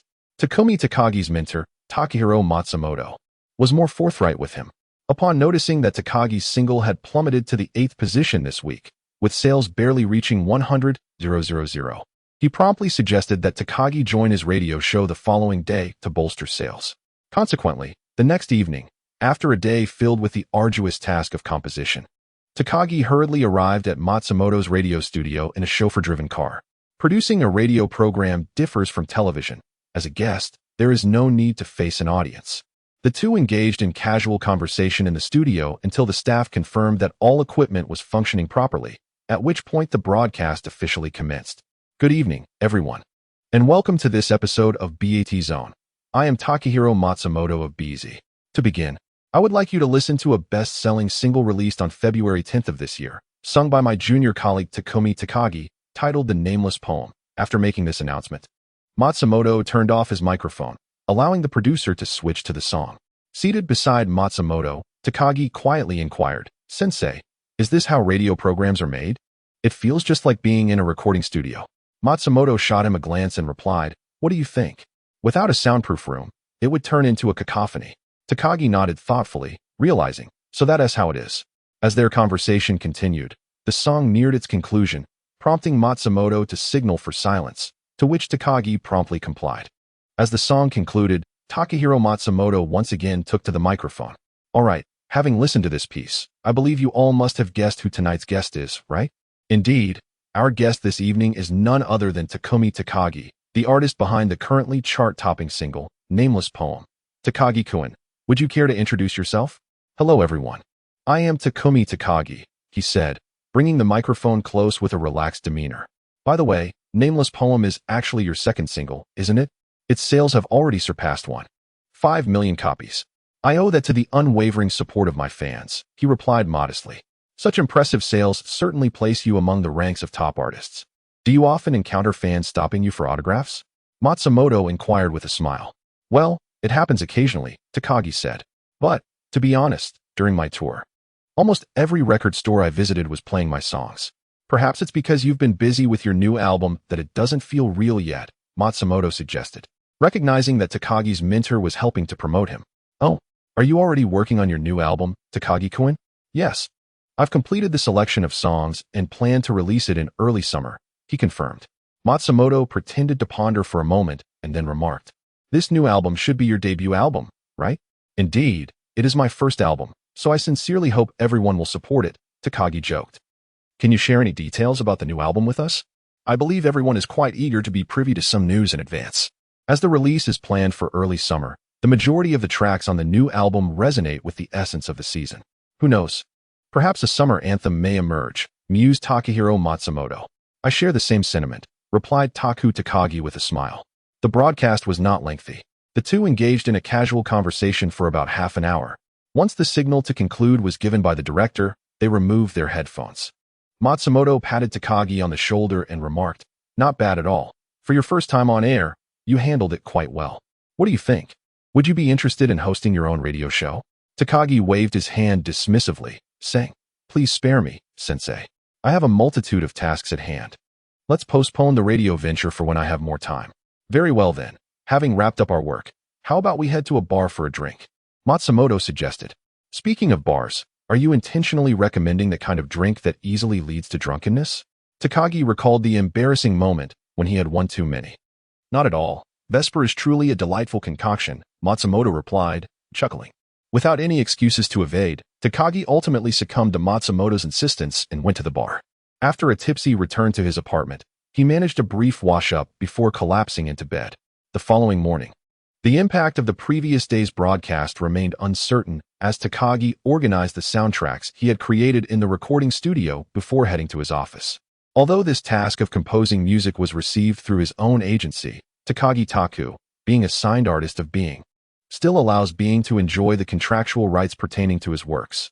After reporting to Kimura Yumi, Takagi entrusted the music score to Asokata for delivery to Fuji Television. Subsequently, Takagi did not return to the recording studio but instead went to Being's vocal training room. Ever since the debacle of his debut single, attending vocal lessons had become an essential part of the curriculum for both Miss Naoko Iijima. Once the morning class concluded, Takagi entered the classroom, presenting the sheet music in a pre-recorded demo to Naoko Iijima. "What do you think of this piece?" Takagi inquired with a smile. "You finished it so quickly?" Naoko exclaimed in astonishment as she took the demo and searched for the tape recorder in the classroom. After placing the demo into the tape player, Naoko, wearing headphones, listened intently for a moment before rushing to Nagahama Naoko, exclaiming, "Nagahama, you must listen to this. It's truly a splendid piece. Moreover, it is exceptionally suitable for female vocals, and it might very well become a bestseller."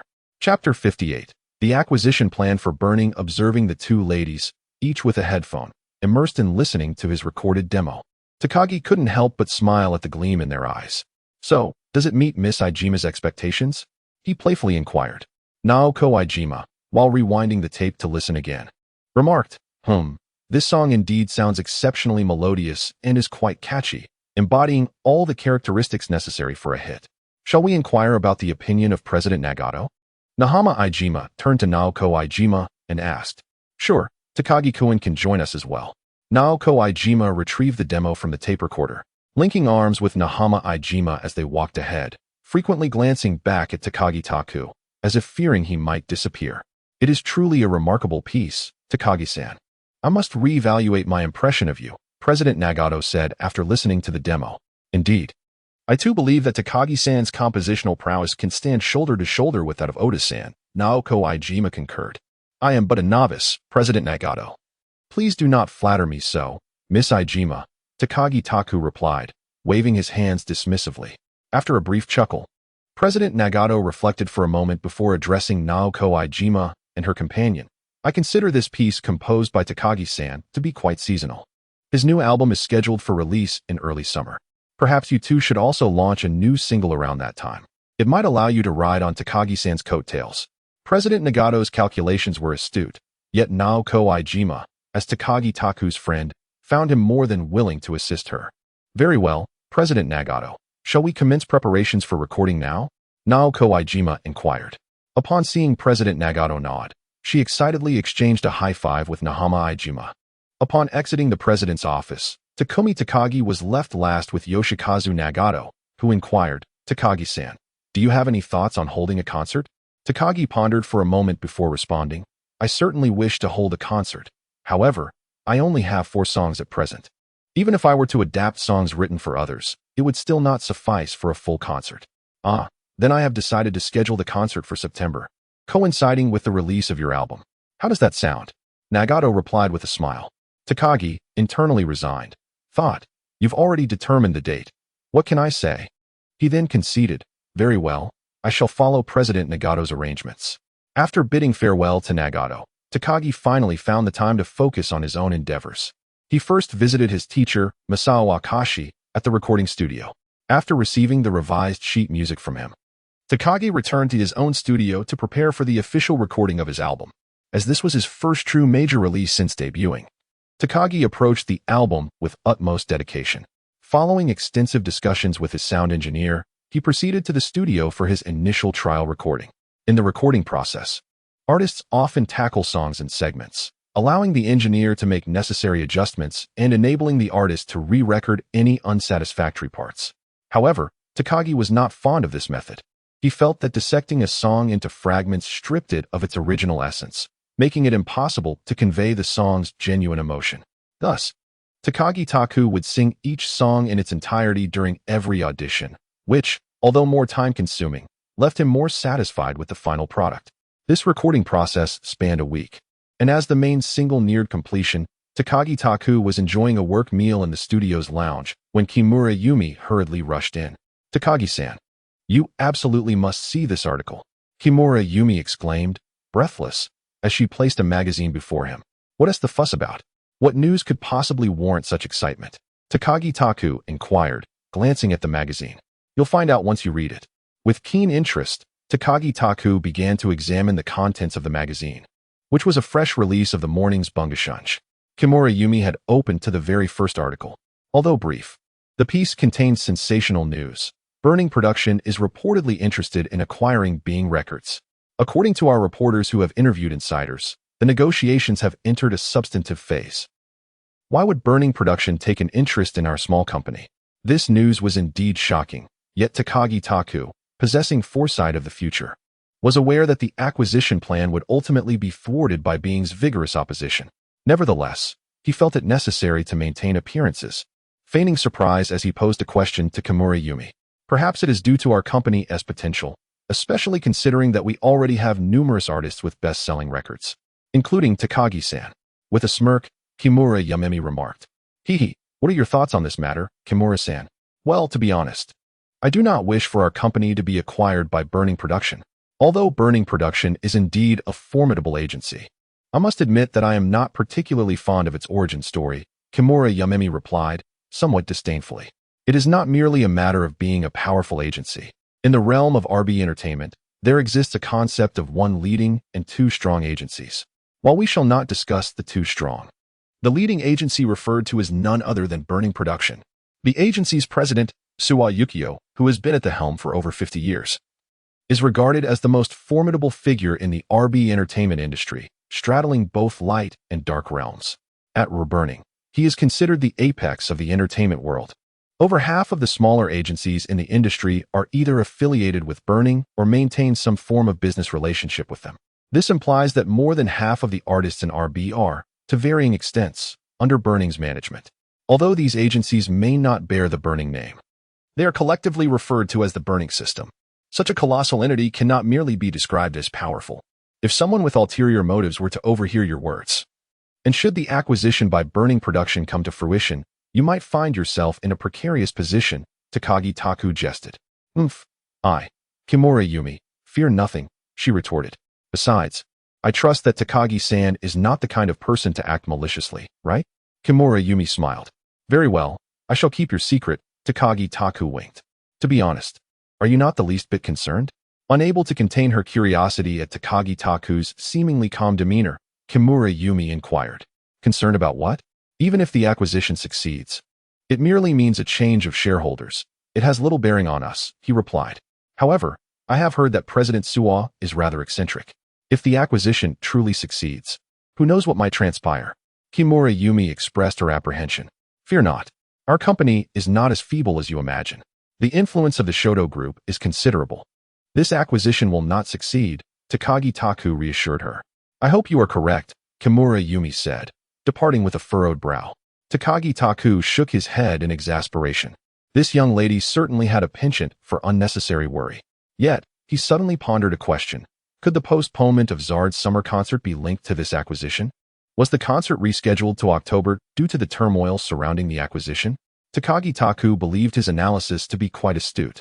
Chapter 59. The Temptation of Homecoming. It appears that the situation unfolded precisely as Takagi Taku had anticipated during the last 2 weeks of March. The various operations of Being were essentially at a standstill. Aside from the previously recorded single by Oda Tetsuru, Itsamade Imo Koranu Ai wa, which was officially released on March 25th, no other matters progressed. Even with Keita Asu making several calls to confirm the situation, Takagi Taku remained unaffected by these external influences, continuing to proceed at his own leisurely pace to complete his new album. On the final day of March, Takagi Taku arrived at the recording studio early, as was his custom, to prepare for the impending recording session. To his surprise, he encountered the long-unseen Sakai Izumi in the lounge. Good morning, Taku-kun. Izumi greeted with a smile, seated at the bar with a pen in hand, seemingly engrossed in writing something. Aren't you preparing for the summer concert, Izumi-san? What brings you to the studio today? He inquired. The concert? Izumi gazed up at the ceiling, responding, it has been postponed due to the Burning acquisition issue. According to President Nagato, it might be delayed until autumn or winter. As he had surmised, the postponement of Zard's concert was indeed related to the acquisition matter. Takagi Taku approached the bar, taking a seat beside her, and smiled, no worries, good things take time. Higi, yes, good things take time, Izumi echoed, chuckling at his words. So what brings you here today, Izumi-san? Sakai Izumi lifted the paper placed on the bar and remarked, although the concert has been postponed, the single and the album must still be produced. Thus, I have come here today to write the lyrics. Glancing at the numerous revisions of the lyrics for Nimunai Yuru O date in her hand, Takagi Taku reflected on how meticulous Sister Izumi was regarding her lyrics, insisting on revising even the slightest flaw. Just as Takagi Taku was about to express his thoughts, an untimely phone call echoed from his pocket. He gestured an apology and stepped aside to answer the call. It was his younger sister, Takagi Tomoko, reaching out to him. As he picked up the phone, her voice came through. "Brother, in a couple of days, it will be Mom's birthday. Will you have time to come home?" Takagi Taku was momentarily taken aback, realizing that he had completely forgotten about this occasion. However, he could hardly be blamed, considering the soul inhabiting this body was not his own. "Yes, I will definitely return then." Now that his sister had reminded him, he felt compelled to make the trip back. "Don't forget to bring a gift for Mom." "Of course." "Brother, have you been quite busy lately? I hardly hear you calling home." Feeling a twinge of guilt, Takagi Taku acknowledged, "Indeed, I have had a lot on my plate. Once things settle down, how about I take you to Tokyo for a visit?" He felt a pang of shame for not being more attentive to his family in recent days. "You must remember what you promised. Your sister is waiting." Takagi Tomoko replied cheerfully from the other end. "Rest assured, brother will remember." Contemplating the radiant smile of his younger sister, Takuya Takagi unconsciously broke into a smile himself. Was that a call from Takagi-kun's sister? Inquiringly, Izumi Sakai asked after he had finished the call and approached the bar. "Yes, indeed. In just a couple of days. It will be our mother's birthday," Takuya replied. "Is it your aunt's birthday then?" "Allow me to extend my early wishes for her birthday," Izumi remarked with a cheerful smile. "To be honest, I am currently troubled over what gift to purchase for my mother. However, the gift itself is not what truly matters," Izumi asserted, nodding. "I believe that as long as Takagi-kun can set aside work to celebrate your aunt's birthday, she will be immensely pleased. As for the gift, it is merely a token of affection." "Haha, Izumi-san must be quite wonderful to her family, right?" Takuya said. "Speaking of family, it has been quite some time since I last saw mine, especially since the new year," Izumi replied with a shy smile. After exchanging casual conversation for a while, at Takuya's request, Izumi performed her role as his monitor once more. It was not until midday, after the recording session concluded, that Izumi returned to the lounge, simultaneously dining and pondering the lyrics of her song. Takuya, however, did not linger in the recording studio. While the gift is indeed a gesture of goodwill, one must also prepare adequately, right? In the afternoon, Takuya planned to venture to the shopping district to select a suitable gift. In Tokyo, the entire Roppongi area is renowned for its vibrancy. As Takuya strolled through the shopping district, he attentively observed the shop windows on either side, hoping to discover a gift that captured his heart. As Takumi Takahashi passed by the record store, he couldn't help but smile upon hearing his own song still playing within. Although the album sales had long since slipped from the charts, the impressive figure of over 1.5 million copies sold remained striking, making it no surprise that certain record store owners favored such a tune, keeping it in constant rotation. After wandering for an entire afternoon, Takumi ultimately chose a lovely crystal vase and a spring trench coat as gifts for his mother. Content and ready to return to his apartment, he unexpectedly spotted a familiar figure along the way. Michiko. Startled, Yoshizawa Michiko, who had been eagerly awaiting her pastries at the counter of the Namikawa bakery, quickly turned her head at the sound of Takumi's voice. "Takumi-kun, you startled me. What a coincidence. I was just thinking of visiting your company," she exclaimed, patting her chest and smiling. Observing the picturesque scenery, Takumi couldn't help but notice how well this young lady had blossomed. Shaking his head to dispel any inappropriate thoughts, he approached Michiko with a smile. "Michiko, what brings you to Tokyo?" he inquired. "I graduated high school, so I thought I'd come to Tokyo to see if I could find a job," she replied cheerfully, extending the pastries in her hand towards him. "Would you like some, Takumi-kun?" "No, thank you," he politely declined, as he was not particularly fond of sweets. "Speaking of which, it seems like you're about to enter your third year of high school this year, right? Are you still not paying attention, my dear brother?" Michiko Jisei exclaimed in surprise before pausing momentarily and adding, "You truly are not a competent friend." Indeed, Michiko spoke the truth. My brother was rather negligent. He did not even know what grade his sister was in. Despite promising to care for the household, he had only provided a little financial support without ever taking an interest in family matters. As for his sister's disposition, she was rather indifferent to her own affairs, yet constantly concerned for others. Such matters were not ones she would deliberately share over the phone. Reflecting on this, Takumi Takagi felt a pang of guilt. He turned and walked towards the shopping district, realizing it was time to procure a gift for his beloved sister. Chapter 60. Have you ever considered becoming an artist? Where are you going, Takumi? Michiko Jisei quickly stood up and followed him upon seeing him turn to leave. Hearing her voice, Takumi remembered that this young lady was trailing behind him. He slowed his pace to allow her to catch up and, with an apologetic tone, said, I'm sorry. I am preparing to return home in a couple of days and just remembered I haven't bought a present for my sister yet. So I'm a bit anxious. Oh, I thought you were running late for a date, Michiko teased, pointing at the gift box in Takumi's hands. This is a birthday present from my mother. What unsavory thoughts do you have swirling in that little head of yours? Takumi lightly tapped her smooth forehead. Although it is evident that this young lady will eventually blossom into a poised and captivating beauty, she currently exudes the charm of the girl next door, prompting Takagi Taku to unconsciously display behaviors typical of an older brother. Yoshizawa Michiko, rubbing her head where she had been playfully struck, chided, Takagi and I. Could you refrain from treating me like a child? I have graduated high school, after all. I am quite capable of supporting myself now. Indeed, our Miss Michiko has matured. Takagi Taku replied dismissively. Look at that disdainful expression of yours. Michiko pouted, visibly displeased. With a gentle pat on her head, Takagi Taku chuckled. All right. I shall cease my teasing. Come along, Miss Yoshizawa. Let us procure a graduation gift for our dear Tomoko. Humph, now that sounds more agreeable. Michiko's frown transformed into a beaming smile as she skipped ahead. This hat is lovely. I'm certain Tomoko would look splendid in it, she remarked, holding up a sun hat adorned with vibrant red floral patterns in the gift shop. Takagi Taku shook his head with a smile, knowing that his sister did not particularly favor such gaudy colors. What about this scarf? Michiko suggested, lifting a pure cotton black scarf. Miss Michiko, it is already spring. Why wear a scarf? Then what of this perfume? Very well, Miss Michiko, your efforts are unnecessary. I have decided to purchase this beautiful white sundress embroidered with exquisite cherry blossoms for my sister, Takagi Taku declared. I must say, I did not expect such refined taste from you, Takagi and I, Michiko remarked with surprise.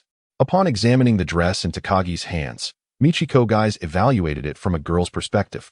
Given that Takagi Tomoko and Michiko guys shared a similar height, Michiko eagerly volunteered to model. Indeed, this petite beauty truly embodied the essence of the dress. With her striking large eyes and a mature visage that belied her age, complemented by the delicate collarbone revealed by the straps and her fair calves that the dress could not conceal, it exuded a unique charm. Although she lacked acting experience, her beauty was undeniable, and observing her potential on television, Takagi contemplated that if she were signed, perhaps she could cultivate another Nanako Matsushima. This should suffice. Let us go with this size, Takagi thought, as Michiko tried on an appropriate fit. Engaged in earnest discussion with the shop assistant about the garment, she remained oblivious to Takagi's admiring gaze. After successfully purchasing the gift, Takagi invited Michiko to a Japanese restaurant for a meal, where he expressed his thoughts. Michiko, have you ever considered pursuing a career in the entertainment industry? As an actress? Or perhaps a singer like you, Takagi and I? Michiko nearly choked upon hearing Takagi's question, hastily chewing and swallowing her food before responding with surprise. Yes, as an actress. Takagi smiled at Michiko as he replied, Indeed, as an actress. Michiko, propping her chin thoughtfully, mused, I really haven't considered it. But do you think I would be suitable, Takagi and I? In terms of your appearance, it is undoubtedly fitting, Takagi Taku nodded and said. Hearing such words from Takagi and I truly felt a flutter of excitement, Yasha's Michiko remarked with a smile. Now, please allow me to formally introduce myself once again. Takagi Taku handed Yasha's Michiko a business card from his firm. QS firm. Takagi and I, you have established your own agency? In that case, are you considering signing me? Takagi Taku nodded and replied, Indeed. However, you may want to discuss it with your family first before giving me a response. You have my mobile number, correct? No need for discussion. If it is Takagi and I's agency, then I shall give it a try. If I truly am not cut out for acting, please do not be disappointed. Takagi and I, Yasha's Michiko stated firmly. I will not be, for I have faith in my judgment, Takagi Taku said, glancing at the clock on the wall of the restaurant. Given the hour, there would surely be no one left at the agency. It is getting late, since Michiko-chan has agreed. Please come to the address on my business card tomorrow morning. All right, I never expected my first job in Tokyo to be so challenging, especially under Takagi and I's guidance. I find myself looking forward to the work ahead, Yasha's Michiko said, her face brimming with anticipation for the next day. Being an artist is quite arduous. You must be mentally prepared, Takagi Taku cautioned her in advance. Rest assured, I understand, Yasha's Michiko replied with a smile. To procure a gift. Takagi Taku unexpectedly encountered Michiko Kichis and, rather bewilderingly, managed to sign her on. After escorting Michiko Kichis to her rented apartment, Takagi Taku returned to the recording studio to continue working on his new album. He realized that returning home would take at least an entire day, and he could not afford to delay progress any further. The following morning, upon arriving at his agency, Takagi Taku found two gentlemen who appeared to be agents seated in Aso Keita's office. Noticing Takagi Taku's entrance, Aso Keita beckoned him to sit down and proceeded with the introductions. The gentleman nearest to Aso Keita, a man in his early 40s with a square face, was named Kenichi Sato.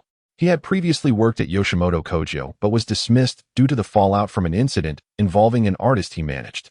After the 2-year confidentiality period expired, he came across the agency's recruitment notice and, seeking a fresh start, decided to join here. The other gentleman, around 30, sporting long hair with a distinctly rock-inspired look, was named Masaru Watanabe. He was an experienced industry insider who had worked as a producer for an underground record label.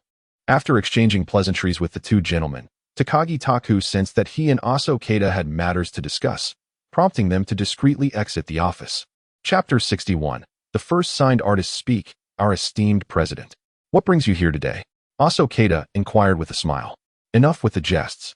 I'm not here for that. I've been quite occupied with the new album lately, Takagi Taku replied. Takagi Taku sat opposite Aso Keita and said, let us discuss serious matters. Yesterday, I discovered a promising talent for our company. She should be arriving today to sign the contract. Is it the one we spoke of previously? Aso Keita inquired. Takagi Taku shook his head. No, she is a young girl from my hometown, having just graduated from high school, and she possesses remarkable looks. Oh, is that so? Coincidentally, we reached a preliminary cooperation agreement with an acting school yesterday. If she truly is a gem, we shall send her for further training. It will undoubtedly surprise you, Takagi Taku affirmed with a nod. While they conversed, the office door swung open, and Fujimura Rika's little head peeked in. President, a Miss Yasha's Michiko is here to see you. Yes, please let her in, Takagi Taku replied. Turning to Fujimaru Rika, this Miss Yasha's Michiko must be the promising talent you mentioned, correct? She indeed looks quite impressive. Aso Keita remarked as he observed Yasha's Michiko waiting outside through the glass. See, I did not deceive you, Takagi Taku said, grinning at Aso Keita. This is Takagi and I's agency, and it appears quite reputable, Yasha's Michiko said, lifting her head and glancing around as she stepped inside. Well, what do you think? It is not some fly-by-night operation, is it? Your confidence in us must have increased significantly, Takagi Taku teased. He gestured towards Aso Keita, introducing him. This here is Aso Keita, my business partner. Hello, Asu-san. I am Yasha's Michiko. I look forward to your guidance in the future, she said politely. Upon encountering an unfamiliar individual, Michiko Kai's reverted to her demure persona, bowing gracefully before introducing herself. Hello, I am Keita Aso, a friend of Takagi-kun. Keita Aso also inclined his body for a brief introduction, casting a knowing glance at Takagi Taku as he straightened up. Takagi, of course, understood that Keita Aso had misinterpreted Michiko Kai's affectionate address of Takagi Onaikin. Yet he merely rolled his eyes at Aso without offering any explanation. After summoning the company's legal team to elucidate the contractual terms, Michiko Kai's made a phone call to her family for consultation before ultimately signing the contract. Subsequently, Takagi Taku made the decision to rent Michiko Kai's a single apartment. The expenses borne by the company, while Keita Aso was tasked with liaising with a performing arts school for her further training in acting. Naturally, Takagi Taku was not so magnanimous as to invest in an artist without seeking to profit. He arranged for her to undertake modeling for advertisements and minor roles in television, with the new recruit, Kenichi Sato, overseeing the specifics. Once these matters were settled, Takagi Taku exhaled in relief. After bidding farewell to Michiko Kai's, who was being escorted to school by Keita Aso, Takagi hurried back to his recording studio, although he had already requested leave from the sound engineer. Keeping someone waiting is hardly courteous. Today's recording session was intended to re-record the less satisfactory segments of the lead single, making it a relatively light task. During breaks in the recording, Takagi Taku habitually wandered into Izumi Sakai's recording studio. Why do I feel like you are more diligent than I am? Izumi Sakai has commenced the recording of her new single. While in the control room, Katsuhiro Shimada jested with Taku Takagi. Well, look at you. It's just that I have few friends, so I come here every day to chat with Izumi-san to pass the time. Do you expect me to believe that? Shimada replied with a look that suggested he felt insulted. Takagi chuckled softly, refraining from further explanation, as he himself found that excuse rather unconvincing. Takagi-kun, isn't tomorrow your mother's birthday? I assumed you would have returned home by now. After completing a segment of the recording, Izumi Sakai entered the control room for confirmation and was delighted to see Takagi. I bought my train ticket for tomorrow morning, but I still have some recording tasks to finish today, so I came to wrap things up. Takagi handed her a cup of honey water with a smile. Thank you. Izumi stuck out her tongue playfully, expressing her gratitude as she accepted the cup. She then turned to Shimada and inquired, Shimada-san, could you play the previous recording? I feel there are some issues with my part. Shimada played the recording while Izumi listened intently, remaining silent. Once the playback concluded, she remarked, Takagi-kun, I believe I still didn't perform the chorus very well. What do you think? My pitch may have been a bit too high. Actually, Izumi-san's voice possesses considerable power, so there's no need to forcefully raise the volume, Takagi suggested, despite being a relatively new singer himself. He had recorded numerous songs and taken vocal lessons, allowing him to offer some insights. Thank you for your feedback, Takagi-kun, smiled Sakai, Izumi softly. In truth, Izumi-san sings beautifully and does not require my input. Takagi Taku shyly remarked, scratching his head. After all, it feels somewhat awkward to offer suggestions to one's idol. Sakai Izumi shook her head, saying, Your opinion, Takagi-kun, is quite valuable. I shall go and re-record it right away. With that, she set down her teacup and returned to the recording studio. She continued to record several more takes until she was thoroughly satisfied with that segment. Glancing at the clock on the wall, Sakai Izumi exclaimed in surprise. Is it already this late? I apologize, Takagi-kun, for losing track of time. I know you have to head to Fukuoka tomorrow. Yet I kept you here recording for so long. It's no trouble at all, Takagi Taku replied, not feeling that his time spent monitoring for Sakai Izumi was wasted. In fact, he seemed to revel in it. Then, Takagi-kun, you should hurry back to your apartment and prepare. I won't keep you up late any longer. Sakai Izumi said with a gentle smile, issuing a warm farewell. Ha, Izumi-san, I'll take my leave now, Takagi Taku said as he set down his monitoring headphones.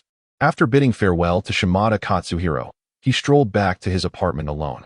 His belongings required minimal packing. Although home was not particularly close, he had no intention of lingering. This visit home would likely last only a day, as there were many matters to attend to in Tokyo.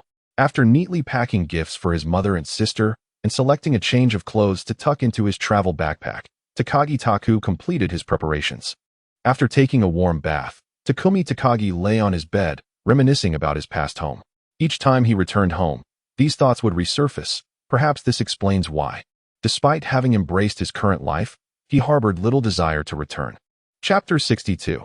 The young lady he recognizes the Shinkansen from Tokyo to Fukuoka could be considered Takumi Takagi's auspicious route. On his inaugural journey aboard this train, he encountered Michiko Kais, now an artist under his management.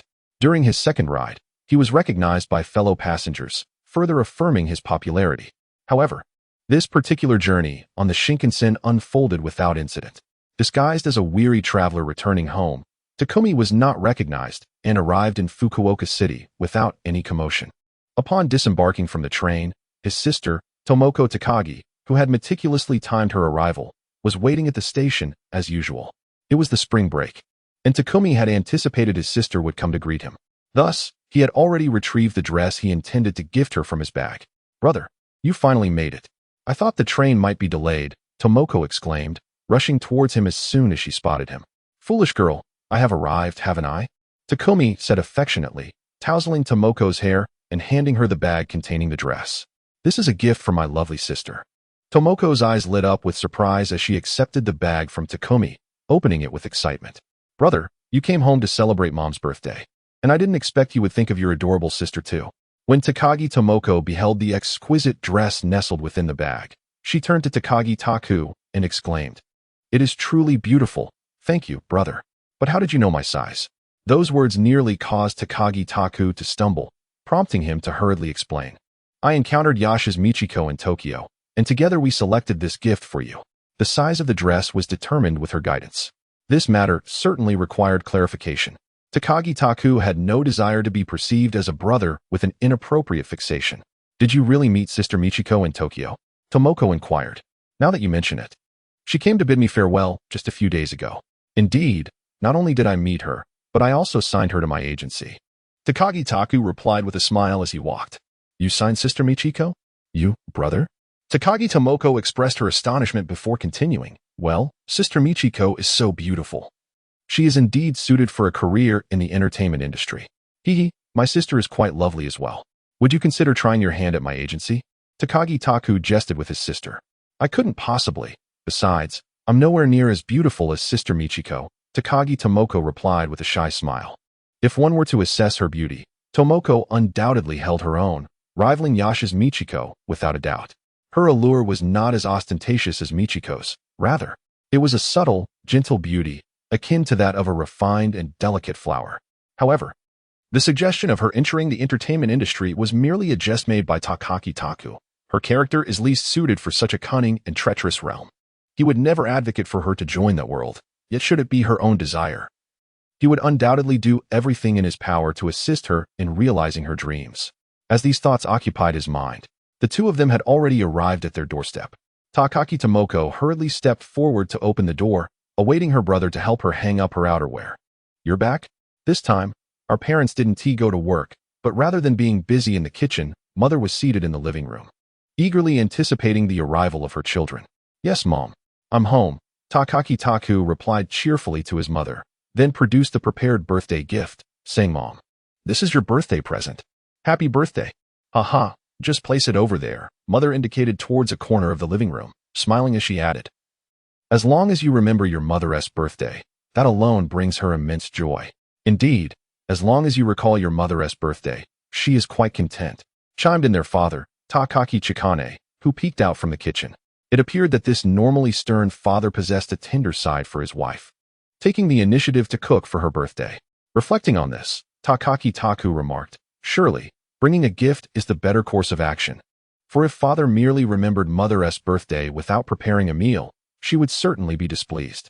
You rascal, have you learned to tease your father? Takagi was left blushing crimson by his son's words. After a stubborn retort, he retreated to the kitchen to prepare a meal. Observing their father's flustered demeanor, the siblings stifled their laughter behind their hands. Lunch consisted of rice prepared by their father, and Takagi Taku found himself quite accustomed to the traditional Japanese fare. During the meal, his sister shared that her music club had chosen her as a target for idolization. Have you considered establishing a fan club for your brother? Takagi Taku responded with a smile to his sister, Takagi Tomoko.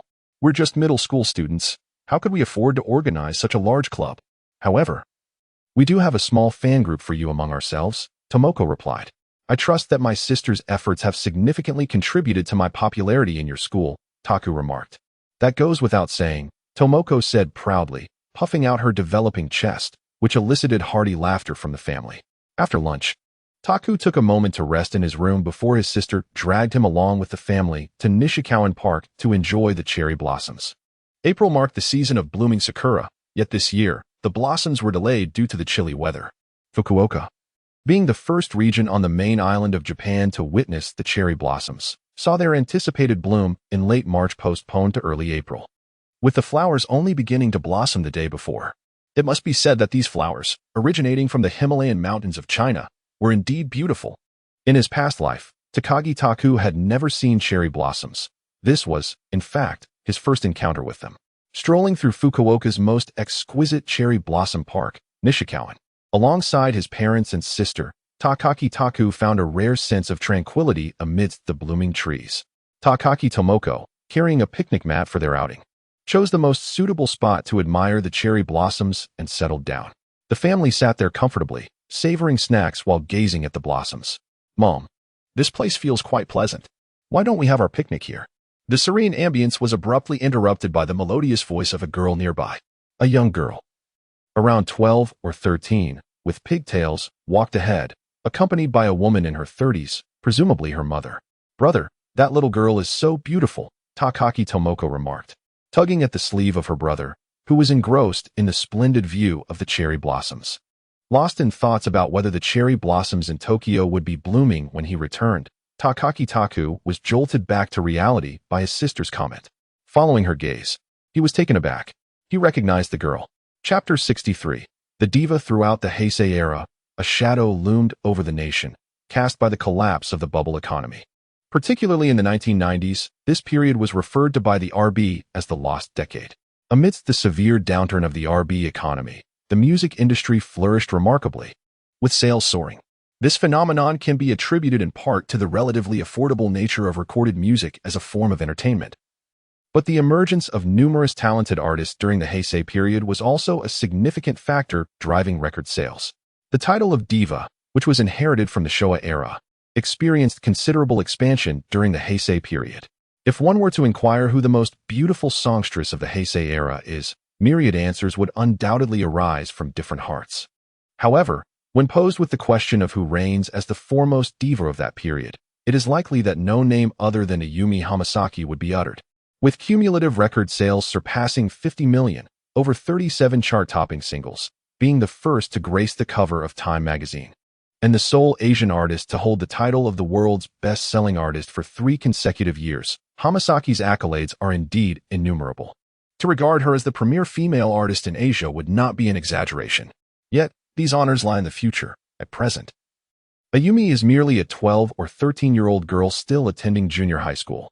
Takagi Taku was genuinely taken aback upon seeing the visage of this young girl, who would later ascend to the heights of stardom in Asia. In her current state, she appeared as a dutiful daughter in the presence of her mother. Encountering someone who would become such a luminary, it would be remiss not to engage her in conversation. Takagi rose and, under the astonished gaze of the girl, approached her and her mother. "Good day to you both," Takagi Taku said, striving to present a warm demeanor. "May I ask who you are?" Ayumi's mother inquired, a hint of perplexity in her voice. Just as Takagi was about to introduce himself, he was interrupted by Ayumi, who exclaimed, "You are Takagi Taku, aren't you? I truly admire your songs." "Oh, you know me?" he replied, surprised. "Takagi Taku is quite a sensational new artist at present. How could you not be aware of me? But, may I ask why Takagi Taku has come to see us?" she inquired, displaying a maturity that belied her tender years, despite not yet having turned 14. "To be precise, I have come to seek you out," he responded. Takahashi Taku gazed at the future diva and said, "Your name is Ayumi Hamasaki, correct? I have seen you in an advertisement for the Fukuoka Central Bank." Takahashi Taku was merely speaking off the cuff. In truth, he had never visited the Fukuoka Central Bank. He had only learned about Ayumi Hamasaki in his past life, knowing that she had worked as the bank's exclusive model since the tender age of 4 to help support her family. Yes, Ayumi Hamasaki, still known by her birth name, nodded. "I have indeed modeled for the Fukuoka Central Bank. Miss Hamasaki, have you ever considered pursuing a career in Tokyo? Perhaps as an entertainer? Isn't Mr. Takahashi a singer? When did you become a talent scout?" Ayumi Hamasaki replied with a smile. "In fact, I have established my own agency, so I am not solely a singer anymore," Takahashi Taku said as he handed her his business card. "Miss Ayumi Hamasaki, you might want to consider it. If you decide to come to Tokyo, feel free to call me." "To Tokyo?" Ayumi Hamasaki took the business card from Takahashi Taku. "QS agency? Well, I am still in school, but if an opportunity arises, I will reach out to you." Receiving a somewhat ambiguous response, Takahashi Taku did not feel disheartened. After all, his agency was still in its infancy, and this young lady was merely an obscure model who had yet to officially sing. He smiled and nodded, saying, "All right. If Miss Ayumi Hamasaki ever intends to visit Tokyo, do remember my number." With that, Takahashi Taku turned and walked back towards his family. What he did not hear was that behind him, the young girl Ayumi Hamasaki, after putting away her business card, smiled at her mother and said, "Mom, that Takagi-san is quite interesting. As a rookie singer, he even has his own agency. What did brother go to do just now?" curiously inquired Takagi Tomoko. "Oh, nothing much. He just went to scout for future superstars," replied Takagi Taku nonchalantly, completely unaware that the girl had referred to him as interesting. "Who would believe your words? This girl, although beautiful, looks no older than 12 or 13. How could my brother possibly recognize her potential to become a superstar?"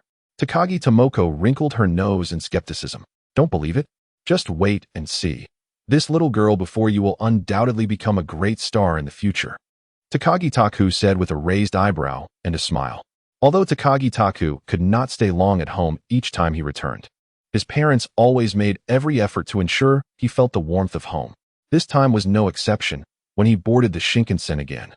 His backpack was filled to the brim with food and necessities by his mother, despite the fact that he had only brought a change of clothes when he arrived. After returning to his apartment in Tokyo and tidying up his luggage, Takagi Taku, in high spirits, headed to his agency. Initially intending to stay just a day, he ended up staying an additional 2 days due to his sister's earnest pleas. There was no choice. Upon returning to Tokyo, Takagi Taku had to switch to full power mode and work diligently. How has Michiko been at the performing arts school these days? Takagi Taku sat comfortably in the office prepared for him by a Sukeda, leisurely sipping tea as he spoke. If you keep talking to me like that, I might just have to hit you, he jested. Asukeda chuckled and pretended to throw a punch. Hey, don't get physical. I'm merely savoring the experience of being the president, Takagi quickly replied, placing his teacup down and moving to the other side of the desk. All right, enough banter. Your sister, Michiko, is indeed a promising talent. The teachers at school have praised her exceptional acting abilities, Asukeda remarked as he settled back onto the sofa. What do you think? My judgment is quite astute, isn't it? Takagi promptly returned to his desk. Your judgment is indeed commendable. Sato-san brought good news yesterday. Oh? What good news? Thanks to your efforts, the television drama for which you are composing the score is set to begin filming tomorrow. Fuji Television has agreed to let Michiko have a minor role in the show. That is splendid news. Takagi recalled that the Monday night drama had impressive viewership ratings. If Yasha's Michiko could have even a brief appearance, it would be immensely beneficial. After all, her resume would no longer be blank. And if a producer from the television station took notice, participating in a few more dramas could certainly become a reality. Speaking of Fuji Television, Mr. Kamayama visited the day after you left, Asukeda added. Oh, what did Kamayama-san come for? Is there new progress regarding the film? Takagi inquired. The television station has already finalized a joint project with Toei Company, and reports will be forthcoming soon. Listening to Mr. Kamishima, it appears that the official schedule will be set for this winter. However, they are planning to hold an open audition at the end of this month, to which we will be invited. As Mr. Kamishima stated, Mr. Takagi's opinion is of utmost importance to the casting process, said Asukeda with a smile. Indeed, this is a significant matter, and I shall remember it. Chapter 64. The blossoms have bloomed regarding the audition. Takagi Taku is not particularly averse. With the previous promotional video directed by Shunji Iwai as a reference, he believes that Naoko Iijima will have a substantial advantage in the selection of the female lead. As for the other roles, if selections are to be made through auditions, Takagi Taku could also consider Michiko Kichis for a trial. And if it is possible to secure Nanako Matsushima, she too could participate in the auditions. Since Kamishima Chihiro has emphasized the significance of the opinions of the script provider, why not keep the resources within our own circle? After listening to Asukeda briefly discuss the current state of the company, it appears that recently, the company has been in a phase of expenditure without income. Strictly speaking, the only artist currently generating revenue for the company is the president himself. However, as the company is in its nascent stage, Takagi Taku is not in a hurry, based on his understanding of future potential. He believes that the company will inevitably see improvement. After encouraging the somewhat despondent Asukeda, Takagi Taku left the company to continue his recording work. To be honest, after 3 days at home, Takagi Taku is more invested in going to the recording studio than to his own office. Not merely because his new album has yet to be recorded, but rather because during this period, it is only there that he can meet Izumi Sakai. Each time he takes a break from the recording studio to engage in casual conversation with her has almost become a cherished ritual for Takagi Taku. However, this time, it was Izumi Sakai who proactively visited his recording studio, although she had frequented his studio on numerous occasions before. Takagi Taku was still pleasantly surprised to see her wearing monitoring headphones as he emerged from the recording booth. Izumi, what brings you here? He inquired. What's the matter? Am I not welcome? Izumi Sakai replied with a smile as she removed her headphones. I saw your sound engineer when I came over to record today and figured you must be back, so I thought I'd drop by to say hello. She paused for a moment before continuing. It seems that every time you return from home, Takagi-kun, you are brimming with enthusiasm. Well, every time I go home, I feel an increased sense of responsibility, so I have to muster all my energy for work, Takagi Taku responded with a grin. By the way, this time my visit coincided perfectly with the cherry blossom front. The cherry blossoms at Fukuoka's Nishi Park are particularly beautiful. I saw on the news that the cherry blossoms in Tokyo are blooming these days too. He added, have the cherry blossoms in Tokyo already blossomed? Takagi Taku suddenly had a bold thought. Speaking of Tokyo's cherry blossoms, aren't the ones along the Meguro River even more stunning? Actually, I am more eager to see the weeping cherry blossoms at Rikujian, Izumi Sakai remarked. Have you had the chance to see them then? Sakai Izumi shook her head, saying, no, I have been preoccupied with recording recently and haven't given it much thought. One must balance work and rest, after all. How about I treat Sister Izumi to see the cherry blossoms at Rikujian tomorrow evening? Takagi Taku finally revealed his ulterior motive. Tomorrow, you say? Sakai Izumi hesitated. If Sister Izumi has other commitments, then never mind. Takagi Taku had already prepared an escape route for himself. No, that's not the case. All right then. Let us go see the cherry blossoms together tomorrow evening. Sakai Izumi nodded and smiled at Takagi Taku. After escorting Sakai Izumi to her recording studio, Takagi Taku returned to his own studio, where he unleashed his full creative potential. In nearly a single evening, he completed a track for his album that he was thoroughly pleased with. Such remarkable speed even left his sound engineer wondering if he had taken some sort of stimulant. After all, this marked the first successful date for Takagi Taku, a lifelong singleton of over 40 years. Although he was unsure of Sister Izumi's sentiments towards him, the mere fact that she accepted his invitation signified the first step of a long journey, did it not? This momentous occasion warranted celebration. Were it not for his recording schedule, Takagi Taku would have eagerly headed to an izakaya to revel in his good fortune.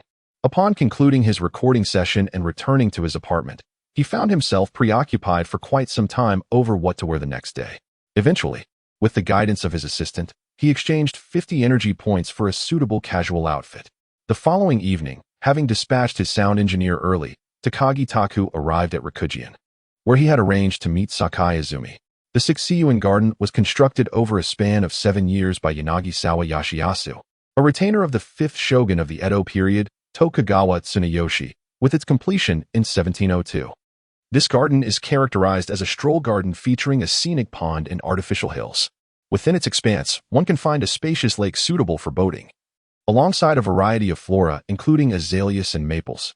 However, the most striking elements are the weeping cherry blossom trees, soaring to heights of 15 to 20 meters. During the cherry blossom season, the illumination at night creates a breathtaking spectacle when combined with the delicate blossoms.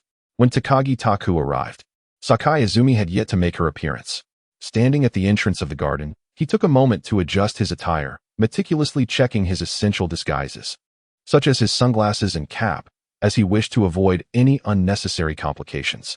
After waiting for approximately half an hour, Sakai Izumi finally arrived, albeit fashionably late. Today, she seemed not to have made a special effort in her appearance, donning only light makeup, oversized sunglasses, and her usual denim ensemble. Nevertheless, Takagi Taku found this unadorned version of Sakai Izumi to be the epitome of beauty in his eyes. Takagi-kun, I'm so sorry to have kept you waiting, Sakai Izumi said with a polite bow. It's nothing. I just arrived myself, he replied with a smile. Shall we go in? Yes, let us, she agreed. As the two walked side by side beneath the cherry blossoms of Sixiyuan, Takagi Taku was filled with excitement, while Sakai Izumi appeared to be at ease. She reminisced. I remember the last time I enjoyed the night blossoms was during my university days, when I went to Hakone with a few friends, and we admired the Sumai Yoshino cherry blossoms. Then let us relish the weeping cherry blossoms this time, he responded with a chuckle. Indeed, it is truly beautiful.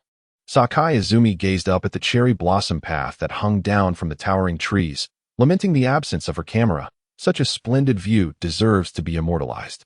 It was a miscalculation on Takagi Taku's part not to bring a camera, but it was not too late to rectify the situation, especially since he had a backup on him. Slightly lagging behind Sakai Izumi, he summoned Xiao AI and effortlessly exchanged a modest amount of points for a brand new Nikon DSLR. When Sakai Izumi turned to see the camera in Takagi Taku's hands, she expressed her surprise. Takagi-kun, you brought a camera after all. Of course. One must be well prepared when coming to admire the cherry blossoms, Takagi Taku replied, playfully pretending to take pictures of the cherry blossom trees ahead. Takagi-kun, that is not how one uses a DSLR. It is nighttime. If you photograph like that, you'll end up with nothing but darkness. Sakai Izumi chuckled as she took the camera from Takagi Taku, skillfully adjusting the aperture and focus. Chapter 65, The Softness of That Gentle Bow. Takagi Taku, who had long known of Sakai Izumi's passion for photography, was not surprised by her adept handling of the camera. He leisurely followed behind her, observing as she, like a little girl, framed her favorite scenes through the lens. "Ah, my apologies, Takagi-kun. I momentarily lost myself upon seeing the camera." It was only when they unknowingly reached the lakeside that Sakai Izumi realized she had left Takagi Taku behind for quite some time. "Hiki, it's quite all right. It seems like Izumi-ne has quite the knack for photography. It is merely a hobby, and I am not particularly adept at it," responded Izumi Sakai, somewhat bashfully. When praised for her skills beyond singing, Sister Izumi is being modest, she insisted, waving her hand dismissively. In an apparent attempt to divert the conversation, she asked, "We've arrived by the lake. Takagi-kun, would you care to take a boat ride?" Glancing at the scattered wooden boats on the lake, Takagi Taku smiled and replied, "Is Sister Izumi yearning to row upon the lake to admire the cherry blossoms? Let us rent a boat." After securing a small vessel, with a boatman skillfully paddling from the rear, they drifted gently towards the heart of the lake. Holding his camera, Takagi Taku sought Izumi Sakai's advice on photography techniques. They sat side by side at the bow of the boat, with Izumi, her head bowed, earnestly imparting her knowledge, while Taku, the rascal, feigned attentiveness. Though night had fallen, the illumination from the boat and the shore allowed Taku to clearly see Izumi's exquisite profile and her graceful neck, resembling that of a swan. Truly beautiful. He couldn't help but exclaim, "Huh, what?" Izumi Sakai lifted her head in inquiry. "Oh, nothing. I merely remarked that the cherry blossoms, illuminated by the night's glow, are indeed splendid," Takagi Taku replied, his eyes unwavering. "Is that so?" she responded, and perhaps sensing Taku's underlying intent, she shyly lowered her gaze. Her cheeks tinged with a soft blush. In that moment of gentle submission, she resembled a water lily, delicate and bashful in the cool breeze. Taku mused to himself, "Indeed, Master Sujima does not deceive me."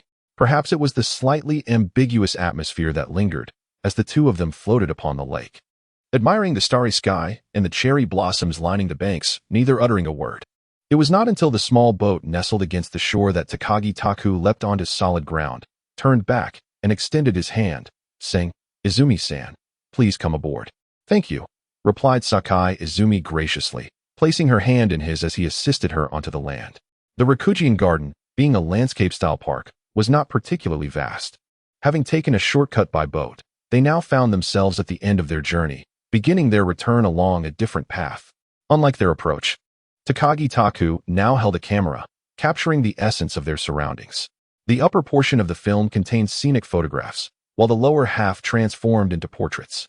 Although his photography skills were rudimentary, Takagi Taku adeptly documented many beautiful moments of Sakai Izumi. Such splendid times are always fleeting. Gradually, they arrived at the park's entrance. "I truly had a wonderful time today.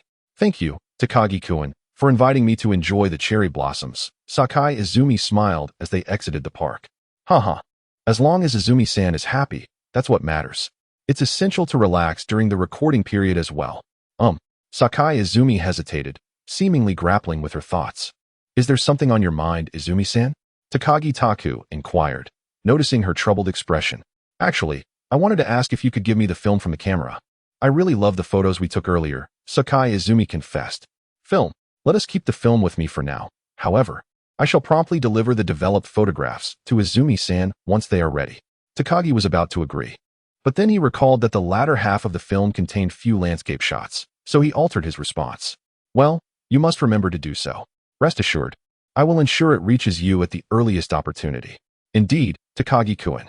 It is quite late already. Let us meet at the recording studio tomorrow," Izumi Sakai suggested with a smile as she bid farewell. "Very well, see you tomorrow, Izumi-san." Just being able to enjoy cherry blossoms with Izumi Sakai left Takagi feeling immensely content. He watched as she entered a taxi before boarding one himself to return to his apartment.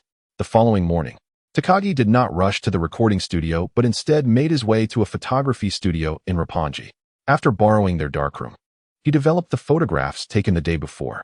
When Takagi presented the developed photos to Izumi Sakai, she was sitting alone at the bar in the lounge, lost in thought. "Izumi-san, here are the photos from yesterday." He handed her the envelope containing the pictures. "Thank you, Takagi-kun," she replied gratefully, opening the envelope and pulling out the photographs one by one. Your photography skills are truly remarkable, Izumi-san. These pictures are exceptionally well taken. The beauty of the cherry blossoms is wonderfully complemented by the lighting, Takagi remarked with a smile. Hehe, if you keep praising me like this, I might just take it seriously, she replied playfully. I speak only the truth, Takagi said, feigning innocence. Such flattery. After playfully chastising him, Izumi Sakai remarked. The weeping willows and cherry blossoms at Rakujian indeed possess a unique charm. They are truly exquisite. However, I recall that Takagi-kun also took quite a few photographs later on. Why is it that only my pictures are present here? Well, the ones I took aren't very good. So I didn't want to embarrass myself by showing them to you. Izumi-san, Takagi Taku replied, somewhat awkwardly, caught off guard by Sakai's question. Is that so? Izumi Sakai replied, casting a somewhat skeptical glance at Takagi, though she chose not to pursue the matter further. After placing the envelope into her bag, she smiled and said, Let us go, Takagi-kun. We still have much work to do today. In the days that followed, Takagi Taku and Izumi Sakai immersed themselves in their recording sessions at the studio. Although their differing schedules allowed them to meet only briefly in the evenings, they often found opportunities to assist one another in monitoring the recordings. Takagi Taku even invited Izumi Sakai to provide backing vocals for the tracks of his new album. And in return, he contributed harmonies for Zard's upcoming single. As April approached its final days, just as Takagi had completed all recordings for his new album, he received a call from Nanako Matsushima, and they arranged to meet at Takagi's office. Takagi-san, it's been quite a while, Nanako Matsushima said as she entered and offered a respectful bow. Indeed, it has been a long time, Matsushima-san. Please, have a seat. Takagi Taku gestured invitingly for her to sit and converse. Matsushima-san, I presume you are already aware of the purpose of my visit today. As of today, my contract with the previous agency has expired. I have given this considerable thought, and while I acknowledge that your agency is still in its nascent stages, I appreciate the profound respect you show towards the opinions of artists. Therefore, I have come today to discuss the possibility of signing a contract with you, Takagi-san. Matsushima Nanako gracefully remarked while seated on the office sofa. Chapter 66. The film audition. Haha, Matsushima-san. I am grateful that you have chosen to place your trust in me. However, I must reiterate that while my agency deeply values the perspectives of our artists, it does not imply that they can freely select their engagements, Takagi Taku warned, preparing to set the record straight with this somewhat stubborn woman. You have mentioned this previously. I have come to you only after careful consideration, Matsushima Nanako responded. Very well, since you have reflected thoroughly, I shall not elaborate further. Now, I would like to discuss another matter. Are you interested in film production? Of course, it would be splendid to act in a movie. However, I currently lack substantial experience in television dramas, and I am uncertain if I am capable, Matsushima Nanako replied, initially surprised, then somewhat bashful. Actually, I have a script that has been selected by Fuji Television and Toei for a film adaptation. At the end of this month, there will be an audition for actors, and I hope you will participate, Takagi Taku stated with a smile. An audition? Is it for the film adaptation of Clannad that was mentioned in the magazine? Matsushima Nanako inquired. Yes, indeed, it is that very one. If Matsushima-san consents, I will assist you in submitting the materials on behalf of the agency. Due to his preoccupation with crafting a new album in the recording studio, Takagi Taku was unaware that the audition had already been featured in a magazine. Nevertheless, he displayed no sign of surprise, and, maintaining a composed demeanor, stated, Very well, I shall give it a try. Matsushima Nanako nodded in agreement. Now, let Keita-kun guide you through the signing process. By the way, does Matsushima-san have a suitable apartment? Just as Takagi Taku was about to call a Sukeda, he seemed to recall something and inquired. The apartment I currently reside in is quite distant from here, but I appreciate your concern, Takagi-san, Matsushima Nanako replied with a smile. All right then, Keita-kun. Takagi Taku summoned a Sukeda. Please assist Matsushima-san in completing the signing process with the legal department. Certainly, Matsushima-san, please follow me, Keita responded. While the two enjoyed a cheerful camaraderie in private, Asu Keita maintained a respectful demeanor towards Takagi Taku in the presence of others. I shall take my leave now, Matsushima Nanako said, bowing once more before departing the office with Asu Keita. Once they had exited, Takagi Taku leaned back in his chair and exhaled deeply. The recording sessions of recent days had finally concluded, though seeing Sakai Izumi almost daily was a source of great joy. The relentless intensity of the recordings had indeed been quite taxing. The audition is scheduled for the end of April, and there are only a few days remaining. Both ladies under his agency have been arranged by him to participate in the selection process, and with the recent completion of a new single by Naoko Ida, 3 individuals connected to him will be taking part in this selection event. At this moment, there is no opportunity for rest. Takaki Taku reflects that once this busy period passes, he must find a place to truly unwind. On the morning of April 30th, Takaki Taku, riding in the first chauffeur-driven vehicle purchased by his agency, arrives at Fuji Television with Nanako Matsushima and Michiko Kichis. Good luck to you both during the interview. He encourages them. Nanako Matsushima merely smiles in response, while Michiko Kichis replies loudly, "Don't worry, Tokonaiken, I will do my very best." After bidding farewell to the two in the vehicle, Takaki Taku exits and enters the Fuji Television building. This selection event has attracted 3,000 applicants, and his involvement does not extend to the preliminary rounds. His role is merely to express his opinions during the formal interviews of the 200 candidates who have successfully passed the preliminary selection. Fortunately, both of his agency's talents, alongside Naoko Ida, have smoothly advanced past the preliminary phase and into the interviews. The interview venue has been designated within the auditorium on the first floor of Fuji Television, as specifically instructed by Chihiro Kamiyama just a couple of days prior. After inquiring with the front desk staff, Takaki Taku makes his way toward the auditorium. "Taku-kun," a familiar voice calls out from behind him. Turning around, he discovers Akina Nakamori, whom he hasn't seen in quite some time. "Akina-ne, what brings you here?" he asks. "Of course, I'm here to shoot a television drama," she responds. "Do not tell me that you have not watched this month's drama series." Nakayama Makako expressed her indignation deliberately. Unlike Chinese dramas, which are filmed in their entirety before airing, Japanese dramas typically shoot 2 episodes before immediately commencing broadcast, continuing to film while the episodes are being aired until completion. This method is feasible for weekly Japanese dramas, but it is not applicable in the case of daily Chinese dramas. Of course, I have watched it. Makako's performance in the series was remarkably splendid. Although Takagi Taku has been so engrossed in the recording studio that he hardly has time to watch television, he is not being disingenuous. He indeed viewed this drama, albeit many years later.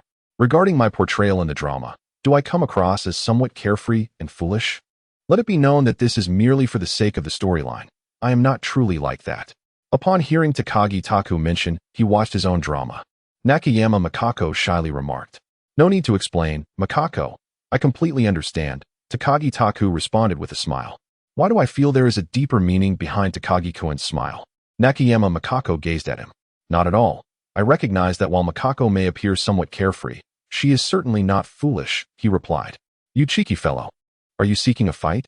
Nakayama Makako playfully pretended to strike, but upon seeing Takagi Taku hastily evade, she chuckled, covering her mouth. "All right, I shall not jest with you any longer. What brings you here today, Takagi-kun?" "Today, I am to participate in the casting interview for the film I previously contributed to, as the script was provided by me. Consequently, I was invited by Mr. Kamishima to share my insights." "Is it the story from the previous single's music video?" "Yes, indeed. That very tale, titled Clannad." Takagi Taku nodded. "Clannad, referring to family, piqued my interest. Might I observe the audition as well?" After murmuring to herself, Nakagawa Akina lifted her gaze towards Takagi Taku. That's beyond my jurisdiction," Takagi Taku replied with a resigned wave of his hand upon hearing Nakagawa Akina's request. "No worries. I shall speak to Mr. Kamishima. I will merely observe, absolutely no commentary from me." "Let us proceed," she insisted, gently nudging Takagi Taku towards the auditorium. "Mr. Kamishima, please come over.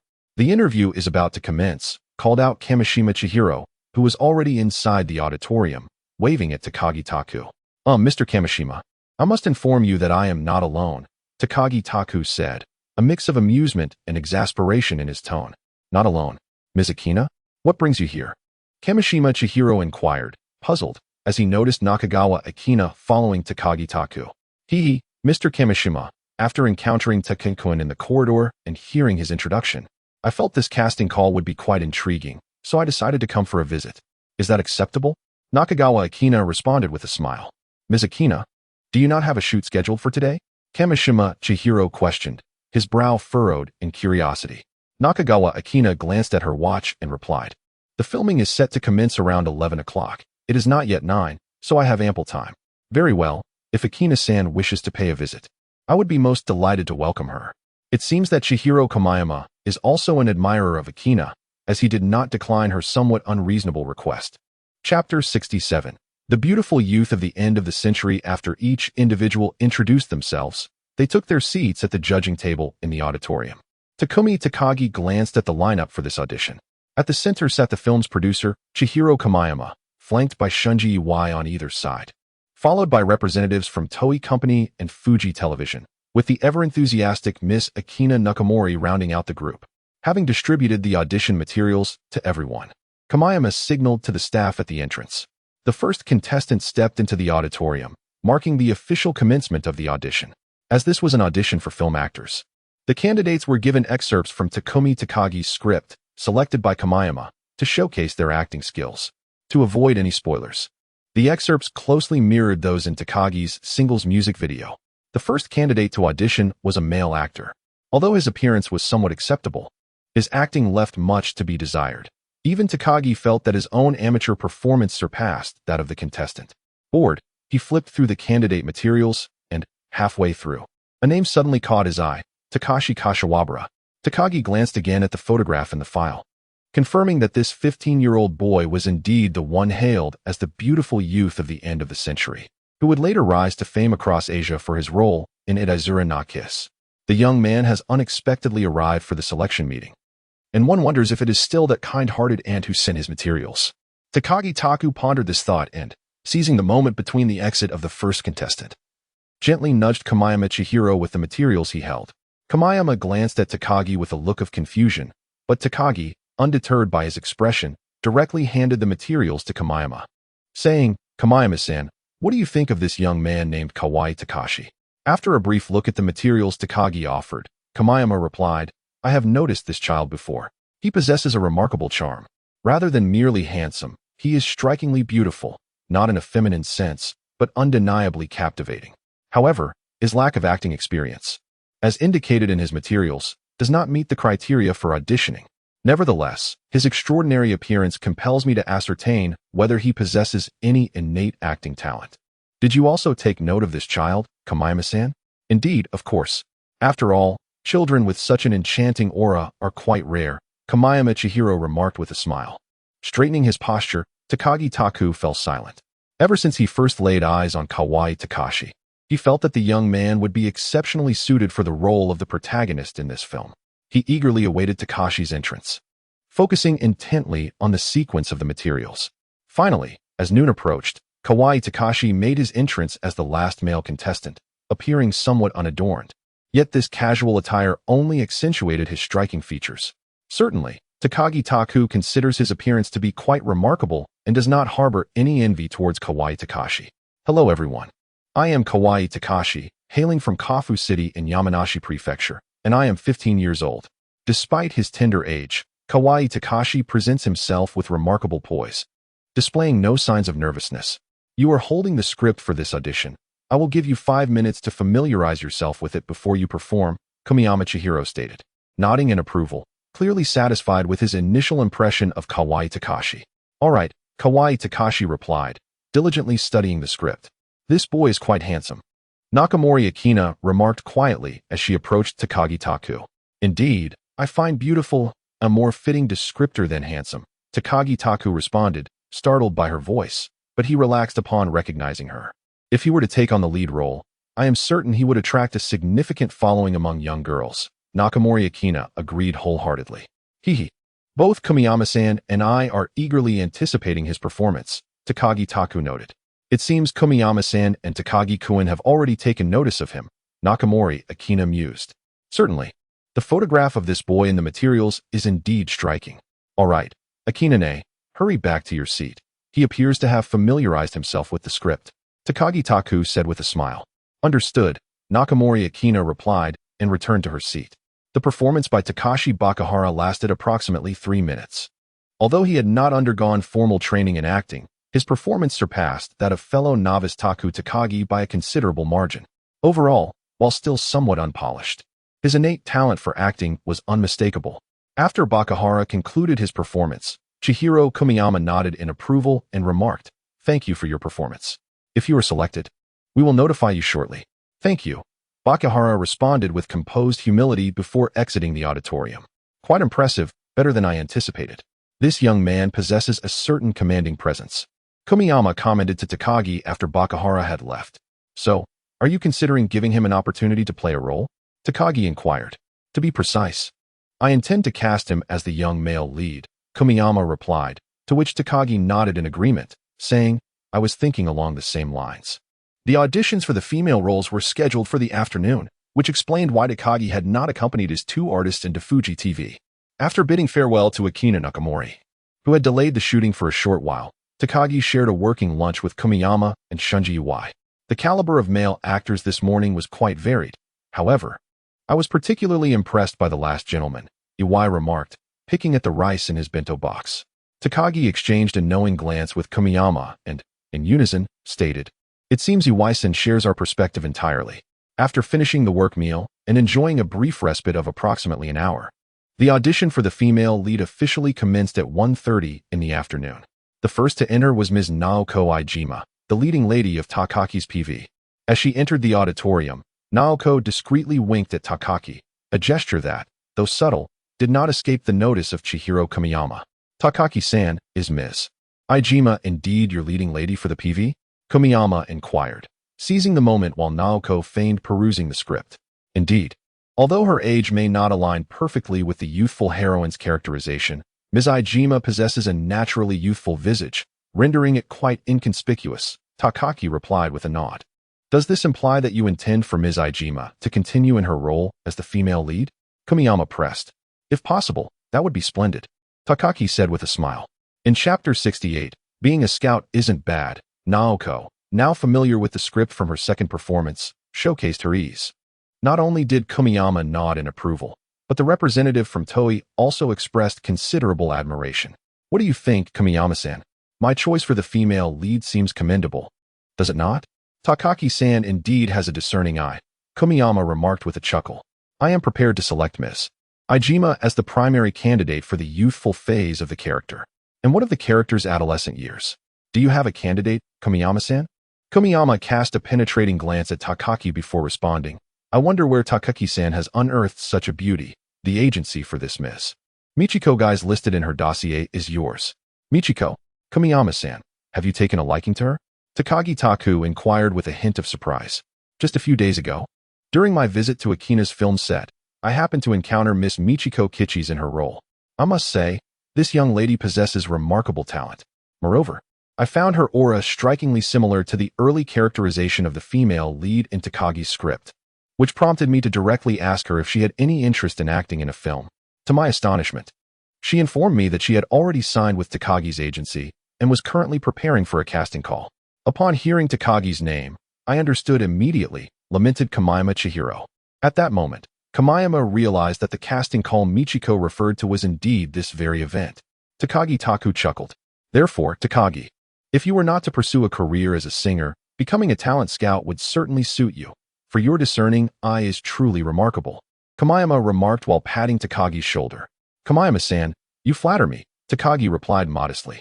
As Takagi observed the upcoming female contestants striving to deliver their performances, his thoughts drifted to Natsuko Matsushima, who awaited her turn to appear. In later years, she would emerge as the true queen of Japanese drama, rendering Michiko Kichis and Naoko Ijima inconsequential in her shadow. However, for this film, Ijima and Kichis had essentially secured their positions as the leading ladies of two distinct eras, while Matsushima still needed to navigate the casting call to secure her role. Finally, when Matsushima's turn arrived, Takagi felt a sense of relief wash over him. Since she possessed the ability to ascend to the throne of Japanese drama, it seemed his concerns had been unfounded. Indeed, after Matsushima Nanako completed her designated performance, Kamiyama Chihiro conferred briefly with Iwai Shunji before approaching Takagi Taku, saying, Takagi-san, do you not feel that this Miss Matsushima Nanako is remarkably suited for the role of Sakagami Tomoyo in the script? Sakagami Tomoyo? As a character of considerable popularity in Clannad, this somewhat rebellious yet strong-willed student council president indeed aligns well with the assertive nature of Matsushima Nanako. I concur wholeheartedly, replied Takagi-san rather promptly, leading Kamiyama Chihiro to jest. Might this rapid agreement be influenced by your connection with Matsushima-san? Are you unaware, Kamiyama-san? Matsushima-san is also an artist under Takagi-san's agency, Iwai Shunji remarked after glancing at the documentation. How astute of me to have surmised correctly. Tell me, Takagi-san, from where have you unearthed such treasures? Kamiyama Chihiro expressed with astonishment. Kamiyama-san, to speak candidly, I possess an eye for beauty, Takagi Taku quipped. After approximately 4 more hours, the audition concluded triumphantly. This casting session was immensely successful, marking a significant victory for Takagi Taku, as both of his agency's talents were selected for pivotal roles. While Ijima Naoko was duly acknowledged as the leading lady. As for the selection of the young male protagonist, Kamiyama Chihiro intended to enlist a seasoned actor rather than a newcomer, given the prominence of the first male lead. After a discussion with the film's production team, Takumi Takagi returned to the van to share the delightful news with the 2 women who had been anxiously awaiting the results. Is it true, Takumi? Have I really been selected? Michiko Kichis exclaimed, her surprise evident. I've only been acting for less than a month. How could it be false? Besides, who says that starting late in acting disqualifies one from being chosen? Your talent, dear Michiko, is exceptionally high, Takagi replied with a smile, affectionately ruffling her hair. Yes, I feel the same way. Michiko Kichis accepted the compliment wholeheartedly. Ms. Matsushima, you have been cast in the role of the second female lead, Tomoyo Sakagami. I am confident that after reading the script, you will find this character quite appealing, Takagi informed Nanako Matsushima. Is that so? Then I shall look forward to it. Nanako replied with a smile. Being 19, she did not express her joy with the exuberance of Michiko. Well then, to celebrate both of your selections, allow me to treat you to a grand meal. Takagi proposed cheerfully. Are you treating us, Takagi-kun? Can I join? A voice called from the window of the van, and upon turning, he saw it was Akina Nakamori. Have you finished filming for today, Akina? He inquired. Yes, I just wrapped up. I happened to see you coming over to say hello and thought I might snag a free meal, Akina jokingly remarked. Of course, if you're not busy. You are most welcome, Takagi replied. Takagi Taku opened the door of the van. I shall not be polite then, Nakashiro Akina remarked as she stepped inside. Greetings, ladies. I am Nakashiro Akina. Upon entering the vehicle, Nakashiro Akina smiled and greeted 2 beautiful women, one older and one younger. I am Yasha's Michiko. Akina-san. We previously met on the set. The younger woman introduced herself. Ah, I remember you. Your acting possesses a remarkable charm, Nakashiro Akina replied, extending her hand for a brief handshake with Yasha's Michiko. Akina-san, I am Matsushima Nanako. You have been my idol since childhood, the younger Matsushima Nanako exclaimed, her excitement rendering her speech somewhat incoherent in the presence of Nakashiro Akina. Hehe, so you are Matsushima-san. It is a pleasure to meet you, Nakashiro Akina responded, unfazed by the enthusiasm, as she shook hands with the visibly trembling Matsushima Nanako. Ahem, do any of you have restaurant recommendations? Takagi Taku interjected after the ladies had exchanged pleasantries. If not, I shall choose, he continued, noticing that the other 2 women remained silent. Nakashiro Akina waved her hand dismissively and said to Takagi Taku, very well then. After Takagi Taku provided an address, the van started and headed towards a Chinese restaurant in Roppongi, Minato. To be honest, Takagi Taku was somewhat lethargic when it came to dining. Once accustomed to a place, he rarely sought alternatives. This particular Chinese restaurant had become a staple for him. Chapter 69. Let's go to Okinawa to shoot a PV. After exchanging customary pleasantries with the boss, Takagi Taku guided the 3 lovely ladies to a private room. The cuisine here is rather delightful, so please, ladies, feel free to order. Once they had taken their seats, Takagi Taku handed the menu to the ladies and said, please, do choose. Seated beside Takagi, Nakamori Akina picked up the menu and remarked, so, it turns out you enjoy Chinese cuisine, Takagi-kun? This restaurant was the first I dined at upon my arrival in Roppongi, and the Chinese dishes are truly exquisite. My knowledge of Chinese cuisine is rather limited. I only know about dumplings as a representative dish. She nodded thoughtfully. Ah, you would be missing out on many delightful dishes then. Not to mention, Chinese cuisine encompasses a myriad of varieties. There are 8 major culinary traditions, including Shandong, Sichuan, Cantonese, Su, Zhejiang, Fujian, Hunan, and Anhui cuisines. Takagi Taku spoke with evident enthusiasm about his hometown dishes. It seems you possess quite a profound understanding of Chinese cuisine, Takagi-kun. Perhaps you should take the lead in ordering. Nakamori Akina said with a smile, handing the menu back to him after listening to his fervent discourse.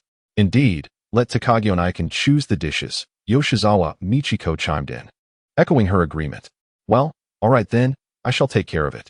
Takagi Taku, slightly abashed by his own enthusiasm, accepted the menu and ordered a few dishes that would likely appeal to the ladies' palates.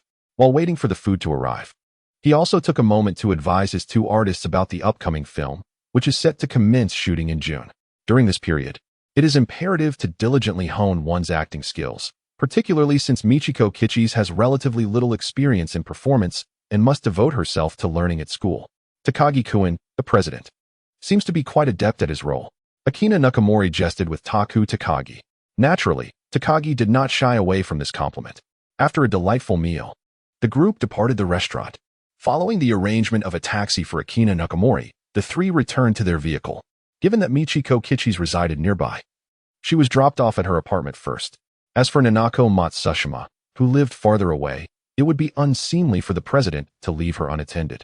Thus he accompanied her home once more. When only Taku Takagi and Nanako Matsushima remained, she hesitated momentarily before speaking. Takagi-san, there are some matters I am uncertain about, and I wonder if I am correct in my conjecture. What matters? Takagi inquired, puzzled by her words. It concerns Akina-san. Takagi-san, are you truly oblivious to the situation? Nanako Matsushima responded. Oblivious to what? Takagi's confusion deepened. Akina-san's gaze towards you is distinctly different from that of others. I believe she may have developed feelings for you, or at the very least, she harbors a fondness for you. Faced with this newfound understanding of her president's obliviousness, Nanako Matsushima decided to be forthright. Takagi exclaimed in astonishment, before falling into a contemplative silence. To speak candidly, it would be disingenuous to claim that he is oblivious to the unique feelings Nakashiro Akina may harbor for him, even if he cannot discern the distinct gaze she casts upon him, which starkly contrasts with how she regards others. The subtle hints provided by Xiao AI in the form of her energy points are enough to suggest something deeper. The reason Nakashiro Akina feels a connection to him, Takagi Taku surmises, is largely attributable to the song he gifted her. Yet, what are his true feelings for Nakashiro Akina? As these thoughts swirl in his mind, another figure emerges, Sakai Izumi. What significance does this sister of water hold in his heart? With two equally beautiful and kind women vying for his affections, he finds himself in a state of confusion. In all honesty, he finds himself envious of the protagonists in contemporary online novels, who often embrace love from both sides. Alas, reality is a far cry from fiction. Shaking his head to dispel such musings, he chuckles and remarks to Matsushima Nanako, "Oh dear, why does a young girl like you dwell on such gossip? How could a star as prominent as Akina ever take notice of someone as insignificant as me?" To which Nanako retorts, "Though I am still young, I am a woman, and such matters are often apparent to us." Realizing she may have overstepped, she raises her hands in a gesture of surrender and falls silent. After escorting Matsushima Nanako back to her apartment, Takagi Taku reclines alone on the car's upholstery. When it comes to matters of the heart, despite having lived two lives, he feels like a novice. While he can perceive the special attention both Nakashiro Akina and Sakai Izumi bestow upon him, he remains unable to unravel the enigma of his own feelings. Returning to his apartment with a distracted mind, Takumi Takagi found himself experiencing an uncommon bout of insomnia that night. What? Takagi Kuin is planning to travel to Okinawa for the filming of the new album's PV and cover? Inquired Daiki Nagato, the president of Being, with a hint of surprise. Yes, I hope the location for this PV shoot can be Okinawa. As for the expenses, I can cover part of it myself. Takagi nodded in response, sitting across from Nagato. After a sleepless night, he decided to temporarily set this matter aside, understanding that matters of the heart require careful consideration. Thus, he resolved to grant himself a brief respite, using the opportunity of the PV shoot to enjoy a trip to Okinawa. When summer is mentioned, Okinawa is indeed the first destination that comes to mind. Very well, then. Let Takagi Kuin lead the team to Okinawa for the PV shoot, Nagato finally concurred after a moment of contemplation. Thank you, President Nagato. Takagi expressed his gratitude earnestly. It must be said that Nagato had been quite generous towards him. Such an opportunity to shoot a PV at such a distant location was a privilege that even his mentor, the true pillar of Being, BZ, had not experienced since 1993. Apart from Izumi Sakai. Haha, I've already listened to the master tape of your new album. and it's exceptionally well produced. I've even contacted All Nippon Airways to feature your song Roller Coaster Romance as their advertisement jingle. To be honest, I am eagerly anticipating the performance of your new album." Nagato remarked with a smile. "Rest assured, President Nagato, I will not disappoint you," Takagi assured confidently. "After all, it is a song that will resonate widely in the future." And Takaki Taku is exceedingly confident in his chosen piece. Speaking of Takaki Taku's new album's title track, Roller Coaster Romance, the original music video was filmed in Okinawa. This time, Takaki Taku's decision to return to Okinawa serves as a tribute to the original song. After preparing his luggage, Takaki Taku, accompanied by his longtime manager Kimura Yumi and the music video filming crew, boarded an All Nippon Airways flight bound for Okinawa. As the aircraft gradually descended onto the runway of Naha Airport, Takaki Taku, experiencing his first flight, exhaled deeply to alleviate the tension caused by the turbulence during landing, then made his way down the jet bridge. Chapter 70. The journey to Okinawa. Once settled in the hotel, Takaki Taku briefed Kimura Yumi before venturing out alone with his Nikon DSLR to explore. Of course, he couldn't express it that way to Kimura Yumi. Rather, he euphemistically referred to it as a quest for inspiration. Although he was there to shoot the music video for Roller Coaster Romance, Okinawa, in truth, lacked any roller coasters. However, this did not dampen Takaki Taku's spirits. Okinawa offered a landscape distinct from that of the RB mainland. Not only did it boast tropical flora and fauna absent from the mainland, but the architecture was also remarkably different. In addition to the buildings showcasing Okinawa's local character, numerous Chinese-style structures dotted the landscape, and due to the long-standing American presence, one could occasionally spot American-style architecture along the roads. It must be said that traveling is indeed an excellent choice for relaxation and rejuvenation, excluding, of course, the kind of rush tour groups found domestically. Takagi Taku, equipped with a camera, strolled about, emulating Izumi Sakai, capturing all the landscapes that delighted him. It was not until the sun dipped below the horizon that Takagi Taku returned to his lodging. After indulging in a refreshing shower and enjoying a rejuvenating slumber, he appeared the next day in the hotel lobby, radiating vitality. Takagi-san seemed to be in remarkably good spirits, showing no signs of fatigue from the long journey. Kimura Yumi, who had been awaiting his arrival in the lobby, approached him immediately. "Well, how are you? You have a filming assignment today, right? Let us go," she said. Takagi Taku responded with a light-hearted remark and, together with Kimura Yumi, boarded the vehicle prepared by the crew. The location for today's PV shoot was set at the Cape Maeda Marine Park in Okinawa, renowned for its stunning beaches. This PV was not intended to follow a narrative, but rather to capture the beauty of the scenery alongside the featured individuals in a traditional manner. On this beach, Takagi Taku fully showcased the results of his recent fitness regimen, his toned physique complemented by his handsome features. Undoubtedly poised to attract a plethora of young female admirers once the PV aired. The cover shoot took place here as well. However, Takagi Taku himself was not featured. Instead, he had suggested using a couple visiting the beach as models, capturing a series of photographs of them embracing with their backs to the camera against the backdrop of sky and sea. After a day filled with activity, the team returned to the hotel but did not rest. Under the guidance of the PV director, they began preparations for the following day's shoot, toiling away until the late hours of the night before finally retiring to their rooms. The following day, the group embraced Takagi Taku's suggestion and ventured to the picturesque Wiyama Park near Naha. Although the park lacked roller coasters, its extensive 100-meter-long slide provided a thrill that rivaled any amusement ride. Since they were filming the promotional video for the Roller Coaster Romance, a sense of speed was imperative. After everyone experienced the exhilarating slide, they unanimously praised Takagi Taku's idea.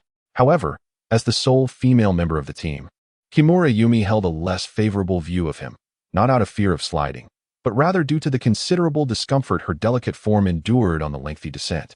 In the ensuing days, Takagi Taku busied himself capturing footage at various scenic spots for the promotional video.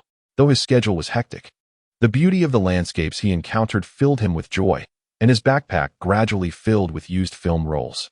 Alas, beautiful moments are fleeting. Following the conclusion of the video shoot, Takagi Taku made a heartfelt plea for the team to extend their stay by 2 more days. Yet, even with this request, the time had come to bid farewell to the enchanting island. Standing on the balcony of the hotel, gazing at the sun slowly rising above the horizon, Takagi Taku felt a wave of nostalgia. In addition to admiring the breathtaking scenery during their excursions, he had taken the time to visit the Himyuri Peace Museum, the source of inspiration for Miyazawa Kenji's Shima Yuta. Much like Miyazawa, he was profoundly moved by the innocent lives lost in the war, the Okinawans consumed by the horrors of conflict, and the deep distortions of humanity wrought by a flawed educational system. This senseless war may indeed explain why the people of Okinawa prefer to identify as Okinawans rather than as Japanese. Takagi Taku has begun to comprehend the sentiments that Miyazawa Kenji must have felt when composing the classic piece Shima Yuta. Such a beautiful island ought not to be tarnished by the distorted education propagated during World War II. However, what perplexes Takagi is that the classic song Shima Yuta, which was supposed to be included in Miyazawa Kenji's Band the Boom's new album Saishunki earlier this year, has yet to materialize. Although the album features another Okinawan folk song, it pales in comparison to Shima Yuta. Could this be the result of a butterfly effect caused by his presence in this era? Takagi is uncertain, yet the enchanting island remains vividly etched in his mind. After gathering his thoughts, he shouldered his bag and embarked on his journey back to Tokyo. On the morning following his return to Tokyo, in a recording studio in Roppongi, Minato Ward, Takagi resumed his labors. Although the recording portion of the new album had been completed, this trip to Okinawa left an indelible mark on him, and he was reluctant to allow that beloved song to fade into obscurity in this age. Since Miyazawa Kenji had not created Shima Yuta, it would fall to Takagi to compose it. He had heard the song in his previous life and could even hum a few lines. But given its status as a classic, he prudently summoned AI. This song required a total of 200 energy points to be exchanged at the Love Exchange. Truly a hallmark of a super hit. Although this song has not achieved the commercial success of Takagi Taku's previous single, Nameless Poem, it can undoubtedly be credited with popularizing Okinawa as a tourist destination. Notably, there are 50 cover versions of this particular song alone. And when combined with renditions from other countries, the cumulative sales across all forms and languages would amount to an astonishing figure. Thanks to the assistance of the exchange of love, the musical score was not a challenge. However, after obtaining the score, Takagi Taku found himself grappling with the arrangement and performance. The term island song not only refers to a specific piece, but also serves as a collective designation for RB Ryukyu folk music. The Amami people do not write this genre as but rather as. Those who sing island songs are referred to as bisha.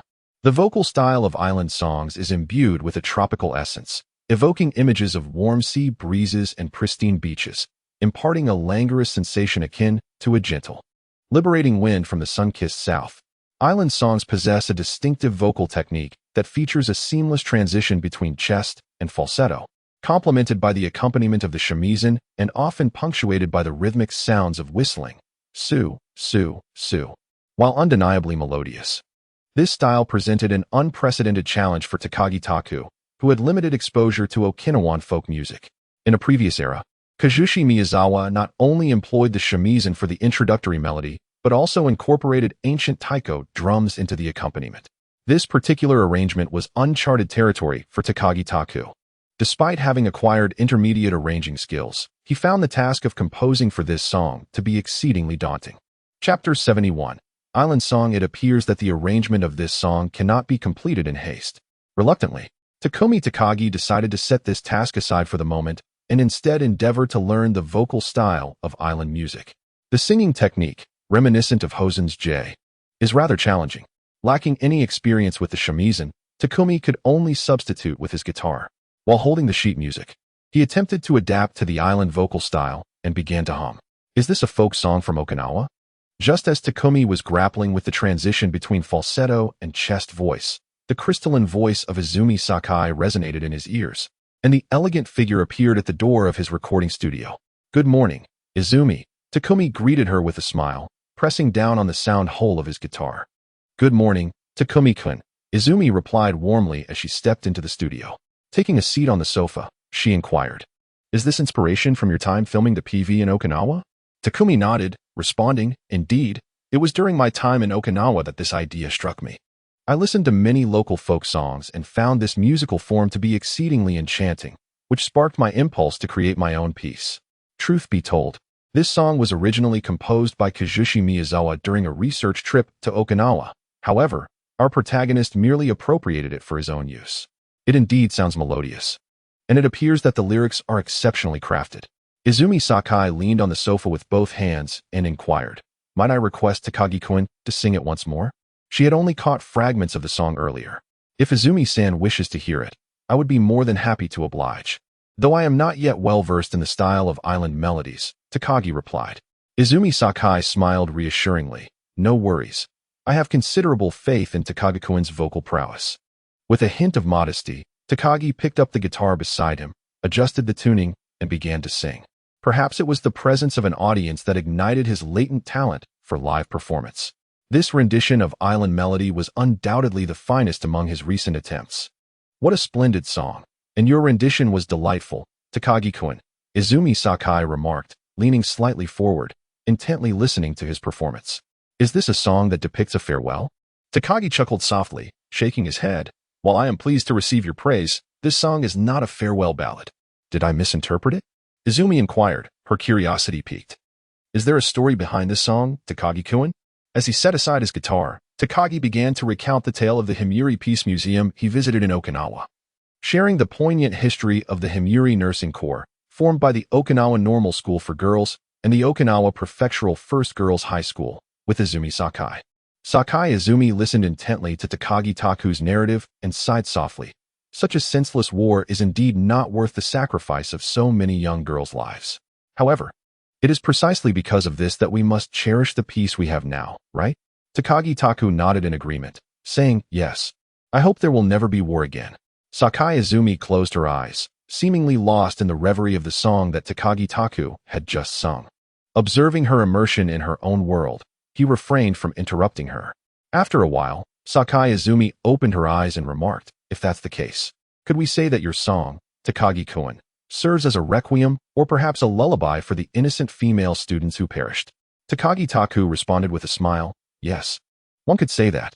Have you considered releasing this song?" Sakai Izumi stood up from the sofa and moved to sit in the chair opposite Takagi Taku. "Yes, I plan to release it as the A-side of my next single," he replied earnestly. Sakai Izumi beamed at him, saying, "Then, may I request a signed first edition CD when it comes out? I believe this song will undoubtedly become a classic, especially in Okinawa. It will surely be a phenomenal hit." "Well, if you don't mind, of course, that would be possible," Takagi Taku admitted, feeling a sense of unreality at the thought of signing for his sister Izumi. "Then, I thank you in advance, Takagi-kun." After uttering this statement, the two individuals remained in a brief silence, neither showing any inclination to depart. It is worth mentioning that during this trip to Okinawa, I captured numerous scenic photographs utilizing the techniques taught by Izumi-sensei. The unique landscapes of Okinawa starkly contrast with those of Tokyo, Takagi Taku remarked, breaking the silence. "Oh, is that so? Then, Takagi-kun, may I have the pleasure of viewing your photographic endeavors?" Izumi Sakai inquired, her interest piqued by Takagi's new topic. "Of course. I shall develop the photographs and bring them to you, Izumi-sensei, tomorrow," Takagi replied without hesitation. "However, the photos you took at Rikujian last time were rather unremarkable," Izumi jested. "Well, those were truly subpar, attributable to the nighttime conditions," Takagi admitted, feeling a flush of embarrassment as Izumi broached the subject again. "Very well, I eagerly await your photographs." "Takagi-kun," Izumi said, finding joy in the blush adorning Takagi's face. Noticing that Izumi had chosen not to delve deeper into the topic, Takagi exhaled in relief, saying, "Understood, Izumi-sensei. I will ensure they reach you promptly." "Yes, do remember to bring them. I shall take my leave now," Izumi remarked, a hint of concern evident as she stood to exit. Izumi-sensei, could you stay a while longer?" "Oh, is there something on your mind, Takagi-kun?" she asked, surprised by his request. "Not really. It's just that we haven't seen each other for some time, and I would love to hear about any amusing occurrences in your life lately." Takagi scratched his head and remarked that he merely wished to converse with Sakai Izumi once more. "Hee, my days have hardly been as thrilling as yours, Takagi-kun. I've simply been ensconced in the recording studio," Sakai Izumi replied, yet she turned and seated herself once again in the chair opposite Takagi. "Speaking of Okinawan folk songs, I've recently listened to a few. Their singing style indeed diverges from that of pop and rock, doesn't it? Folk songs even incorporate whistling sounds." Takagi seemed to recall something as he clapped his hands together. "Ah, I see. Chapter 72. A serious matter, what's wrong, Takagi-kun? Have you remembered something?" Sakai Izumi inquired, noticing his peculiar behavior. Oh, it's nothing. It's just that the arrangement for the song I've composed still lacks direction. I was contemplating seeking assistance from Akashi-san. Takagi hastily concealed his true thoughts. In reality, he had not been thinking of that at all. Rather, he appeared to have discerned the reason why the song Shy Maid had not emerged at its designated time. He recalled that when he had just joined Being and was studying in the vocal classroom, he had unconsciously whistled a brief segment of Shy Maid while the teacher discussed the transition between chest and falsetto. Could it be that his prior performance had rendered Miyazawa and Fumi incapable of creating Shy Maid in this world? If this is the case, then everything makes sense. Although this world may not be a complete composition, Island Song indeed existed long before the creations of Miyazawa and Fumi. Isn't Takagi-kun also adept at arrangement? Takagi Taku chuckled and remarked, folk music differs significantly from the pop and rock pieces I have previously arranged. The instruments involved, such as the shamisen and taiko, are ones I am not particularly familiar with, let alone proficient in. So is that how it is? Indeed, this presents a challenge. Therefore, it is advisable to consult a seasoned arranger. Sakai Izumi nodded in agreement, stating, it is indeed essential to seek guidance. This piece is truly captivating, and we must strive for excellence. Without discussing my own compositions, how is your single and album production coming along, Izumi-san? Takagi Taku inquired with genuine concern. Well, actually, both singles have been recorded, but I am not entirely satisfied with the mixing. Currently, I am simultaneously recording tracks for the new album while refining the mixing of the singles, replied Sakai Izumi. Takagi Taku understood that Sakai Izumi held exceptionally high standards for the quality of her songs, so it was not surprising to hear her express such sentiments. Sister Izumi is indeed quite stringent with her musical standards, Takagi Taku remarked with a smile. Feeling a bit embarrassed by his observation, Sakai Izumi replied, it's not so much about being strict. I merely wish to present the finest music possible. While Sister Izumi places great importance on music, she must not neglect her health as well. If possible, I would like to kindly request Sister Izumi to slightly adjust her schedule, beginning her recording sessions earlier so that they may conclude sooner.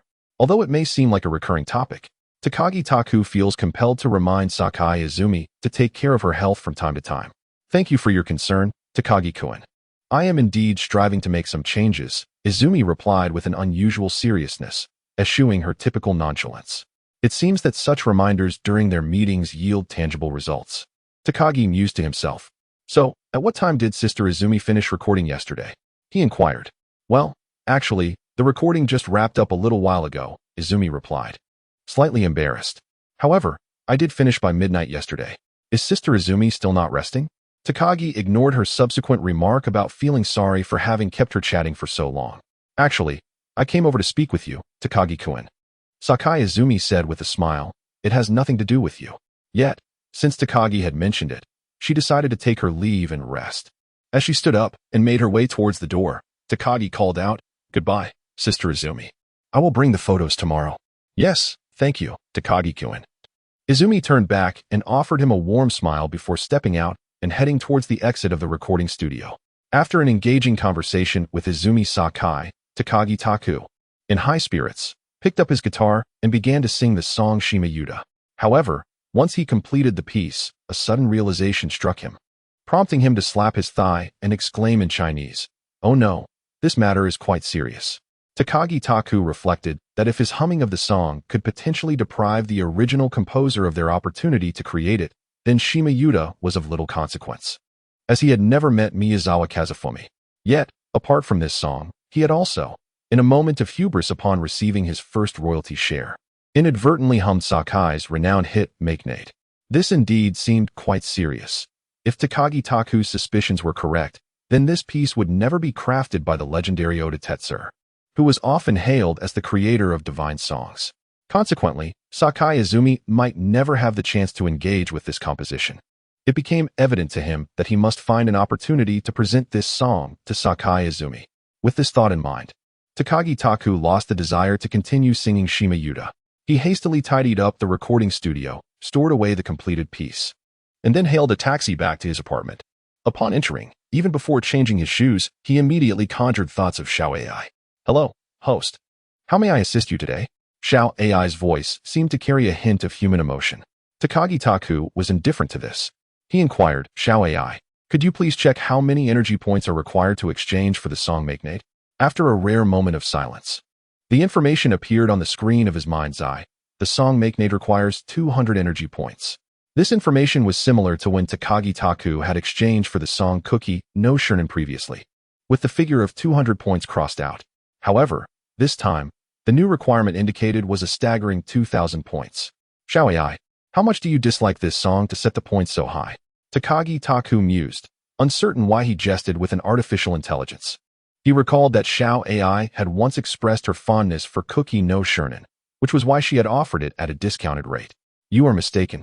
I also hold a deep affection for this song. It is precisely because I cherish it that I regard it with such reverence. Xiao AI replied with a remarkably human touch. This is price gouging. Takagi Taku exclaimed. There is no alternative. If you choose not to exchange, that is your decision. The point requirement will not decrease, Xiao AI asserted firmly. Very well, please proceed with the exchange for this song, he conceded. Although it pained him to part with his points, Takagi Taku gritted his teeth and completed the exchange. There was no choice, for the sake of Izumi-san. No matter the cost, he had to obtain this song. Understood, consuming 2,000 foot love energy points. The exchange for Magnate has been successfully completed. The voice of Xiao AI reverted to its mechanical tone, momentarily giving Takagi Taka the illusion that he had misheard it earlier. Chapter 73, Kimura Yumi. Holding in his hand the sheet music for valued at 2,000 points. Takagi Taka felt a mix of amusement and exasperation. Having merely hummed a few notes, he now found himself needing to expend such a substantial amount of points to rectify the situation. However, he mused that claiming authorship of this renowned piece was, in fact, quite commendable. After implementing the necessary remedial measures, Takagi Taka began to ponder other matters. His friend Akashi Masao was currently preoccupied with recording for his teacher and would likely be unavailable to assist him for a while. Yet, his new album was still in the final stages of preparation and had not yet been officially released. Thus, there was no immediate rush regarding the new composition. Recently, he had been away from the agency for an extended period. Although Aso Keita occasionally updated him on the agency's affairs, it seemed inappropriate for him, as the president, to neglect his duties for so long. Having previously promised Sakai Izumi that he would share the photographs he had taken, visiting the agency today appeared implausible. After having a light lunch, he went to the photo studio to develop the pictures. Upon the arrival of twilight, he indulged in a rare visit to an izakaya for a drink. Slightly tipsy upon returning to his apartment, just as he reached the door, his phone rang. It was a call from Kimura Yumi, his manager, who, much to his chagrin, never seemed to consider the time or place when making calls. Nevertheless, Takagi Taka found her straightforward personality quite endearing. At least she was genuine, wasn't she? As soon as the call was answered, Kimura Yumi's melodious voice resonated in Takagi's ears. Takagi-san, I seek your assistance. Assistance? What has transpired? Upon hearing Kimura Yumi's words, Takagi Takuya felt a twinge of anxiety. It's difficult to explain everything over the phone. Did you not establish an office, Takagi-san? I shall visit you there tomorrow morning. Without waiting for Takagi to respond, Kimura Yumi abruptly ended the call. Hey, you ought to clarify the matter at hand. What kind of communication is this? Leaving me with half a conversation. With the busy tone echoing in his ears, Takagi Takuya helplessly set down his phone. This girl possesses many admirable qualities. Yet her penchant for speaking in half-finished thoughts is a habit she must rectify. Pondering this, he retrieved his keys and opened the door to his abode. Upon entering the kitchen, Takagi opened the cupboard and took out the authentic Huangshan Maofeng tea that he had procured from Yokohama's Chinatown, courtesy of Asami Kaida. Although the Japanese tea ceremony is rich and profound, Takagi still prefers the taste of Chinese tea, for it evokes the essence of his homeland. After skillfully preparing a cup for himself, Takagi settled onto the sofa, lifted his phone, and dialed Asami Kaida.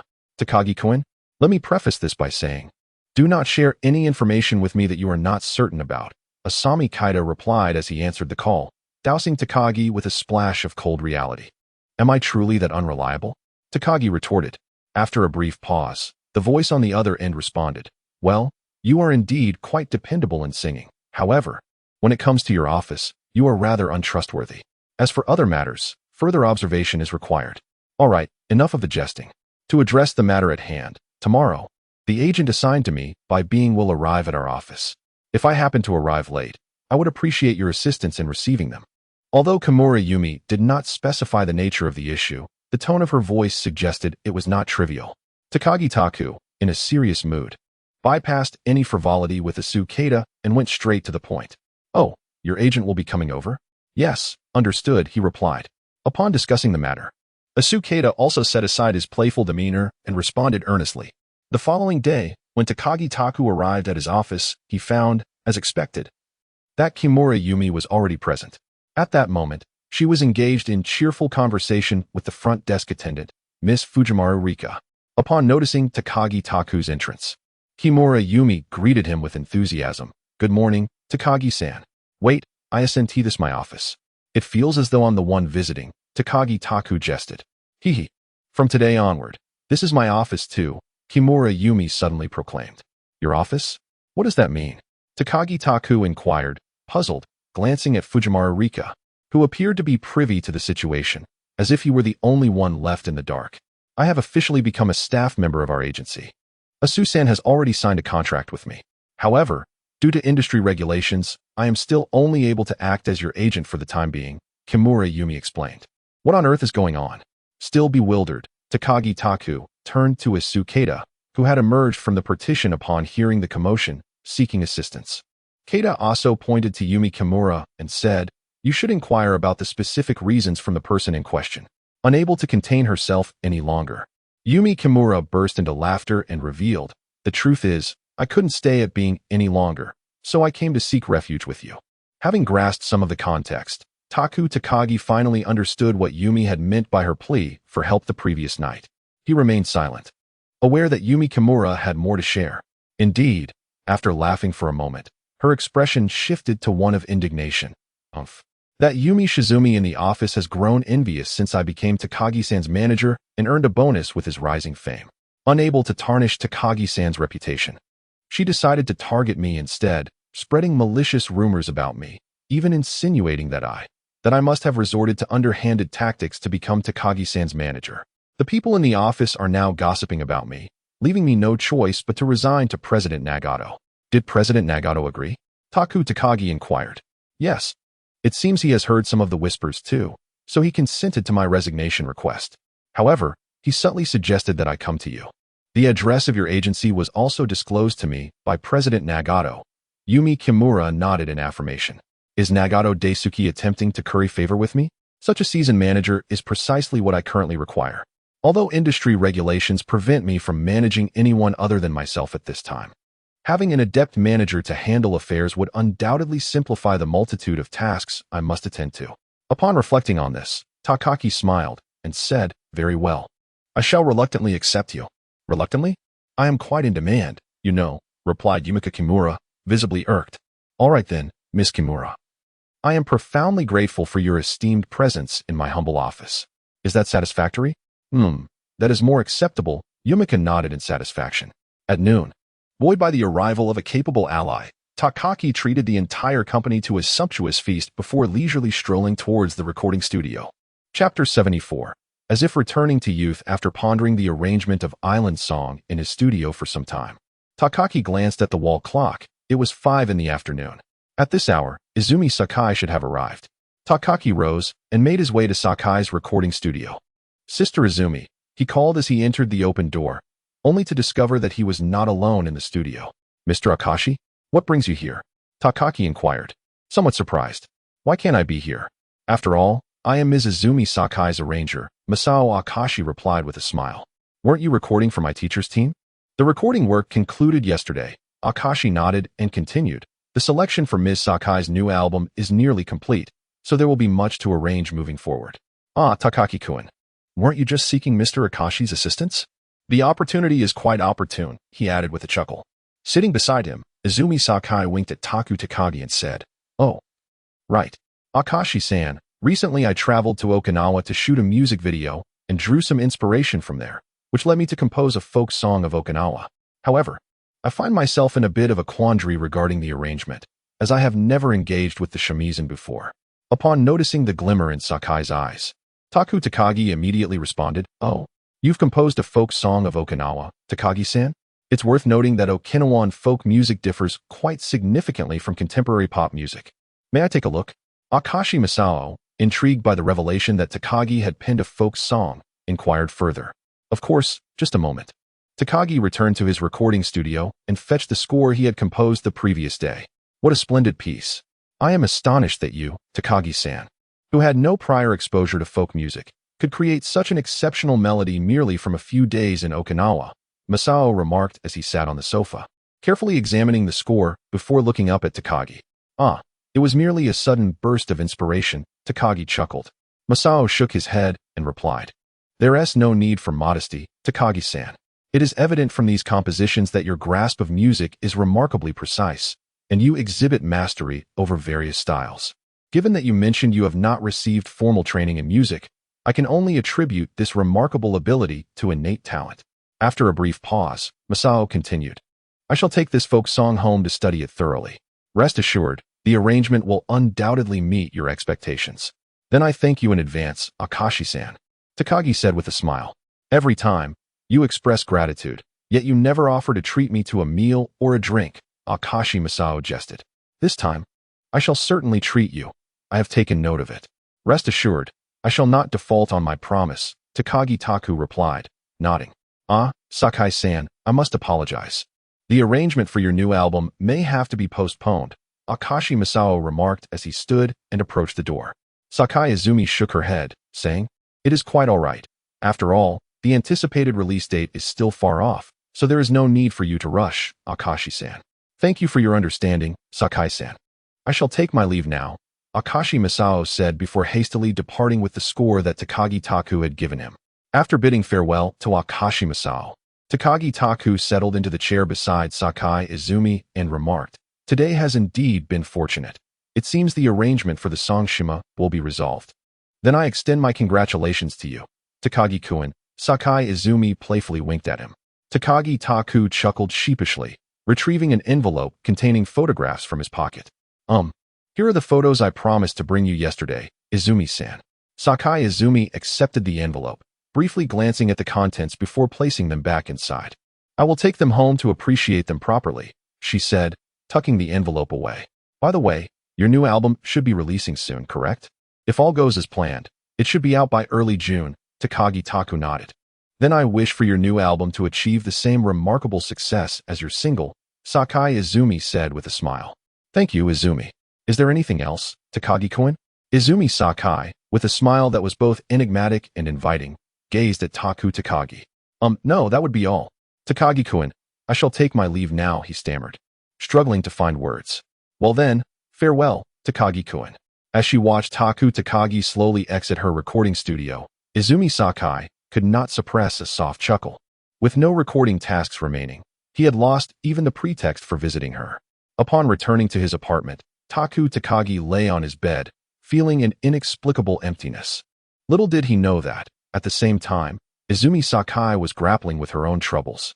After bidding Takagi farewell, she did not linger in the studio until the late hours. By approximately 10 p.m., she returned to her apartment. After tidying up a bit, she leaned against her headboard and retrieved the photographs that Taku had gifted her.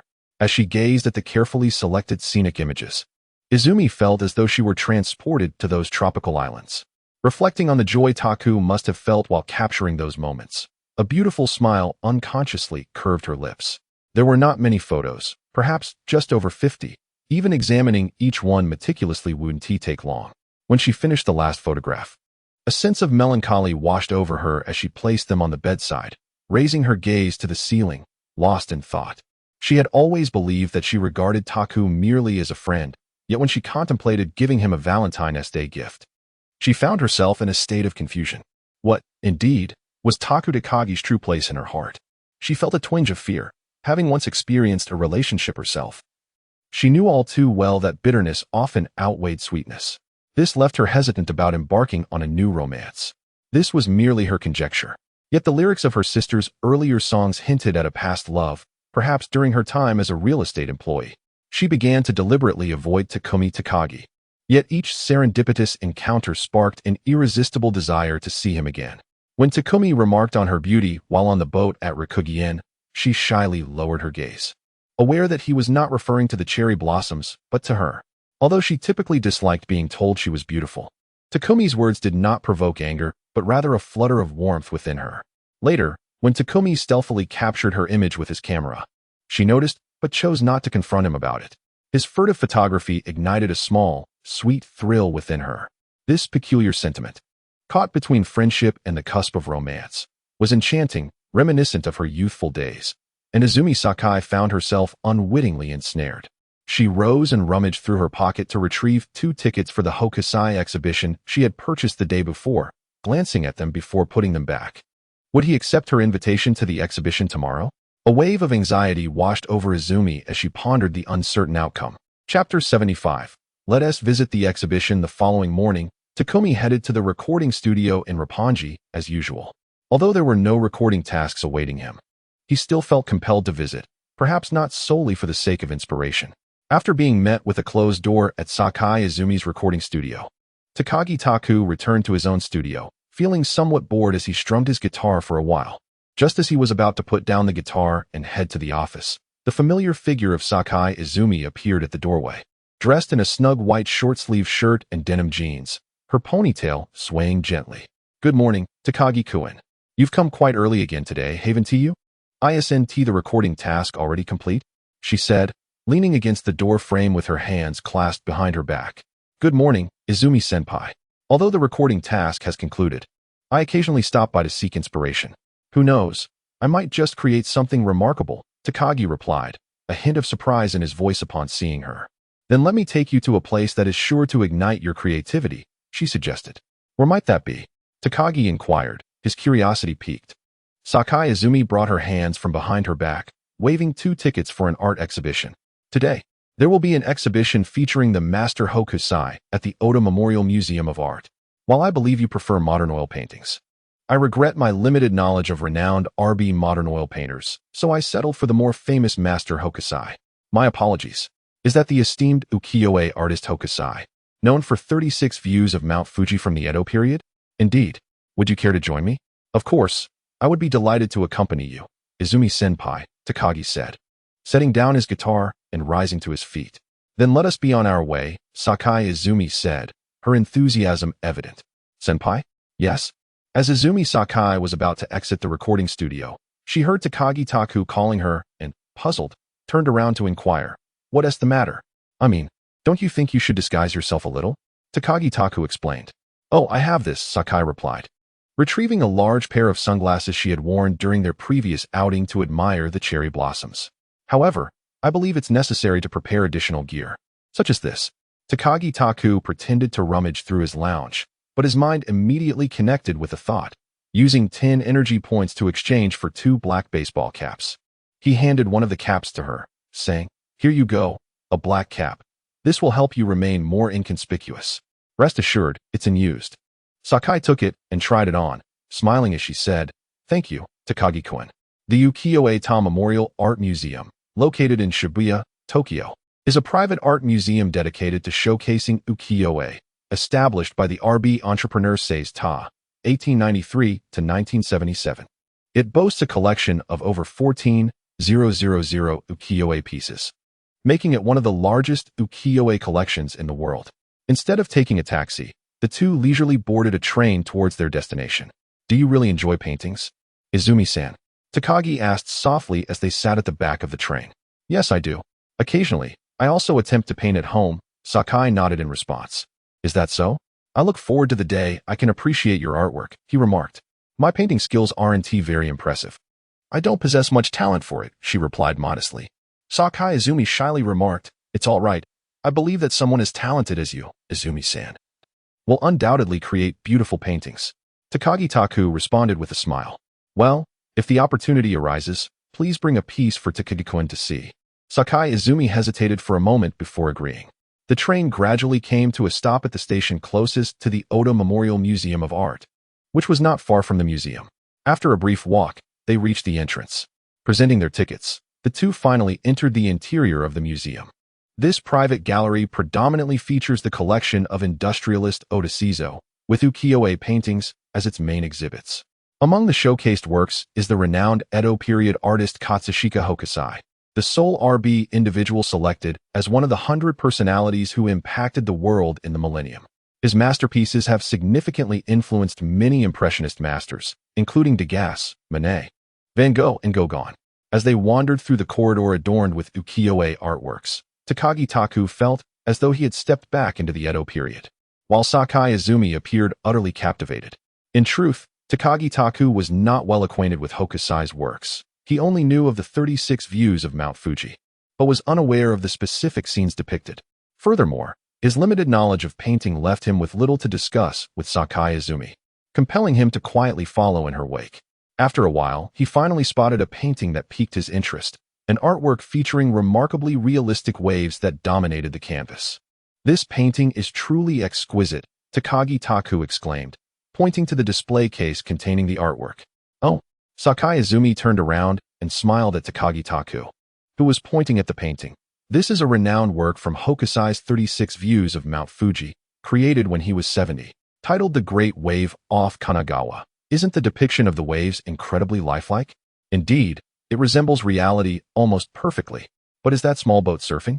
Takagi Taku inquired, gesturing towards the vessel seemingly engulfed by the towering waves.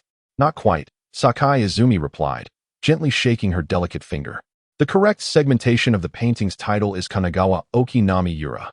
Kanagawa refers to the location, Oki denotes the nearby sea area, and Nami Yura indicates that the boat is beneath the colossal waves. As if enveloped by them, it portrays the perilous struggle of the fishermen against the monstrous waves, rather than a surfing leisure activity. "Ah, I see now," Takagi Taku exclaimed, enlightened. "Sister Izumi certainly possesses a wealth of knowledge." "Hee, I merely happened to read a book about Master Hokusai," Sakai Izumi chuckled. "Would it be possible for you to be my guide, Sister Izumi?" Takagi Taku winked at her. "Well, if you insist," Sakai Izumi said, a hint of blush creeping onto her cheeks. While she had been absorbed in the artwork, Takagi Taku had quietly followed behind, and she realized that his willingness to attend the exhibition was solely due to her invitation. "Takagi-kun, please follow me. This painting is also a renowned masterpiece from Hokusai's 36 Views of Mount Fuji, titled Clear Weather After a Sudden Shower." Sakai Izumi truly assumed the role of a guide for Takagi Taku, her expression revealing genuine enjoyment. Taku followed closely behind her, smiling as he attentively listened to her explanations. Chapter 76. Ukiyo-e. The two of them, one acting as a guide and the other as a visitor, gradually ventured deeper into the art museum. Within the exhibition hall, Hokusai's works transitioned from landscape and pastoral scenes in 36 Views of Mount Fuji to the traditional figure paintings of ukiyo-e. To be honest, Takagi Taku found it difficult to appreciate the exaggerated depictions of figures in ukiyo-e, yet seeing Sakai Izumi's enthusiasm, he dutifully trailed behind her. "Oh, it's getting late. Perhaps we should head back," Sakai Izumi suddenly remarked after taking a couple of steps forward, preparing to retrace their path. "Why? There are still many paintings left to see," Takagi Taku replied, perplexed as he stepped forward. Izumi-san is right. It is indeed getting late. Let us go back," he said, feigning a glance at an imaginary watch on his wrist. Sakai Izumi, her cheeks flushed, lowered her head as she began to walk back.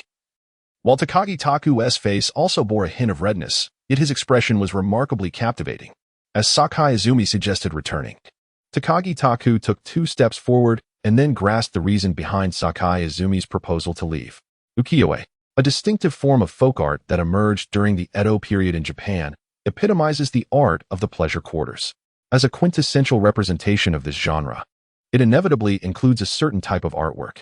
In contemporary terms, this might be referred to as the art of the human form, while in that era, it was known as bijinji and geisha paintings, predominantly featuring geishas and courtesans, with content that, of course, often veered into the realm of the indescribable.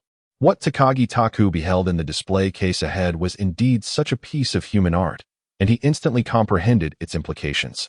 Observing Sakai Izumi, who walked ahead with her head bowed and her cheeks flushed, Takagi Taku felt a rush of heat to his own face, yet he refrained from laughing aloud. "Thank you, Takagi-kun, for accompanying me to the exhibition." Sakai Izumi managed to regain her composure and addressed him as they exited the art museum. "Not at all. I must express my gratitude to you, Izumi-san, for being my dedicated guide this morning," Takagi Taku replied, waving his hand dismissively. "Well, after all, I was the one who insisted on bringing you along, so I must take responsibility," Sakai Izumi chuckled. This visit was truly delightful. If you have another exhibition like this in the future, please be sure to take me along. Takagi Taku smiled in return. Of course, she replied. Well then, I shall be heading back now. Why did Takagi-kun's smile seem so peculiar? Surely, he too must have seen that kind of artwork. As Sakai Izumi pondered this, she hurriedly hailed a taxi. After bidding farewell to Takagi Taku, she blushed and swiftly entered the vehicle, leaving with an air of escape. Waving goodbye to the taxi that carried Sakai Izumi away, Takagi Taku stood there in a daze for a moment before he could no longer suppress his laughter. It dawned on him that his sister Izumi possessed such an endearing side. Over the next few days, perhaps due to the influence of the earlier artwork, Sakai Izumi did not appear in the recording studio during the daytime hours that Takagi Taku was accustomed to. Even if they were to meet, it was more likely that, given Sakai Izumi's temperament, she would merely greet him and then depart, blushing. Takagi Taku, however, remained unfazed by this. After all, it could be considered a form of artistry. With no sight of Sakai Izumi these past few days, Takagi Taku decided to visit the recording studio of his mentor, Matsumoto Takahiro, where he engaged in a discussion with Akashi Masao regarding the arrangement of the song Shimabe. Takagi-kun, I am truly astonished that you could create such a piece. Matsumoto Takahiro interjected during their conversation. Indeed, when I first encountered this song, my sentiments mirrored yours. It is remarkable that such an Okinawan folk song could originate from a lad who had never set foot in Okinawa prior to filming the PV. Akashi Masao turned to Matsumoto Takahiro and chimed in. You must take pride in having such a talented disciple. Matsumoto Takahiro, unfazed by Akashi Masao's jest, responded with a chuckle. I suppose I do possess a discerning eye for talent. Well, if you both continue to praise me, I may very well float down from the heavens. Takumi Takagi raised the two arrangement drafts in his hand and presented them to the two individuals, saying, Please assist me in figuring out how to arrange this. Do not mind your teacher. I merely came to join the fray. As for the arrangement of Okinawan folk songs, I am as ignorant as you. It is best to place your hopes on Akashi-san for a spark of inspiration. Although Takahiro Matsumoto spoke thus, he nonetheless accepted the drafts handed to him by Takagi. Oh, how amusing that you remember me now. Why didn't you think of me when you were taking on disciples? Masao Akashi chuckled as he patted Matsumoto on the back. All right, enough of this banter. Hurry and compose your piece. If you wish to take on a disciple, directly approach Takagi-kun instead of constantly mentioning it to me.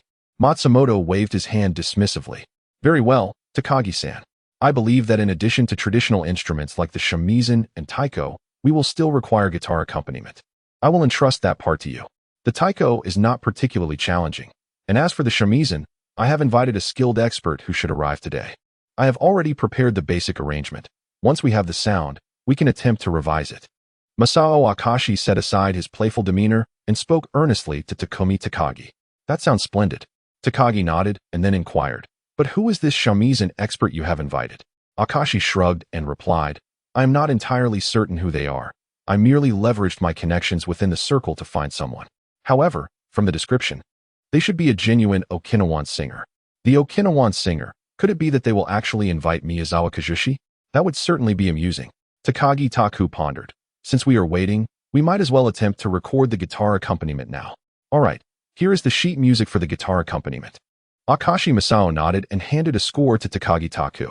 Takagi Taku scrutinized the sheet and, somewhat perplexed, glanced at Akashi Masao, inquiring, Are you certain this accompaniment is that simple? Akashi Masao chuckled. Indeed, it is quite straightforward. The arrangement of Okinawan folk songs is not inherently complex. It primarily depends on the singer's performance. Thus, this song Shima Yuta will truly test your vocal prowess, Takagi-san. I hope you can effortlessly employ the Okinawan vocal techniques. Okinawan vocal techniques? It appears I still have much to learn. If all goes as expected, it may take some time before this song can be completed. Chapter 77. Natsukawa Rimi. After recording the guitar accompaniment, Takagi Taku exited the studio. Upon reaching the break room, he suddenly recalled something. Oh dear. I seem to have forgotten to show this piece to President Nagato. What if all this effort goes to waste if he disapproves? Rest assured, replied Akashi Masao. Your enthusiastic teacher has already sent a preliminary demo to President Nagato for review. Although this song does not quite align with Being's current style, Takagi-san's diverse musicality has garnered no objections from him. Thank you, sensei, Takagi Taku bowed respectfully. These are trivial matters, Matsumoto Takahiro remarked with a smile. As a few individuals diligently scrutinized and revised Takagi Taku's guitar recordings, Kimura Yumi, who had just completed all the formalities and officially commenced her position 2 days prior, peeked her head around the corridor and said, "Takagi-san, Matsumoto-san, Akashi-san, there is a young girl named Hashimiri outside who wishes to see Akashi-san." Akashi Masao turned to his apprentice Takagi Taku and said, "This must be the shamisen virtuoso I asked my friend to find. Is she a young girl?" He then turned to Kimura Yumi and added, "Please let her in." "Certainly." Kimura Yumi nodded and proceeded towards the entrance.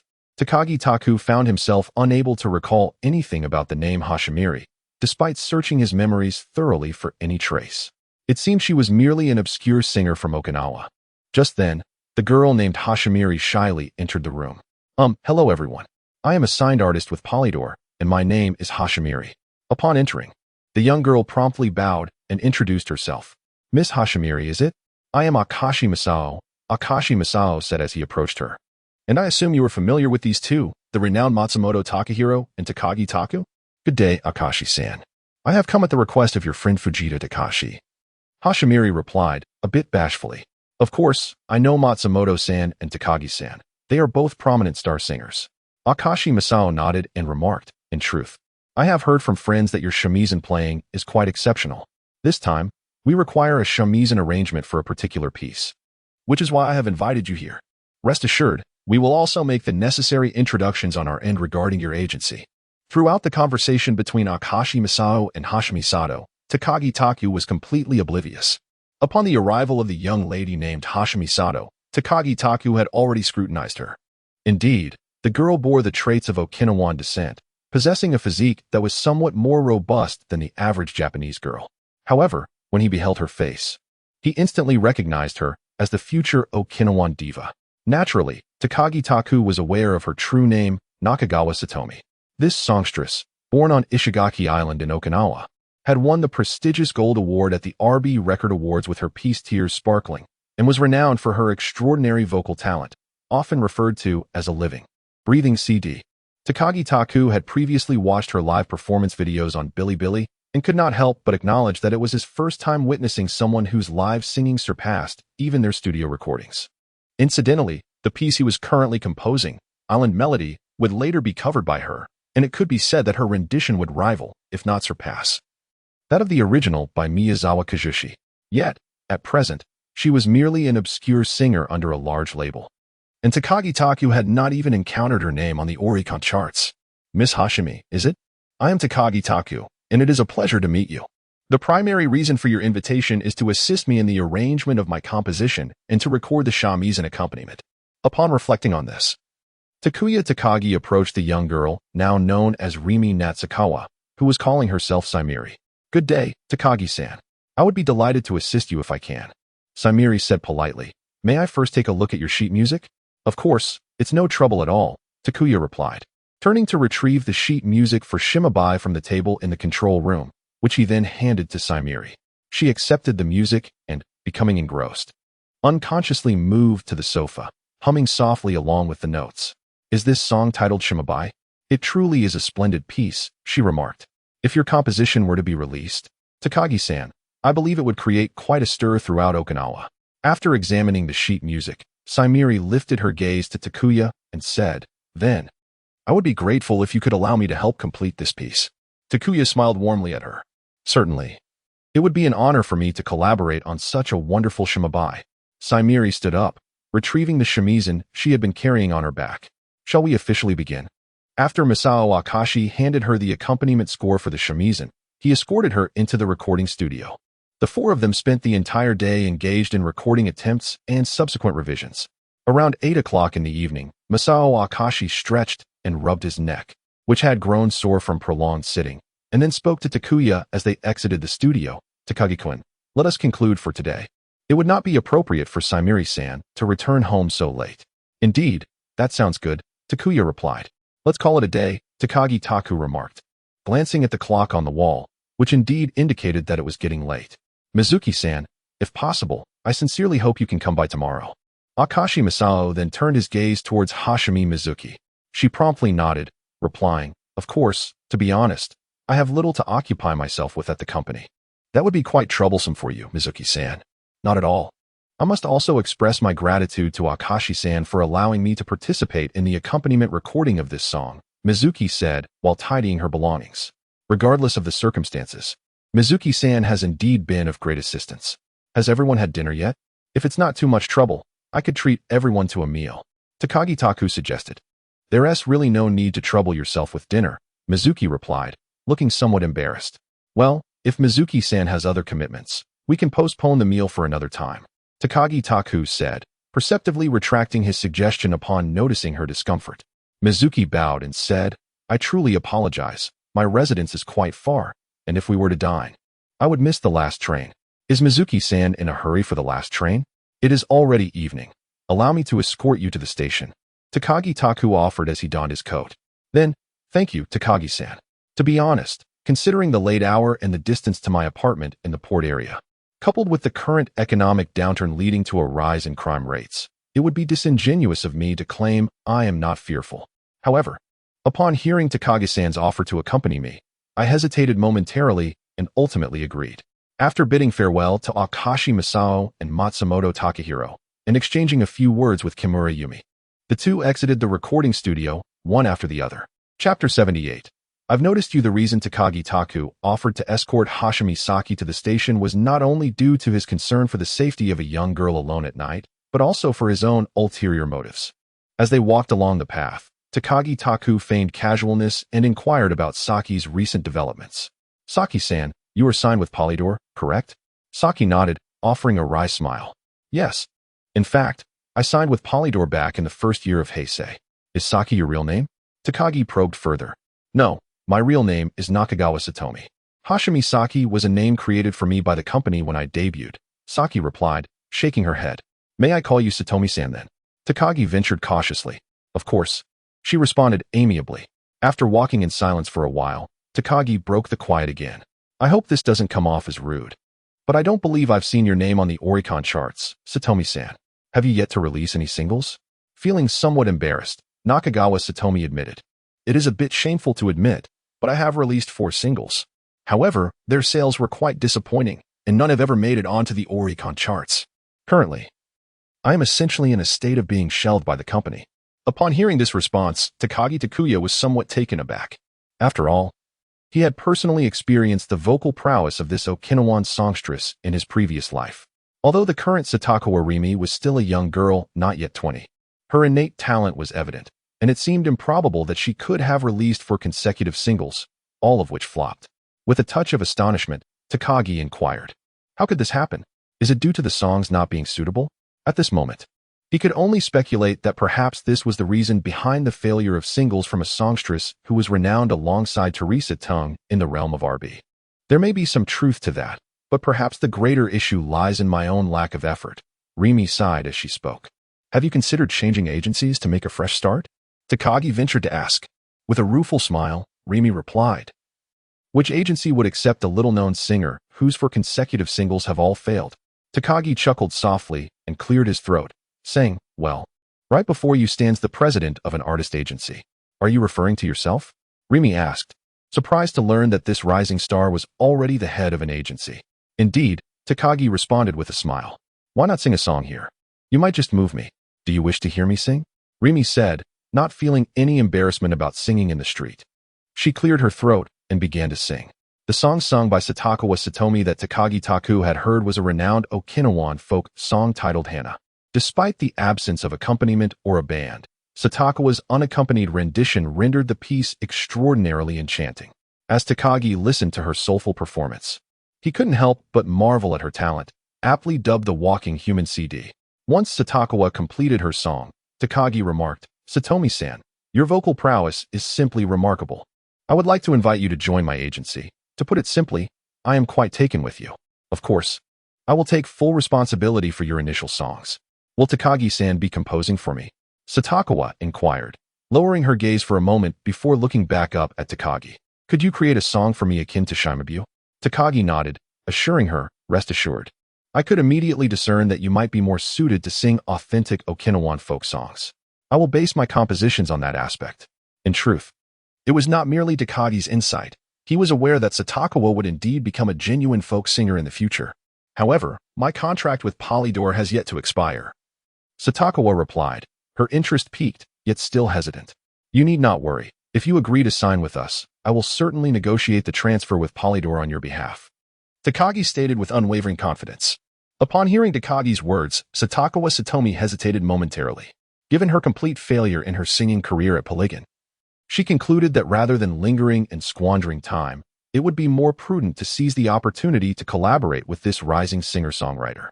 With this resolution, she declared, Then I shall entrust myself to you, Takagi-san. I agree to join your agency. Takagi, elated to have persuaded such a promising future diva, responded with gratitude. Thank you for your trust, Satomi-san. My agency will reach out to your company soon to discuss the transfer process, which should not take long. He added, I look forward to your continued support. Satakawa bowed and replied, It is I who must ask for your support, Takagi-san. The train station was not far, and after a brief 10-minute walk, they arrived at the platform. As the train approached, Satakawa expressed her appreciation. Thank you, Takagi-san, for bringing me here. I will arrive punctually tomorrow. With that, she bid farewell and boarded the train. After seeing Satakawa off, Takagi couldn't help but smile with a sense of pride.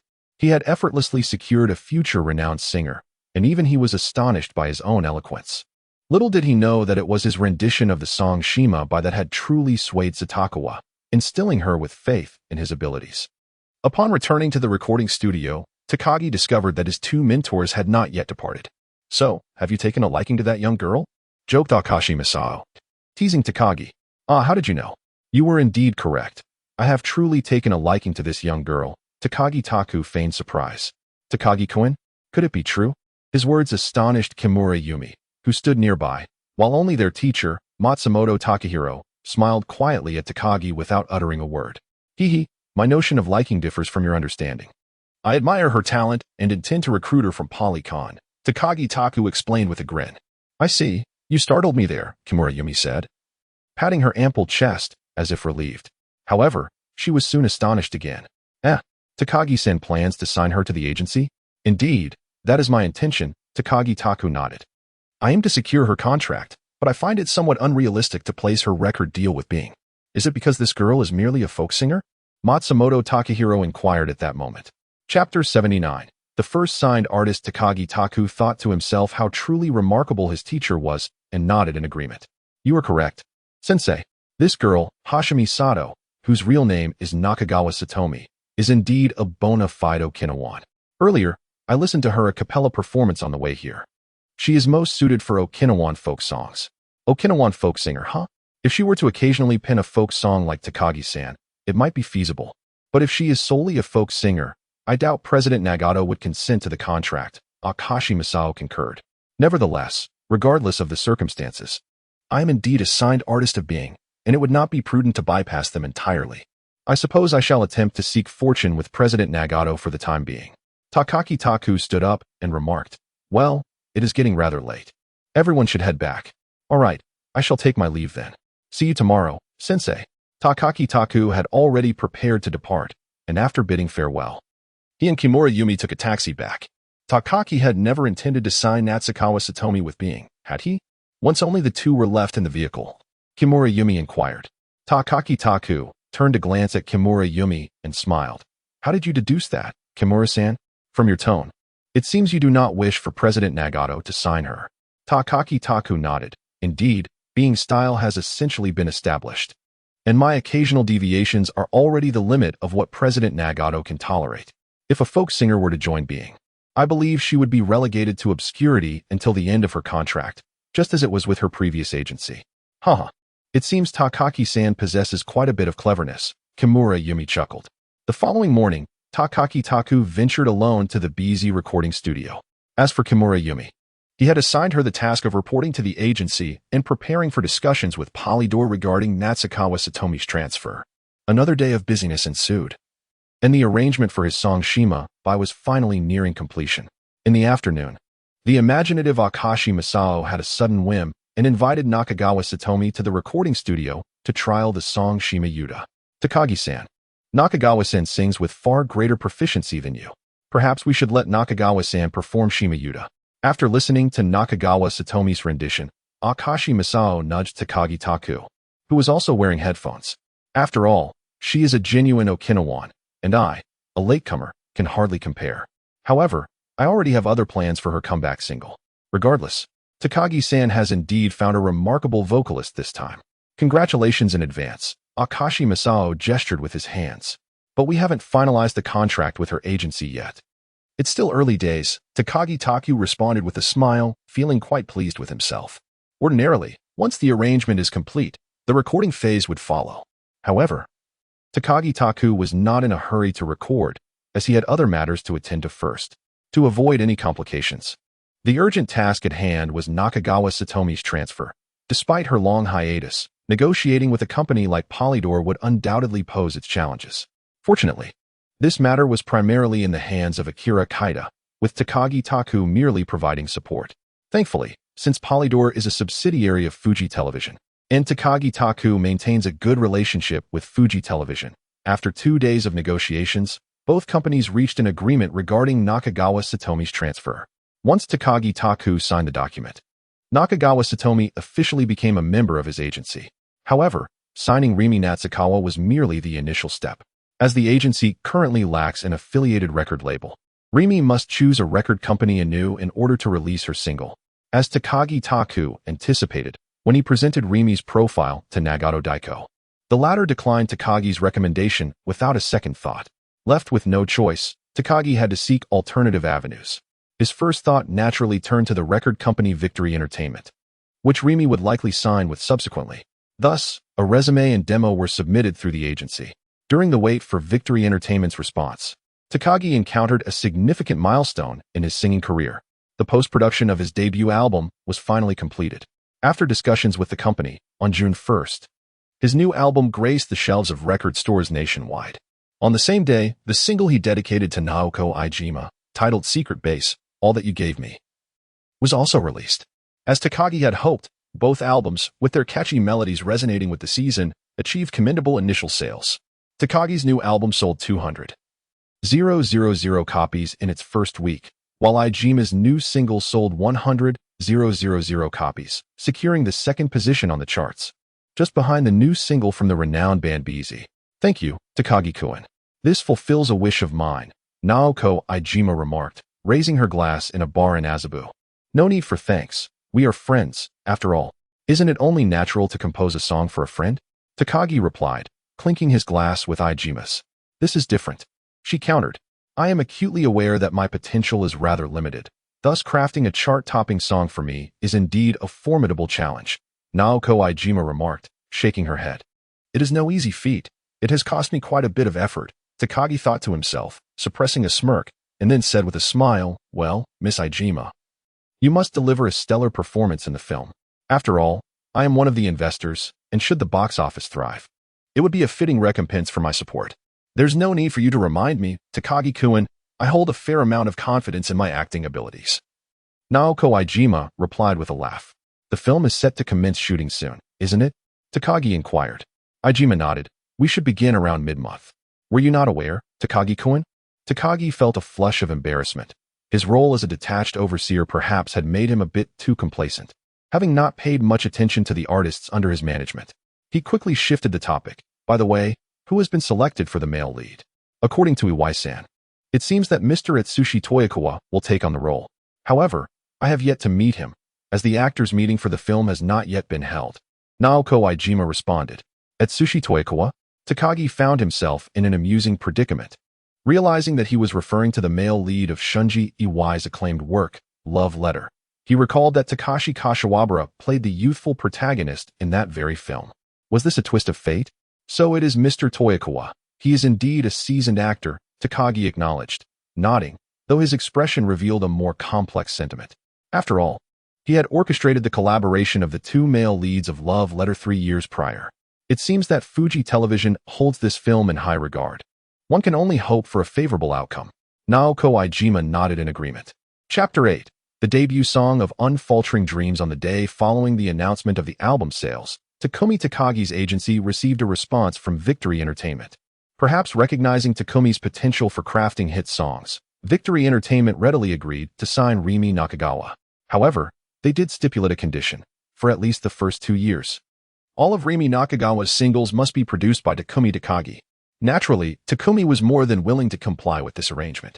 Although it was the promotional period for the new album, Being Company preferred to maintain a low profile and avoid public appearances. Consequently, Takumi had no scheduled events to attend before the Friday broadcast of MS. While Rimi Nakagawa was signing her contract with Victory Entertainment, Takumi found himself in a recording studio he had not visited in a long time, though he was tasked with preparing for the recording of a new single. His primary focus was to compose a debut song for Rimi Nakagawa. To be candid, he wished to create both the melody and lyrics for Rimi's signature song, Tears of Sparkling Light, in one fell swoop. However, the song's lyrics were penned by Yoshiko Moriyama in memory of her late brother, and simply replicating them would undoubtedly feel out of place. Instead, he considered crafting the melody and then seeking the assistance of Yoshiko Moriyama to write the lyrics. With this thought in mind, Takumi summoned his assistant, AI, and expended 200 energy points to exchange for the sheet music of Tears of Sparkling Light. Holding the sheet music, Takagi Taku habitually picked up his guitar and attempted to sing through the piece. Once he confirmed that everything was in order, he tucked away the sheet music, preparing to hand it over to Kimura Yumi so she could reach out to Ms. Moriyama Ryoko's office.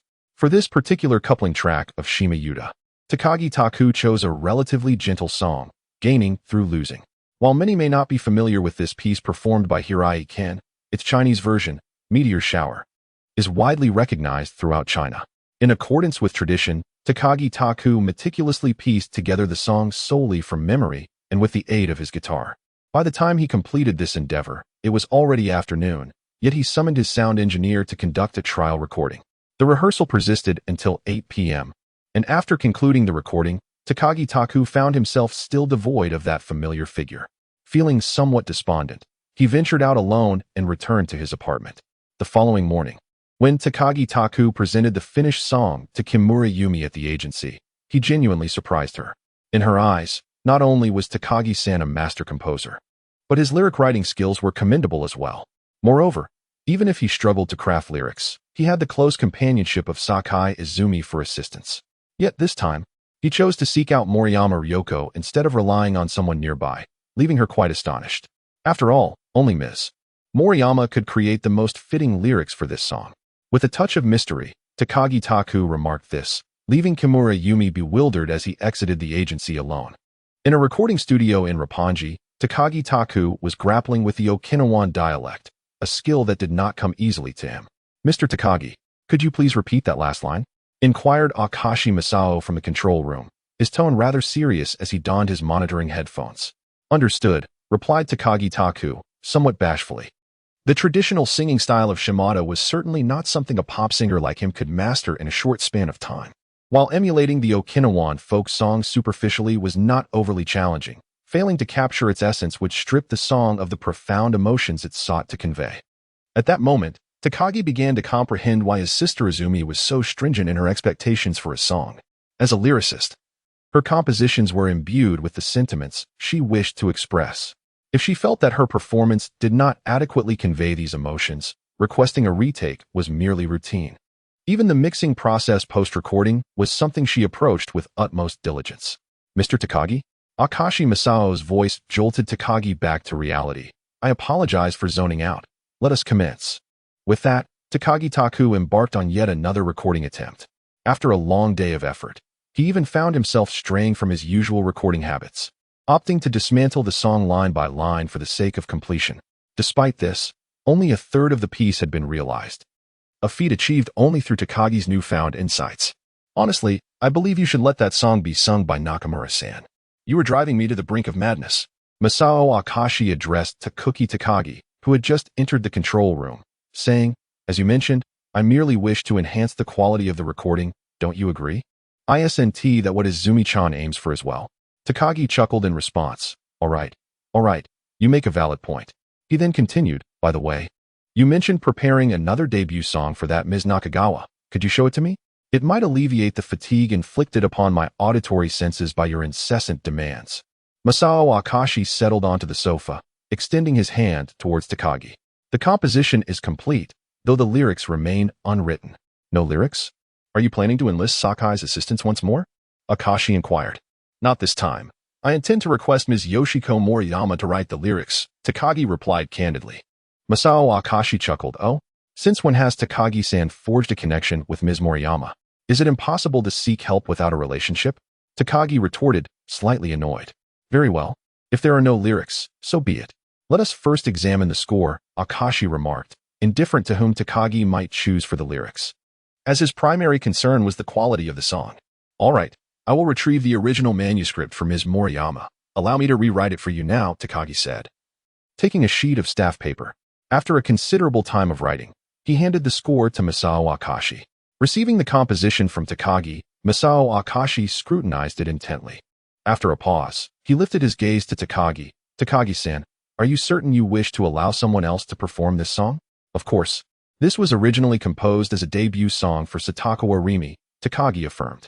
This song, barring any unforeseen circumstances, may very well attain the level of a folk masterpiece akin to your own island tune. Such a splendid composition, given away so casually, Takagi-san. I must truly reevaluate my perception of you. Akashi Masao lifted the sheet music in his hands, proclaiming its worth. Even if the song is exceptional, it requires a voice that truly resonates with it, Takagi Taku remarked. As a mere amateur folk singer, I barely manage with island tune. Another piece like this would overwhelm me. Akashi Masao shook his head, countering, Takagi-san, do not deceive me. This composition, even when arranged in a contemporary pop style, would undoubtedly achieve great commercial success. After all, you are the first artist signed to my agency. Your debut track must not fall short. Takagi Taku responded with a smile, acknowledging the importance of maintaining high standards. This very piece indeed transformed into the complete Tears of Light that Takagi Taku had envisioned, thanks to Moriyama Ryoko's artistry. On Friday, as Takagi Taku prepared to depart from his agency to participate in the recording of MS, a letter arrived, delivered directly to him. It was from Moriyama Ryoko, containing the award-winning Tears of Light. Upon reviewing her lyrics, which were indistinguishable from the original version, Takagi Taku contentedly passed the lyrics to Sato Kenichi, who would relay them to Nakagawa Satomi, currently overseeing the affairs of 3 artists under Takagi Taku's agency, and certainly busy beyond measure. Having accomplished this task, Takagi Taku joyfully embarked on the journey to the Asahi Television building in his agency's chauffeur-driven car, accompanied by Kimura Yumi. Reflecting on it, the last time I visited this place with Takagi-san, I was still working for Being, remarked Kimura Yumi. After all, several months have passed since our last visit. Takagi Taku, leaning back in his seat, replied with a smile. Indeed, that invokes a certain sentiment. In just a few months, life has changed considerably. Oh, I never thought our Kimura-san could possess such a melancholic side, teased Takagi Taku. Kimura Yumi retorted, pouting, Hey, I am a girl, you know. Could you please stop treating me like one of the boys? Very well, I understand. Lady Kimura, Takagi Taku chuckled in response. While the two amused themselves in the car, they arrived at the entrance of the Asahi television station. Stepping out of the vehicle, Kimura Yumi, holding the list of guest participants provided by the television station, remarked, Takagi-san, you certainly have a fateful connection with Akina Nakamori, as she is also among the guests this time. Is that so? I hadn't even glanced at the guest list. Takagi Taku expressed with mild surprise, noting that this marked the 4th occasion he would share the stage with Nakamori Akina on MS Good Afternoon, Takagi-kun. What a coincidence to meet you again on this program, greeted Nakamori Akina, as if she had been waiting at the entrance of the Asahi television station. Akina-ne, it's been a while, Takagi Taku replied with a smile. Indeed, it has been quite some time. I recall you mentioning that you would treat me to a meal. Yet I have yet to receive that invitation after all this time. Akina Nakamori first expressed a sigh, but soon reverted to her playful nature, teasing Takagi Taku. Well, it seems there have been quite a few matters lately, Takagi Taku awkwardly remarked. However, witnessing Akina Nakamori joyfully joking with others beneath the program made him feel that he had truly accomplished a great deed. Do remember that, Akina Nakamori reminded him once more. I will certainly remember, Takagi Taku replied earnestly, nodding his head. Just as Akina Nakamori was about to say something further, Kimura Yumi approached and interjected. I apologize for interrupting your conversation, but rehearsal is set to begin in half an hour. Shouldn't you both head to the dressing room to prepare? This must be Takagi-san's manager, right? Such a lovely young lady, Kimura Yumi noted. Having met her before, she had not misconstrued anything. With a smile, Akina Nakamori said, Since the manager has spoken, Let us proceed to the dressing room. The two engaged in conversation as they walked to the dressing room. However, when Akina Nakamori entered her own room, she turned back and extended her hand to Takagi Taku, saying, "Takagi-kun, as a junior, where is your new album?" Takagi Taku was momentarily taken aback by her gesture. Upon noticing her mischievous smile, he quickly regained his composure and accepted the new album that Kimura Yumi had just retrieved from her bag. "You truly came prepared for a jest with Takagi-kun," Akina Nakamori remarked, albeit graciously accepting the album he offered. "I will take it home and listen to it attentively." Before closing the door to the lounge, she remarked thus. Prompted by Akina Nakamori's words, Taku Takagi recalled the customary greetings. He began his rounds in the Tamori lounge, paying visits to the guests participating in the performance today. It is worth mentioning that Taku Takagi had already debuted over 6 months ago, yet each time he joined MS, he found himself as the most junior newcomer. This occasion was no exception. Aside from Akina Nakamori, today's guests included Miho Nakayama, Shizuka Kudo, and the steadfast group Hikari Genji, who had consistently participated throughout the year. There was even Noriyuki Makahara, who had just released his new single on May 25th. Upon arriving at Makahara's lounge, as Taku knocked and entered, he found Makahara turning in his swivel chair to face him, saying, "Taku-san, how are you? I must say, your single has tremendous potential.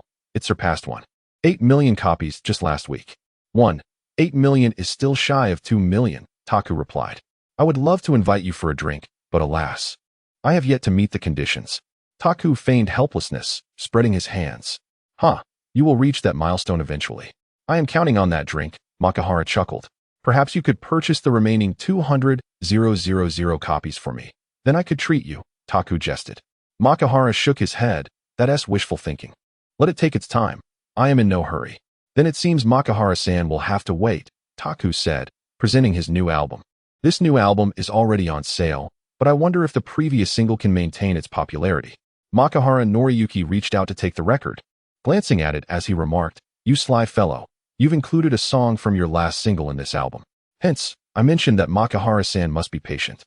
Takagi Taku walked to the door, smiling as he said, "Makahara-san, I shall take my leave now. Please enjoy your new album at your leisure." He then prepared to exit. Do go on. I shall certainly take your new album home to listen to carefully." Makahara Noriyuki waved his hand, indicating that Takagi Taku could depart. For Takagi Taku, this process was quite familiar. The rehearsal proceeded smoothly, and after returning to the waiting room for a brief chat, the staff arrived with the notification to prepare for the stage. Takagi Taku's performance was still scheduled among the top few. When Takagi Taku sat before Tamori, Tamori introduced him to the camera, saying, "Next, we have Takagi-san, whose single has sold an impressive 1.8 million copies this year." He then turned to Takagi Taku and inquired, "Takagi-san, I hear that the PV and cover shoot for your new album were both done in Okinawa. Is that correct?" Takagi Taku nodded in affirmation. "Indeed." "Was there a particular reason for choosing this location?" He explained, "This album represents summer, and naturally, when one thinks of summer, Okinawa comes to mind, so it was only fitting to go there. An album that embodies summer. How fitting as we are just entering early summer. Let us now enjoy the track that best represents summer from this album, Roller Coaster Romance."